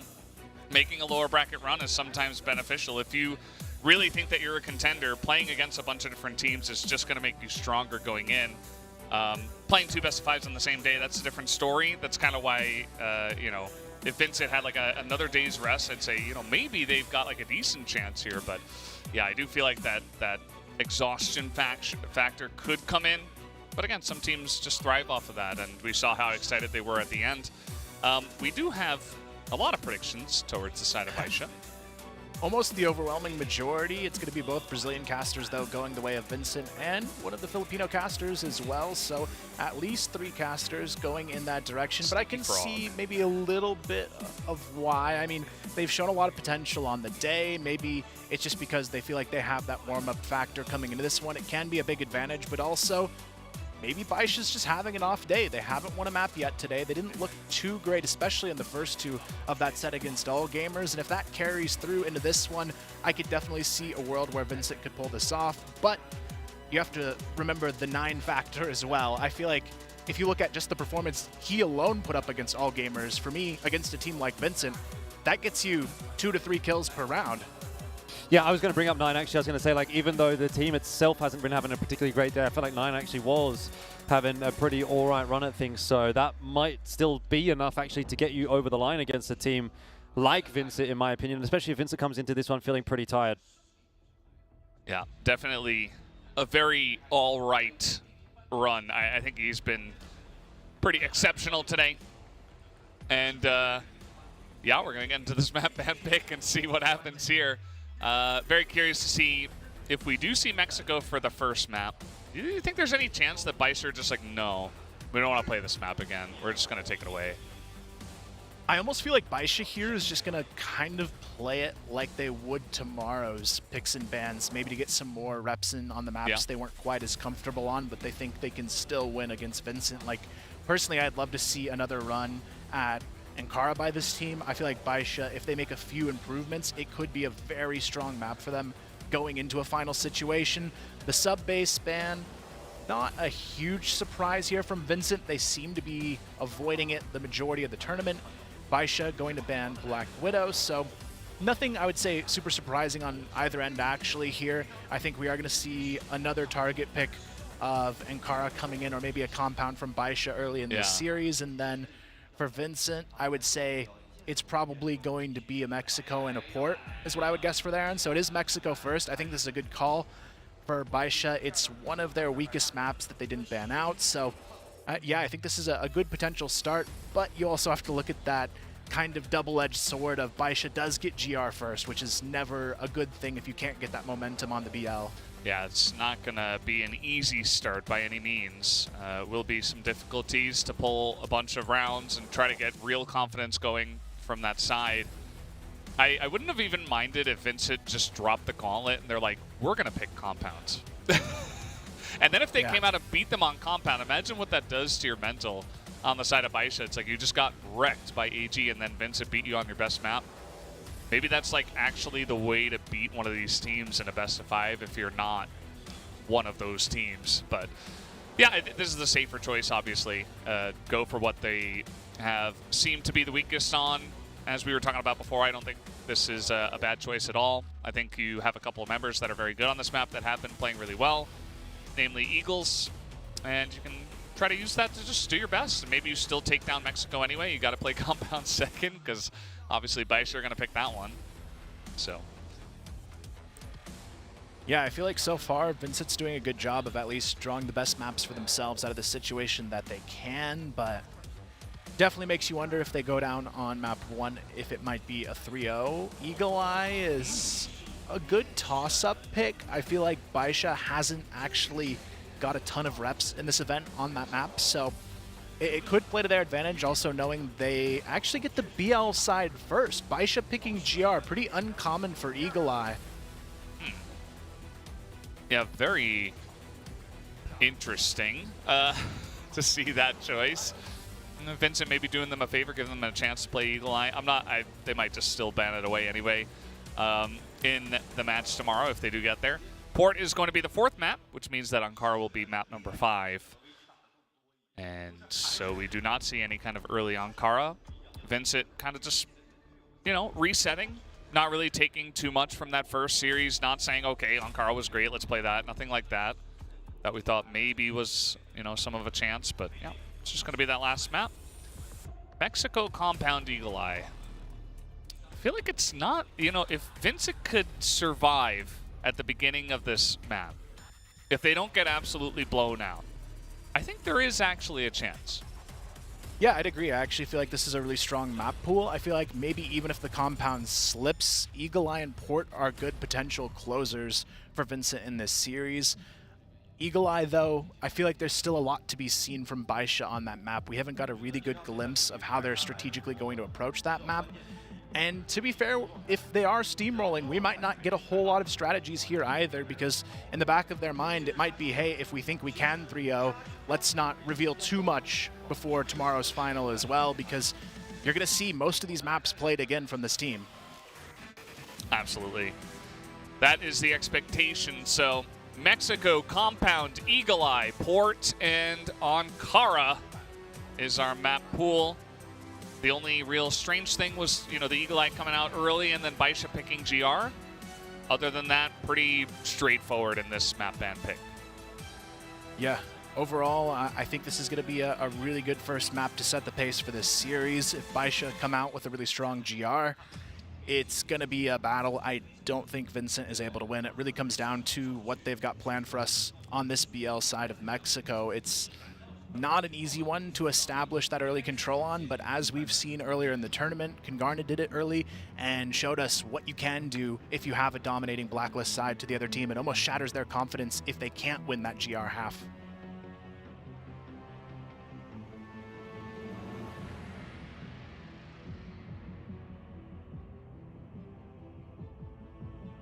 Maybe it's a better strategy.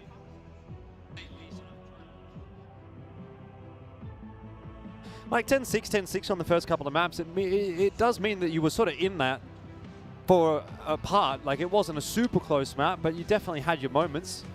And if you can maybe just find a way to get another 1 or 2 sort of crucial swing rounds, that could really go a long way. So Port is one that maybe does concern me a little bit, considering that was really dominant. But then again, you had Xiao kind of gonna do whatever he wants, right? So if Xiao's kind of popping off and hitting 24 kills in a map or something like that, then maybe, you can sort of go, oh, well, maybe he's not going to be able to do that again. Guess we'll have to find out. I mean, we'll definitely get to see Port. Maybe Vincent have changed up how they try to take that A site, trying to neutralize him a little bit. Yeah, Mexico it's going to be a tough one. Baisha, I feel like they're going to play even more aggressive than what we saw earlier in the day from them, especially on this map. You can see the pick rates as well. Mexico starting to get more and more present after being added back into the pool in 2022. It was out from 2019 to 2021. We actually only had a 5-map pool until then. Eagle Eye as well coming in right before Mexico was added back. So now that they've been able to play around these 2 extra maps in the pool, you can see the pick rates changing over time, and teams starting to like Mexico again, because for a while we just did not see this map at all, along with Eagle Eye getting banned out pretty much every match. But when you look at the percentages there, Baisha on the GR on this map, 66% win rate, so definitely not their strongest GR side, but I mean, if you can get 66% here, a 6-3 half, you're going to be feeling pretty good about your odds. Yeah, also, you noticed over the years, last year it was like 62.5% favor to GR. This year it's like 57. So it does feel like teams have gotten a little bit crisper with some of those BL strategies. And, Vincent haven't had the best luck so far on this map. We saw they were like 33% on both sides, but I still like this map pick. I think this is going to give you a pretty good shot here. They just got to survive on the BL side, I'd say.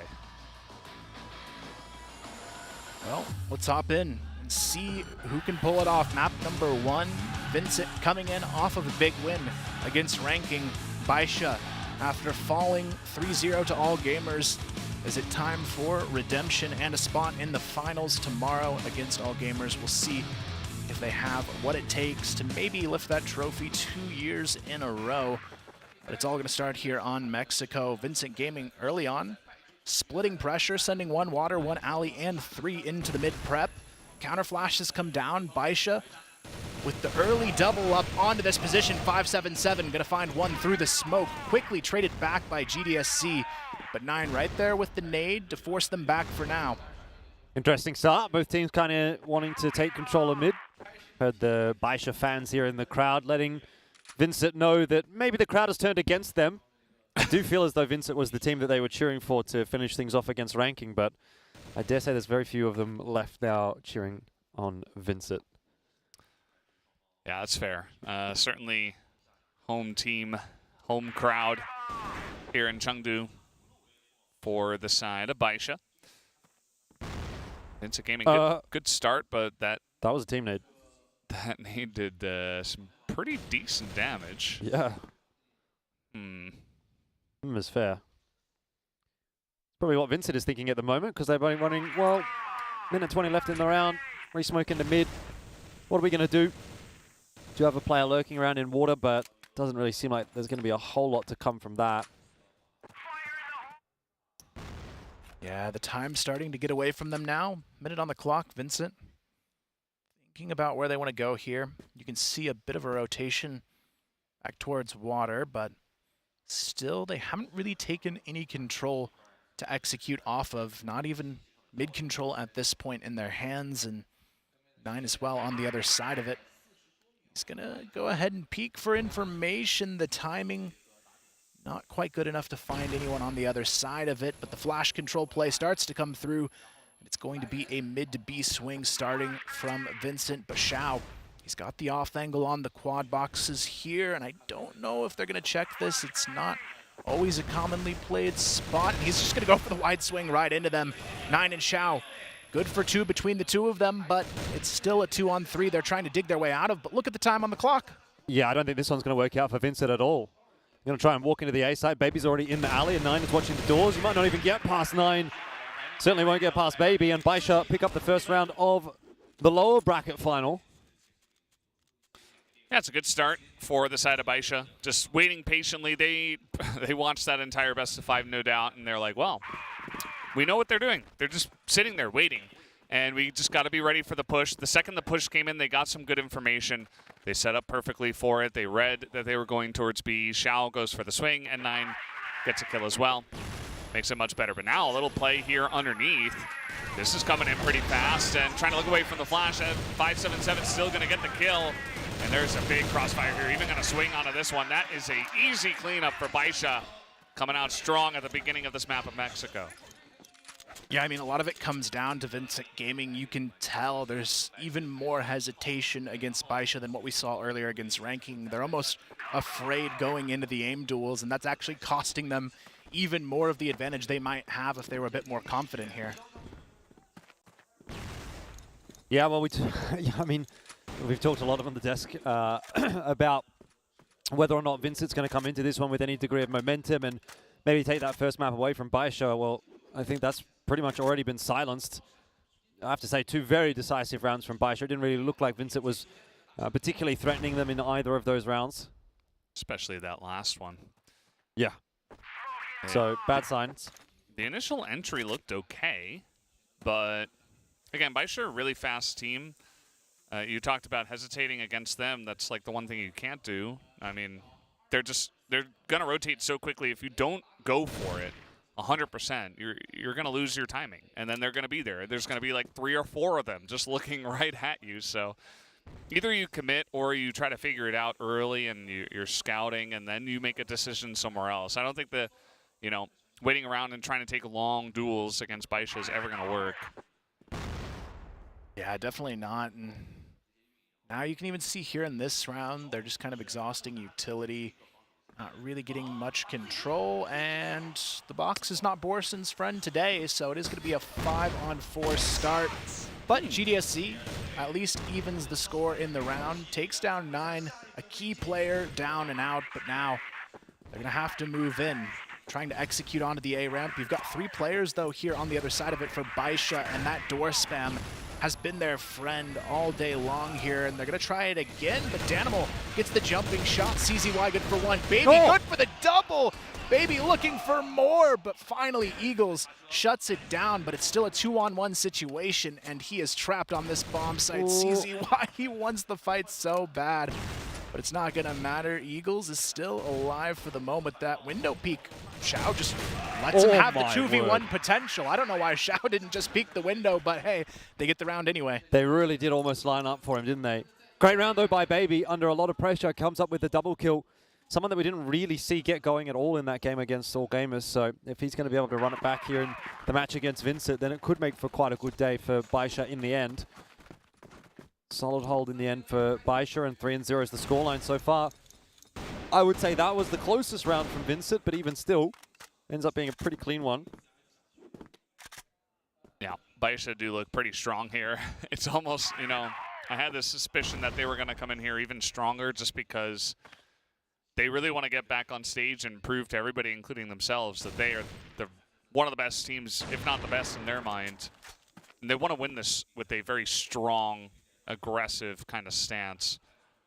And, you know, you're playing to your side of Mexico to start, so it's a little bit difficult to do that, but they're still winning very dominantly, so they've got that going for them. And let's see when Vincent decides to go for this push, what it's going to look like. Because so far, you know, we've seen 3 different things, essentially, but none of them have worked. So you're kind of exhausting your possibilities unless you want to go back to trying to do one of those other strategies and just do it better next time. 9 is holding the nade for the mid-prep, but it's all a matter of timing here. If he can land it perfectly in the next couple of moments, he might connect some solid damage, but it is going to be thrown nicely onto Danimal. He's taken down to about half.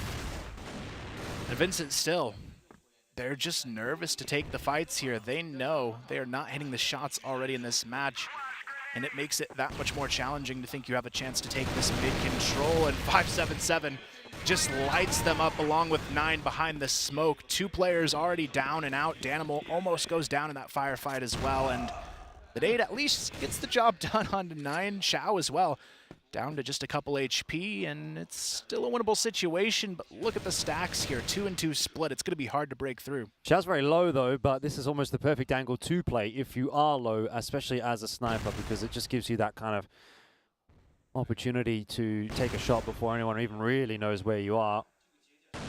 Doesn't actually land his shot, so 577 now kind of needs to come into play a little bit more so, and he actually falls. That's a clean entry in the end from Vincent, so Baby and CZY will have to make this retake happen in a 2-on-3 fashion. It's not what Baisha would have anticipated nor hoped for. Yeah, it's kind of rough. If Xiao's not going to hit that shot, then you got like 577 who's got to tap on the heads, but he doesn't. And from there, you just get run over if they're running any fast enough. But now on the back road, it is going to be up to CZY and Baby, but it doesn't get it done. So Borzin picks up 1, and he is angry, although they did just win that round. A lot of things have not gone right for the team so far, including himself. So trying to get people hyped up, perhaps. Yeah, hopefully they've got the energy now to put a few more up in the half. 3-1, not great, but if they can get 3 or 4 on the BL side of Mexico, it's definitely a good turnaround compared to how this one started. And it's going to be up to Baisha to find their response in this round. They had the opening. It really just came down to that failed hold on the B bomb site, so they've got a chance to change things up. A good look, though, from Danimal and Borison on this one. 2 kills each on that B bomb site execution, really making sure they have a fighting chance now moving forward. You got to make sure that you don't just let this one be one round and, you know, back to the usual Baisha show. It is a pretty standard setup.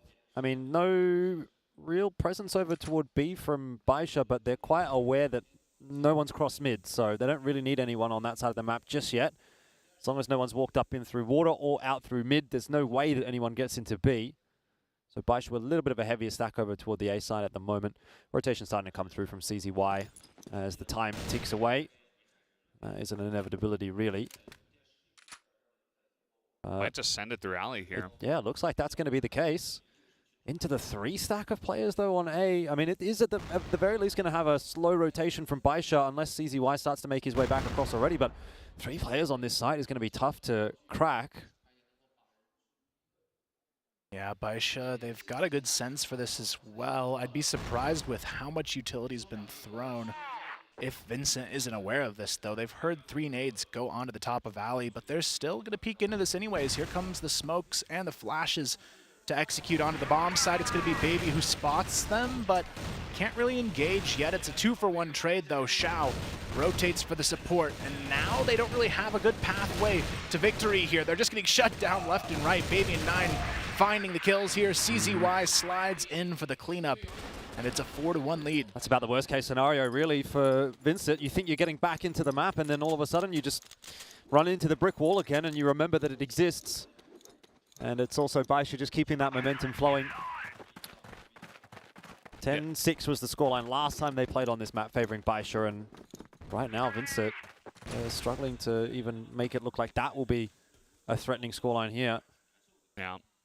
Vincent just didn't do enough on the entry to make that strategy actually work out. If you are going to go for that, it's got to be full committal very quickly. The utility has to be on point, like flashes on pretty much every corner. And they tried. There was a flash that went over towards the door that kind of hit 2 of their members that were looking to come in from mid. And it kind of delayed the push by maybe 1 second, and maybe that's all they needed. And of course, Baisha kind of saw it coming, so they were in perfect position. This time around, well, nice little headshot from N9. I thought it was a decent setup, but now you've lost Danimal already. Yeah, a little bit of nade damage there, but not really a great trade. Here comes the additional nade stack. Takes down 9 to 45, but again, no kills out of 4 nades. Not necessarily the best, but we are going to see the rotation slowly from Vincent now as they continue to put that nade pressure onto the A bomb site. This time, Baby going to eat that one, so they've softened them up a little bit for the A push, but they still don't have the numbers to work with here. And look how Baisha is positioned. They've got 4 ready to defend this bomb site. Boar's in good for 1, but 5-7-7 able to start things off right, but it might not be enough here unless 9 can hold on. Good for 2, and now it's down to the 1v1, and CZY just slides through the double doors. He does not care. He's just sent it. Perfect analogy. Really did just slide in there, didn't he? It's getting out of control a little bit now for Vincent. I'm not really sure what the cure is. It feels like they've tried to throw the kitchen sink at Vincent. At Baisha, I should say. Yeah, this is the issue from the Blacklist side. Like, I really wanted them to make a stand and kind of hold on from here. They still got a chance. You know, you got 4 rounds left, or at least 3 in the rounds. That was the headshot. This was the entry. It wasn't that bad, actually. 9 did get almost too much value. And then, as we saw right at the end, CZY just sliding on in. Very fast, unexpected. Eagles had the Colt out. Couldn't really set anything up in terms of a defense. And yeah, it's a lot of strategies not really going their way. They had that one push that went on to B, and they held from there. But besides that, every round has been pretty devastatingly one-sided to Baisha. Yeah. 5-1. You're already in a pretty comfortable spot here as Baisha. Yep. 9 obviously leading the charge. You've got good little cameos. Baby, CZY, Xiao all doing pretty well for themselves. And 5-7-7 sort of playing that supportive role as usual, but not really going missing necessarily. So Vincent are going to try and change something up a little bit here. They've got the C4 toward A. It'll be an A split through water. A couple of smokes getting tossed on in. But you've still got a couple members on this A side that you need to deal with, one of which is 9, and he has been fragging nicely. CZY locking it down from main, and Baby doesn't even really have to come into play at the forklift. He gets only the 1, but it was already the round over at that point, and I don't know, guys, this is feeling pretty decisive to me. I mean, yeah, when CZY gets, I believe, a quad kill there on the site, you don't really need anything else. Everyone just setting up accordingly, hitting the trades, and it feels like there's just no way in to either side for Vincent, except maybe the B. I mean, the one round they went B. It was successful on that mid to B hit. They couldn't really hold on to the site too well, but for some reason, Vincent is almost convinced they have to go A, and Baisha, very aware of that, has 4 players there almost every single time. That one was a slightly different setup with the flashes over the top and a big push in through underwater into A. But he didn't clear out CZY. Yeah. He didn't flash him out. He's just staring at the door. Like, it was the all perfect right, setup. come on in. I will welcome you, thankfully. Here they go trying to clear out mid as, ooh, the timing of that kill to keep 577 alive is just, it's just nutty. Well, it didn't last long, unfortunately for him. Yeah. Now he's dead. Never mind. That's a successful mid-take, actually, from Vincent so far. 3 on 3 is not too bad. You started to force out a little bit of the utility earlier. Shao popped his smoke down. So I think Vincent shouldn't be too disappointed with how that round has actually played out. But obviously, it's going to be a question of whether or not they can actually convert from here.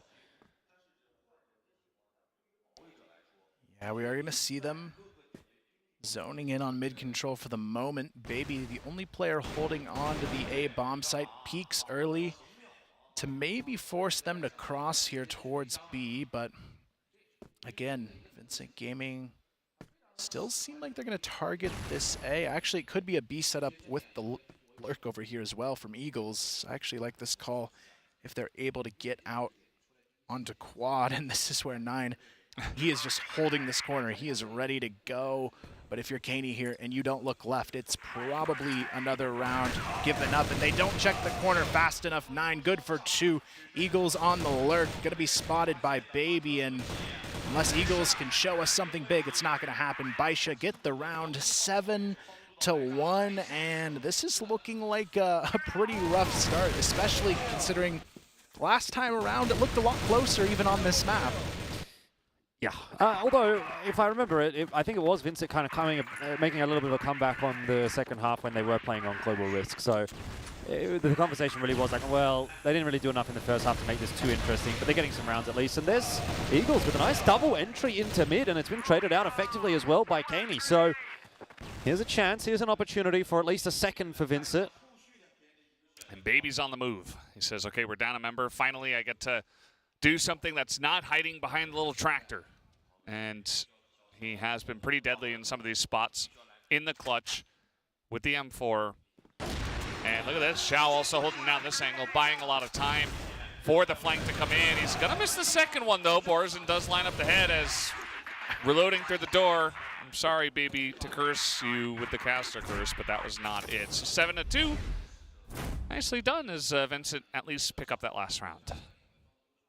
Yeah, I mean, they're in a really good position regardless. 7-2 should be enough for them to at least get this first map to go their way. 3 blacklist rounds with how they're hitting the shots should be an easy one, especially when you look at the 2 players who are popping off here for Baisha, both N9 and CZY.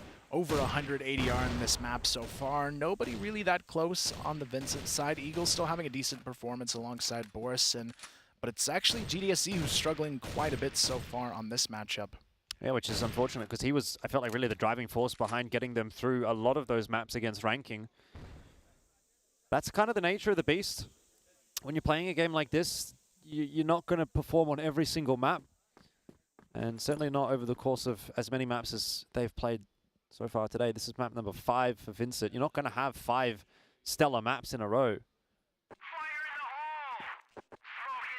He sort of deserves a bit of a break, in a way. They want this water. I like this, though. They don't normally do this, if I remember correctly. It's pretty uncommon for them. Gonna throw in all the new strats against Vincent. Kind of interesting. Borzen gonna spot that. Takes a heaping helping of damage. And Bice to say, okay, that's good. All right. We tested water. Oh, wait, just kidding. We're not done yet. Grouping up once again for members. And they might just slowly push, expecting Vincent to have rotated off of this, although Dynamo, He's here. No utility, just straight up. Oh, gonna rush on in, and they're hunting him down, but Borzin, nice shots through that box as in comes the rest of Baisha on the chase. Still, N9 looking to run on in here. He's got two friendly allies right behind him, and I guess this is gonna be the play. It's a good flash setup over the top. It's going to blind Danimal into that corner. There is still another player on site they've got to deal with, but wow. Baby, good for the double kill. Nice and quick, and at least for the rest of the Vincent Gaming roster, they have to find the openings quickly. Eagles does take down Shao on the lurk, so at least the lurk out of the picture, but this back angle is so hard to deal with where CZY is. I don't know if they're going to be able to do it. Time of the essence, it's ticking away. Vincent stuck behind the smoke, but they're going to have to go through it. Not to mention all this util. Baisha knows the circumstances, and ultimately here comes Vincent. They need to find some kills on this entry, and so far it's taken a little while. You've got individuals just hiding. Baby and CZY not even keen on taking the fight, and that's smart. It's put them in a good crossfire setup. Baisha get another one. Yeah, that one looked pretty dominant. They get in from the backside of that B site. Never really seen that push, to be honest. And they make their way in, get the plant down. Shao kind of went down for free, but you're not going to win every single battle. 8-2 now, just 2 rounds here. And they already start off well on the Blacklist side. Not really phased by the map itself. And 9 coming out here, he's like, yeah, somebody shoot at me, please. I will just take you down. CZY as well going to join, not to be outdone. CZY wants to hold on. Oh, actually, N9 is ahead of him. I was going to say CZY wanted to hold on to top spot, but not even there. N9 will hold on to that. Still time to fix that one up.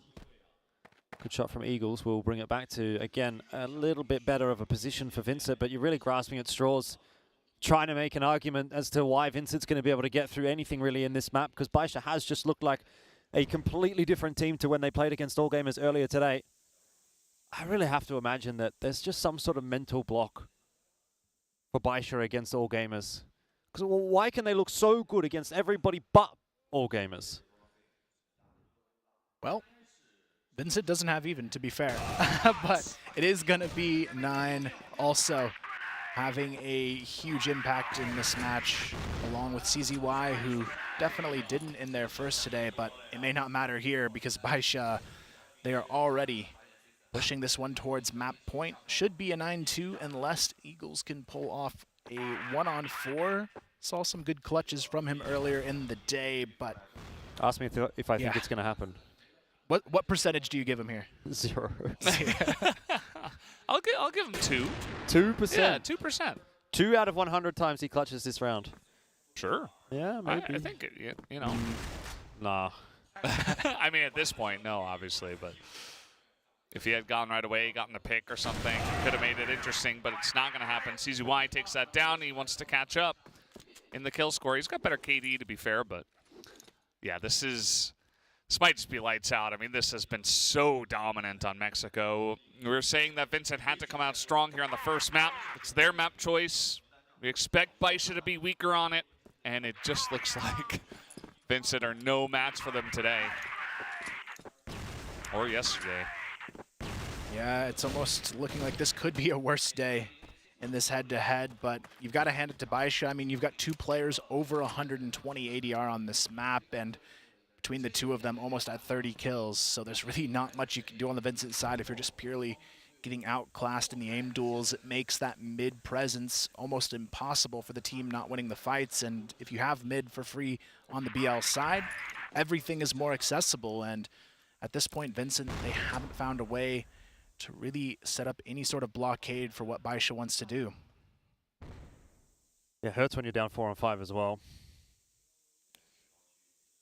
And Baisha just going to go creeping through water, and they'll find a pretty big gap in the defense over there. Not to mention CZY just opening things up on Ali. So it's all gone wrong for Vincent.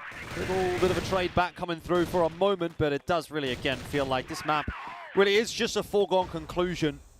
I don't expect there's going to be too much excitement really from Baisha when they do actually finish this one off, because, I mean, it's the first step really in a fairly long series, of course, but also Just feels like it's already done at this point. Kaney, 1v3. What are you going to be able to do? Absolutely nothing, and that is it. 10-2. It is Baisha Gaming that pick themselves up the dub.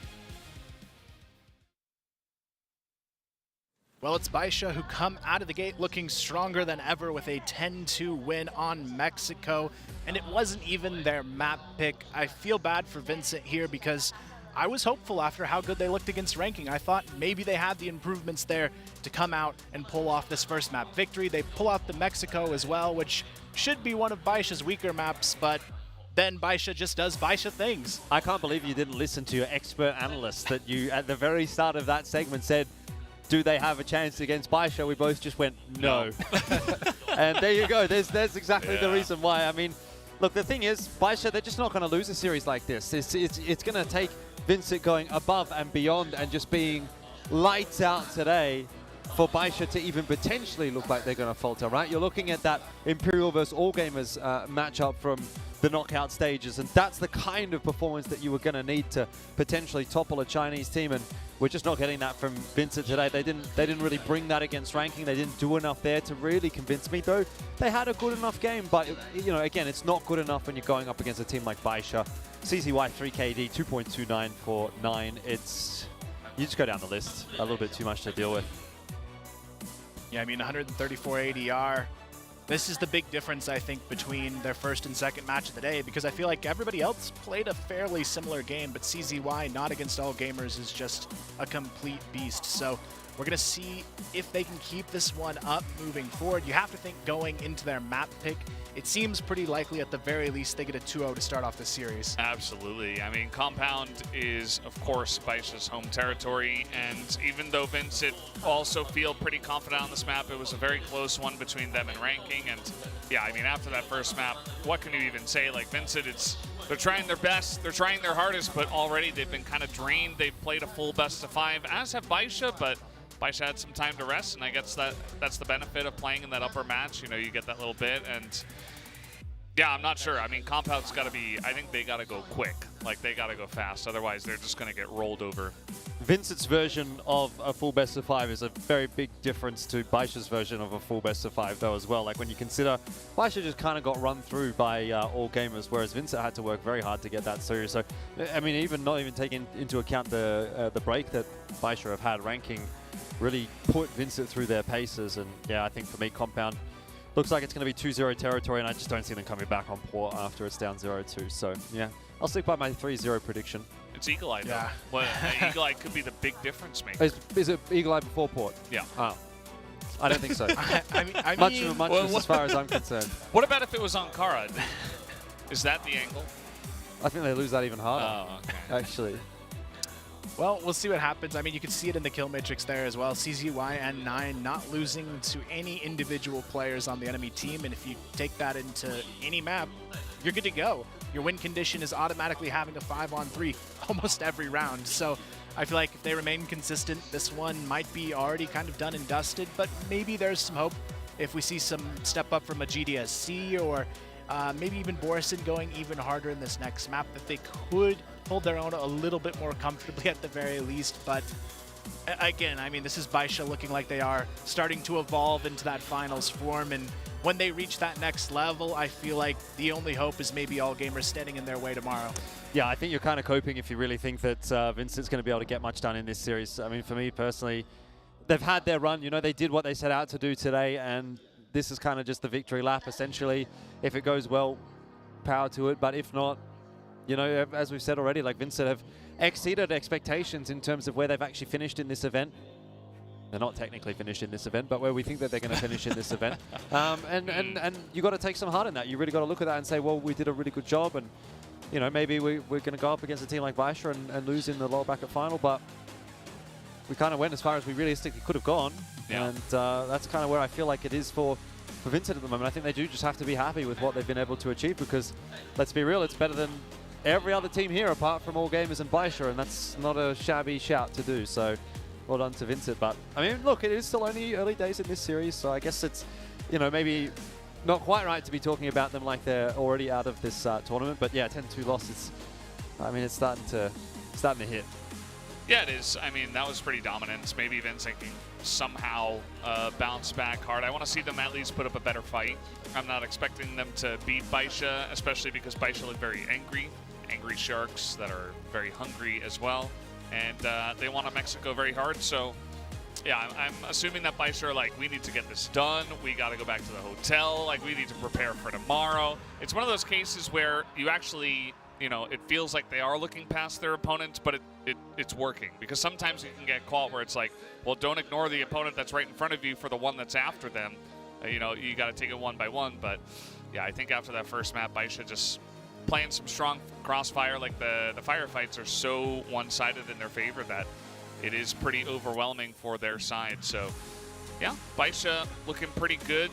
3-0 looking pretty likely at this point.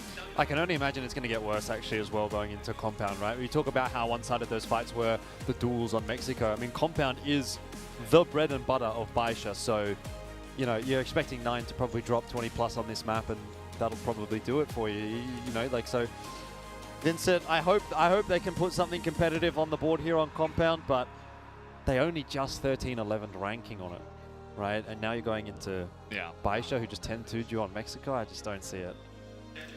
Yeah, I feel like it's going to be really tough to think they can go 1-1 in this. Maybe they have a chance on the later maps a little bit more so than Compound, but I feel like if you leave Compound on the table for Baisha, you're asking for that to be almost an automatic loss for your team. So I feel like Vincent, if they're going to do it, it has to be in those later maps. But if you go down 0-2, even when you get there, the stamina's got to be running out. I mean, this is their 7th map coming up here on the day, and it's not easy to maintain a strong performance across 7 maps, let alone now considering they would have to be close to even 10 to get through the day potentially, and that is a bit of a daunting task ahead.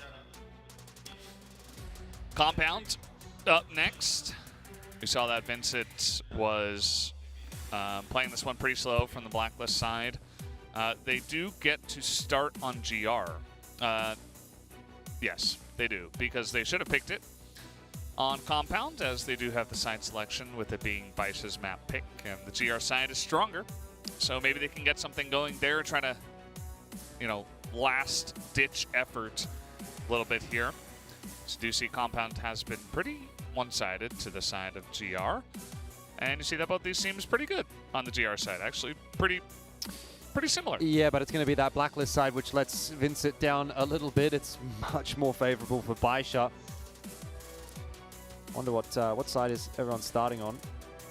Because if it's going to be Baisha starting on Global Risk and Vincent starting on Blacklist, then we could be in for another pretty quick one based on... It's the opposite. It's the opposite? Yeah. Okay. I was going to say, we could be in for a pretty quick one based on those statistics if that were the case, but I don't know whether or not the change in side really changes my opinion, if I'm being honest. I think this is still going to be Baisha at their best and Vincent trying their best to survive. Really, that's what it is. They have been thrown in with the Sharks and they don't have anything really to fight back with, it seems like. Still, Compound not a bad map for Vincent on paper. Maybe we're underrating them. Maybe we're ruling them out too soon. It's only up to Vincent, really, to convince us. Well, let's hop in for map number 2 and see if maybe Vincent can harpoon their way back into this match. They're going to need something sharp here to get the ball rolling as we kick off map number 2. It is going to be Vincent on that GR side, which did seem to be significantly better for them in their earlier matchups, so maybe that gives them some advantages here. You've got GDSC as well starting off with a secondary on the field, but you can see there, he tries to peek down mid, and as soon as he sees N9, just 180s out of there. Yeah, he was take one look, take one shot, run away. You don't want to get overrun on this one.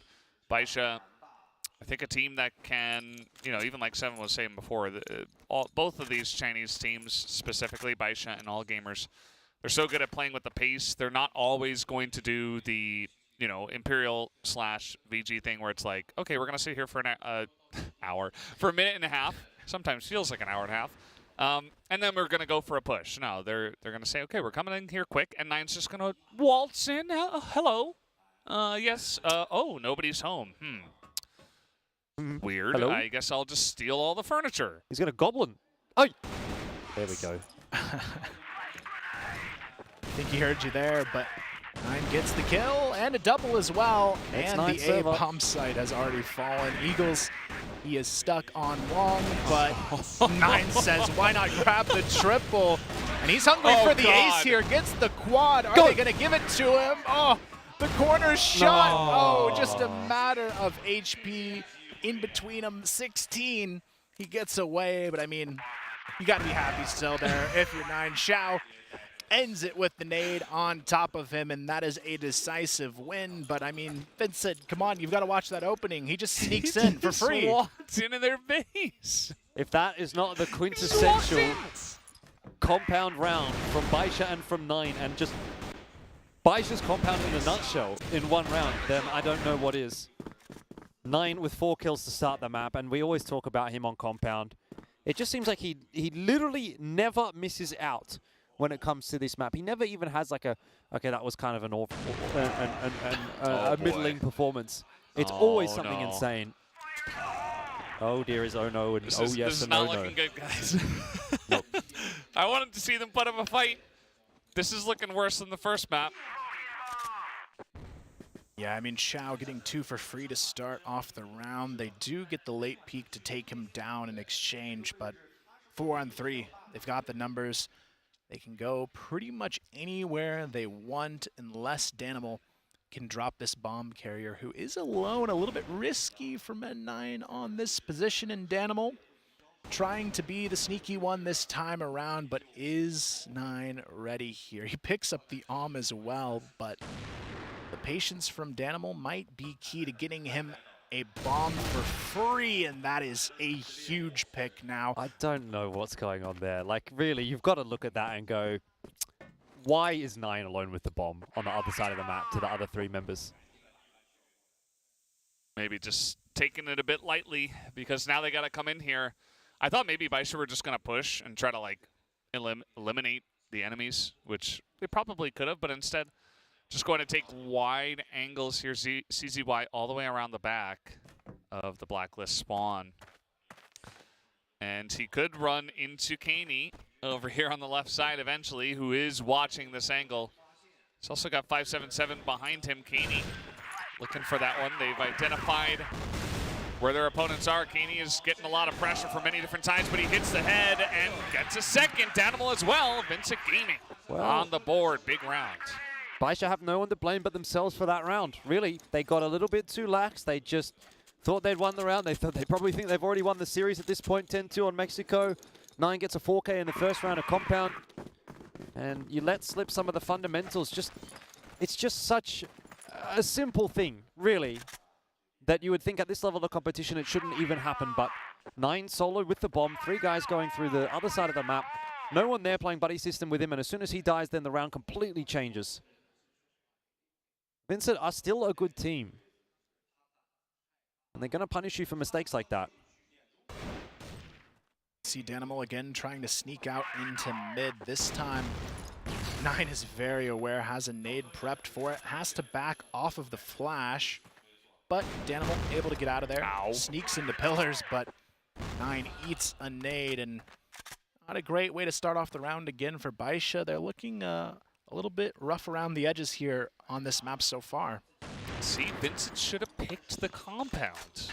That way you start off with this map and you beat them on it, and all of a sudden, Baisha, our mental boom from there. But instead, we had to play Mexico. My man is coping. That was my strat. It is a strategy. Yeah. May not be a good one. It is one of the strategies. It's one of the that you could have strategies of gone all for. time. Yeah. Didn't work so well for ranking earlier in the tournament, getting 0-10 on their team's worst pick versus Karahouse's best. So, yeah, I don't know if that's the play here. And I mean, when you look at Xiao and 9, this could easily turn around with just the two of them, to be honest, doing all of the work. And here comes the rotation back towards Zay, and Vincent has made the call to stack in the opposite direction. So should be a good round to sneak in here unless Eagles can win on the solo hold, but the timing is not going to be his friend on this one. He's going to peek right into the open arms of Roland Baisha, and there it is. A quick headshot from 9, and now they have full control over the bomb site and Xiao in the tower as well. GDSC, he misses the shot, and he's going to live and die by this box. Just hide. It won't go down, maybe. Danimal's going in. Baby is going to hold down this one. And we got a couple of guys left here on the side of Vincent. Are they going to send it into the site? There are 5 members left on the side of Baisha. They're holding pretty much every single possible angle that you could consider. There's also smoke down, flashes available. They're going to throw that in, and Vincent, I mean, you got to go, but GDSC goes down, and now there's just not enough time. Borzen says, you know what would be nice? Another kill. I don't think they're even going to give that to him. And that should be the rounds going over to Baisha. Yeah, I mean, great response there. They were shaky in round number 2, but honestly, it ultimately just came down to 9 dropping that C4. If they have that, you've got to believe the fights are a lot better in their favor towards that B bomb site, and they get the plant there, and it's probably 3-0. But overall, it's the firepower difference. I think it's just laziness or hubris really coming through from Baisha in round 2 that sort of lets that one slip. It's not even as if Vincent necessarily looked like the better team actually in that round. Like, Xiao was kind of owning them. Oh no. You can get up there. It's okay. You got this, GDSZ. He got up there. Pretty aggressive positioning here from the side of Vincent. And you see that Baisha are going to respect it. Some flashes over the top, smoke already in this position here. Vincent, will they consider pushing it at this? I don't think that's where you want to go. And shot gonna miss, so they just back away from this one. And Baisha just grouped up as a team, ready for the next push. They respect that pressure, and then now on to the next part of the round. For Baisha, it is going to be a little bit of a mid boost here to try and see over the top, but Vincent laying that pressure onto mid this time. They've got 3 grouped up near the middle of the map. Only Borison and Pillars, and then you've got Danimal here playing the off angle on A long. So this is a good setup to deal with the mid push likely coming through from Baisha, but at the same time, if this A hold goes down quickly, it's probably another round where you're gonna have some trouble hanging on, but GDSC, that's a huge swing into mid, takes down CZY, forces the hand of Baisha to move forward. It is going to be Caney who finds another behind the smoke. Baisha struggling to get any forward momentum on the round. Caney as well spots another behind the smoke. Not going to connect here. The 577. He's only going to find one for now. Nade. 5 HP, the nade. He sneaks past, but it's not going to matter unless Xiao can hang on, and they at least clear out the site. But I mean, 18 HP. This doesn't seem too reasonable to win, and it won't be. Caney ties it up at 2-2. Yeah, nicely done by Caney. He essentially held on to the A site, rotates over, gets another kill. Feeling pretty good about him. Also GDSC with that nice early swing helps his team get into a pretty good spot. And yeah, I mean, they're actually keeping up with them. It's 2-2 so far. Vincent not going down without a fight after that first map even so. And they're coming out here pretty aggressively, which is nice to see. I like the change up in momentum, although CCY is going to make quick work of that. Baby does go down, as Caney himself also pushing on in. Danimal getting into the action. And by that, I mean getting shot in the back by N9. was a good effort, but the trades are still pretty even across the board, as we do see Borison finding CZY with the nade. GDSC pretty lit up, though, from that engagement. And now they've got to work their way back towards A long here. You can see a little bit of hesitation now from Baisha. I feel like they're almost unsure of themselves when it comes to where they might execute on this map. I'm not sure if that's intentional, knowing there might be some things on this map they might not want to show all gamers, because it kind of just seems like they're hanging out mid and playing picks as long as possible, which isn't their standard on this map. Yeah, I mean, I think they're in a position where they can do that here. Let's see how quick GDSZ is with the shot. He's going to hit the side of the wall, which, you know, it was on the move here. Bad wall. And they don't even have to commit to this if they don't want to. That information is given over. They might fake a rotation out because from this position, kind of hard to really get information on if they've stayed or not. I think Kaney will be able to spot any rotation there in mid, so they're pretty aware that this is actually going to end up being an A hit, though. GDSC not able to land a shot. Kaney continues to be the hero for Vincent. What a hold. Gets all three. I mean, Vincent, they're low-key actually kind of challenging Baisha on this map now. Maybe Baisha shouldn't have let slip that one free round. Yeah, it's definitely looking a little bit tough now, but a lot of that's thanks to Kaney. 8-2 so far on this map, really stepping up majorly to try and keep his team in the fight, but it's going to be hard to keep that kind of performance up for an entirety of a map, considering all of the rounds that they've won are because he's gotten 2 or more. So I think it is going to be Baisha putting a little bit more effort in his direction. They know he's a B player, and you can see already Baisha starting to put that effort towards this position. But baby, is he ready for the push out? Yes, he is, but the trade is there from Borison at the very least. And honestly, not too bad of a start either way. They're going to go quick maybe through mid. Smoke goes down, already on the move. Here they go, straight on in, headshot onto GDSC, opens up that site. They know that Borison was pretty far out, but instead they're just gonna go in onto A, which is fine as well if they can root these guys out, as down will go CZY. They barely make it in, but that's gonna be the cleanup. Eagles making it interesting here on the A site. That's now 4 rounds to the side of Vincent Gaming. Yeah, I mean, it's great. It's obviously fantastic to see here for Vincent, but I don't think they can really take their foot off the gas here. We saw the statistics graphic that showed that they were quite substantially weaker on their blacklist side of the map. So it's looking good at the moment. It's 4-2, but you've got to take into account that they may only really be good for like potentially 2-3 rounds actually in the second half. So you kind of want to keep pushing this as much as possible. Get it to 7 if you can. Yeah, Vincent, they need a huge half here if they want to win this. The GR for Baisha, a lot stronger on this map, I would say. But Borison is going to run into some trouble on this position, taken down right away from N9. Danimal spotted as well on the back of the B-bomb site. You can see the rotation starting to come through, though, from Vincent, thinking about stacking some extra players in this direction, but it's still only Danimal here. He's not going to last too long.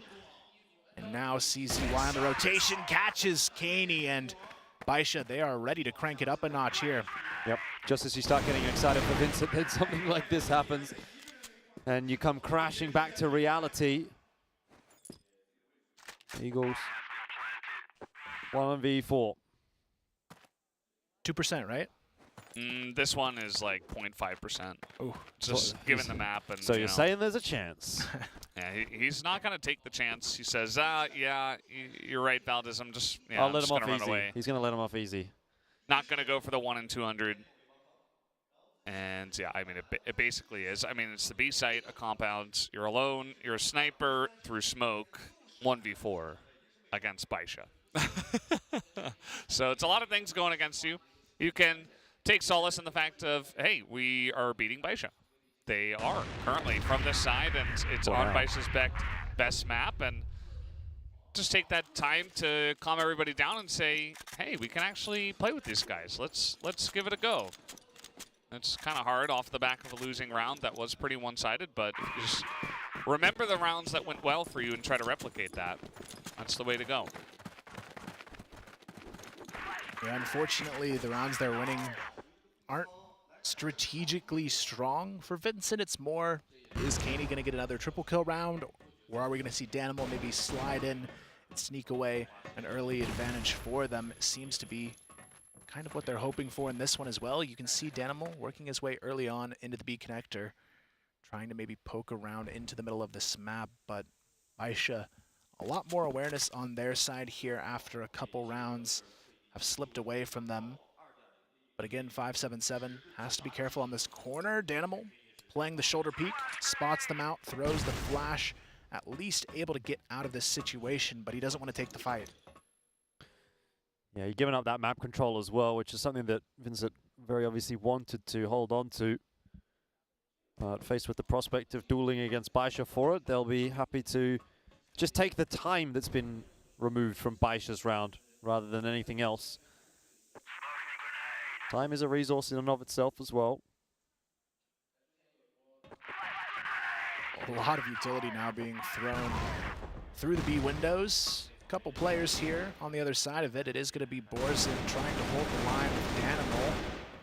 577 really does not like that box. Sprays it all the way down, but hey, Danimal, he's going to get the opener, and that's exactly what they need here to try and keep this lead. You can see Baby and CZY struggling to get anything done now towards this side of the map. I'd be surprised if they commit to the bush now, because now Vincent Gaming is fully prepared for that.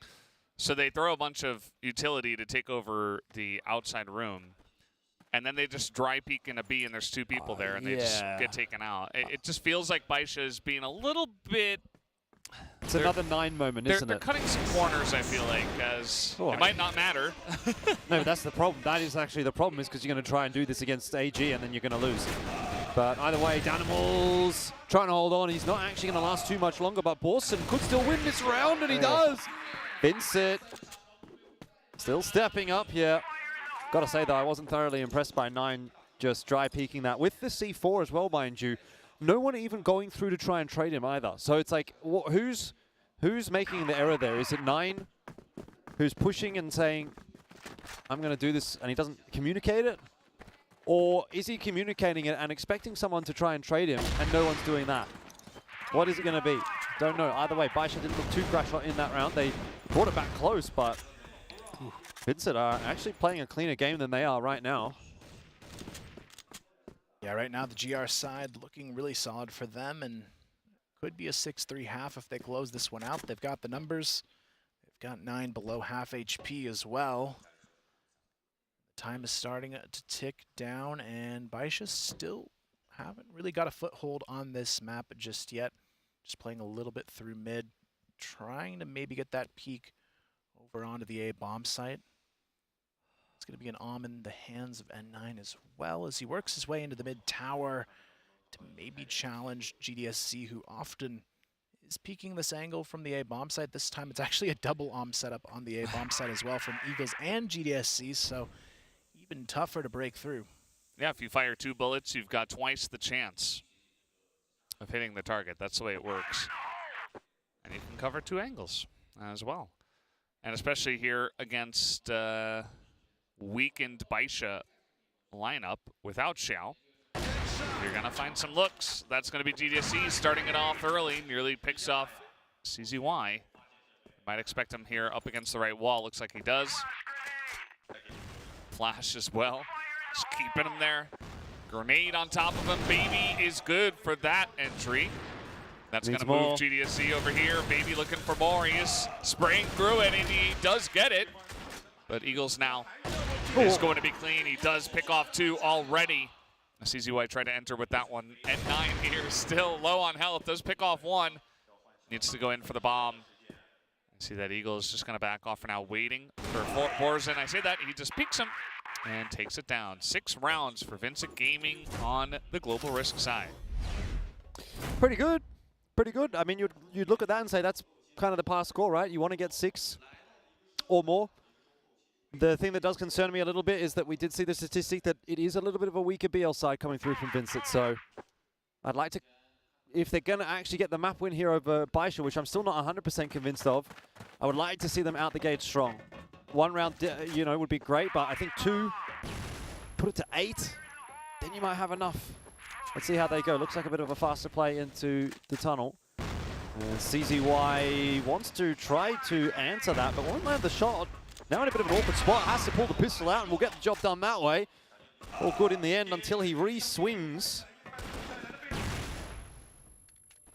Now it's really just Baby holding on to the lower bomb site. Vincent Gaming, though, thinking about backing off. You can see GDSC already posted in the B connector for the lurk to potentially cut them off if they try to flank, but Baby doesn't really need too much support at the moment.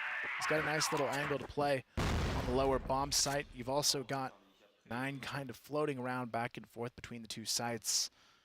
But at some point, Vincent have to pull the trigger here on this one. It is going to be just a safe positioning from Baby that forces them to overcommit to site if they want to go for it. What's it going to be, Vincent? See that push out of mid just a bit. 5-7-7, seeing what it can see, which is not much at this point. Smoke in the door. And a snipe from Eagles. That's really clean.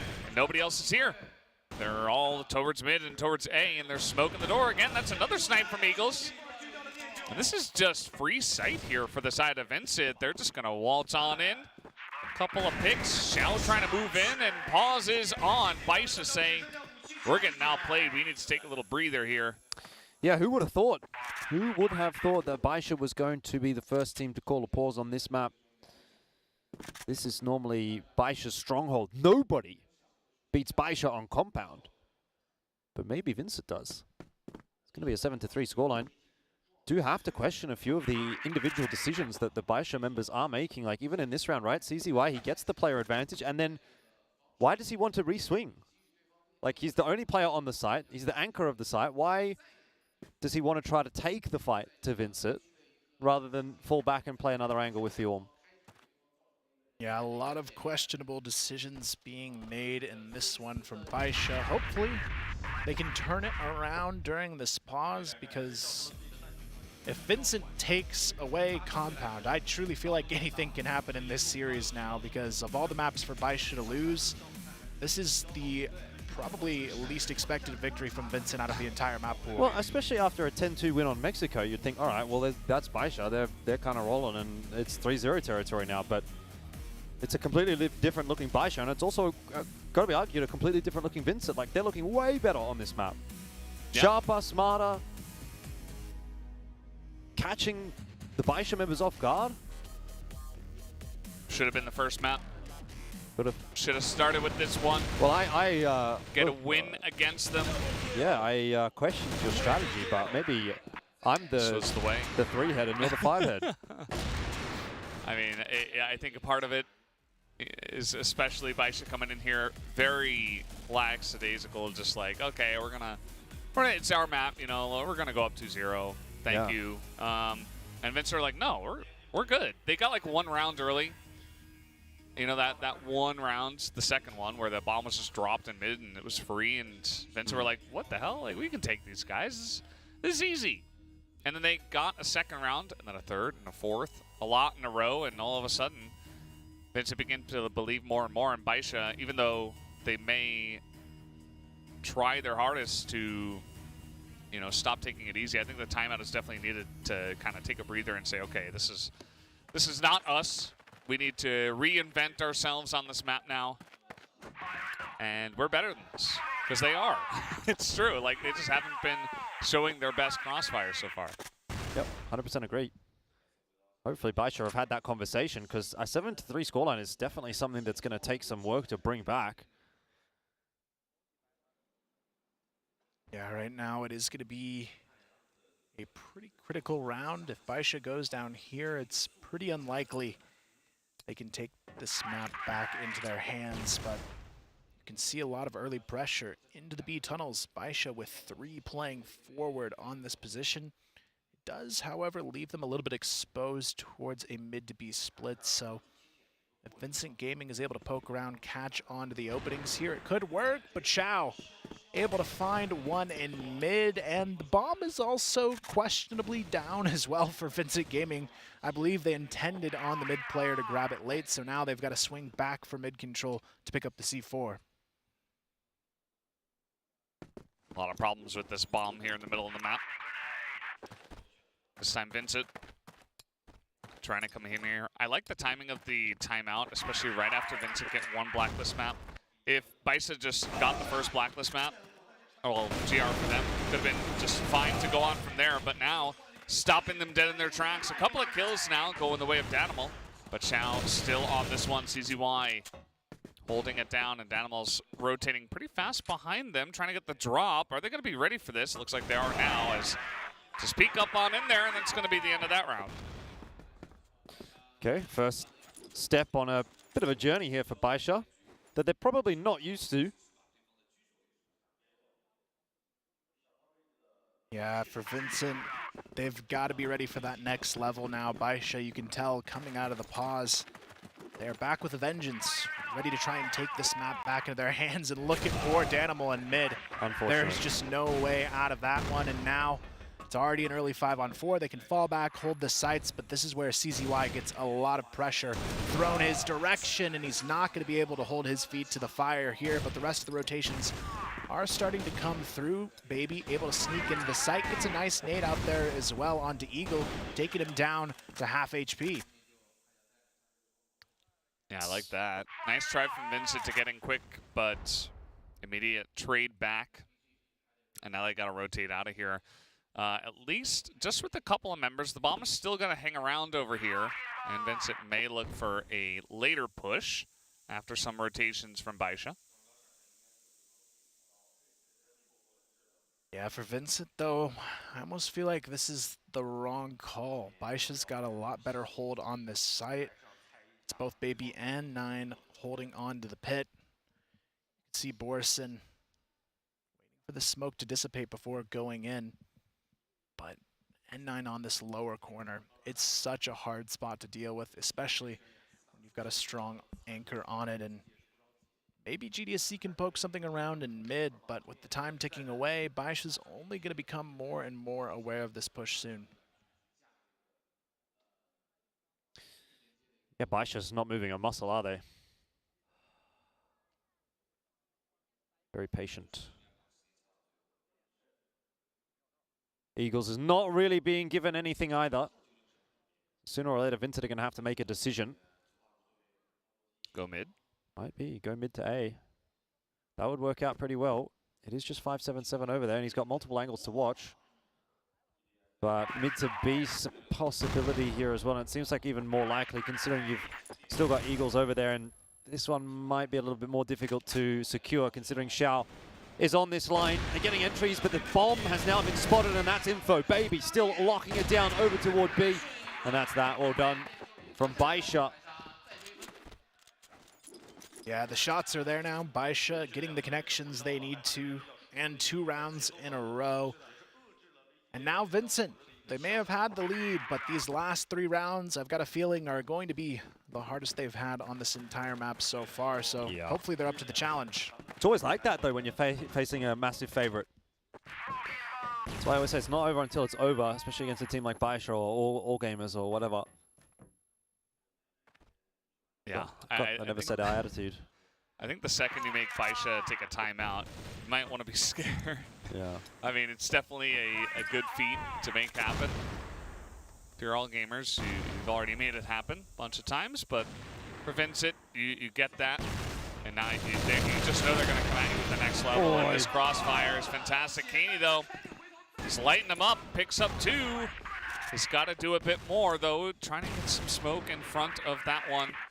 And could be potential to get this bomb planted as well. The rest of the team on the side of Baixa just trying to rotate out of this one. Nice lurk from the side of GDSC, but not able to get the kill. It was almost perfectly timed.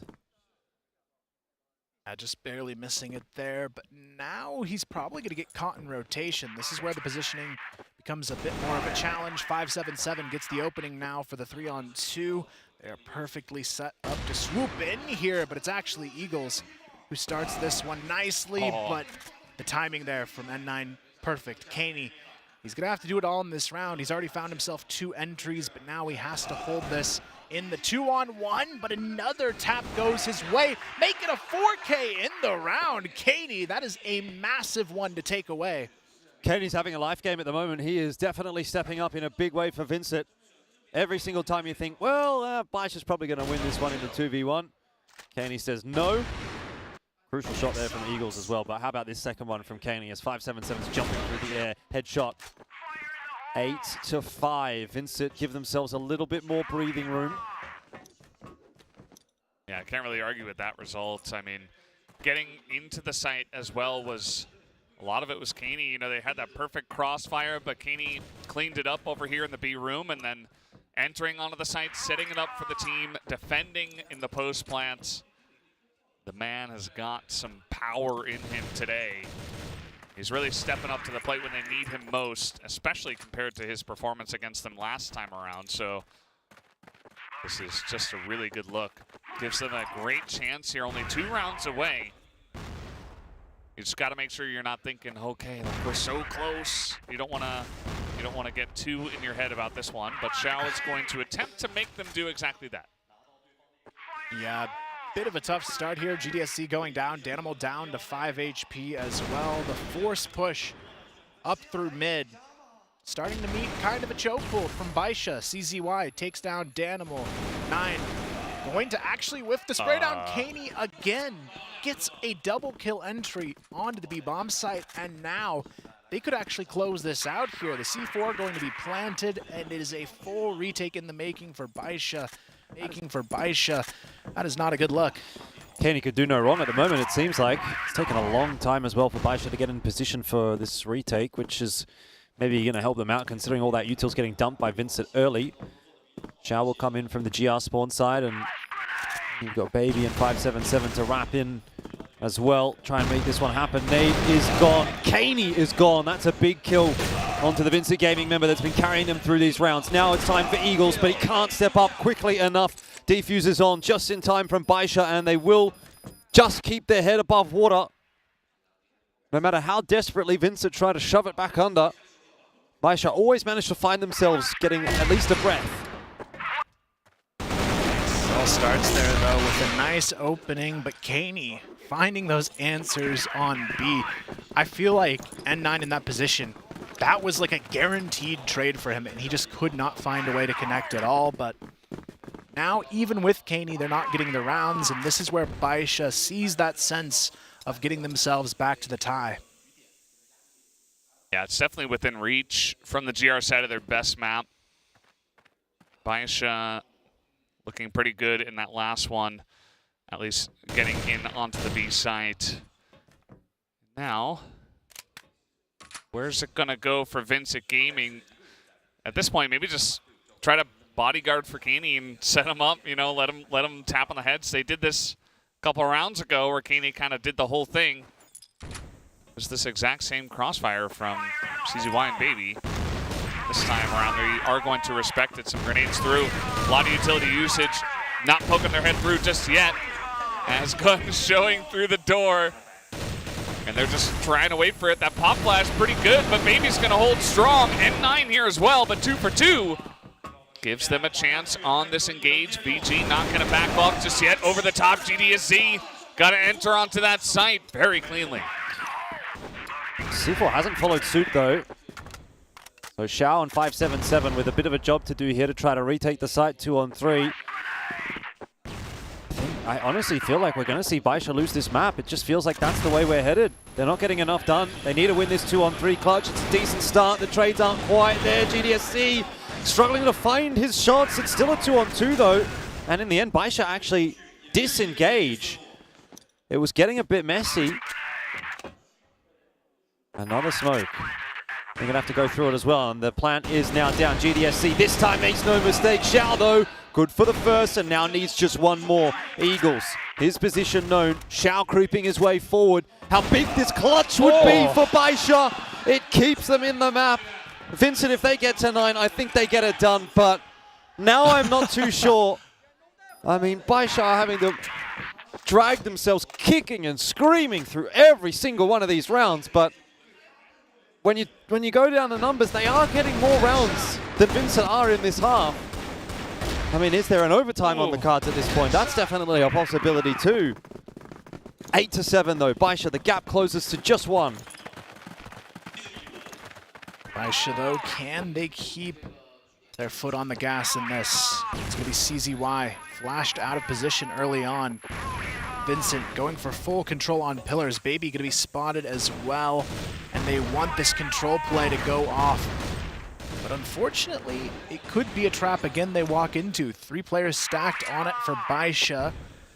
Surprising, though, that N9 on this side of it hasn't seemed to be too valuable in the last couple of rounds. It seems like he's kind of missing shots on the trades. He's fallen off for sure. Yeah, it is pretty surprising. Especially the way he played the last series and even the last map. So, yeah, I think it's just a mental thing. Just maybe came out of the map feeling a little bit too weak and now feeling like you're struggling. You know, it can kind of get into your head. Maybe he just doesn't have the confidence to hit the shots that he's used to. Xiao here has been good, though. 14 kills, tied with N9 and Baby, actually. I mean, not looking too good for Xiao right here, and it is going to end up being his undoing.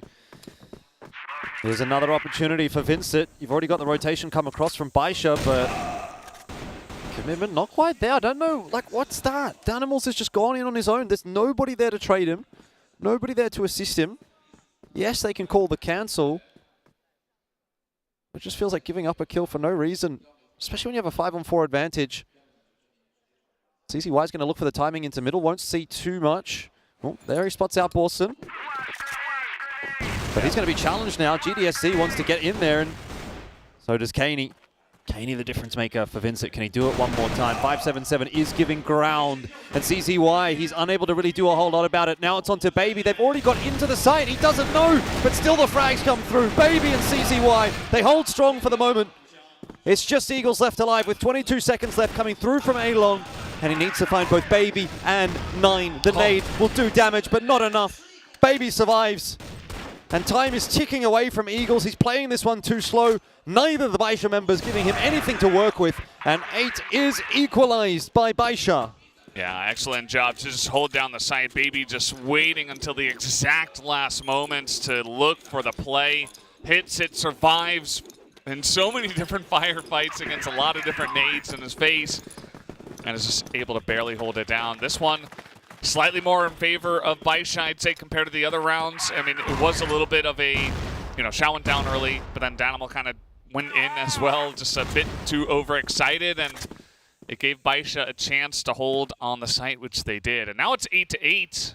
And as Vincent, this is, you know, this is what I said I didn't want to see, where you get stopped at 8 and you're just like, oh, we're so close, guys, we can do it.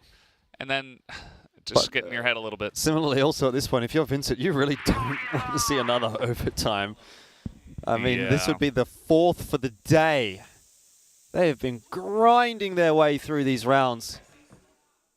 They might just falter at the 11th hour against Baisha on compound. I mean, credit to them. No one's ever put this much onto Baisha on compound at this event, but still, it yet might not be enough. It's going to come down to the push here. Baby and CZY, they've got to hold on to it. It's going to be 1 frag already each way. Baby and Danimal going down. But Baisha, can they hold this one off completely? You can see here Kaney trying to dance his way into the pick. CZY, he's got to reposition here. He doesn't have a good angle on it.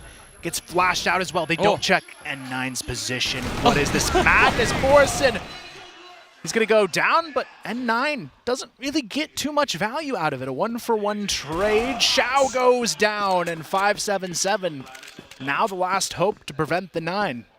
5-7, yeah.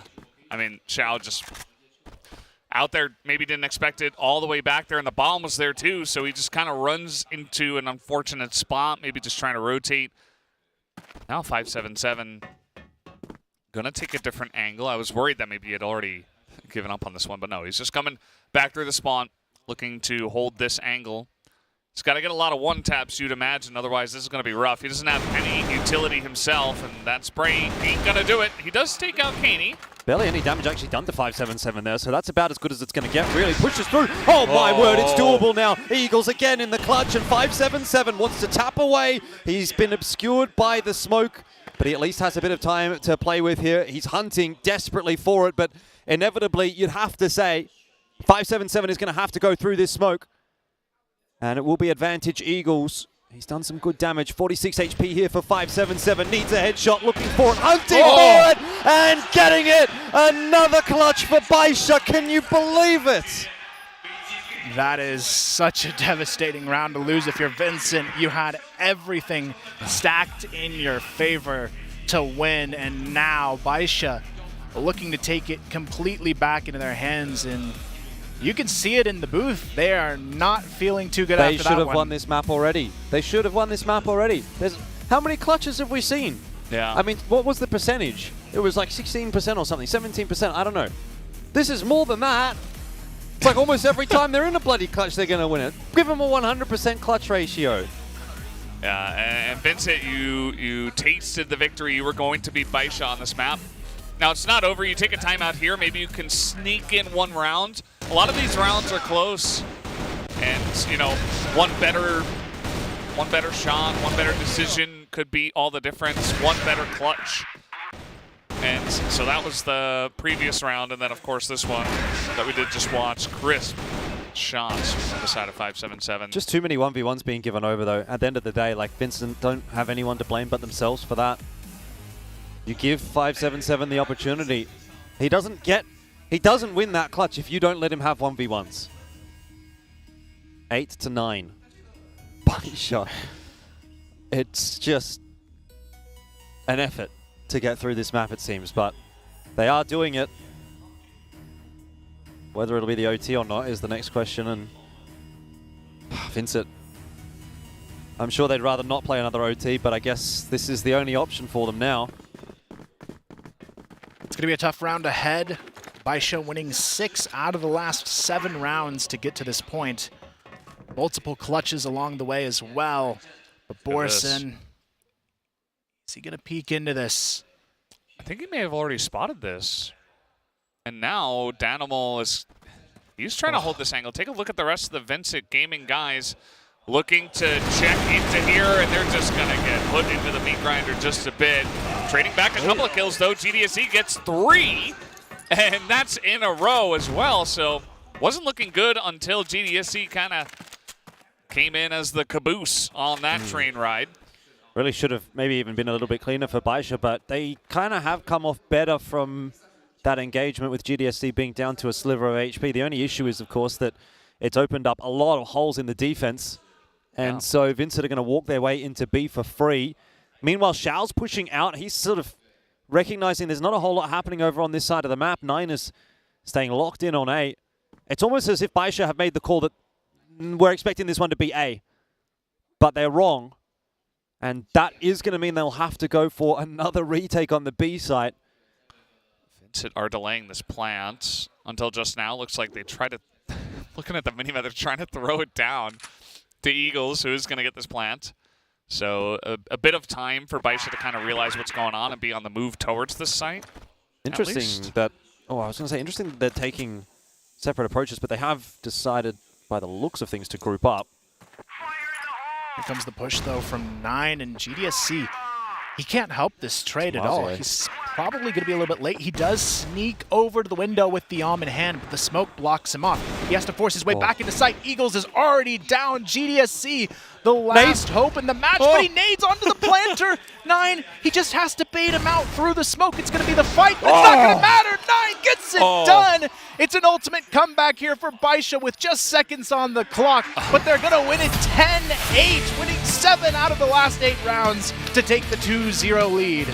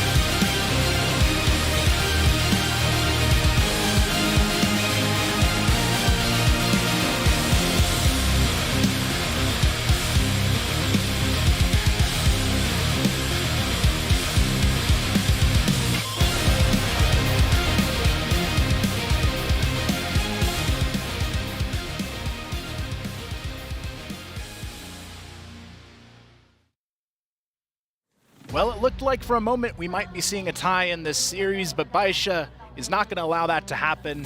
A massive comeback on Compound, but this shows you why this is their best map. They take the 2-0 lead with one of the most stellar finishes we've seen all tournament long. Man, that came down to I don't know how many clutches. I feel like there was at least 3 or 4 which just seemed entirely illegal for Baisha to win, and yet they got away with them. 5-7-7, especially the 1v3 into the B bomb site. Oh, Vincent are going to be kicking themselves for losing that map. I cannot believe they've actually been able to come back there. I think Vincent deserved to win that map, but Baisha just do a Baisha thing. And Vincent, to be fair, let slip just a few too many of those rounds, which really should have been theirs. And end of the day, you've got no one to blame but yourselves, and now you're down 0-2 in the series. That has to, though, be the finishing really blow for Vincent at this event. Yeah. Like, how can you possibly come back from this? Yeah, I mean, gotta hand it to Vincent to get the lead that they had, but a lot of this has plagued a lot of teams, right? Even to ranking as well, or other teams that have gotten close against strong opponents. You get so close, but then it just feels like those last 2 rounds, or the last 1 round even, it's just so difficult. It's so much more difficult than every other one, and Bison just would not let it happen. They just kept on standing up and saying, nope, we're the better team. You've taken a good beginning of the rounds. Now we're going to take the end of the round. You're not allowed to win anymore. It was just kind of insane how Baisha were able to come back after a pretty poor performance in the first half. I think they kind of just let their foot off the gas pedal and kind of gave Vincent a chance, and Vincent immediately took that, so obviously big props to them. But Baisha kind of crazy there at the end as well. Yeah, I mean, it really just shows you the value of a well-timed attack pause. They were down 7-3 after the attack pause. They go 7-1 on round score coming out of it. So really good bounce back from them. You can see it here in the trades. It was pretty comparable for most of the map, but if you look at those last rounds, I'm sure that's where things look a little bit grim, especially some of these matchups. I mean, you have CZY versus Danimal looking a little bit one-sided, but there was some on both sides where they really went back and forth here.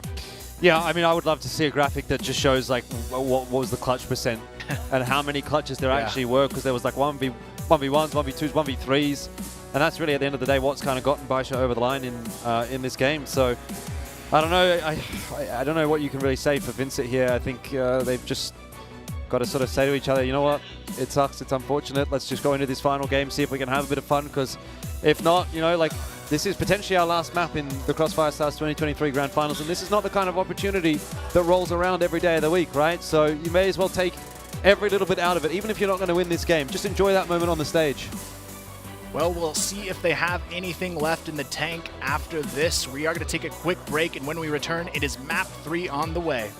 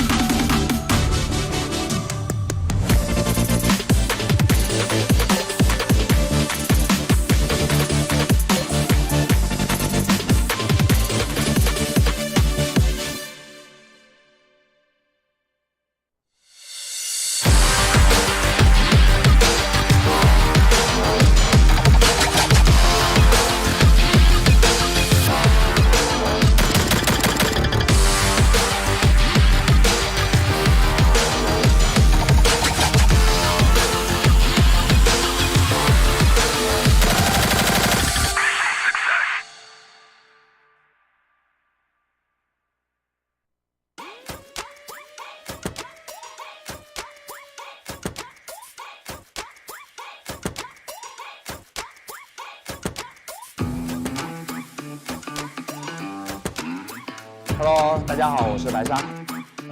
我和 CFS 应该是从2013年正式开始接触吧。然后13年应该是自己作为一个俱乐部的管理者，参与了 S1的一个赛季。然后 S2是当了一个选手，临时去打了一些。然后再到后面的话，其实一直就是以一个解说的身份。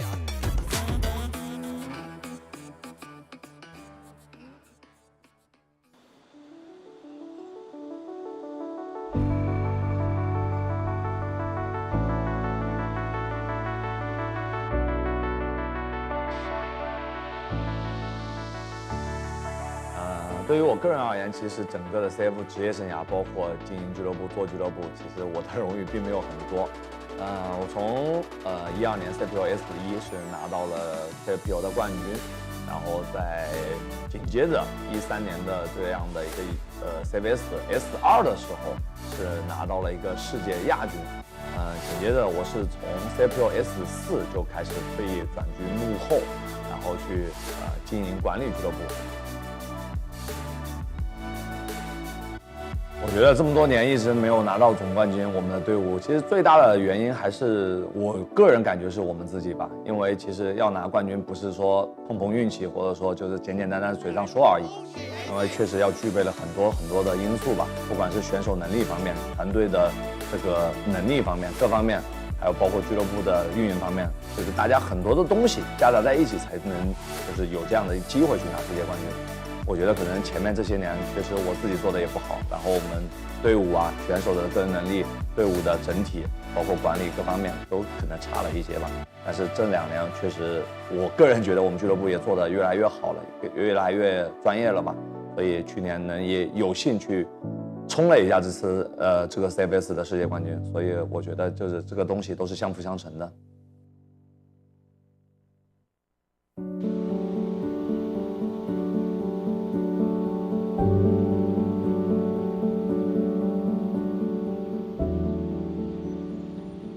去年年底，我们队伍的选手加上我们的教练，加上我们的管理，大家都是团结一致吧。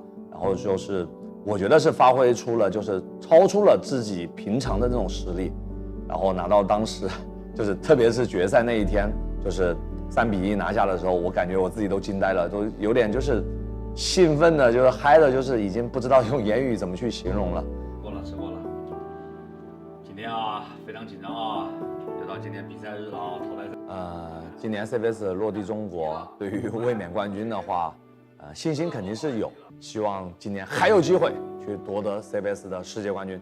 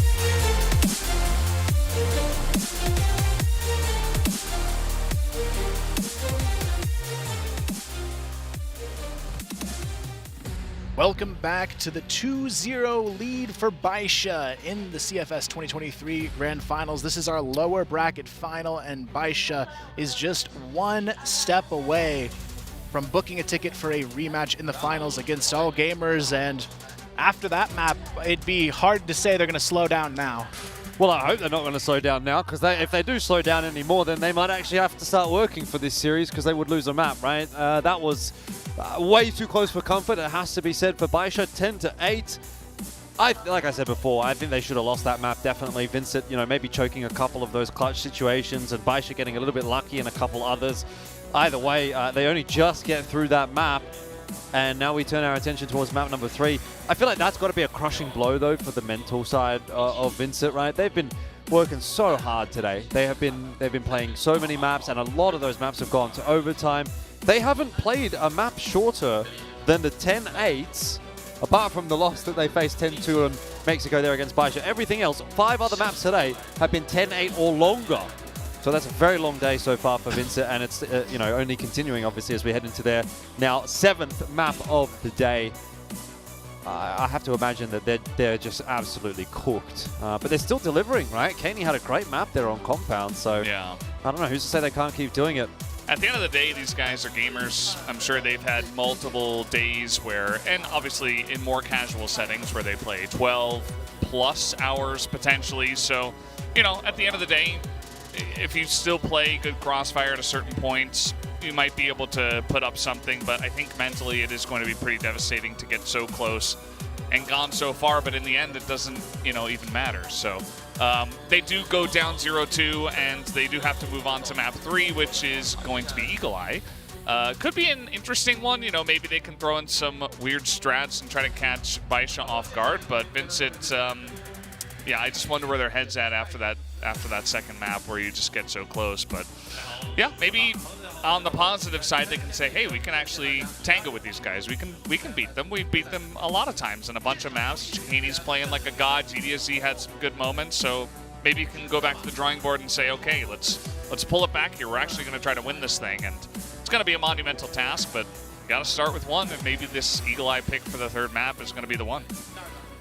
It's going to be tough, though, because in that last game, I mean, you have a 7-3 lead, and you can't close it out. It makes you wonder, even if they start off well again in map number 3, will they have that fearlessness to get through to the finish line? Because Baisha, they take that pause, they stall them out, and then it's almost like an anxious team we're seeing trying to force it to a close, but they just can't, and I'm almost afraid that it could happen again here. Yeah, look, I don't necessarily mind the fact that they have taken this one to Eagle Eye, though. I think that's not a bad choice for Vincent. Port, obviously, they kind of got dumpstered on last time they played against Baisha, was kind of the other option, but Eagle Eye, we know it's not really that high in the priority list for Baisha, right? They can play it. They leave it open in most of the series that they play, but it's definitely not one that they're going to be liable to pick. So it's certainly not their best map or anything like that. So I think if you're going to look for some susceptibility, Eagle Eye is not a bad place to go to if you're Vincent in this case. Doesn't necessarily mean that they're going to be able to get themselves the win on the board here. And I think for me, the big issues obviously are that fatigue factor coming through as well for Vincent. I think that's just going to be harder and harder to beat, especially because you're down 0-2. So like even if, let's say, they do win here on Eagle Eye, they do win on Port. Like, you're going into Ankara, which is just now your 9th map of the day. It's going to be really late in the evening at that point. Surely they're going to be affected by that mental factor. But then again, maybe you could say Baisha's been here since the start of the day, which we all have as well, and we remember how tired we were when we got here. And I can only assume, yeah, I mean, it's a long time ago. It's hard to remember. But I'm sure Baisha was just as tired, because they would have had to been here about the same time as we were. But either way, yeah, we'll get to answer at least one of our questions, and it will be, are we going to go to a map 4? Because we're heading into map 3, and it will require a win from Vincent here on Eagle Eye to force us through to another map.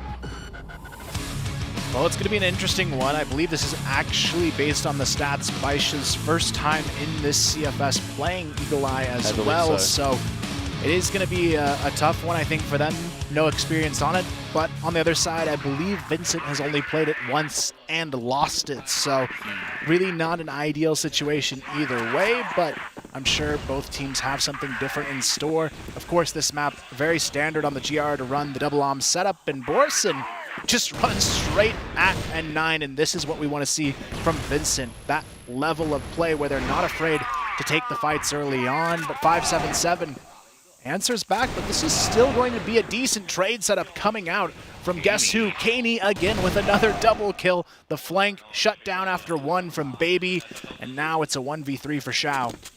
The two names we mentioned kind of showing up big to start this one off. Also, just the call from the team to get really aggressive. They don't sit here and say, okay, we're VG, you know, we're from Brazil, we're going to sit here for a while. This is what worked for Imperial. No, they just kind of run into them.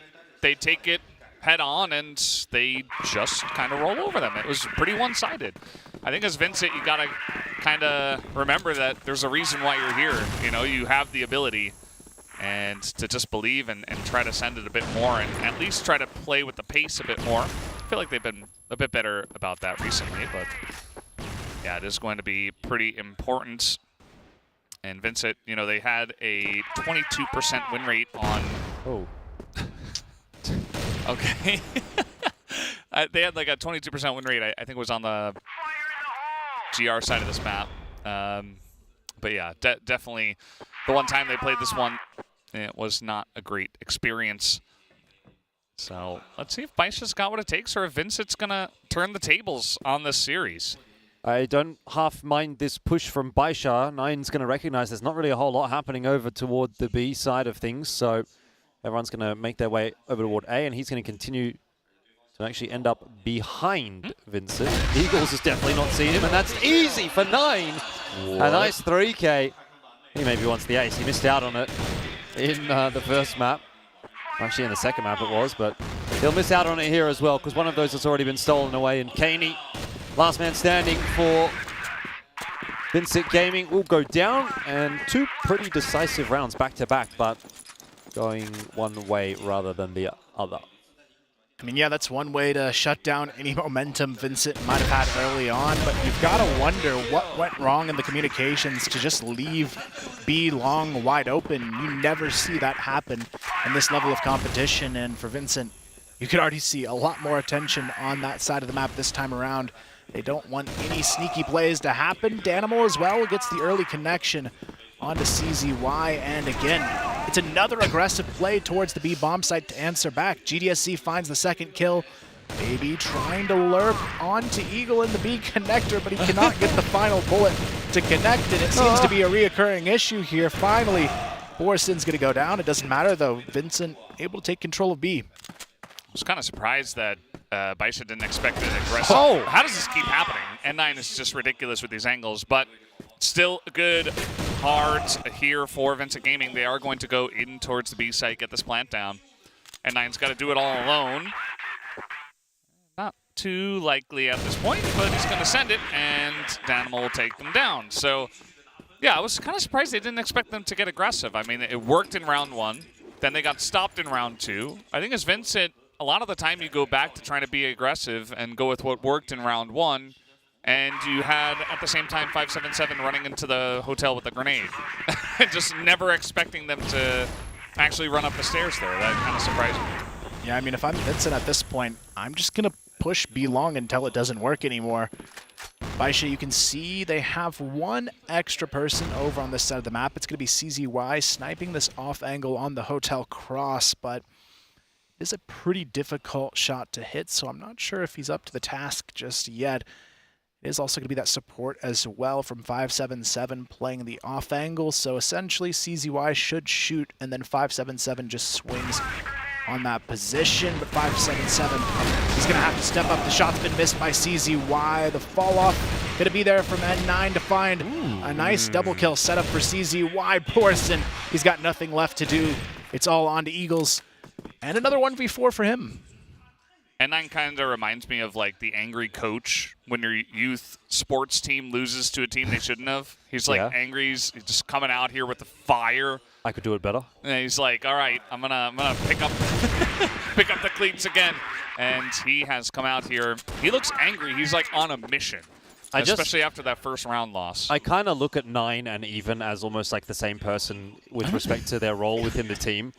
They're like that grizzled veteran that's just been there, done that, won everything, doesn't get emotional necessarily about anything really. Like, when do you ever see one of those guys crack a smile or, you know, get overly angry? Like, there's definitely some heated words at times, but like, they just don't seem to have that emotional attachment necessarily to the game as they might have from the younger kids, which is obviously something that's really quite good when you're playing in a competitive environment like this one. CZY, wide swung and barely landing a shot.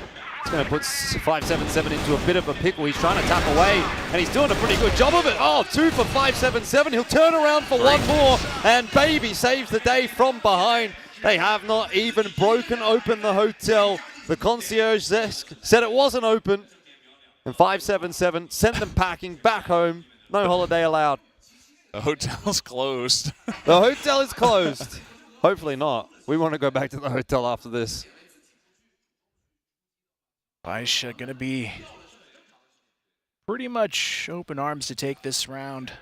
Unless Borison can find a clutch, he might have a chance on to Shao, who doesn't check the corner. It's a good start.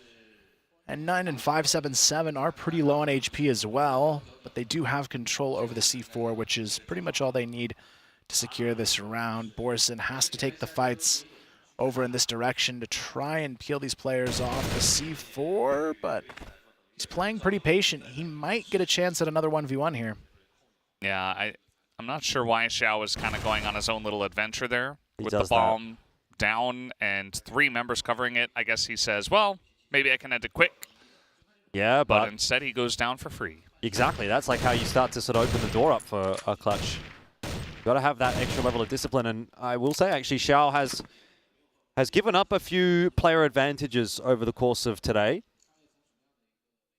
Something that Baisha probably need to reel into tomorrow.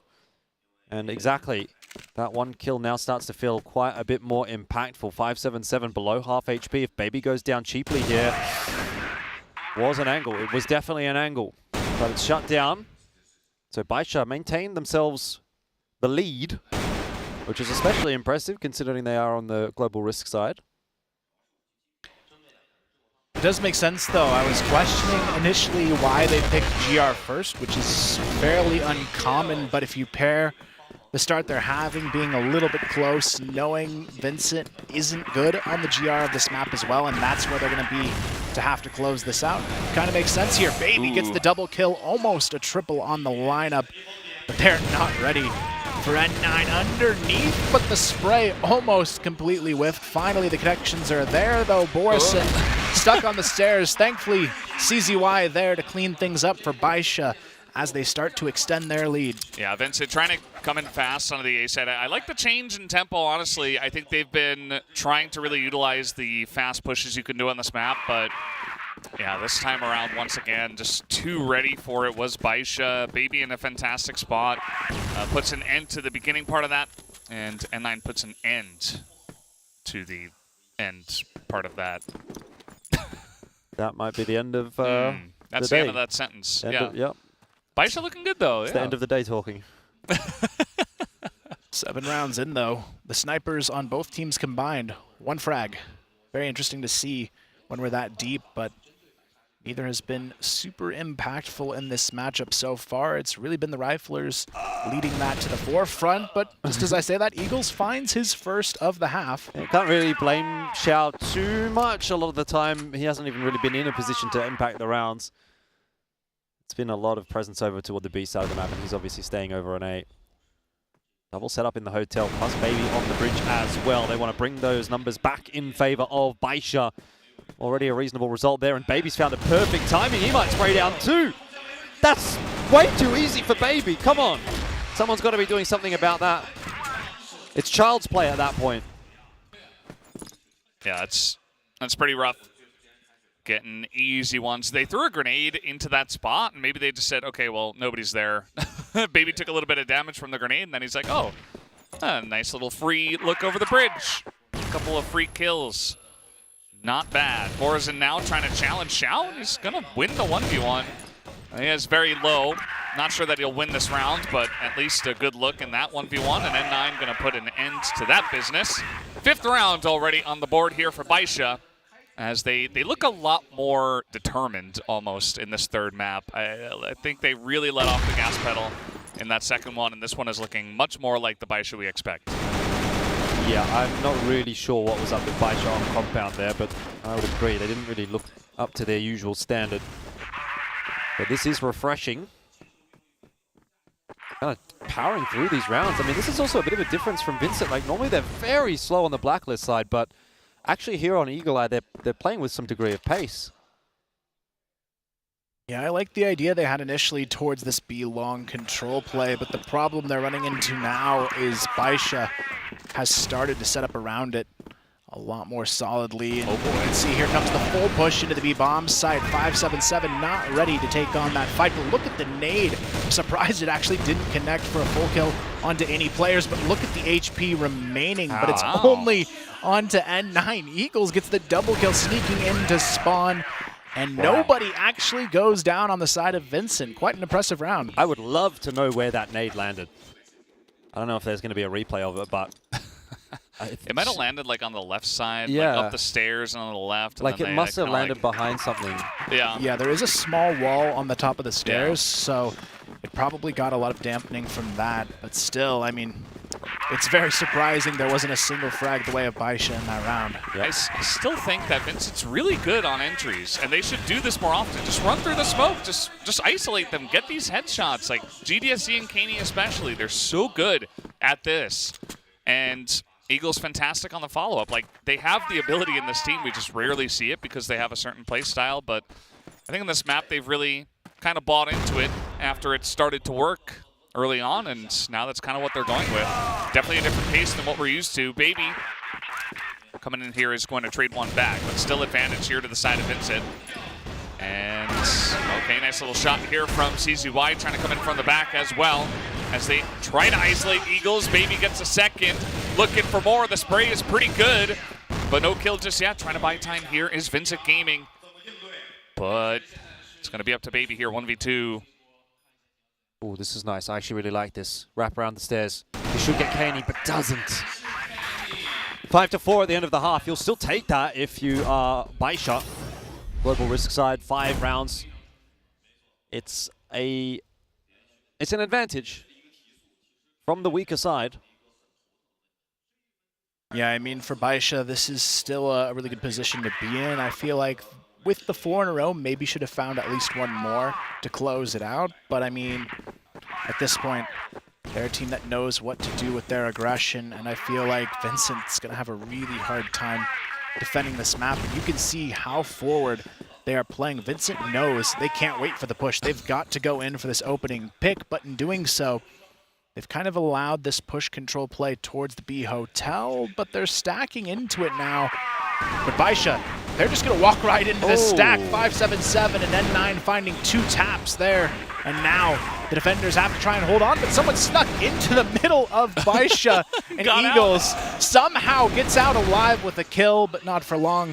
He's traded down there, and Baisha just completely destroy this B-bomb site defense. It's a good way to win the rounds faster is, you know, if you want to win games quickly, just rush the stack and hit like 3 entry frags and say, don't worry about it. I mean, Vincent did it to you, so why can't you do it to them? Exactly. They gave you all of Hotel. It is kind of that one angle that you got to come in, but there's a lot of different nades you can throw over and delay and allow yourself an entry in. And unless Kaney is going to go absolutely insane mode here, which doesn't even necessarily look like he's looking for the angle at this point. It should be the round here to Baisha, the first one on the blacklist side. Kaney says, thank you for that. I will run away with the 1 kill, and that will boost my KD a little bit. Pad the stats. 6-4, 4 away from a spot in the finals here for Baisha, but they still need to keep it rolling on the blacklist side to make that happen for themselves. But like what we're seeing so far, a very decisive and kind of fearless opening round. They walked right into a 4-stack hold and actually won it with only losing a single player, so definitely a good sign of things to come from them. Ooh, nice little pick off here on that long angle. And Xiao going to feel pretty good about getting his team in the lead. Baisha also, this time around, they'll take over control of mid. And they won't just allow Vincent to come on in here for free, not like Vincent is trying this time around. It's actually Eagles coming out here in a long. Should have spotted each other. Let's see how this one goes.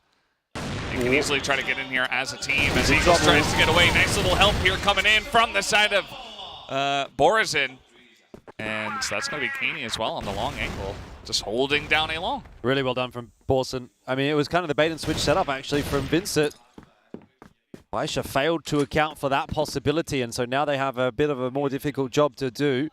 Xiao's going for a big old rap battle over to the B site, and in the meanwhile, Baby's died, so not really too sure how this round has gone so wrong for Baisha, but there you go.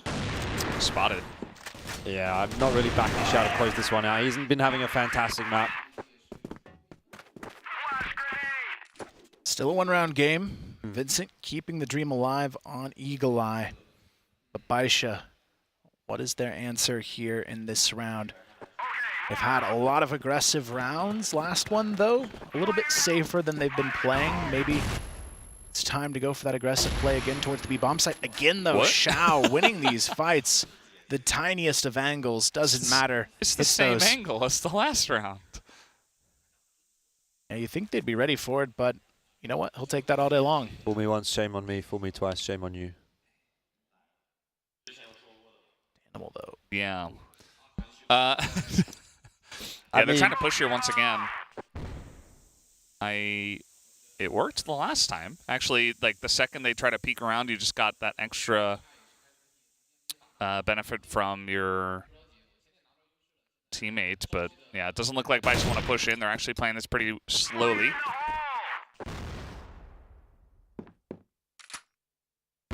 They're not going to push this way. Actually, funny that Baisha's almost played a slower Blacklist side actually than Vincent did, which is not something that you would necessarily associate with these two teams. Going to be the A attempt. Lots of smokes, and now the flash is popping as well. Borson's going to have to try and do it again, but this time dismantled by 577, who also dodges Eagle's shot. And they're into the site well and truly now. Baisha, but still having to find some kills. That took a little bit too long for 9. All good in the end, though, as he'll be able to double down, make amends for it. And Kaney, again, what do you do? Long angle. Long angle.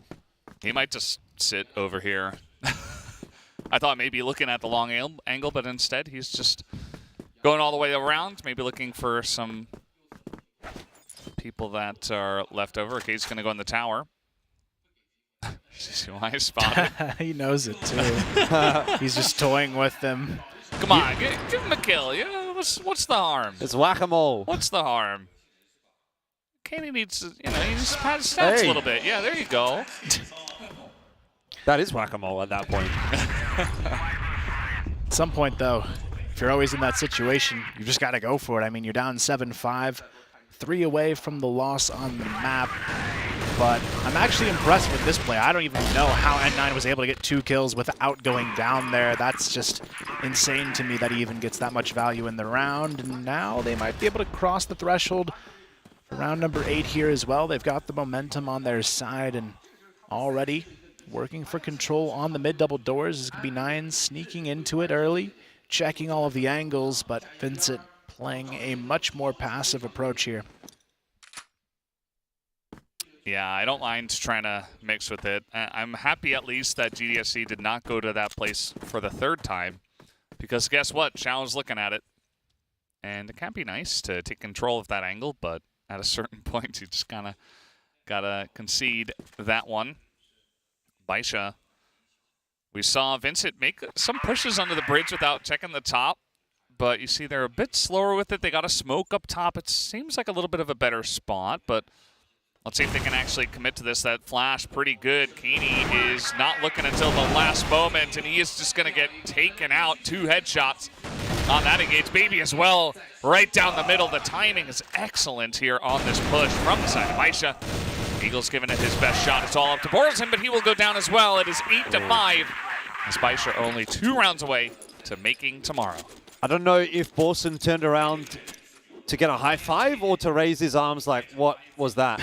Because it kind of looked a bit like a what was that type gesture. Which means Vincent's getting frustrated. I mean, yeah, I'd be surprised if they're high-fiving on a lost round, but I guess you never know. If No, you don't normally a few good teams do a shots. little bit of a fist bump after every round. I mean, yeah, I guess it could be that, trying to keep the motivations high when things aren't necessarily looking the best, but yeah. At the same time, I would definitely understand that frustration here. This half has not been going well, and I actually now really respect the call from Baisha taking this side second here, because Vincent do not look prepared on it at all. And the nade stack onto Kaney is just going to be full rain of nades from above. Did Free you kill see as well. In the player cam, he was not pleased. I want to see a replay of the player cam now. I would love to. He was not happy. Yeah. I mean, you don't know, would you be like? What a read from Baisha, though. That kind of reminds me, like, again, Baisha's been pretty good with these nade stacks. We saw it against All Gamers on Port as well. If you remember ZY sort of sitting in the cutout on the B site. They didn't actually get the kill there, and ZY ended up getting 2 kills, but they triple naded his position and just got a bit unlucky with the damage. So they've been doing their research, Baisha, with the nade stacks. It's a trend that I'm seeing a fair bit. Yeah, it's important. I mean, spending 3 nades to actually kill someone rather than just, you know, delay a couple of seconds or do a little bit of chip damage. It's huge. It's the most safe way of actually getting a kill, because you don't even have to, like, there's no way to trade it. You can't trade against grenades if they just get tossed from over a wall or something. GDC. CZY looking for this one, and he's going to hit it through the box. Very nicely done with that M4. Goes incredibly low. Yeah, good spray control. Yeah. But here's the push from Danimals. I don't know if he's going to be quite fast enough. I think Baisha's already... Oh, never mind. I thought they were around the corner already. Does get traded back down. Couldn't quite hold on for 2, which is really what he needed. But he has got the information. There's only 30 seconds left here, so Baisha will have to work their way into B. Is it going to be B for Baisha, though? That's the question. Vincent Gaming trying to hold on. Maybe it means B for Borson. Borson's site. No Baishas allowed. I don't think that's what it stands for at this point in time, though. It definitely seems like it's in control of Baisha at this point in time. And, well, maybe I've spoken too soon, because 577's kind of just been clapped there, and Borson alongside Eagles trying to make this one happen. Baby not hitting too many shots, and CZY keeping himself in reserve. He's the last player alive. It is B for Borson. I mean, it's really Eagles that's got those 2 kills, but hey, don't worry about it. Vincent, they've got the round. Yeah, really smooth retake there, and ultimately Borson doing a good job of opening it up. And honestly, I feel like Baby there should have just peeked a little bit more aggressively. Yeah. He had the positioning, back yourself. He had the timing to go in for the trade as well after Borson got that first kill, and just played it a little bit too safe, and now it's cost them a round. Still leading 8-6 though as we continue forward.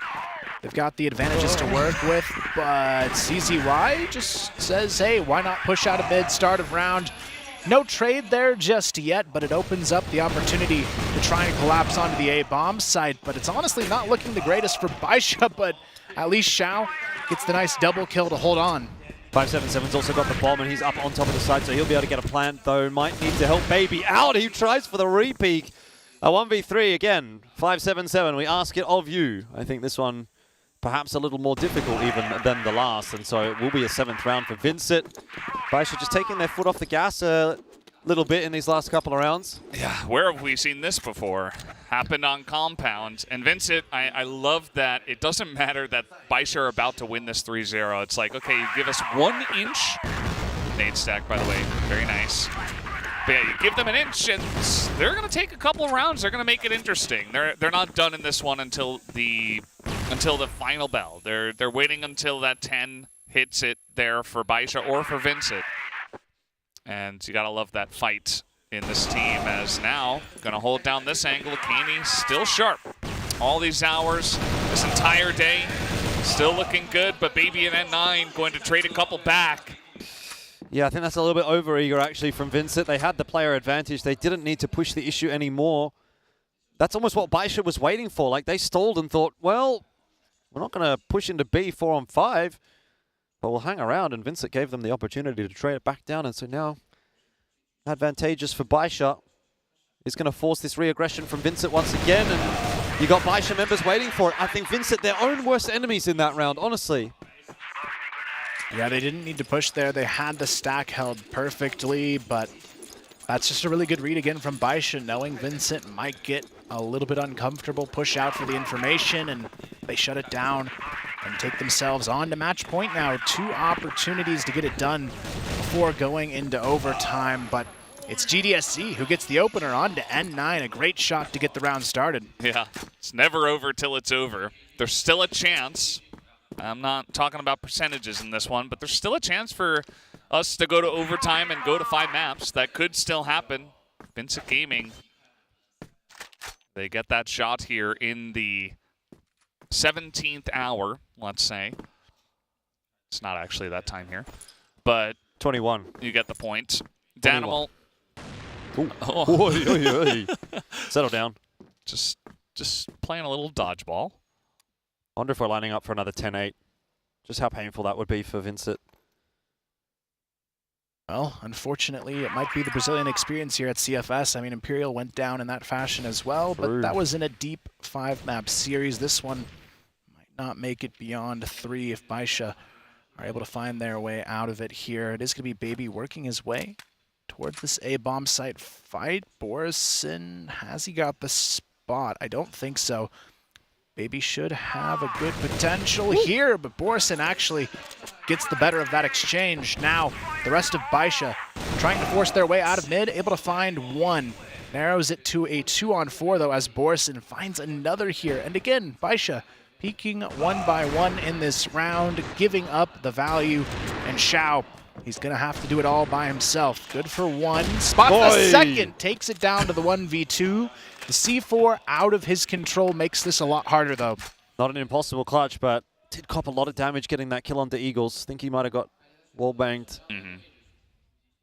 If he can isolate 1v1s, Xiao is an impressive clutch player. This is a really tough angle to work with, though. And yeah, unfortunately, going to be impossible for Xiao. Vincent get one more.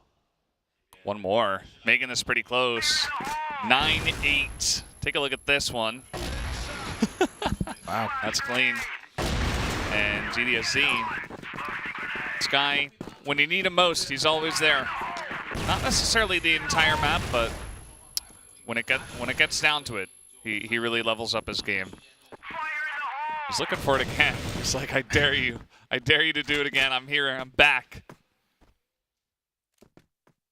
Are desperate to get this opening pick to go their way. Meanwhile, Baisha, they're just full turtled up, waiting to see if this push comes through, and they're trying to bait up the shots. Xiao playing a little bit further back.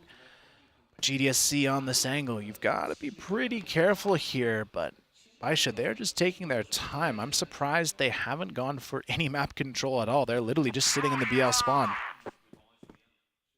Baisha do not want to go to overtime.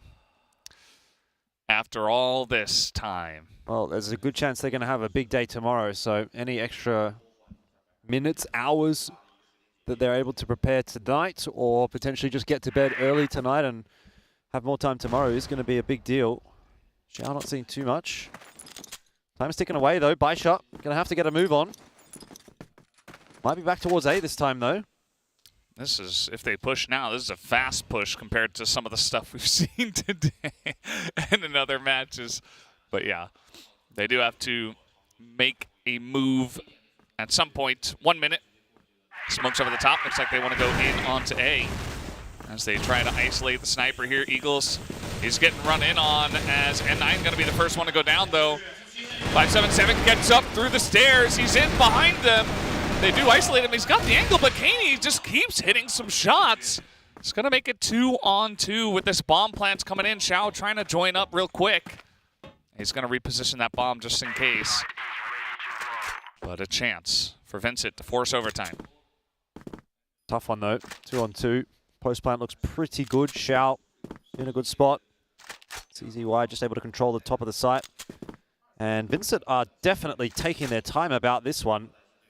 which has me a little concerned that the time might well run out. Danimals is going to need to hit a very clean shot onto Xiao to make this one doable. And now he's been spotted. The shot will go the other way. Xiao almost gets it done. Needs one more shot onto GDSC and gets it in the end. 10-8. One more time for Baisha. And they are 3-0 over Vincent.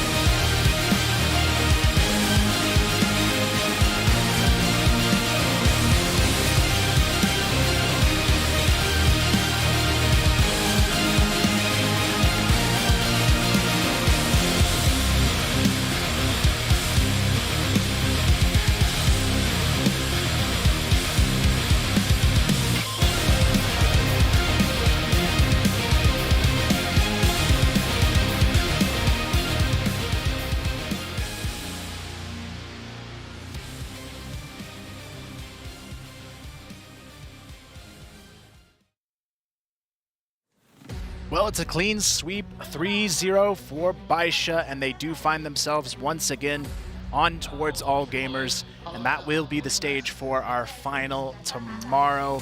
Exciting to see them go back at it head-to-head again, but honestly, they're going to have to do a lot more in that second meetup, but this match gives me a lot of hope they're going to play better the next time around. Yeah, at the end of the tournament, Baisha All Gamers meeting once again in the grand final. Not too much of a surprise. I think what was a surprise, though, was the way that a lot of the results actually did play out. I don't know that we necessarily got exactly the top 4 that we might have power ranked at the start of the event. Certainly going through some of those matches in the wildcard stage were quite surprising, and even in the knockout stage as well. A couple of upsets that we weren't really expecting. So it's been quite fun to get there. But at the end of the day, it is going to be pretty much that same grand final that we were all expecting since day dot.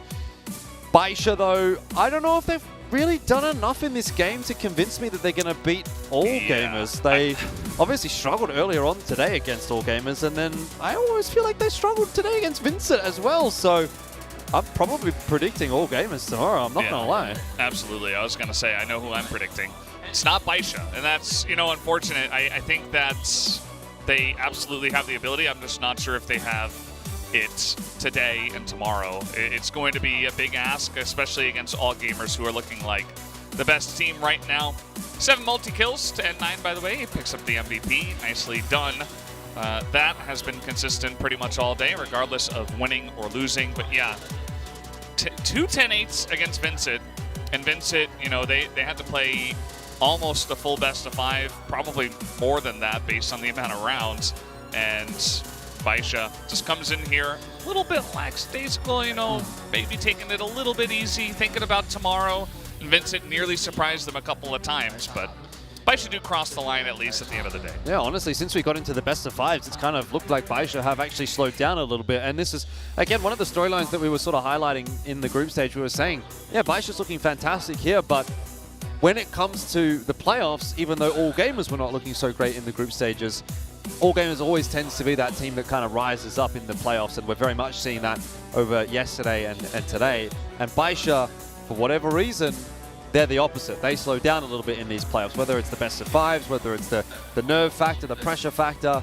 Yeah, I feel like All Gamers have kind of gone on the rise, and Baisha have kind of fallen down a little bit in terms of at least where we sort of see them. But again, tomorrow's going to be a different day, so we don't necessarily have to write Baisha off on the basis of what we saw today, but I do certainly hope they're going to come back looking a little bit better tomorrow, because what they showed us today is definitely not going to be enough.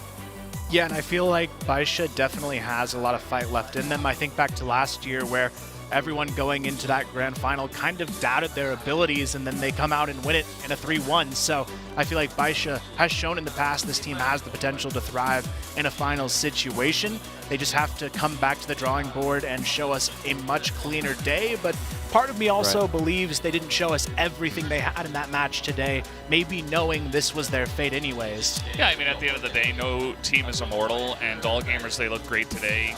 Really going to depend on the form tomorrow. Baisha maybe getting some extra practice, and perhaps they come in a little bit faster tomorrow and get a nice little lead, and All Gamers begin to doubt themselves. You know, you never really know, and it's a good point. You know, even though we might say, okay, we're going to predict All Gamers, it's based on the results that we've seen already, not on the ones that are going to happen, which obviously it's just a prediction. We can't know 100%. Certainly feeling like 60-40 to the side of All Gamers. I'm sure that Baisha definitely has a decent chance at least. In saying that, obviously last year's CFS 2022 Grand Finals is a perfect example of why you can't really count your chickens before they hatch, because going into that one, everyone was saying AG, AG, AG, and then Baisha just sort of blows them out the water, and it's like, oh, okay, well, we weren't really expecting that.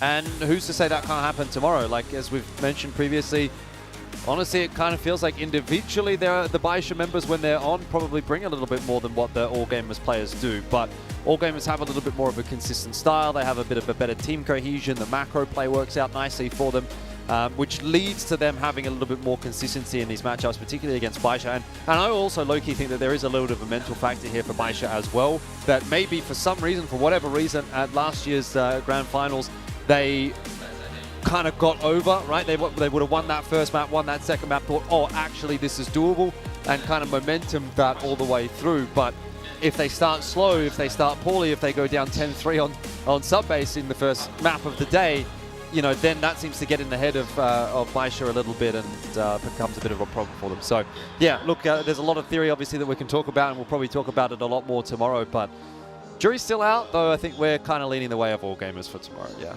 Yeah, definitely so. Before we get there, though, just want to shout out the other two teams that did go down today in the top 4. I feel like Ranking probably had an impressive run that no one anticipated here. I feel like, at least for me, that was a team I was looking at probably not even making it out of that wildcard day potentially at the beginning of this tournament, and then slowly but surely clawing their way into a top 4. Vincent as well, 3rd place for them. Hugely, I think, overestimated in their own right a little bit, but coming into this one, but overall just a strong performance nonetheless in this tournament, outshining that of Imperial as well, which is honestly the team I would have anticipated in this 3rd place spot. Yep, yeah. I mean, look, on the point of Ranking, I would agree with you. I didn't have any expectations really for them coming into this tournament. I knew that Humio and Ice Cube could do a bit of damage. Maybe they'd cause an upset somewhere in the group, but I certainly didn't see them as a top 4 team. I thought if any Vietnamese team was going to get that done, it was Cohouse, and it sort of feels like Vietnam and Brazil were kind of mirrored in a way that their quote-unquote better team didn't actually make it through to the deeper stages of the tournament, and the quote-unquote weaker team actually did, and they both made it into the top 4. So, yeah, well done to both Vincent and to Ranking. I think they've, as we've said, performed above our expectations, which is always pretty cool to see. Yeah, at the end of the day, though, China does reign supreme. Both of their best teams making it here to the finals once again.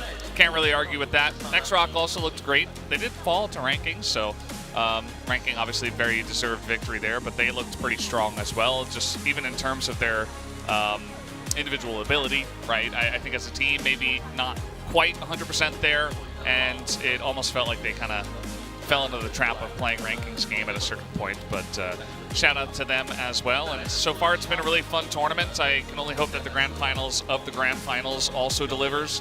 No more 3-0s. We've had too many of those in this tournament. Yeah, I feel like I almost need there to be 5 maps in that final series to really feel like we're getting the fight that everyone deserves between All Gamers and Baisha, because the Baisha of the group stage just looked so much better than what we saw today, and if they bring that same level to the finals, I truly think it's going to go the distance here. Maybe, hopefully not in a reverse sweep fashion like we saw in Vietnam. I know that was a devastating exciting one on the back of their minds, but still, I mean, that's like All Gamers. That's what they do. Yeah. Their backs are against the wall. That's the team that knows how to perform at the highest level when that happens. I'll tell you what, I'll take a reverse sweep as a fan, as a viewer, as someone that's watching the game. I think a reverse sweep, there's nothing more exciting really than that, because it just feels so impossible. You know, you come into the broadcast and you see the casters on their desk, it's a 2-0, and they're saying there's no way they're going to win from here, and then they do it. So very impressive stuff. Obviously, if you can get that one done, it makes for a fantastic storyline. But I guess we'll have to wait and see until tomorrow. Well, we're going to have an interview quickly with Baisha on the stage. Let's see what they have to say after their big win.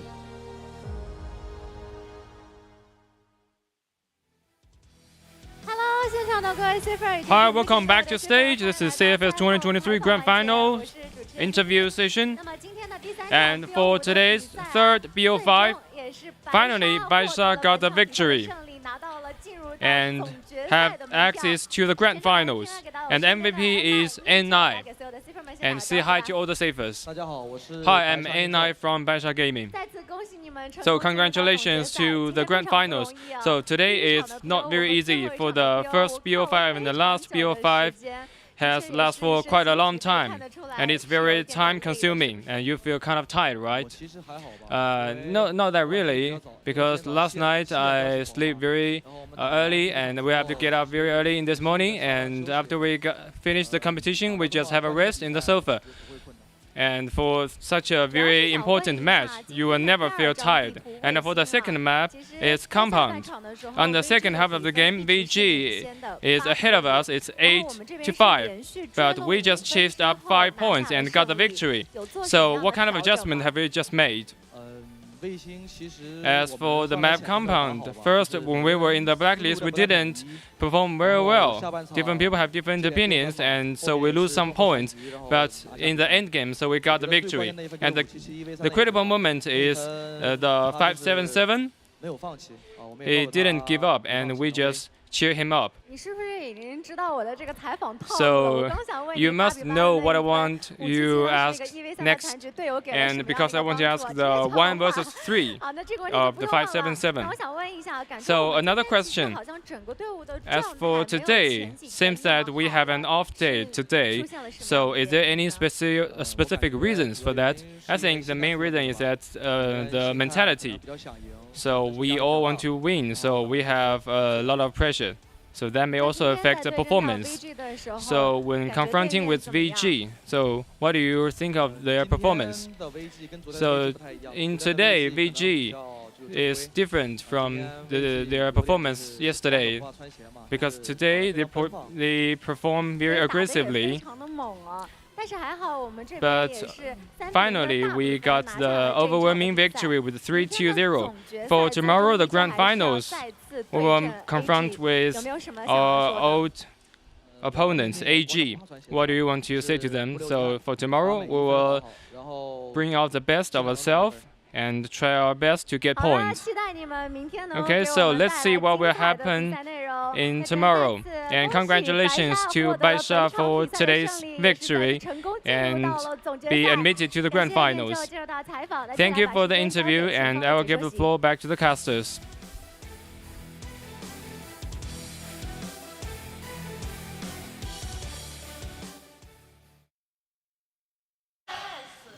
Well, it's a grand final, 10 years in the making for CFS. Out of all of the years, China has only lost twice, and this year won't be one of them. It's an all-China grand final. Kind of a preview was seen earlier this year in Vietnam and in the CFPL finals, and we've had a lot of back and forth history between these two teams, but I'm excited. We've got a good balance of players. You've got newcomers like CZY playing their first grand final, but then you also have Even and N9 who are looking to get multiple championships beneath themselves in this final. So I think there's a lot on the line, and I'm really excited to see who can kind of rise to the occasion under the pressure of this grand finals, and if AG will look as dominant as they did today. Yeah, I mean, I agree. I love it. I love the fact that there's this sort of mix, this melding between the rosters. I mean, yeah, you do have those older heads like Nine and Even. I was taking a look at them, and I think Nine was at maybe 4 titles, and Even was at about 3. So chance to equalize there for Even, and obviously for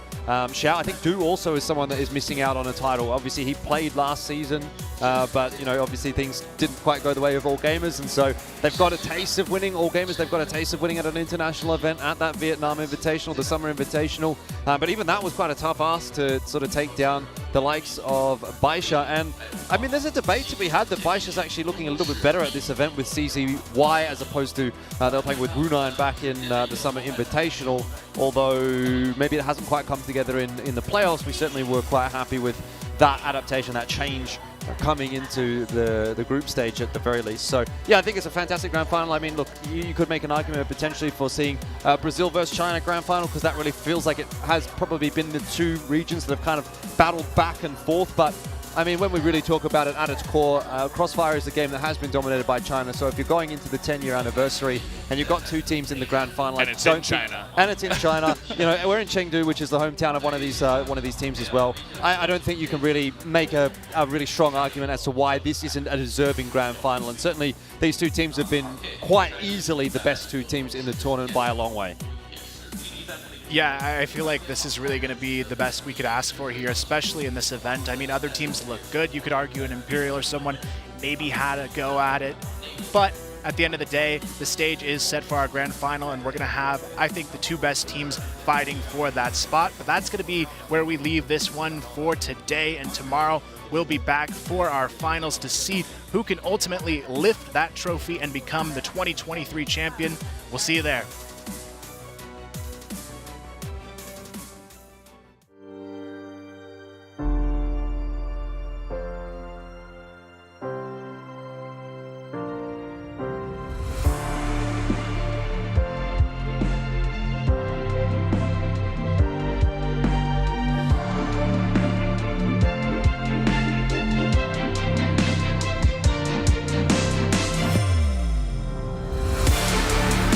We'll be right back.